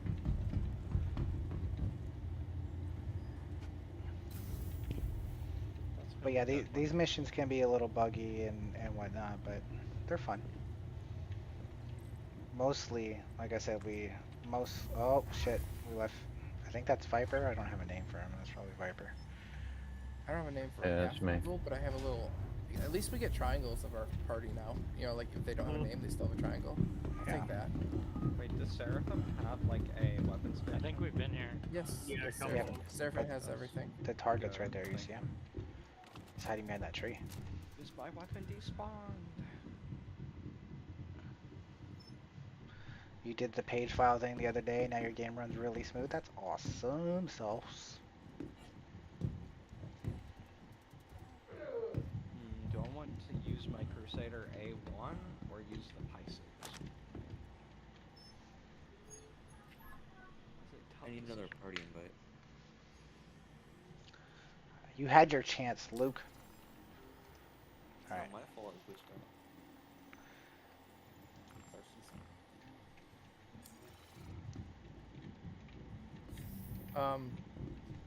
We have to eliminate Elliot Lowoden. Oh yeah, this Manny? is the boss one, huh? Yep.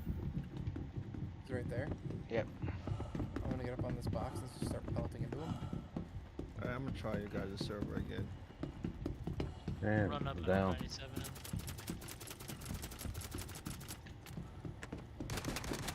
Good shit, good shit. I'm down at the elevator. I'll take his helmet. Thank you. Why are you taking his helmet? I'm taking his helmet. I have to put it on my face. I'll Yes, take but, the rest of them then. Okay. So that I can have your guys' face on. Because everyone else has it, so I guess I gotta have it too. Enemies respawn. Fair enough. Demon. Yeah. I'm gonna go heal myself in your med bed real quick and then jump in my ship. Okay. Wow. Cause I got a level 3 chest. Also not sure if it was techie, but thanks for the Oni helmet the other day, bro. Sorry I had to shoot you Yeah, you're for it. Pretty sure it was me. Probably me. You do kill me more often than anybody else, I think. Wait, they said at CitizenCon that the new. I'm confused. He stuff killed you is the other coming day? out. Like the new armor stuff is coming out this year, right? Probably. Oh yeah. That's all coming. That's all coming Q. They said Q1 was the hair tech and the new head models, and Q2 was a whole bunch more armor. Oh, I thought stuff was. I thought I saw something that was coming out this year. Oh, Q4 is something I forgot. I think that was the hairstyles. Yeah, was the that's what I hairstyles think. Q4? Yeah. Yeah, Yes. Q4. Hairstyles coming out Q4. Then Q2 of 2024, I think, is the new head model thing, the new body, like, whatever. Okay. I don't know. That's gonna be cool. Manny, can Alright, you I guess we're leaving the Razor here. That's fine. Let's go. Are you leaving the Razor here? Well, you closed the door with me in here, so fuck it. Let's go. Manny, can I get a res? Yeah. We're gonna get you. Thanks. Enemies respawned on me. Yeah. That 4 Viper on our way. Nice to see you not in prison, Viper. I was gonna say that's a regular occurrence. Yep. At this I did point, have a time too. every That's time later. I see you outside of prison, Viper, I'm gonna say it's nice to see you out of prison. It's just gonna way it's gonna be now, but sorry. Doors on the C2 to open to check it for cargo.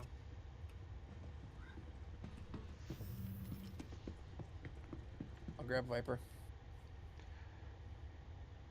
Roger, clearing. I took down the target that took Viper out already.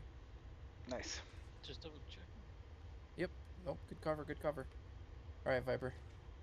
You're all up, bud. I'm going to log and I'm grabbing something to drink, maybe something of an adult beverage. Try your server again. I think at this point I need it. All right, we're going back to the ship, to Manny's ship. Yep. 10-4, good copy. On my way. Moving. Double timing the blue baby. I'm going to mute my mic and continue going for a second, guys. Gotta make a phone call. Tell her we say hi. Yep.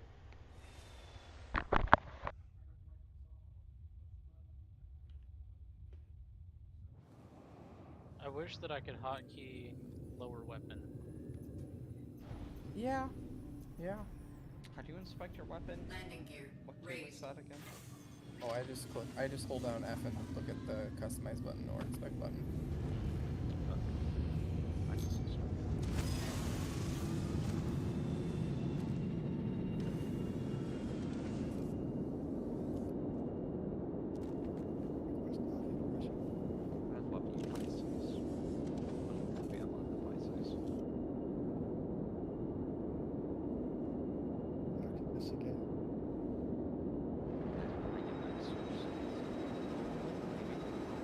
Zeus will be here next year.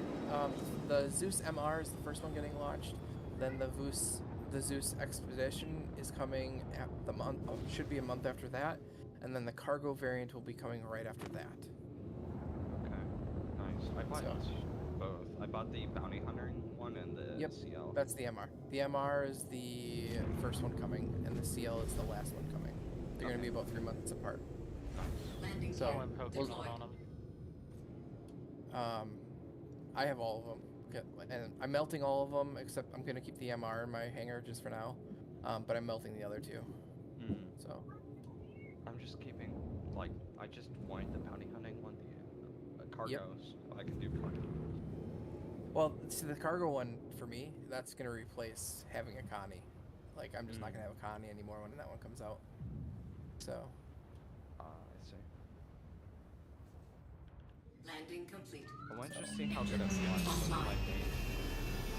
Well, it's gonna fly better than a Connie because it's smaller than a Connie. It's classified as a ship once their ship's that small. So it's gonna fly better than a Connie, probably as good as a Cuddy. It would be my guess. Thing is, who was the EMP controlled by, pilot or co-pilot?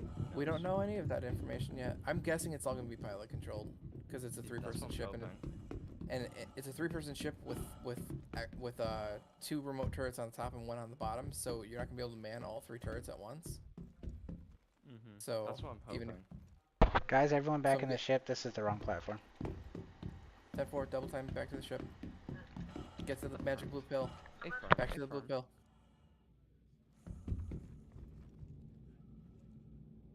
And then for dogfighting, I'll probably upgrade my. Actually, I might get the. All right, I'm back. Specs, thanks for the appreciation of the beautiful blue Pisces. Yes, this is one of my favorite ships. Our favorite paints in the game. I paid before I was a concierge. I had to have this ship, so had to have this paint, so I bought it off the gray market. Lots of fun times. One of the only few times that I've used that. But I couldn't wait. I needed it. I named Manny's blue Pisces the magic blue pill. That's the name of his ship. Wait, what'd you buy, Astra? The skin for this, it's the metallic blue skin. Yes. He bought that on the gray market before he was concierge. And thanks for the sub, Tyler Holt. Appreciate you, buddy. Welcome to the stream if you're in the stream. Hopefully you're having a wonderful day. Thank you very much. Appreciate you, sir. That's one step closer to our goal and our giveaway. Thank you so much for joining us. What's up, Rufus? How you doing today as well? I don't know what's going on with this mission. It might be glitched, guys. I might buy the Zeus skin on the gray market. Oh, okay, so it's this building right here. Okay. Just wait. I'll give you my PayPal and I'll send you the skin.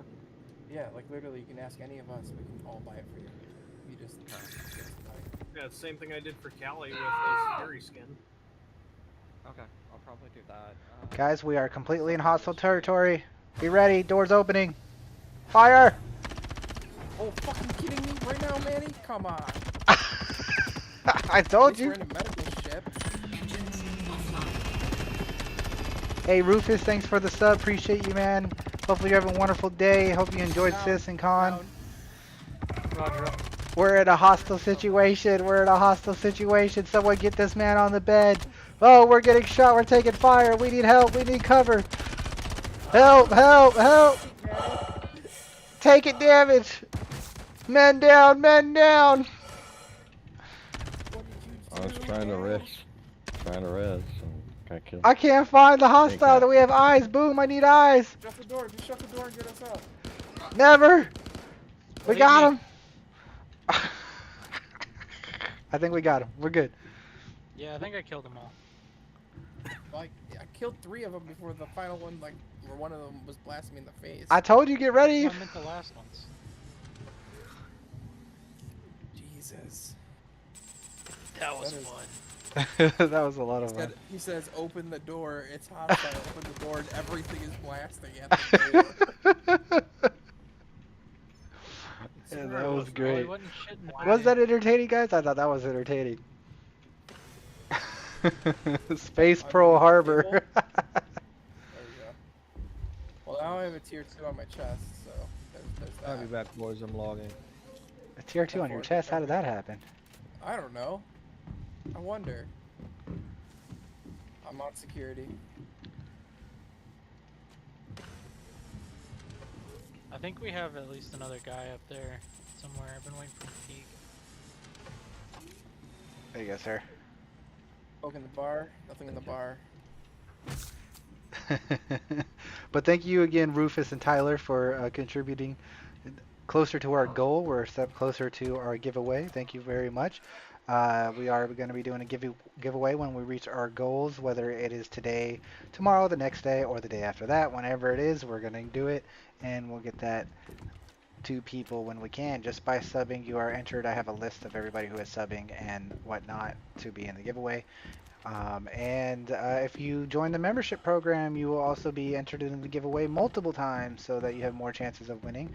Also, lots of cool other benefits there as well, like name being in the credits, or other cool things like emotes and special polls and things like that, all coming in the future.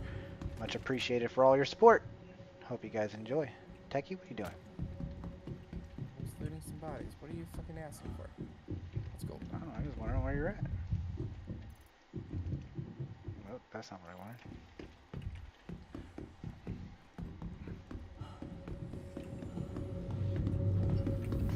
R97's like the best shotgun. Oh yeah, the full auto Gemini. I don't know, it doesn't do as much damage as that new shotty.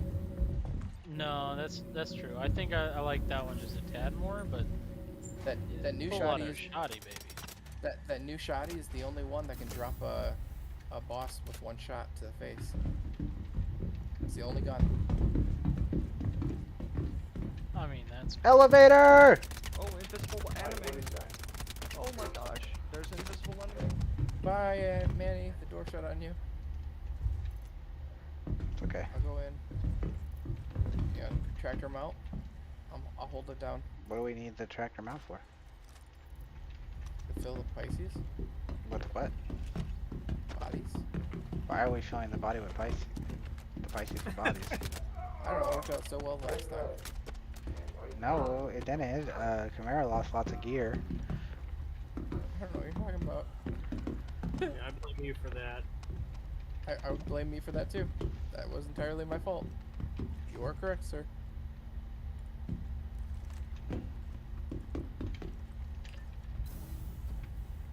Oh, enemies are respawning, by the way. Yeah, figured. I keep forgetting we're doing the boss version of this. Oh god. How do you get the boss version? Getting lots of rat. Just all of the rat. Manny's maxed out on the rat, so he gets all the missions. Okay. I guess my objective is to max out that. There we go. Is that last in? I think that's last in.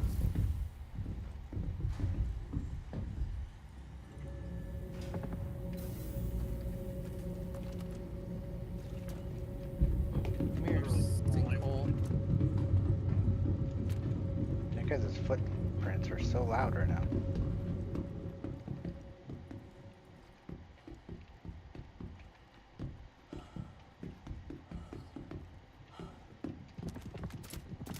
There's gotta be one It's more. another Omni helmet. Can you stop shooting behind me? Now Viper could have one too. Yes. Demon Viper, put a Squad, helmet. activate. Get the helmet on, Viper. Loot him up. Bro, go take him to the Pisces and get in the shit. It's amazing. I'm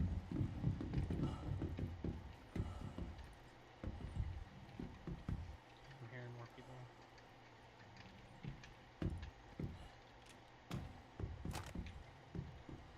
There, I knew there was one more of these boxes.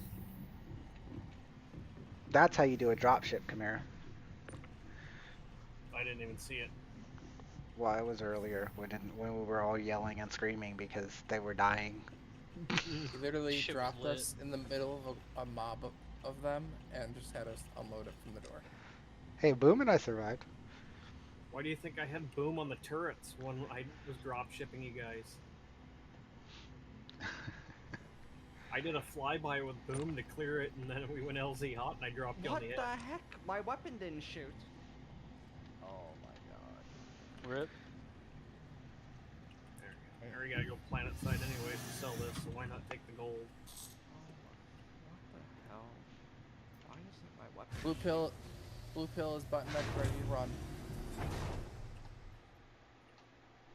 Well, in order to fly, I guess I had to turn the engines on.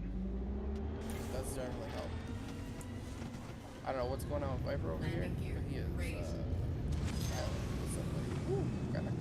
If you guys are stuck Orson platforms, can you please come and get me? Well, we're on ores and platforms, but there's like 40 different ores and platforms. But yeah, we can come get you. We got one more tower to kill, and then we'll come to you. Okay.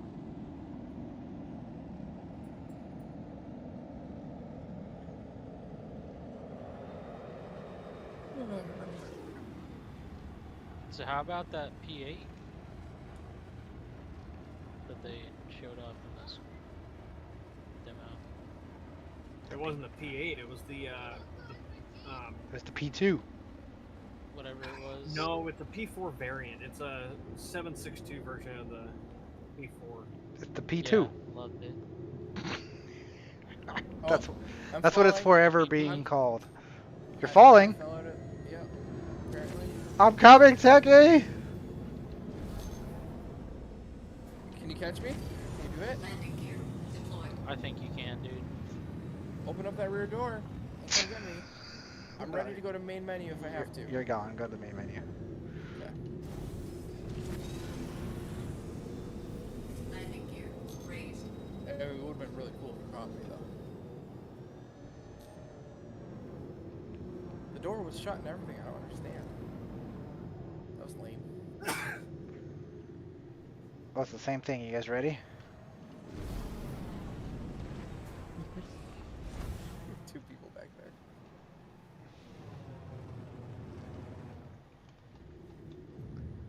Why can't I see anything? Oh. I stand corrected. It is the P8 AR. I told you it was the P8. What did I say? Okay, Open, open, open, open. Go, go, go, go, go, go. So there's the P8 AR. They're in front of us. The ESC is the one we have in game. They're in front of us It as soon as used you to be turn around. listed They're like at the on- speakers right here, guys. It used to actually be listed differently. It used to be the oh, what is it? The P4H is what it used to be listed as. But that guy had two guns in his hand. Oh shit, I am still falling. Oh, that's great. Gonna go to menu again. Maybe it will let me not combat log this time. Eyes on this slippery bastard now. They're gone. So we better search high and low to find them. Damn it. We need to find where they went. There is also a FS9 The skag slipped me. in I can't let him get away. concept. Oh, I'm excited for those Volt guns. Those sound fun. The skag slipped me. We can't let him get away. Like Do you hear him? energy It's weapons. like right on top of us. Shit. Wherever they are, they won't get away long. My The game is bolt guns are super sound very- worked. The Volt guns are like super fucking exciting for me. Like that sounds like a badass thing. Oh yeah. Laser beam guns, or just hold, you can just shoot a laser beam. Frickin' laser beam. Oh, you know what? They're probably in the elevator. Who would have thought, Manny, that they're inside the tower? Because that's where they all were. They're in... No, no, no, no. They're in the elevator down here. Down here. They're gone. So we better search high and low to find them. I found them! Damn, they're gone. Let's fight. Oh, finally, that gets Seraphim. Someone get eyes on this slippery bastard now. Was there another one? I don't know, maybe. Don't let the bastard escape. Find So them. that still works though, by the way. If you combat log and it puts you back into the game and you don't want to be there, just log out again and do it again. Double logging gets you past the combat bug. Shit. Wherever they are, they won't get away long. I'm a ship battle. Time to double combat log.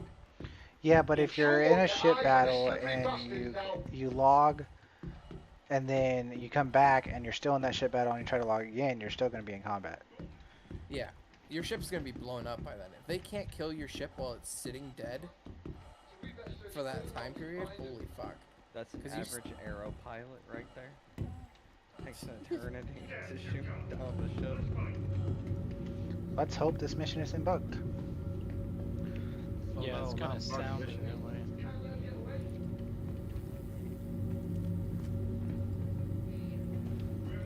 Wait on you, Viper. I think bunkers are a better idea than doing Orson, I guess. What do you guys want to do? You guys were going to do Orson? Well, yeah, we're doing Orsons right now. Yep. I'm on your server. Can you send me not an invite, but share the mission, please? Mission's over, see man. if I can- You're not going to make it in time. Oh. I'll wait till next one. I think we should move on to bunkers though, over Orson. Got me a shotgun. Oh.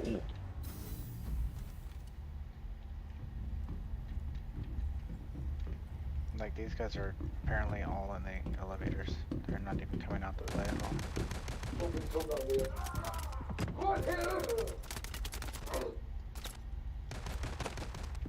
I'm gonna lay in my bed then.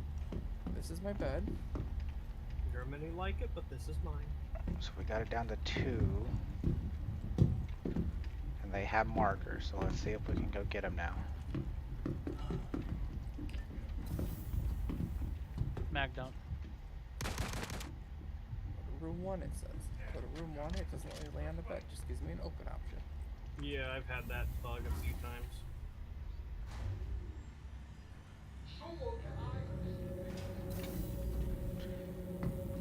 They are in that elevator still, and so we're probably not gonna be able to get them. Don't let the bastard Anybody got escape. grenades? Find them. I don't think Where's so. Luke when you actually need him? Tell me I'm wrong, Luke. He's AFK. They're gone. So we better search high and low to find them.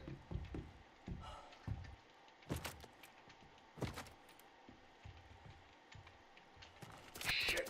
Wherever they are, they won't get away long. Yo, Room I 1 can is see him clipping through the bottom of the elevator over here. Oh, you can shoot him then, maybe. Shoot 'em. You can get that guy. They're gone. I could So get we him with the better search ship. high and low to find them. Fuck yeah, dude. Do it.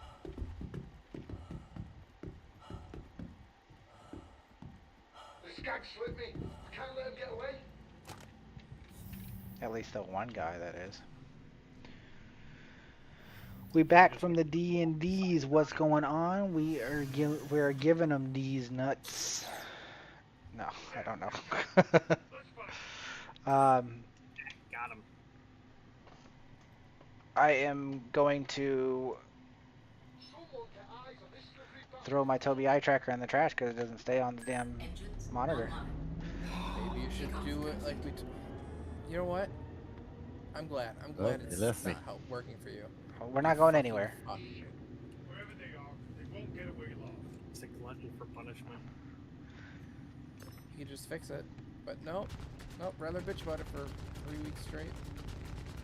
I mean, you could donate it to the next giveaway. I got one. Oh, he's out. He's falling. Where are y'all up to? We're Yep. doing bunkers and Orsons. Yes, so we're doing bunkers. Did that get him? I got the one guy. Oh, believe me, this is gonna hurt. I can still hear him in there. I'm gonna mess you up. Finish one and then the next Does one. that thing have missiles? Time for the fun part. Yes. Blind fire that Oh, bitch in there. believe me, this is gonna They're hurt. trying to fix a bugged one, and then after that one, Manny will get you in for the next one. Alright. Because we can always use another Wisconsinite to shoot some shit. I'm good. I know you are. Hell, I got all rasted up and everything. Should we move to like a The colorless skag red? slipped me. I can't let him get away. Doesn't heal any more than the Geisies. More room for more homies. I mean, I'm pretty sure Chimera's gonna come over with his fucking dropship at some point. Yeah, No, I'm Chimera. currently working on a Mercury scrap runner as final contract. Where's that A1 at? Fuck. Someone get eyes on this slippery bastard now. Alright, A1 on its way, Manny. Just stay put. Stay put. Friendly A2 inbound. You asked for an A1. Are you I'm guys on coming. Orson or a moon around Crusader? Absolutely They're on funny you Orson. say that because I just spawned one like 3 seconds before. Yep. Get us invited, Manny. So we We'll come better drop search it. high and low to find him. Get us invited. Mike needs an invite, and then he needs a mission. Mike is magical. God damn it, that's not an A1. That's a lightning. Be right back. I have to run back to the kiosk. Too many damn ships.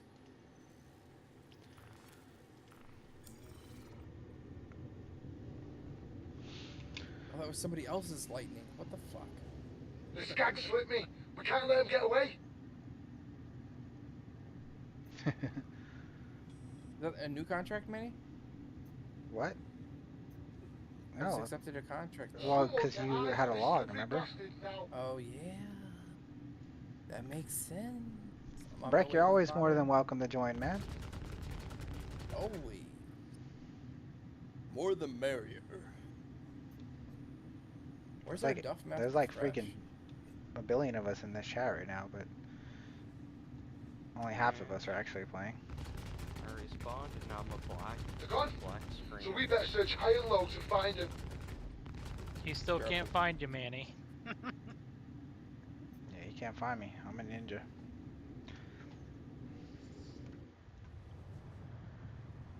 Need more voice lines. Someone get eyes on this slippery bastard now. I think he's like directly in front of me. The skag slipped me. We can't let him get away.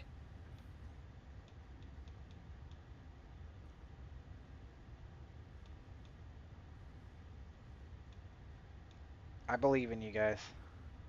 Be there shortly. Well, if Mike's coming and I'm coming, that's 20 bombs coming for it.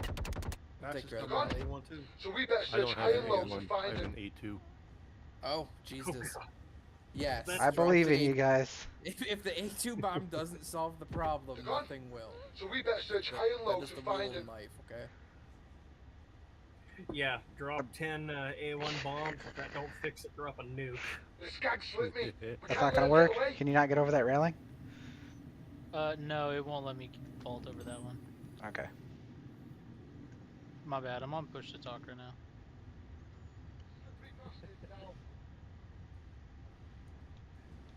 We're just gonna name Mike's A2 as War Crimes. Its name is War Crimes? That makes sense. Sure.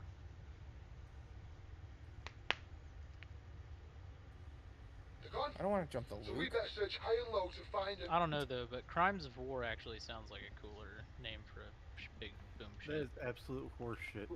We could just call it Geneva Suggestions. I engaged the quantum drive and it just drove me straight into the planet and killed me. Oh yeah, it does that.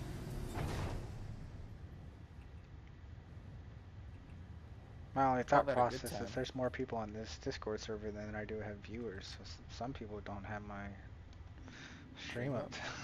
I've got yours up. Currently have 6 in your view. 7. Die, target. Jump. Ship, jump. Jesus fucking Christ. Oh, let's see. If Man, we really need somebody super chat so we can do some drunk shenanigans. Star map. I can't wait till we get a new star map. Yes, you gotta send me a friend request in game if you do not have me on game. Which you just do that from the main menu and you type in, you know, my name, Astro Manny, easy peasy, and then I'll invite you to the party. In game, it has an underscore because there's no spaces in Star Citizen. Yet. Finally, back to the the Cretaceous killing. Yes, we are. Alright, so because of It's that, getting I pretty have bad to now. claim my A2 now. What the heck? That sucks. What did you I'm do on my way now? with an A1. He flew into the planet. It flew him into the planet instead of going Quantum around jump. it to get to you. Yeah. It quantum jumped through the Crusader, which doesn't work, as we know. There should be So much- a mission marker that you should have been able to quantum to. Yes, that's I did. yeah, and it bugged and shot him through the center of the planet, Manny, instead of. That's what we're explaining to you. There you go, I Manny. don't know. Just Maybe you were in a bonus sub. maybe you just you know, didn't quantum to the right thing. Maybe you quantum to me instead. Nah, it wasn't even on your name. I don't know. This not that whole important. this server really is fucked. It just quantumed me. Well, to you the want to other know side why of the this planet. server sucks? Why, Manny? Because I mean, it sounds like something that Splash said about because it's 30 an minutes ago. Asian server. So whoever Are we on brought us here We're on an brought us Asian to a server? damn Asian server. Why are we on an Asian server? Maybe we should just find We're a new server leaving. and start fresh. All right. Right now, we're going back to Seraphim. We're leaving now. No, just hold. I'm literally about to make it to you to bomb that bridge. Okay, Stay fine. there. Like, it made me jump all the way around the planet 3 times. Well, twice. But I'm now coming to you. Why don't you check that shit before we go to an Asian server, Manny? I don't know. Chimera said everything was great over here. It was working for me, but I followed Callie in here. Well, that's your Why mistake do we right even there. go to Asian servers in the first place? Because Callie likes to fuck with us. It's all Callie's fault. He's looking for his uwu girls. Generally, I wouldn't doubt it. Since y'all play on the ragged edge of the game, what? I should hold on, dude. This whole thing pisses me off. I need to just be doing pop out. Yeah, you need to have the pop out. I need to do don't know pop out YouTube chat. So, no. So the problem is, I'm so done with Streamlabs. I'm so freaking done with Streamlabs. And you said you just had a new subscribe freaking Chimera, and that didn't pop up. I'm so freaking done with. This is the last stream I'm doing with Streamlabs. Yeah, I just gave you a bonus one off my TV from our spare account. Yeah. So when people chat, like if you're the one who was the last one to chat, there's this big old freaking heart in the way of your damn text. So I can't, it's so hard to read people's text sometimes. Since y'all play on the ragged edge of the game, you should be lucky, should be the lucky ones that find the bugs. Yeah, we tend to find quite a bit of bugs, and Features. We call them features, though. we call them features, and we let the whole world know about them.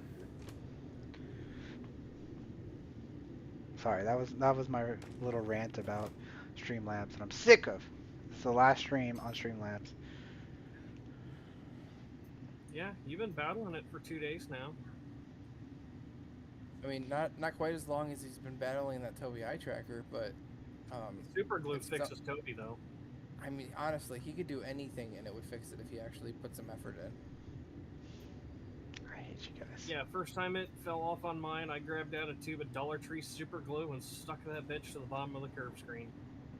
Not a problem yet. 2 drops is all it took. Alright, so I'm gonna come at it from this angle. Check fire. Man, if you shoot the bomber, it's not gonna work out for anybody. Nope. There we go. Alright, so now...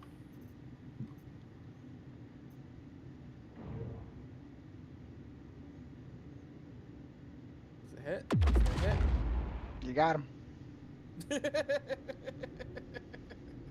Now we gotta go kill the boss. Yeah, Now we gotta go kill the... But when the boss spawns, tell me, and I'll drop another one. Okay. Glad I kept my pants on.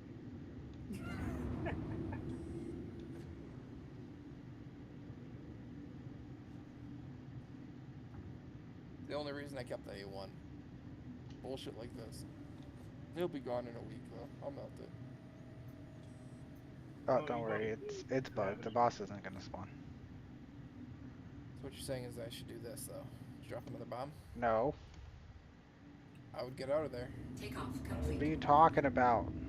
Fly away!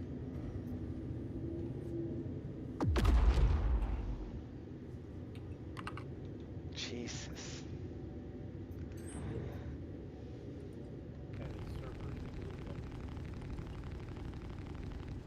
I gave you a warning at least. I knew you were in your ship.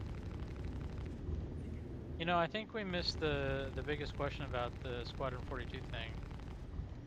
Which is what? When are they going to drop the concept for that boat? Can I get it with LTI? Never. Fly away, fly away, fly away, fly away! The real question, Boom, is can we set it up like a Swick boat? You know, when they were talking No, about that's all that water that's tech, the gunboat black or the Oh yeah, yeah. gunboat black. or when they were talking about all that water tech, my first thoughts was, where is our submarine, and is it going to be the new LTI token? Is it gonna be yellow? Submarine? That's never gonna happen. Give me a ship that has a snub submarine that we can drop off of. Like, I need a new Connie variant that drops a submarine. A snubmarine? A snubmarine. The P-54 submarine. Oh, somebody needs to meme that. Are we done here, Manny? Yep. So Are we says done on the server? Manage target. Yep.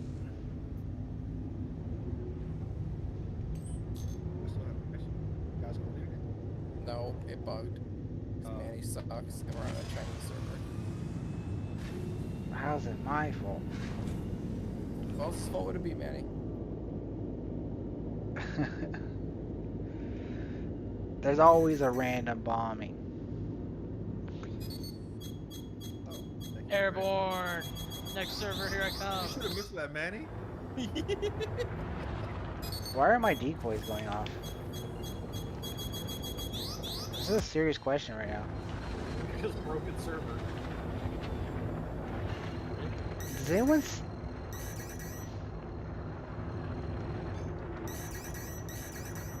Why are my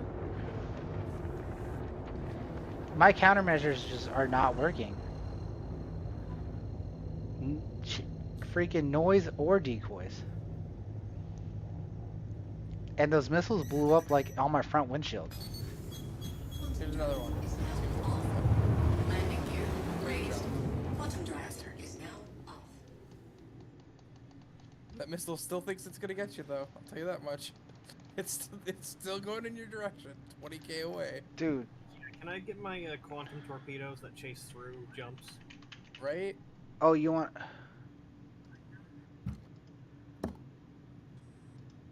Oh, weren't we supposed to go pick up Luke? Pick up Luke? I think he's down on Orson and on his own mission. Why would we pick up Luke? Didn't he ask for a pickup? No, I don't think so. Oh, Luke's not even here. Okay. Somebody asked for a recovery. Yeah, somebody did. Forget. Sniper? Oh, yeah, then he got... I think it was Sniper, but he quit. Bro, I seriously don't have fucking decoys. Well, it was my last missile anyway, so... Annie, this is a bad idea for both of us. You don't have any shields, bro. I'm aware, that's why it's a bad idea. Like, that ship has 0 shields. And you outmaneuver me like a motherfucker in that thing. Oh yeah. I can't even get on your pip. These cannons that are on its stock, because I didn't change anything on this. I can't pip you at all. I can't even There's no chance of it with these cannons, Manny. Just watch a Pisces take down an A1. It's about to. Fuck this. I'm jumping away. Fuck you, bitch. I ain't about that life. Don't fight me in Atmo. You know, they said distortions take out quantum drives and everything when that's implemented with all the tech and everything that's accessible. You imagine if there's like a 1 in a million chance that triggers the self-destruct. It's gonna be so sad for people. Keep Alright, waiting for the word of a Star Citizen Navy. One of your oldest gripes. The bottom of the ocean, they have total artistic license. Yeah. Yeah. Yeah. Yeah. Let's get the fuck out of here. Dude, nothing works. I can't jump. Oh, I'm jumping. I had to recalibrate it 3 times, but I got the jump. Quantum drive. The server's fucked, Manny. This is what happens when you pick a shit server, Manny. It's all your fault, Manny. Go to Sarah. Damn, Manny. Blame the turtle, okay? Are we switching servers? Yes. Yeah, we're on an Asian server that's garbage. Blame the turtle, okay? Look, I forgot. I just had this turtle added to my friends list. Now I have to add it to the party. Blame that guy. What did I do? Party turtle. That's your fucking name. I love it. That's a hell of a name. Been my name. God, I don't even know how long. Fucking love it. I fucking love it. It is probably. It's way better than Astro Manny. I'll tell you that. Thank you. Jesus, Techie, you're on a rampage tonight. Hey, I'm about to crash into fucking Seraphim. No, don't do that. Okay. Thank you for contacting EDL Landing. About to crash into Techie. Bumper cars. You want to play bumper cars? You want to do that? That's what you want to do, man? I still think we should play bumper cargoes. Wait, I still gotta take Techie to go PTV racing. Yes, we haven't done that yet. Let's not do it on an Asian server, though. How about that? What's wrong with it? You'll love it. Manny, open your doors back up. It won't let me call a hangar. Open your doors, please. The doors are still open. They're closing for me. That sucks. Oh, they're still open. Okay. I gotta get impounded. There's no. I keep calling and it keeps not giving me a hangar. So impound my ship, please. It's a pretty big ship. Pound me harder. For a small hangar. Hey man, oh. Where's the rest of my crew? Oh, they already leave? I'm in the hangar door, just so you're aware. This is not going well for me. No. I literally fucking airborned out of the back and horizon. Oh, did you really? Yeah, I jumped out. Wait, what happened to you? Techie, what the heck just happened? My ship got stuck in the hangar door, and they impounded me. And you fell out of it? Yeah, he's on the landing pad next to me. I see that. You just fell out of a freaking A1. The ship was being crushed by the doors. They're really freaking out. I'm not even trying to get Thank you for your cooperation. Okay, exiting the menu. Go into menu. It almost killed me too, Manny. Flying submarines. Space to flounders. Space to flounders. I'll join back up with y'all in a minute. I gotta I'm about to log right park. Yeah, park your ship. Mercenaries Naval Division. I mean, my normal is microtext. in my so I'm having it A1 come all the because way I'm over. nice like that. Land out in this nice, comfortable Crusader bed. Manny, stop doing what you're doing and just go into find best server. Just stop doing that. Stop fucking joining people. Do you want to join Diego and his family? I mean, we could do that. Just know that we're gonna have a fiesta in Discord the second he sees you in his server.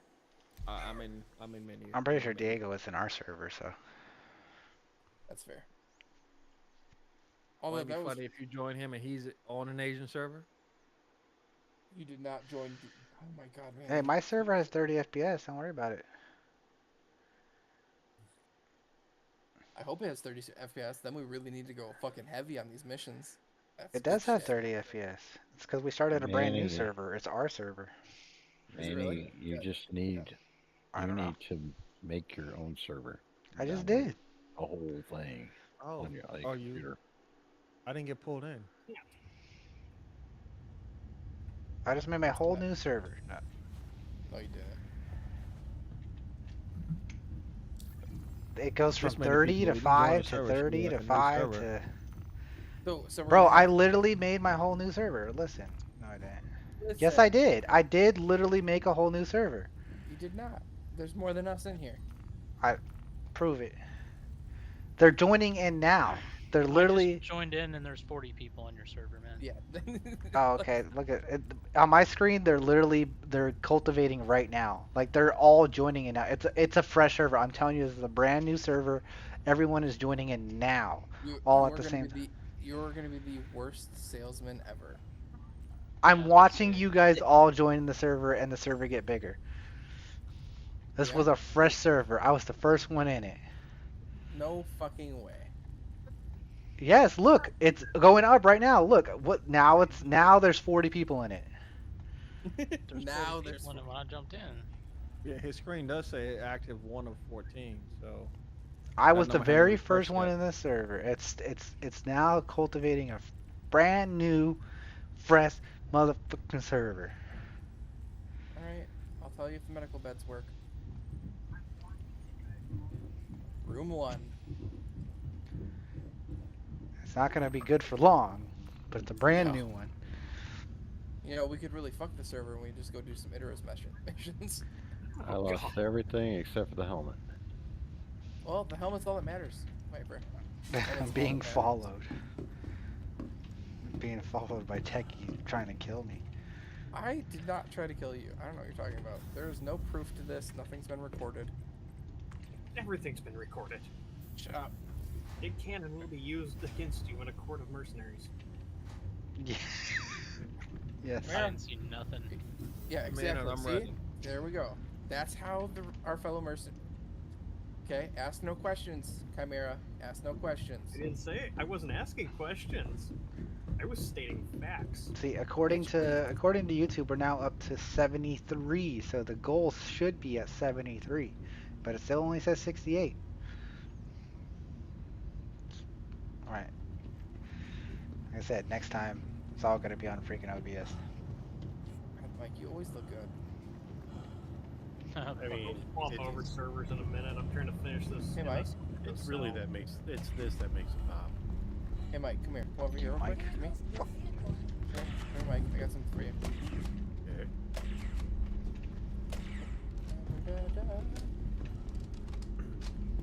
Give me a second. I have to scroll through like 7 pages to find it. But it is something for you, and that's it. Okay.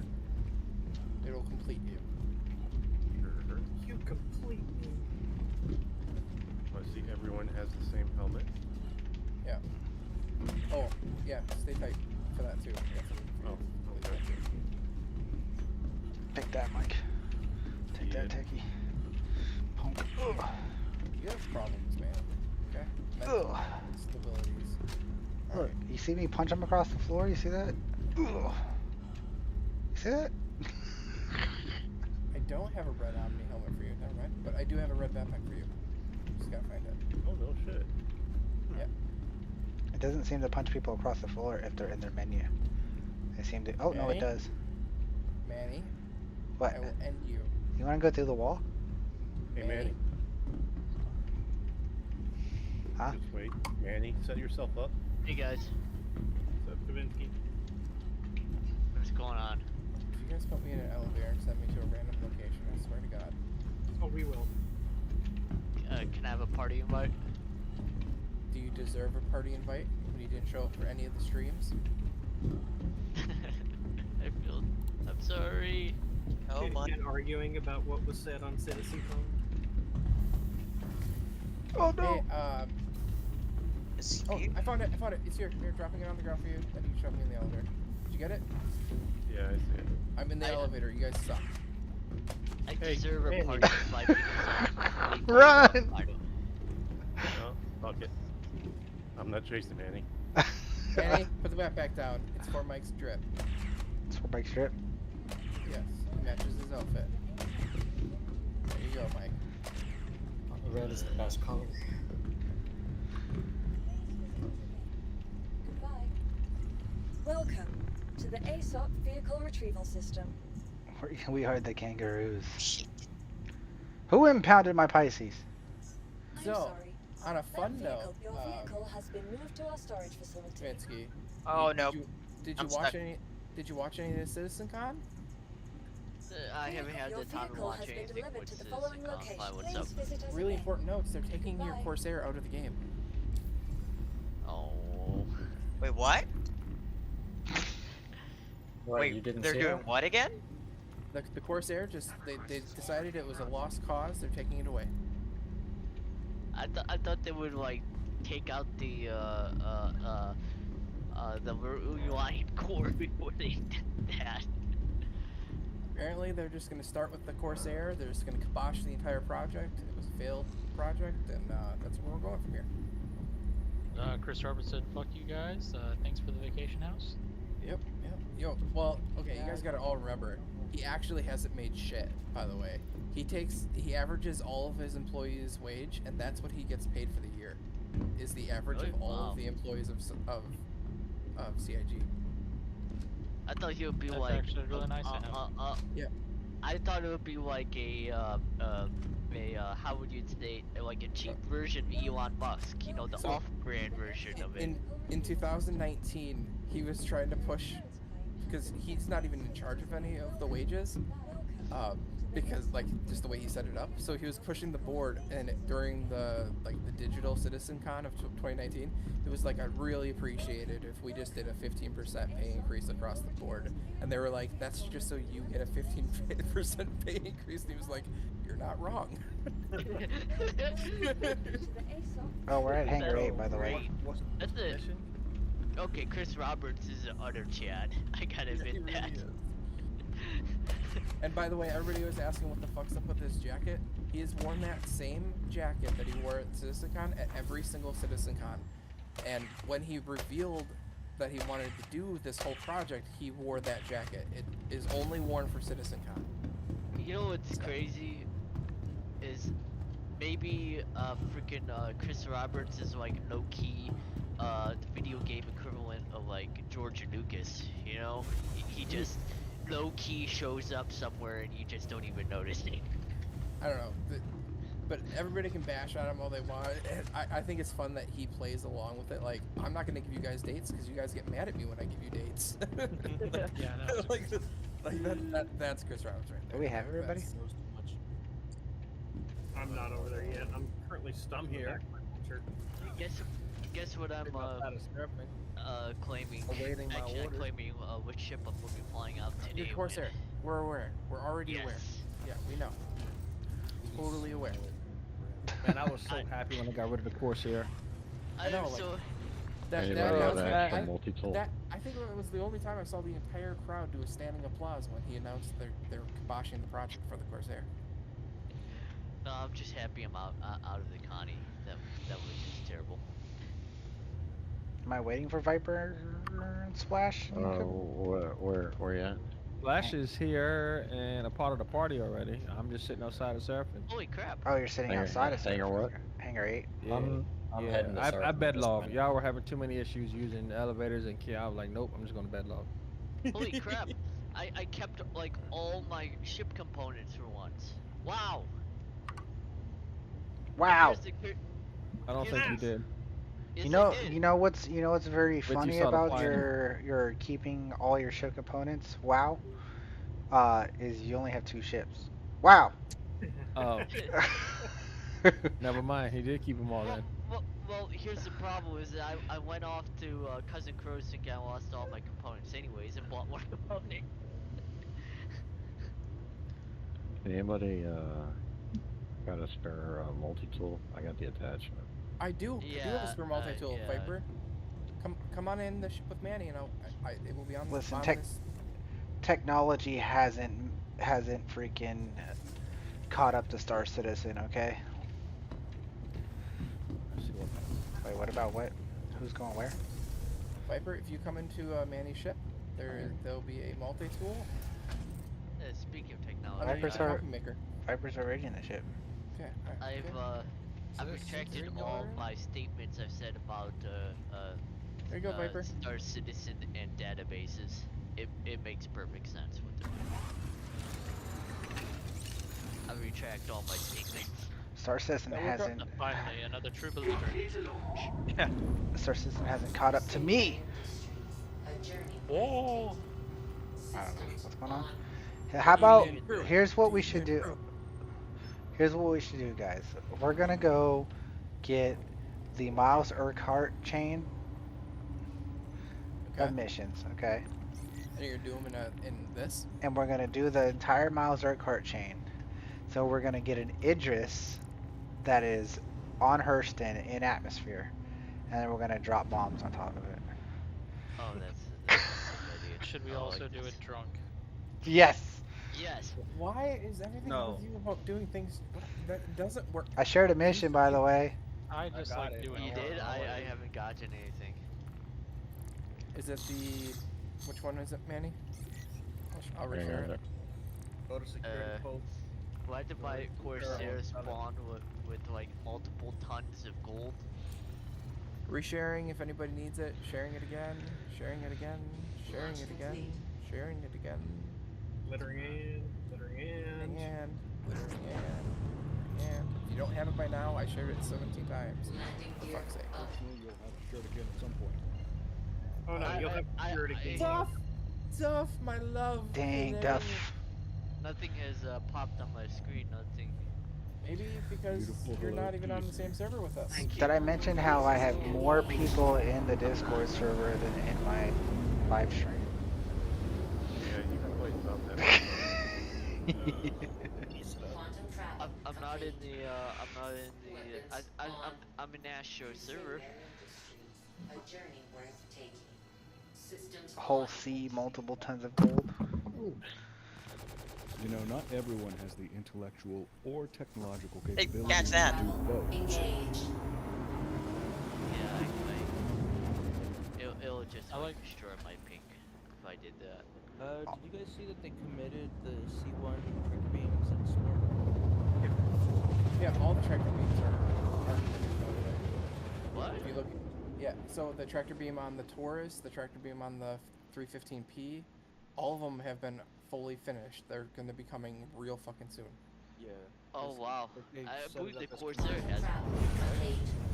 No, Corsair does not have a tractor beam. It doesn't? I thought it did. Dang. Why did I black out? Techie, you just Why'd you black out? Okay, the goal for the drunk bunkers was a super chat, so I'm just saying, my super chat says we shouldn't do it. So, Dang. Hey, the super chat talks. I'm just saying, no drunk bunkers. That's what I'm saying. I don't know. Looks like a big, huge super chat said we shouldn't do it. I don't know, guys. yeah, but the goal was a super chat was the trigger for a drunk bunker. Well, if they want a drunk bumper or drunk bunkers, they're gonna have to go bigger super chat than mine now. And then I'm just saying, if you Or want just it, hit another one. it's gonna have to be more than my super chat. I went with the lowest one. I'm not gonna say I'm not. I'm not gonna say there's a chance that I go above your super chat and say no drunk bunkers again. But I'm just saying. Oh, so drunk What have you done? Who hasn't picked the mission up? I told you, I asked if there was a mission that was Patty, shared. what did you do? Why are y'all fucking? What do you mean? Sharing mission again. Sharing the mission again. Why is the bunker shooting at Manny? Sharing, Because he's somebody inside Manny's ship doesn't have the mission. There. Oh. Yeah. Whoa, whoa, whoa, whoa, whoa, whoa, whoa. Why would you drop a bomb? Oh, Jesus. Because it's Callie. That's what Callie does. Callie didn't do it. Oh, Manny did it. Manny dropped a bomb. It wasn't me. Manny, don't play dirty. Listen. I killed all four Listen. bunkers with one bomb, or all four turrets with one bomb. Proud of you. If it was Callie, he would have killed all. No the warning friendlies and either. all- If it was Callie dropping a bomb, it would have been all four turrets would be still lit there, but we'd all be dead.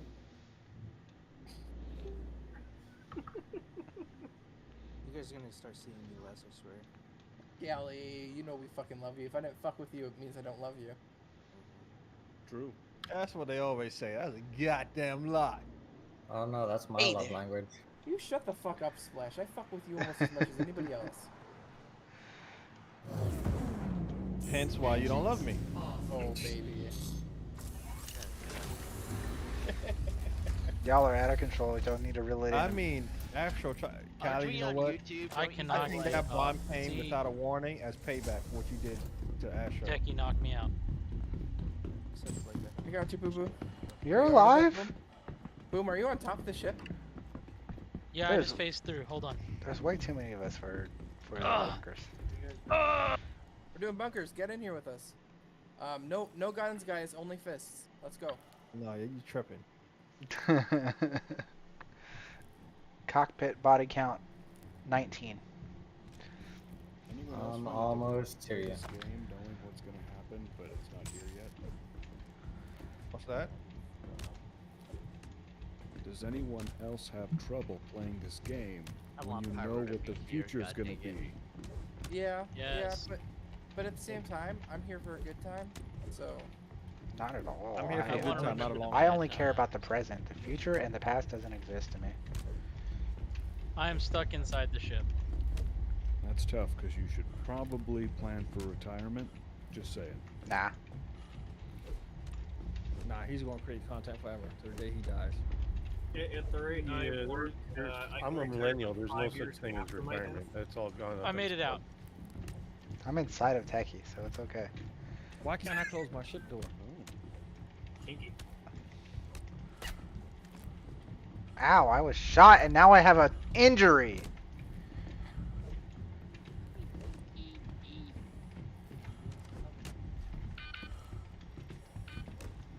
You're killing me. I'm bleeding. Yeah. I'm dead. You're not dead. Yes, I am. You did die. I almost died. I came here without a helmet. I have 2 injuries now. You're fine. Here, I'll fix you, Manny, and not get you drunk. Give me just a second. I might not be able to get back on my ship. That hurts, doesn't it? There'll be plenty of helmets down here. Why is my ship? No, in, like, a it was in my yard? backpack, not on my head. I have freaking injuries now. Actually, How do you people fly with sticks? Christ. actually, should I even? Did you all know that if you click both mouse buttons at once, you block? Yeah. Is this why You you get your received ass an kicked error at code Fight Night? 40K and haven't been able to I've get never in. done I don't know, man. What's going on with that? Oh, that's horrible, dude. Hey, I got all my ship's components back, and that sucks. Someone's having like a 40K error. Boxing with your gun is not nice. I'm not boxing down there. I can't fight. Yeah, this is actually a pretty good size arena right here, this elevator. Someone's gonna fall out of the elevator and like. I'm just What gonna is stand this? over here in this corner. Callie, what are you doing? Hey, hold on. That fucking We're already in guy- 321? Go ahead. Yeah. Yeah. Holy shit, that was quick. Callie, you coming? No. Pyro, Callie, and Callie, then come play with us. Callie. Alright, I'm gonna get Callie. What did they add in 21? A bomber and a lightning. Yeah, no, the lightning. Oh, kind of underwhelming. And new missions. And new missions. Oh yeah, or some missions. But New Pyro jump point. end of year. Oh. Getting Pyro into here. Hecky, I was watching that. A lot of guards. I mean, it's really great having injuries before we even start the fighting. I mitigated your injuries on the elevator. You should be fine for the next 2 or 3 minutes. If they start giving you trouble, just hit me up. I don't know why he's complaining. He's fine. Such a crybaby. Oh, my body got shot. Yeah, like I didn't even shoot him. All I did is hit him with the butt of my gun a few times. Yo, there's like 3 really nice sniper rifles in this box here. Man, hey. What kind Which of sniper box? rifles are I they? didn't shoot you. I just hit you with the butt of my gun. 3, there's like a scalpel and an arrowhead and something else. Airhead's garbage. Man, I think you can park right up here in front of me if you want. It's the zappy one. Oh. Oh, the Azkatab.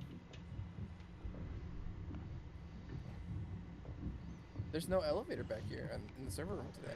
Wow. Boxing with your rifle is no longer boxing, Michael. But yes, you did learn something. That's true. Hey, baddies.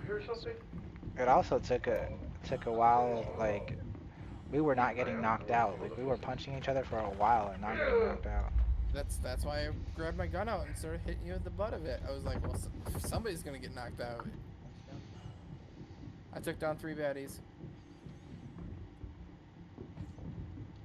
We There's did an stuff. S71 in that box.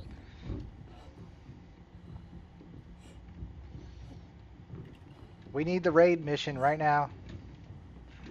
Hey, the engine sounds are back. Yay. Maybe we'd have something to do if we had the raid mission.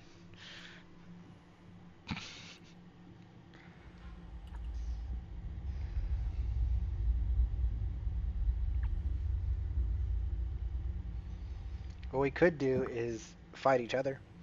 I know we're not having a. I know we're not doing super event night, but we could just do a 5v5 right now and just take all throwaway gear and just do a 5v5 clear bunker thingy.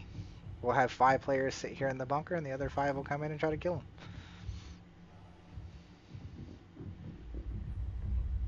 No? Where I are got the nothing enemies? better to do. Where are the enemies at? Well, it takes 60 seconds, and then it takes another like 10 seconds for them to actually spawn. Like, there's a guy there. See? I got this guy already. Yeah. What kind of drip are you wearing, Turtle? Some orange Just drip? whatever I picked up in the random bunkers.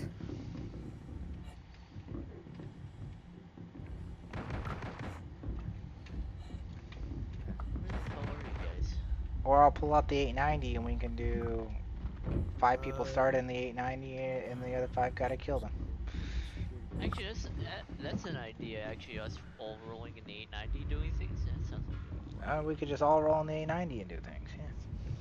Yeah, because getting in and out of atmosphere on the 890 is a lot of fun. Yeah, it doesn't take forever to do Actually, anything. well, the idea is we all get into like a dropship or something like that. I'm sure we could all fit into a Pisces. Dude, how many of us fit into the dropship Pisces in the 890? Yeah. Yeah, that seems like a good idea. This is why we don't listen to Kavinsky. I just made 200k off the salvage haul I brought in. Nice. That wasn't too bad. Made 200k on that Chinese server, huh? Yeah, I'm still on here, about to leave. Oh, so that's... Oh, so... Okay, so that's why you guys are over there, I guess. We could do the breach and steal mission. Yeah, that's actually a fun mission, too. And you get the party cake. The breach still doesn't have any combat though. It Yeah, can. it does.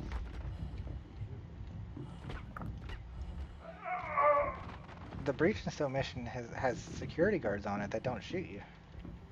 Yeah, but it can have combat.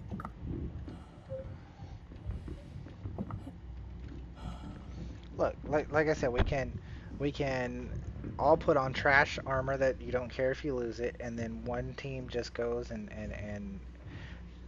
picks a ship, and the other team goes and they board their ship and kill them. The organized bullshit never works out nicely.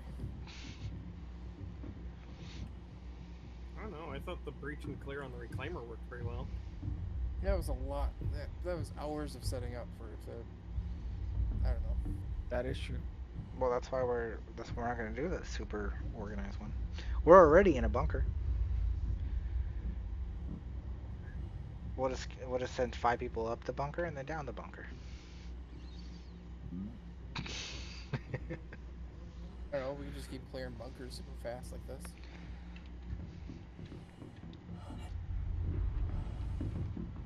I'm out of money. I just spent all mine on the Gladius.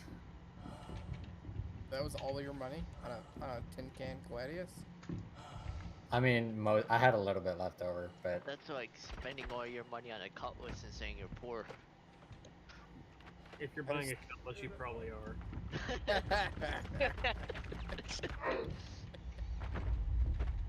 Now, can you hear me okay, or do I cut out? Yeah, you're fine. Got the boss on me. Oh shit, he hit me. Moving spot. Where are you little guys at? We're in a bunker. What planet? I don't know, that's me. I don't know. Kill the boss. I'll get him out. Kill the boss. Kill him. Selling. I think we're on selling, yeah. Yeah, we're on selling, yeah. Basically Crusader, just get into the Crusader area. Okay. Crusader. I had to take some shots waiting for you guys to get here. Out of the 90K mission, I got 9,000. Yeah, there's a few of us in Yeah, here. because there's 100 of us in this bunker. Yeah, it was fantastic. Damn it! Who let this guy in? What about the microtech mission where you have to sit there at the comm relays on the ground? Oh my god, look, suck up guys, I have an idea. Let's go to Microtech and And let's do Ghost Hollow? No, let's do the 890 jump missions. That sounds like a really You know how bad fast idea. you know how fast we could clear an 890 with our crew?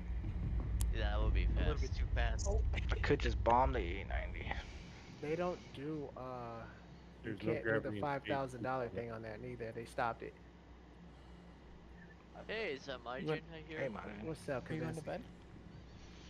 What's up, guys? You guys are down that bunker, right? Love you, baby. See you in the morning.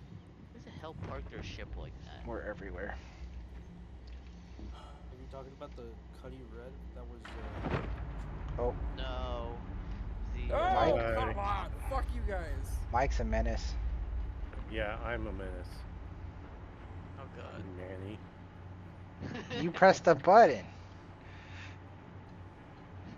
You sure about that? Hi guys. Yeah, I'm sure about that.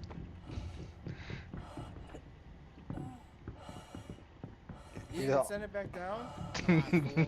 No. I hear bad guys again. I'm not flying. I'm not used to the sticks All yet. you're hearing is Manny. It's just Manny. That's the bad guy. You gotta shoot Manny. He's out of control. All aboard? I'm already on Microtech. Where are we going? Apparently Microtech. We are? Okay. I'm going to Microtech. The Anybody's- bomb goes hollow. Is there anybody gamer named GKRTC? No, kill him. No, I don't know who that is. You dropped me off a surf. Yeah, I'm Wait. curious who that was too. I Wait. got a friend request from them. Yeah, they added me too. I just unfriended them. I know who the hell they What do were. you mean drop you off on Seraphim? Oh god. So, well, I've got something I need to drop off there. You got some what to drop off there? He's got some stuff he wants to drop off there.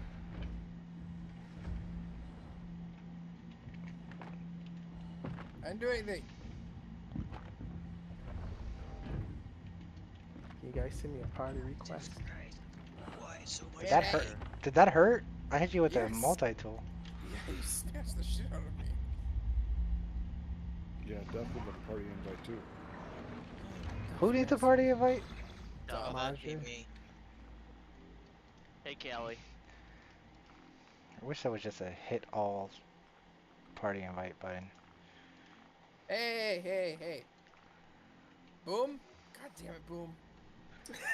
I'm not who's going. party leader? You wanna drug people up? There ain't gonna be no stopping at Seraphim.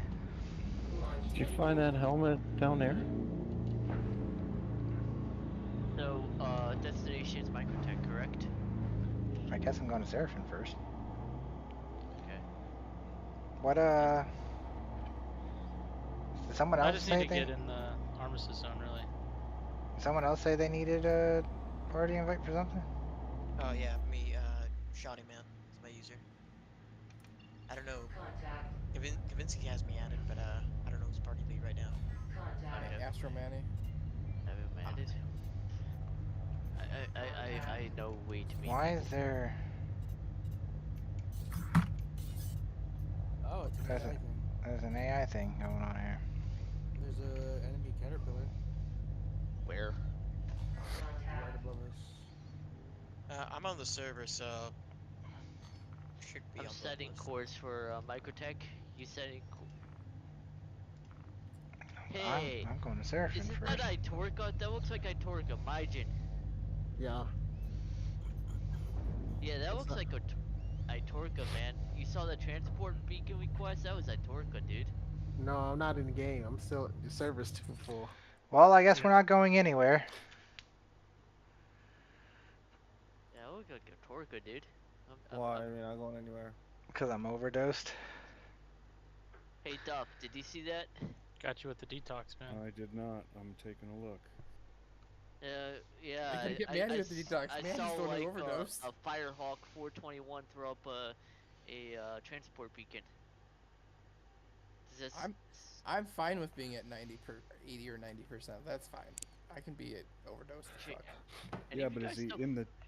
Is he in the server? Yeah, that's a good question. Is anyone still like friends with Itorca? I don't see him on my list. He must have been a GK guy. Holy crap! This server is popping, guys. Oh, One, Travis yeah. Ison. I love how nobody's in the co-pilot. You know, we have 17 people in Discord. Yeah, it's wow. a full party. It looks like. Yep. Yeah, I'm just saying about Torca just in case you know they're running around doing stuff. How are your drug levels, Manny? Do you need help? Well, I'm over 100, but I'm flying. Yeah, that's. Let's We're see how fine big then. this party is right now. Granted, I'm pretty sure we can beat the crap out of them if they do decide to do something, right? Party. Jesus Christ, it's Yeah, 17 they're pretty members. dysfunctional. No, it's not just that. It's just numbers alone. Oh yeah, I got it. I'm coming into the server, Manny. How'd you get in and I can't get in? Because I did the whole right click, left click on the server thing until it accepted.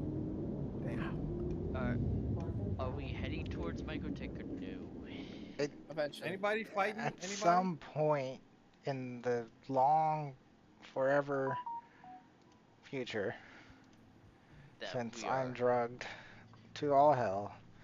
What is it? What do you want, Mog Pie? Where you at? What you want? Manny, why are you drugged to Holy Hell? Because I can't trust my crewmates.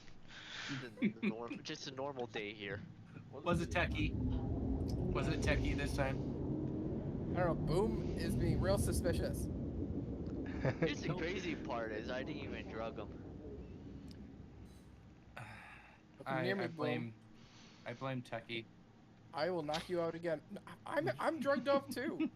I will drop you, Techie. Boom. I will drop you to the ground. You will drug yourself. No. I didn't even know it was possible till the other day. Are you hearing all the clicks? I finally got in. There's not enough subs and memberships for this. Oh my god, my ship is going in every direction. You're fine, man. You can fly in this condition. I just need to get into the armistice zone. You need somebody to fly for you or something? No, he's fine. He's being a crybaby. Where are we headed? What? Where are Who's the we headed? designated driver first? What's up, Def? Alright, I'm good. We're good to go. Alright. He needed to grab more gel stuff is what he needed. We're going No, to I Microtech? actually brought like 10 of those.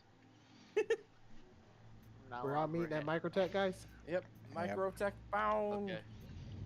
From now on, we're going to have a designated pilot No, we who aren't. is not allowed to drink. We tried that last time. It didn't work. Somebody sent me the video. We ended up Can't drugging get drunk. Hey, if anybody want to ride, I got a scout.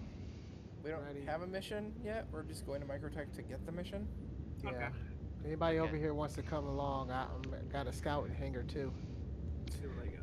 It's Seraphim. We could taunt the whole server and be like, Astral mercenaries are now in control of Ghost Hollow. Enter if you dare. Yeah, yeah, we could probably. Oh shit, you're But right. they'll I have just bomb none. We'll have to everything in the probably take ships. Ghost Hollow first. Seraphim Oh, Station. that'd be easy to take. Yeah, but you can get bombed while in it and everyone dies inside, so it's If you stay shoot Yeah, the, we'll have if air you shoot cover. it, Well, if we yeah, destroy the bomber before the bomber gets there.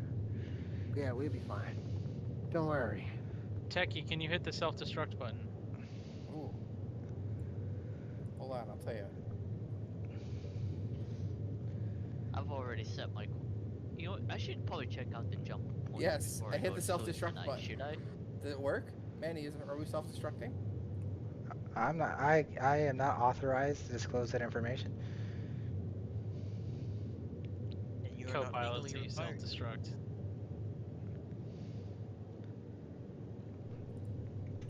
I gotta go to. Hold on, I Change. gotta go to the other side. Change Tekio's engineering access code. Yep.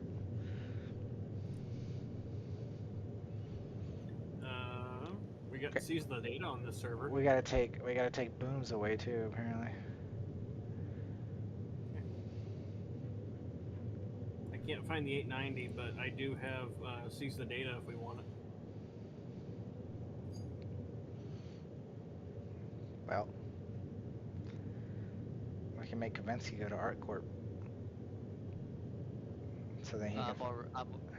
Oh, what's up? Do you want me to stop QTing? Yes. Head to our court? Sure.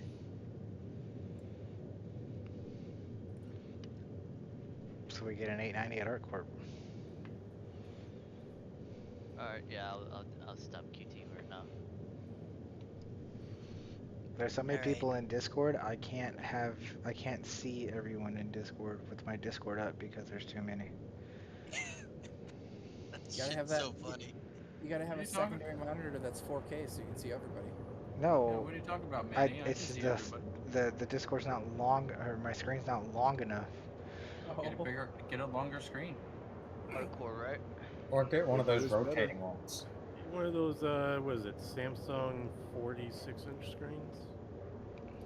The ultra wides. I had to put No, I had to put you guys on the bigger screen to see everybody. Even better, just get a like a 50-inch or a 60-inch screen just mounted on your wall for Discord. I'm happy with my 6 inches, thank you. I'm just gonna put Discord on my 72-inch TV that's to the left of me. That's what I would do. That's the smart move. That's the play right there. If anybody in Seraphim wants to hop onto my Corsair, I'm sure my PC I'm will here. enjoy having that Holy crap, be we a have thing. 2 Corsairs flying? Oh no, not Corsair. Fuck, Cutlass. I don't know why. Flying my ship. This is awesome. If I do emotes, I stand it through the windshield.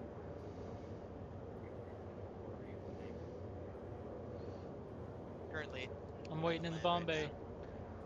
By the way, Techie, I did the do an emote. The pirate mission in the Vanguard, and I gotta say it does fly real well now. You do this shit? I don't know how it's not throwing me out. Do it again.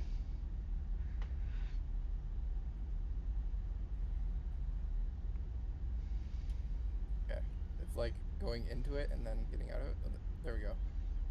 Nice. That was confirmed launch, by the way. That was confirmed launch. Yep, confirmed launch. Now you're T-posing. Yep, I'm gonna get kicked out. Oh my god, this is awesome. I'm not gonna get kicked out. Oh, there we go, back in the ship. Alright, what's up? Hi, what's up? The game does not like that, by the way. Oh yeah, every time I do anything now I T-posed. There we go. Finding OLED game monitors are a struggle. Actually, you know what? I'm gonna grab my phone and then I'm gonna put on you're streaming YouTube, right? Yes. Okay. Where is it? Like Astro Mayonnaise. Astro All right, Man. guys, we're gonna go run the icebreaker racetrack. Where the hell is it? Where the heck is your stream anyways, Astro? Jesus. I cannot see where you want me to land. This is obviously a good use of my phone, right? Obviously. And all my battery power, right? Plug it in on the on the wall. That's what I've done. Mine's been on Manny's stream since yesterday. Plus one of the TVs now currently. Alright, actually, who here is like brand new to this Discord server? Actually, kinda wanna get it. Good. Say I or yar. Hey, don't hit me. Yar. That's not nice. I and Sort yar. of yar, I guess. Alright, so we have a lot of old faces, a lot of new faces. That's good. That's good. Kavinsky, I'm new. No, Boomstick, don't knock me out. That's not very fair. Okay, so we're looking for a 90J mission, right? Are you still headed for Microtech, Manny? I'm already at Have me Microtech. land for God's sakes. Damn it.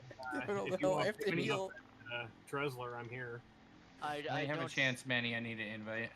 I don't see any A90J missions here, dude. There's no 890J missions anywhere. I did one earlier. Yeah, I got here. There's nothing here, man. Thank you. That Yeah, I request has think already they've been granted, broken but lately. I cannot see where am I supposed to go. Damn it. Bye, Damn it all the hell. Techie. Damn it all the hell.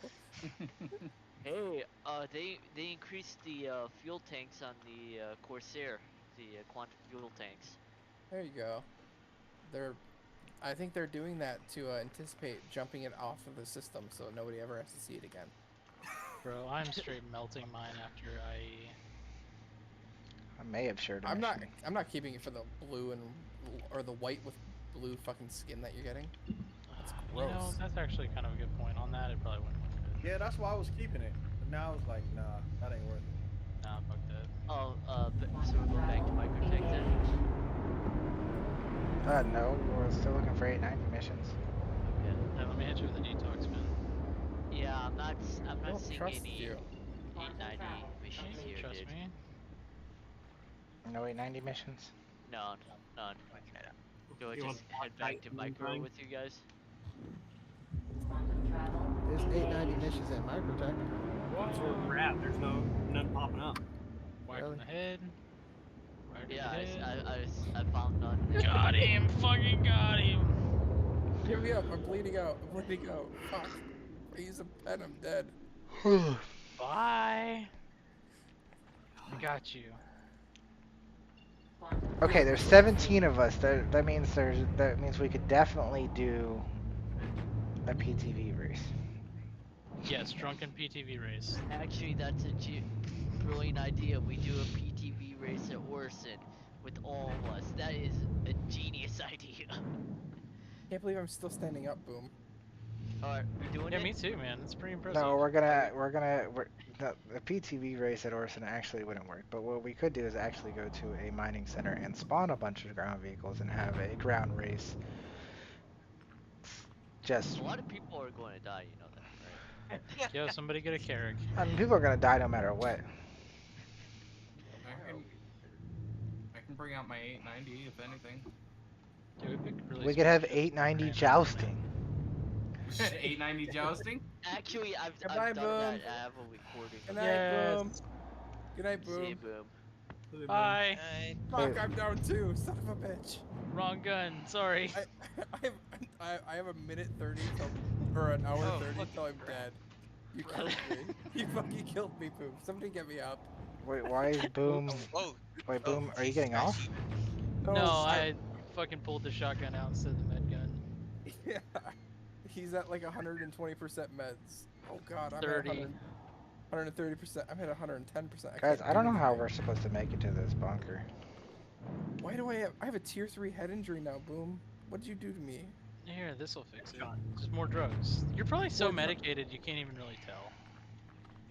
Yep. Are you doing a mission, Manny? Yeah, I'm doing a mission. Your engines Oh, I missed your the share. injuries have little green things. That means they're medicated.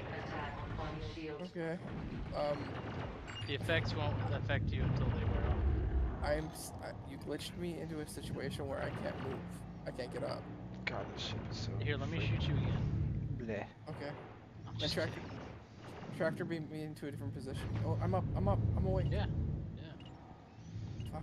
Can you share a mission while you're in capped? No, Fixed right? it. Yo, Bombay boxing, anyone? Bombay boxing.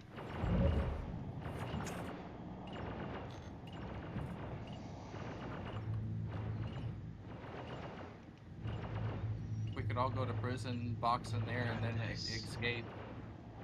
We could just go harass people in prison. Yeah. Dude, I got an idea. Why don't we just start kidnapping randos who are doing bunkers and then hold them for ransom? I straight murdered a guy trying to fuck with one of my bunkers the other day. Does Agreed. this sound familiar? Sounds incredible. Even better, we could come together and do a bounty hunting mission. Whole org show up on a single person. Scare the pants off of them. It'd be a Yeah. smorgasbord. Sorry. I can't believe, Boom, I can't believe we're still up. I'm at 120%. What are you at yet? Yeah, I'm at 130 something. I think our tolerances have gone up, you know? From all the usage. Oh From shit. all the usage of drugs. All Hear these that, fucking. kids? Do drugs. Self-medicate. All these turrets just spawned.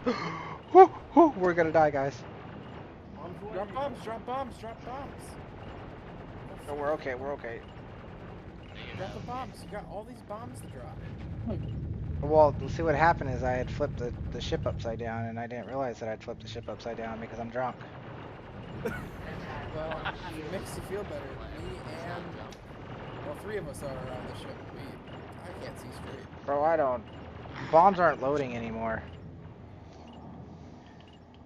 Should I Queue up multiple of them, see if it works. I tell you what, you know what? I'm gonna jump out. You get close, I'll jump. Whoop, He's drop clo- me out he's of the clo- bomb bay. Oh my god, that'd be cool if that worked, but it doesn't on this ship.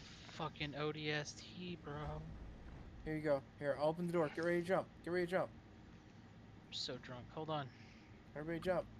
I'm sorry, intoxicated. It would be bad to really call this drunk, because I Where didn't are drink. you guys? I can't hit the buttons, by Dude, the way. I don't know. I have no Getting interact cartel. button. Double tap it. Where the hell are you guys? Nine-tailed bunker. Oh, we're in space still. Yeah. Yeah, I about jumped the fuck out. Okay. Oopsies. I'm backing away up. Techie's like, jump out. Yeah,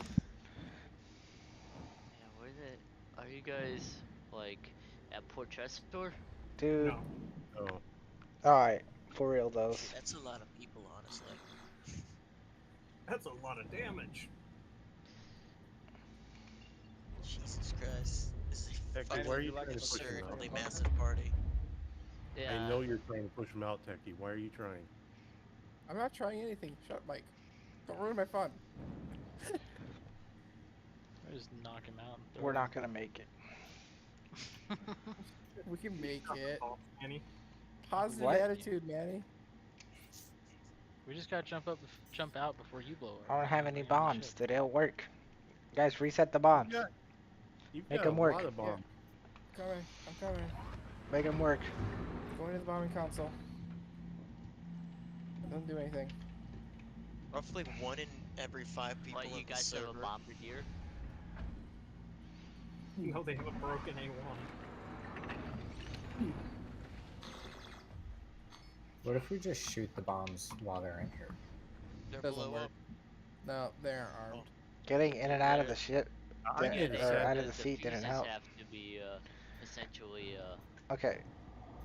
We could get close to the ground, and I can. What'd you do to Mike? and What'd we- you do to Mike? And we could He was drop. trying to punch me, so I knocked him out. We could drop Techie Yeah, out on you top go of the behind me turrets. and knock me out. hey, Fucking rescue coward. beacon.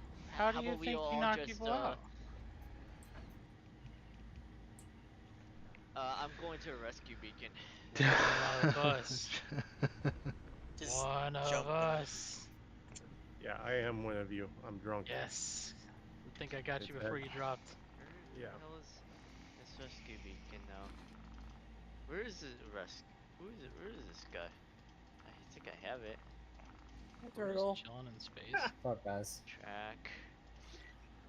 They hit my cargo door and it opened. Damn it. Yo, I Turtle. think having us you being like to drunk. party? Yeah, Turtle needs a little party favor. Give him some party favor. Sure. A party favor.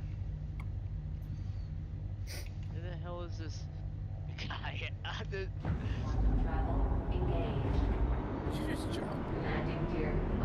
I thought we were doing a mission. We were trying, but the mission's broken, or the ship's broken. Well, It's not here. broken. I got an idea, Manny. Everything. What's your idea? Hey, what the hell? They added the jump bullets? Hey, client is at Aberdeen. I'm gonna go grab him. Quantum travel engaged. If anyone wants to do like a mass, Let's drop a bomb on the prison. Okay. Yeah, fuck those guys. Let's take out all the turrets on SPK. It's a new definition of life sentence. Drop the bomb on the turret. Or drop the bomb on the prison. Yeah, that's definitely for life. We're just here to save tax money, okay? Indeed. The taxpayer will never be so grateful. God damn it. Viper's hiding up there, so he doesn't get hot. Viper's hiding from you, Boomstick. Go get Viper, he's in the front. Okay, we need real ideas. how many Well, people we're all we have? high back here. Everybody have, but like, Viper is high in 17, the right? ship. There's 17 of us, right? At least. We need real ideas of 890 jousting. 890 jousting. Not Digi's 890 jousting idea. It's a real 890 jousting idea. You mean we're not going to put somebody on the tip of the 890 and see who can kill the person on the tip of each other's 890 first? No, we're going to have 890 versus an 890 fight. I thought my 890 jousting idea was way better. Put everybody on the deck of the 890 and railgun each other. You just put You one can't person. railgun on the 890. You'll hit the shields. Yep. So the We'll turn the objective is shields off. you put one person on the nose of each 890, and the other 890's goal is to kill the person on the other 890's nose. Oh no, Turtle. That's It's so hard to walk. It is so hard to walk. I think this is the first time I've ever been Drunk in the game. intoxicated. Yeah, we did a bunker like this with everybody. Yeah, I watched it. Outside of the ship. Falling. Bye, Viper. I just People watched are you jump up the fucking bed and go bye-bye. Wait, Viper, why are you outside the ship? He clipped through the fucking side of the ship, bro. Are you right outside? Because we're not too high up in the air. End capped. Are you serious? End capped outside the ship. He's below us. Rescue Viper. I got my tractor beam. As we all drunkenly stumble Okay. towards them. You ready? Opening. There. You can't open up. There we go. Yeah, thank you. Where is Now he? I can't fall over. I don't see him. I don't see him. Get good. Right here. Well, you just literally put the ramp on him. Okay, we're good. We're good. I'm not I'm moving. trying. Well, I mean, I'm moving, but I'm not. I got him. I got Vipey. Someone just Oh, jumped shit. off. Why did you jump off? Oh shit! I just jumped off. Fuck. Sounds like it's going very swimmingly down there. You just come a little bit lower. I'll throw Viper in. I thought we were trying to rescue him. Viper's inside. I was the gonna ship. Let's drag go. his ass back. Yeah, he's Hey, inside the why ship. is there like No, long half day of now.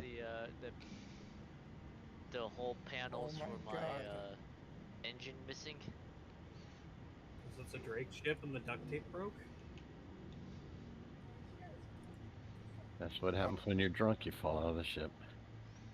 Viper, I'm coming, buddy. I'll get you up. Somebody get Viper up. More drugs for Viper. Y'all. Is that a... Is it? Landing gear out. Christ. Wait, where are Aberdeen you, bro? has a jail. Where are you this at, place? Yeah, what is this place? What? Where What are is you this at? place? Yeah, what is this place? Never been here. Oh, you mean the racetrack we're doing? Oh, that's a racetrack? Oh, I thought we were gonna reverse break into Pleasure. Oh Mike, how you doing, buddy? There's a Hello. lever above your head that will let you out, by the way. I know. I pulled it to keep me in here so I don't fall over. Oh, you still fall over in there, just so you know. You guys are missing a chance for like a 17-person rescue. That would be hilarious. Manny's doing a racetrack in a bomber. See, look, as overhaul soon as truck. I opened the door, I fell. Hey, don't forget I'm drunk too. You know, he probably needs a top off, Techie. I can't do it anymore. My shit's not. I don't have an interact button. I can't hit doors or nothing. I forgot where the next checkpoint is. I found it. Oh no, the Toby eye tracker fell. Boom. Oh Boom. no. Here's some more. Here's 2 more of the goos. Right. We're gonna have to do the rest of this track in third person. Go Might get need assistance on this rescue. Manny topped off. Boom. If you do that, we're totally dead. Boom. Top him off, man. Top Manny off.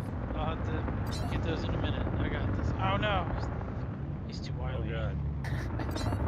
Damn it. Oh, I need help here. Oh, I need help. What did you do, Mike? I fell over. Oh god, I'm drunk. I don't have control of the ship anymore. I did it, Techie. We're saved. Woo! Look at Mike. Mike needs help. I can no longer race. Oh shit! Mike is upside down in the thing. Oh no! Somebody's gotta open this button. My buttons aren't working. My Open the ship. race Open my record. Ugh. I got We gotta it. Alright, get Mike up. He killed himself inside there. What the hell happened here? What is going on inside of that ship right now? I'm trying to drive the race How did track. you get incapped? Oh, Wait, hold on. I fell over. Wow, fuck. You almost fucking fell into the ground. Somebody get Mike up. God damn it. It's probably safer down. What the heck is happening here? This rescue is going absolutely far. I'm so close to the finish here, line. Please don't back into me. I might need it. So close. Somebody revive Mike. Death grip on the sticks. It's right there, guys, the finish line. I did it. What was the score? I don't know, go in first person mode. It might help you see it better. It's only a bronze, because you Beer guys back. fucked it up. Dude, what the fuck? My perfect gotta race rush time in the A1.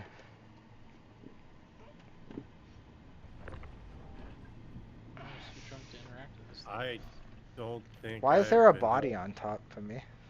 That's Mike. We're trying to revive him. But Oh, none God. of us have our buttons working. There we go. I got it. Hey, Got my there gun? we Go go. ahead. Oh, there we go. I wouldn't get You're too about to close. switch to auto mode again. The Oh, ship, damn. the ship has a life of its own. Let's get some drugs in me. Here we go. You're at 101, Mikey. I fall over from an overdose. Yeah, he's not used to it.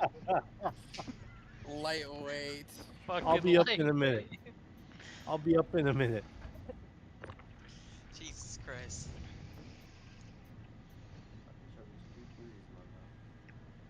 Did you just put Mike above him again? Yo, somebody shoot this guy with the co-pilot seat for no reason. Oh, no, wait, don't back up.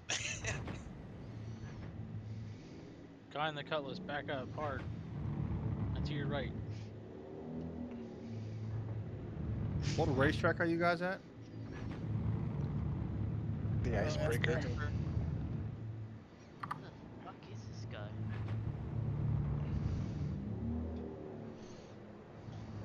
Dude, why can't I revive him? Decline. Why the hell I can't He's see OD. decline? He's not.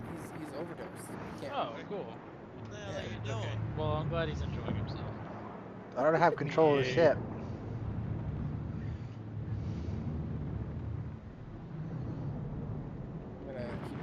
taking screenshots. This is how Manny gets through the day.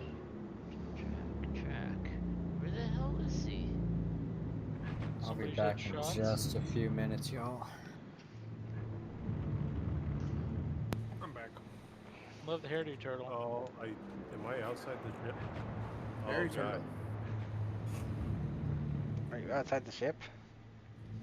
Yeah, I revived outside the ship and I was falling. I exited the menu. Techie, what kind of gun you got? That's weak sauce, bro. You would have lived. A light machine gun. Fuck that, dude. Here. Shoot me. No. Come on, let's do it. You owe me one. Oh no, it went away. I think client is about to kill me. Oh no, somebody grabbed that gun. Got it. Right, I guess we Here, gotta shoot me, figure out Techie. what we're doing, right? Incap me. Since I can't even race anymore, I guess I gotta find us an actual mission. Why can't you race anymore? Because they drugged me. Oh, come on, you could incap me better than that. Now you made me drop my gun. I meant shoot me. Alright, we're going after Lord Banja. Where? I don't know, probably Grimhex. Yep. Alright, time to bomb Grimhex. We're going Grim? We're going Grim. Oh, there's another target. Ew. Do it. Why? I don't Oh want my to shoot you, Boom. Don't shoot me in the head. Like shoot I me in the logged back stomach in and and I'm torso. still intoxicated. Yeah. Come on, more. Yeah. There you go. Oh Don't yeah. worry, Nomad Actual Zero is also at Grimhex. How about his friend, Condone Sadism? That course for Grim then? Don't worry, his friend Condone Sadism is also at Grimhex.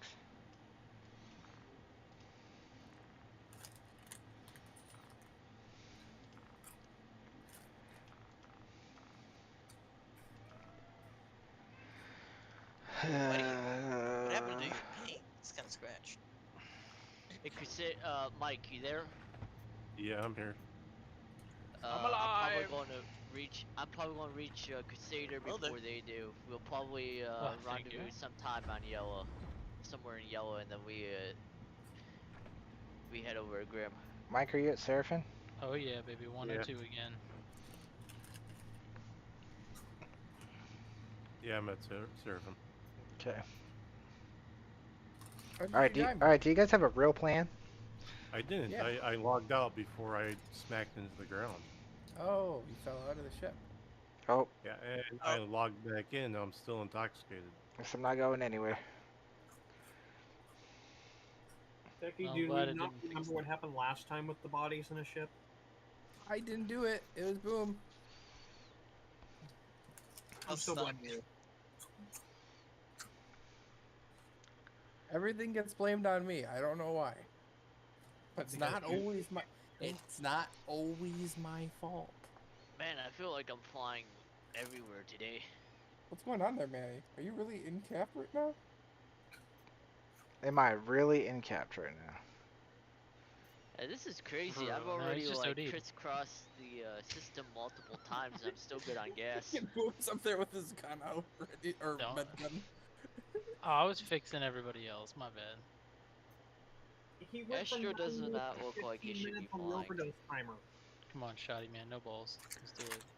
No balls what? Come get me right now. Fuck you. You see me flipping you off? You know what? Shouldn't you just like head towards like a med bed and it'll be fine? Manny can't move for 14 minutes. Yeah, if you can get into a med bed, you'll fix it. It'll detox you. Yeah, I would know this because of yeah. Oh shit! Yeah, let me see if I can give him a little resurgent. Well, CitizenCon was great, right, you guys? You know, Yeah, maybe they could have ended up pretty badly. Come on, Manny, with some resurga. I got my gun to work. Is that working? You getting better?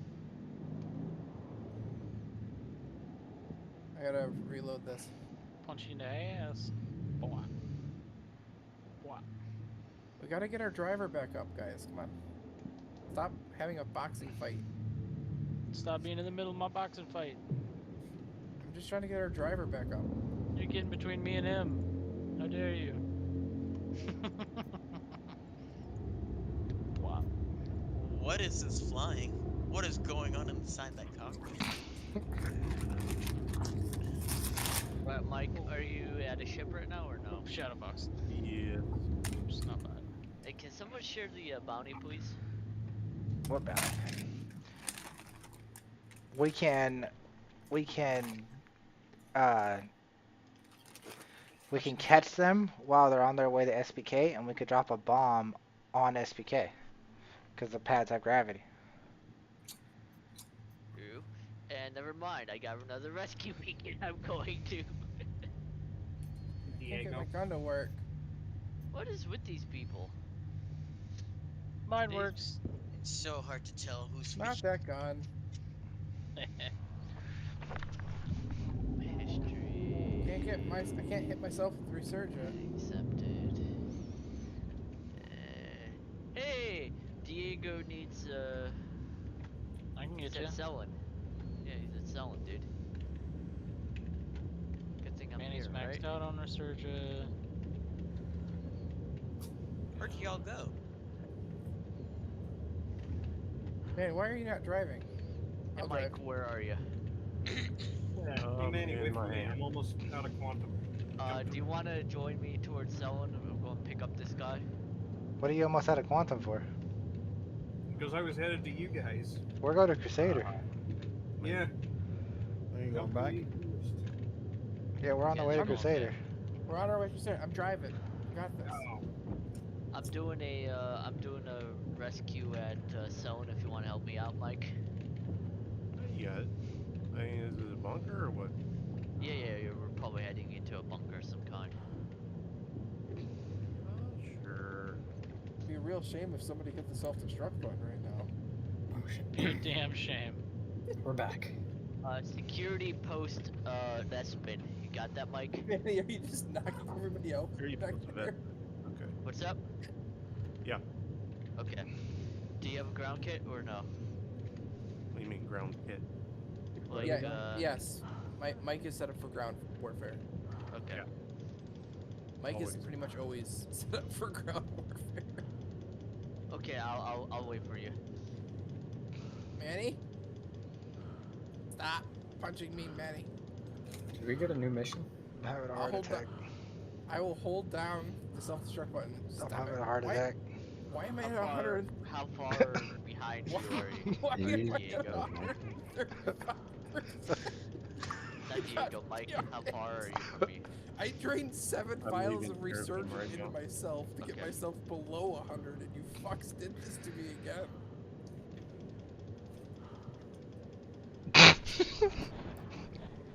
I'm gonna hit the self-destruct button. That's what I'm gonna fucking do. Fuck you. They're not.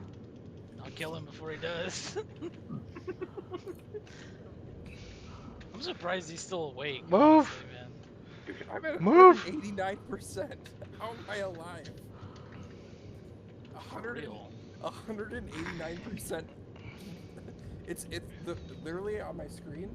The bar is almost hitting the survive time of 1 minute 26. Yeah, it means he's gonna die because his health is ticking down pretty slow too. Yep, I'm dead. I'm fucked. When that gets And down I'm to 5, stuck. What when I get down to 5% health, guys, I'm hitting that self-destruct button. Fuck you, boys. Hold on. I just Don't died do it yet. randomly. Mike. Well, you can stop it. Don't. Die. Got like 30 seconds. Don't do it yet. Don't do it yet. Like, are you dead, or are you in cap? I'm They dead. put me at- Oh. They put me at 189% drug out. I have no idea where I'm at. You're probably gonna be. Techie, press right Alt K. I fucking went back to menu, and I'm gonna try to spawn at Seraphim and get undrugged. Wait, you're. Yeah, I'm soft logged. But you're still in the pilot seat. You're. Oh. Because you're in combat. Yes, you got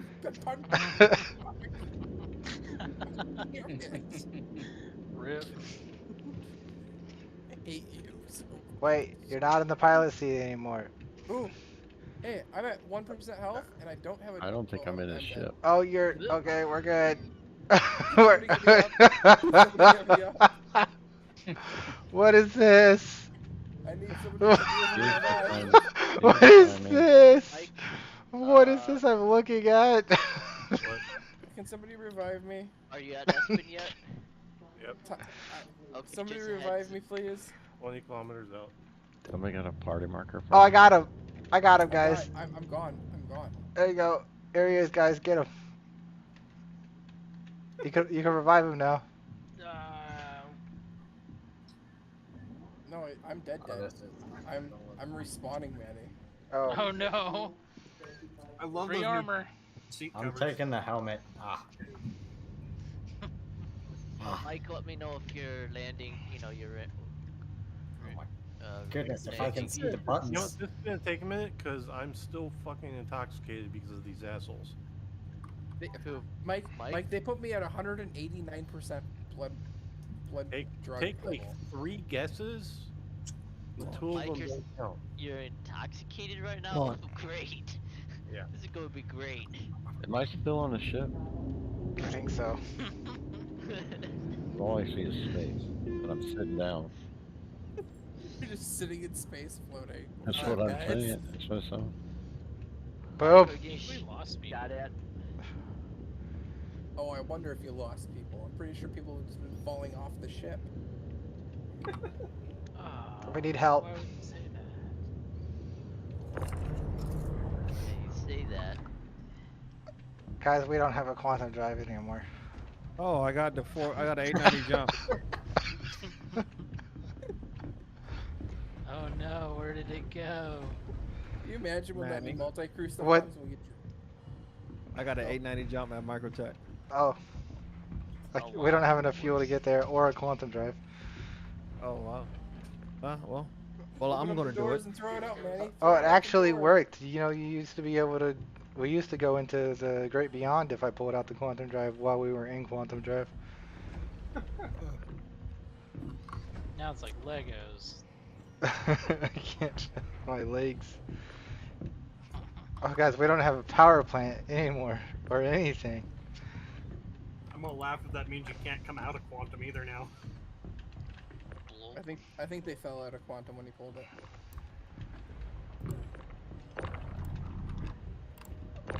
Now we really don't have them.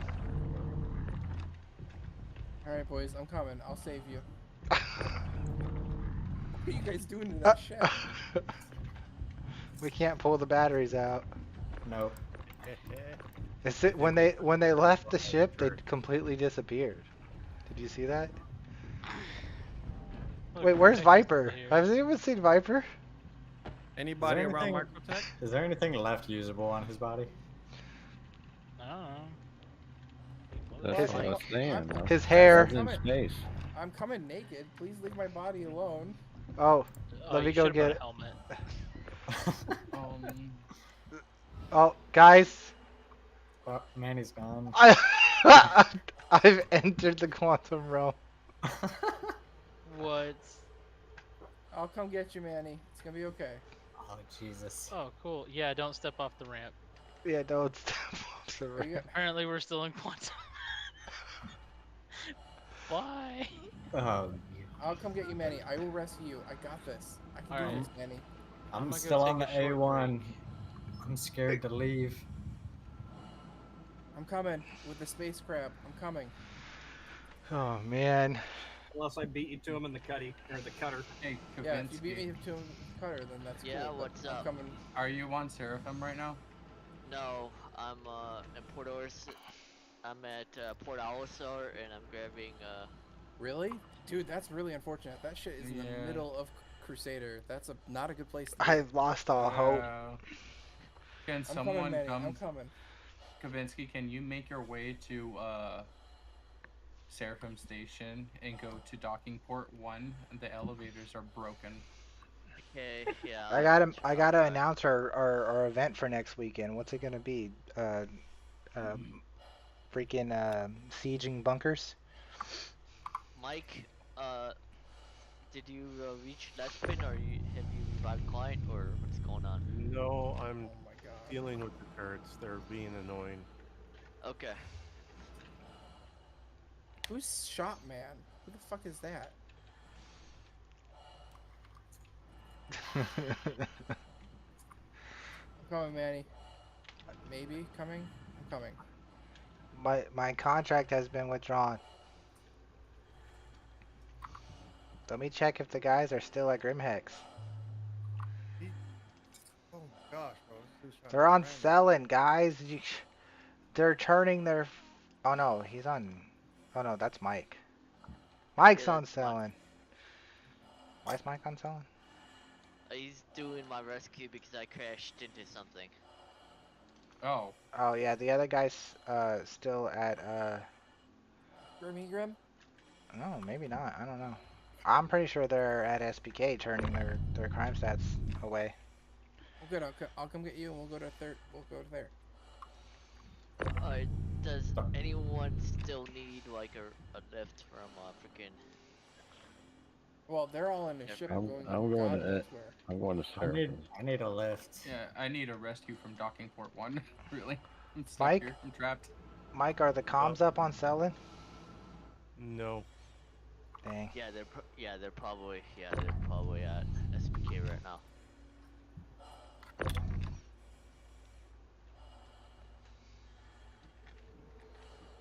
All right, Manny. I'm trying. Trying I'm 12 what? mil away from them. I'm less than a mil away. It's just there's like 30 jump markers because Party Turtle's over there. So we're gonna grab Manny and we're gonna get to Party Turtle. I'm less than a mil away. I'm coming, Manny. I'm coming. This is out of control. Wait for me. This little cutter sucks. All right. Well, Meet at Party Turtle, and we'll all go in this thing. Manny's Mike. flying though. I'm not doing it. I guess I'm gonna have to grab the Connie, right? I guess that's gonna be the thing. The cockfest in here.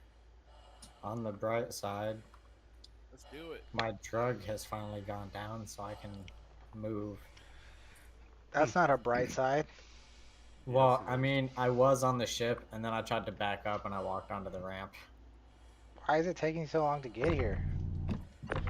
Coming, Manny. Jesus. What quantum drive do you have in that thing? The stock, whatever the fuck the Defender has. The Defender? Yes, run a fucking Defender. Because you can't pull a quantum drive out of this bitch. Fuck you. I fucking watched you do it.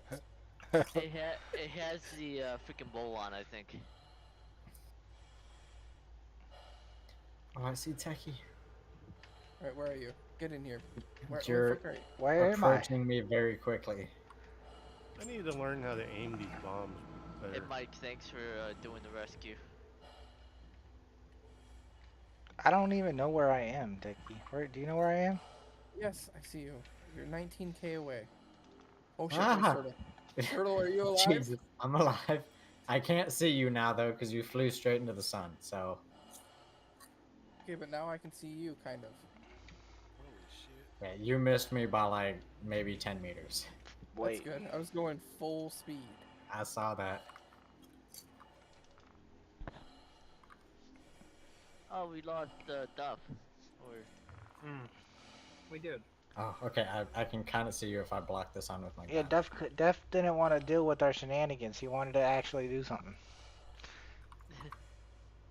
Damn, collision alert. I'm getting a collision alert for you. Here you go. Oh, Jesus. I'm here. For who? Get in the fucking ship. I'm getting Party Turtle. He was on the way to you. Fuck you. Damn, you didn't even get me? I'm coming. I'm 19k away. Let me know when you're in, Turtle. I'm gonna give myself more drugs. Come on, walk forward. Does anybody know that Digital is stuck in the elevators at Seraphim? Yes, we Yeah. know. Wait, Yeah. did you suck up? I'm not in the elevators. I'm stuck in the docking port. The elevator won't Are fucking you open. in, Party? I'm in some weird room. Okay, yes, that. There's I'm nothing at but weird Seraphim. I'll rooms. see what I can. This whole ship is just weird rooms. Just don't think about it too much. I'm just getting in whatever seat it forced me next to. What the hell was that? Whoever, damn it, whoever came through the elevator and ran out is now stuck.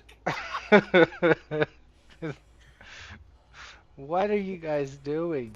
Splash, you all right over there? Yeah, I survived. This thing is Okay. not made for fighting. I'm about to I'm go on the coming. 890. You need help with it, or are you good? I'll handle it. I got rid of the 2 ships now. All right, cool. Oh man. Just let me know on that Tressler if you get down. Okay. Here we come, Manny. Thanks. You're the best. I need help, Techie. Help me. I'm coming. I'm fucking coming. Damn it. Help me, Techie. Help. Should I fuck with them and jump away? Alright, I'm just gonna backspace. That's probably best at this point. Where we at?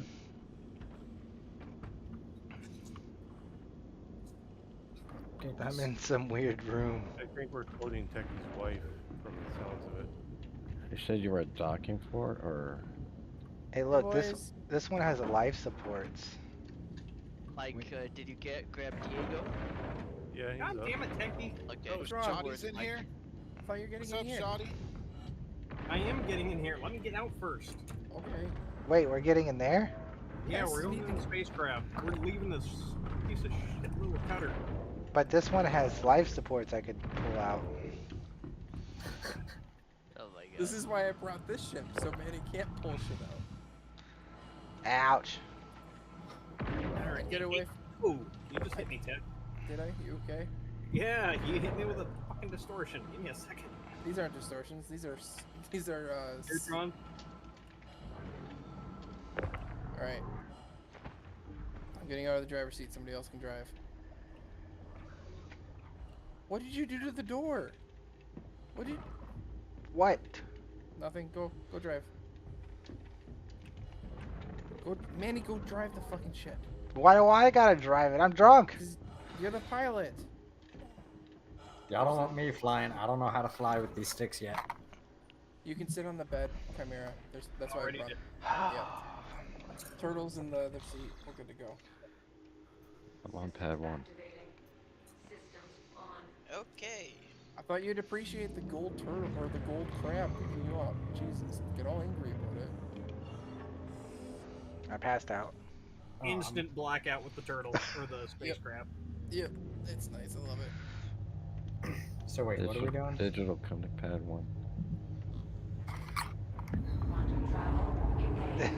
I'm not impressed with the stock cutter scout. That thing is slow. I'm super sad about that ship. It will be actually useful when the new scanning comes. Then it will be useful. It has Oh such my god, this thing's quantum drive is slow Oh, we're as going balls. to get a new scanning mechanic. We are. Wait, Yes. who's coming Dude, to pad you one? need to go watch. Have you not been watching CitizenCon? Even I've been watching it. No, he did. Hey, Bishop. Okay, literally, Manny streamed for Was that 30 Shotty? plus hours. Yep. Like 30. What's going 30. on, brother? I've been doing good. Kind of On the busy, to pad be 1. honest, but All right, can we all shame Kaminsky for a minute here? Good to hear from Manny streamed for 38 hours, and Kaminsky didn't watch a single hour. Yep. Damn. Didn't watch a single minute. Yeah. honestly, I haven't been paying attention to CitizenCon all too much. But I did watch the demo for the server mission. That shit was actually pretty cool. Yeah, it was real good. Really good. I can't wait till they bring in handcuffs. I'm about to be a fucking. Fuck yeah. Oh, that's problem. badass. Yeah. Dude. Someone make sure Torque is okay. Man, some people say they were underwhelmed with some stuff in there. Man, I thought everything. You about just it can't was please great. some people. I think what it is they need help with the presentation. Because it sounds Yeah, like but- everybody didn't know how to really talk with microphones, but No, well, that was the big thing. I know it was a huge like. How do these guns work? They were trying to get people to do the presentation, and nobody wanted to go on the stage. Like nobody wanted to sign up for it. So it was like basically they just made people do it because nobody wanted to go up on stage because of all the criticism, all the people like no matter what anybody does up on that stage, they get bashed on Reddit. So. Yeah, I thought it was all great, man. I got love for all of it. Yeah, I I can't thought it wait was for those phenomenal. new UI and the If we get map. half of that shit, man, it'll be badass. Well, I think we're gonna get all the scanning, all the UI, the new map stuff. That's all gonna be this year. Like we're gonna get all that shit within 12 months. Like that's all gonna be here in a few months. Fuck yeah. Is there a mission we're on? Because I have no idea what we're doing. Manny is flying. UI sooner than later, rather than later. Manny is flying the giant golden space crab. Oh look, there's more people. Yeah, you fucking took the drive out of your ship. There's gonna be more people. That's not what Who'd I you share the mission? We I got a did. mission. Oh, okay. All right, where is everybody at? Is everybody just spread out? I'm on pad 1. Pretty much. Well, we're pretty much. I think most of us are in Crusader, right? Yes, Crusader. Crusader is happy place. Dude, I can't tell where this bad guy is because Margin and Splash is on Microtech. Alright. I keep standing up in the freaking crab. I'm laying down in the crab now. Hey man, you gotta be careful. That's how you get crabs. I can't tell where anybody's at. There's like 8 criminals on Grimhex right now. Oh, that's a lot of them. Player criminals? Yep. Do y'all want to go in full force over there? Does anybody have a QED? Yeah. Yes. A lot of us. Well, not on us, but yeah. I guess we're apprehending players, right? There's a turd in the punch bowl. I'm so confused. Okay. Well, we can't do anything in this thing.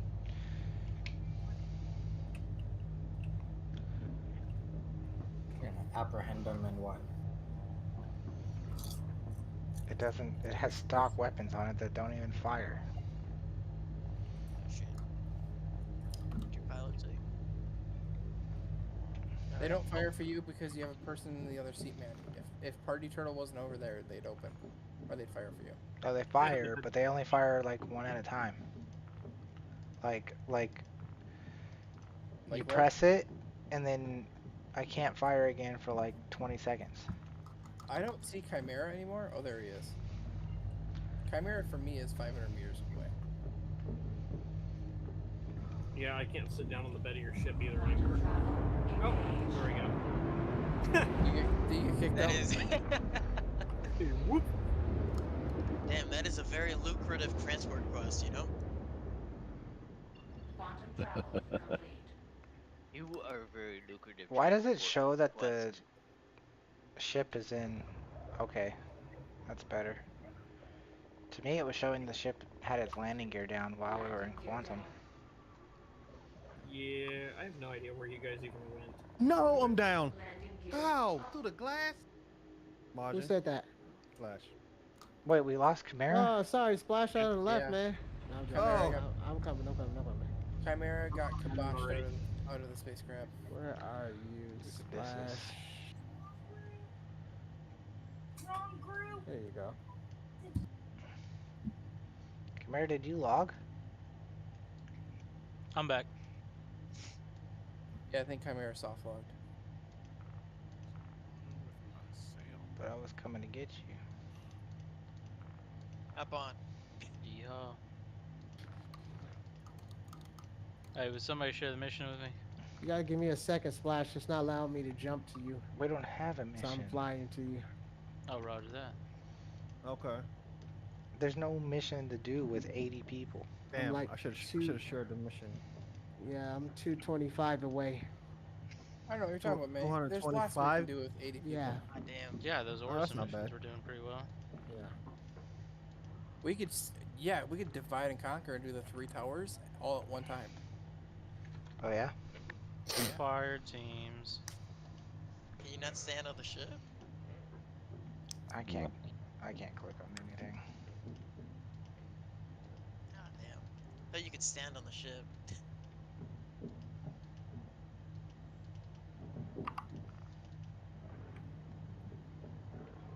Cloud Rush Retreat. What the hell is Cloud Rush Retreat? One of the Orson That's missions. on the Orson platforms. Dude, I can't see anything now because I'm blood on my face. Sorry if you picked up that background noise. I had no warning. Oh fuck! Alright, we're gonna try quantuming to a party member and see what happens. That went splat. Jesus Christ. It's gonna be fine. You're still alive. No, I'm very much dead. Oh my god, Oh it got my. us really close to freaking Seraphim. Hey, Seraphim.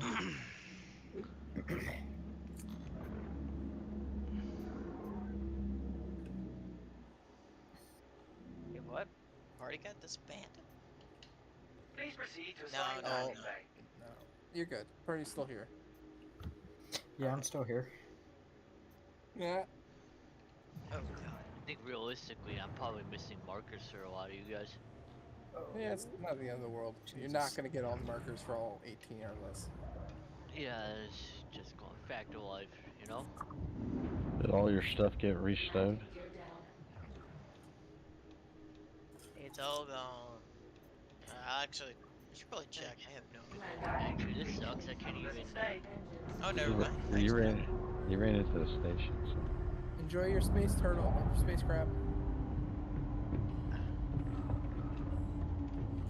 Why is it saying I'm going to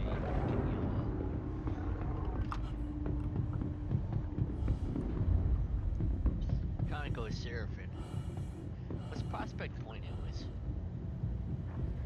Hi, turtle. Oh, hey, should I put up a beacon, Majin, to help you get to me? Oh no, I'm here. I'm almost here. Okay. I'll do that because somebody might grab it and just collect the money while I do it. I'll put it up Don't for worry, $1. Let me fees take are care of my cheap. It's only injuries real quick that 100. Techie gave me. I What's didn't that? do shit. Why are you blaming me on anything? You did. You punched me with your gun way back in the very beginning of all this. That was a long time ago. How many people is on this splash? 5 are left. I'm gonna There's set 3 my down in the spawn bottom point. hangar. I'm dead on the stairs. They're below me, and Alright. I don't know where the other 2 are. Okay. Whoa, crap. I should set my bed to the ship. I ain't gonna do all that. Yeah, that's what I should have done. So, are we gonna try to do Orson missions and just do 3 towers at one time with 3 fire teams? Yeah, we could do that. So we'll I'm need headed, 3. I'm headed to Seraphim right now. Okay, yeah, everybody reconvene on Seraphim, and then we're gonna need 3 drop ships. No more than that, though. Like, we don't want to go crazy with this. Who's good at flying dropships? Well, Manny's gonna drive his Pisces. Chimera, do you want to drive your dropship? Oh, yeah, I'll take my knockout. Yeah, so then we got that covered. We need 1 more person. I'm not doing it. I'll do it. Chimera, or okay, Kavinsky's gonna fly a team. Sorry for that team. Yeah, I'm gonna go with Jimmy. By dropship, you mean like an actual dropship, or are you talking about a Just anything with any seats. ship. Any multi-crew. Vincent, Yeah. just fine. But you don't want it to be too big because landing on some of those spots sucks. A Cuddy Alright, Red would so- be great. Valkyrie would be perfect. I touched down at Seraphim then? Yes, get the Seraphim. You fucking scrub. I'm already I'm here. not. I'm just letting you know, Chimera. I'm not gonna be nice to you for it. Or I'll be back. 2 seconds. Kavinsky. I'm not gonna be. Alrighty, guys. It's getting too much for me, and I think I'm gonna end it here. I'm gonna let these guys go crazy in Discord. It's been a blast. I know we didn't get really anything done after CitizenCon, but I didn't plan on it. I'm pretty exhausted and whatnot, but we had a good time. We got quite a bit of subscribers during the whole ordeal, so I will update the goals, and the next time I stream it will be on OBS instead of on Streamlabs, so that should help make things easier and more accurate and whatnot. And so Thank you everyone for joining. Look out for the new videos coming out this week. I have lots of good ideas for the new videos this week. There's some of the new bunkers that we still have to run. We're also going to do some of the raids. Like we're going to actually do a video of us doing the Repel and Orison raids. So we got bunkers, bunkers, and more bunkers.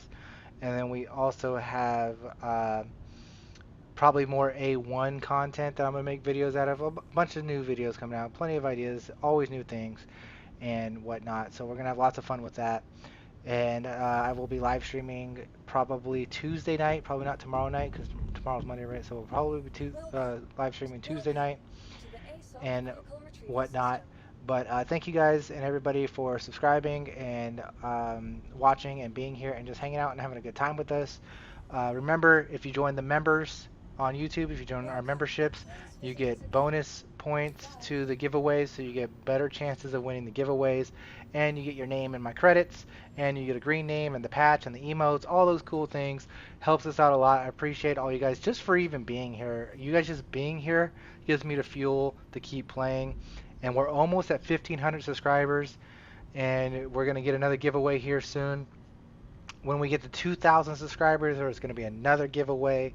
So all kinds of fun stuff. The community is fantastic. We're having a great time. Another org event's going to be next weekend.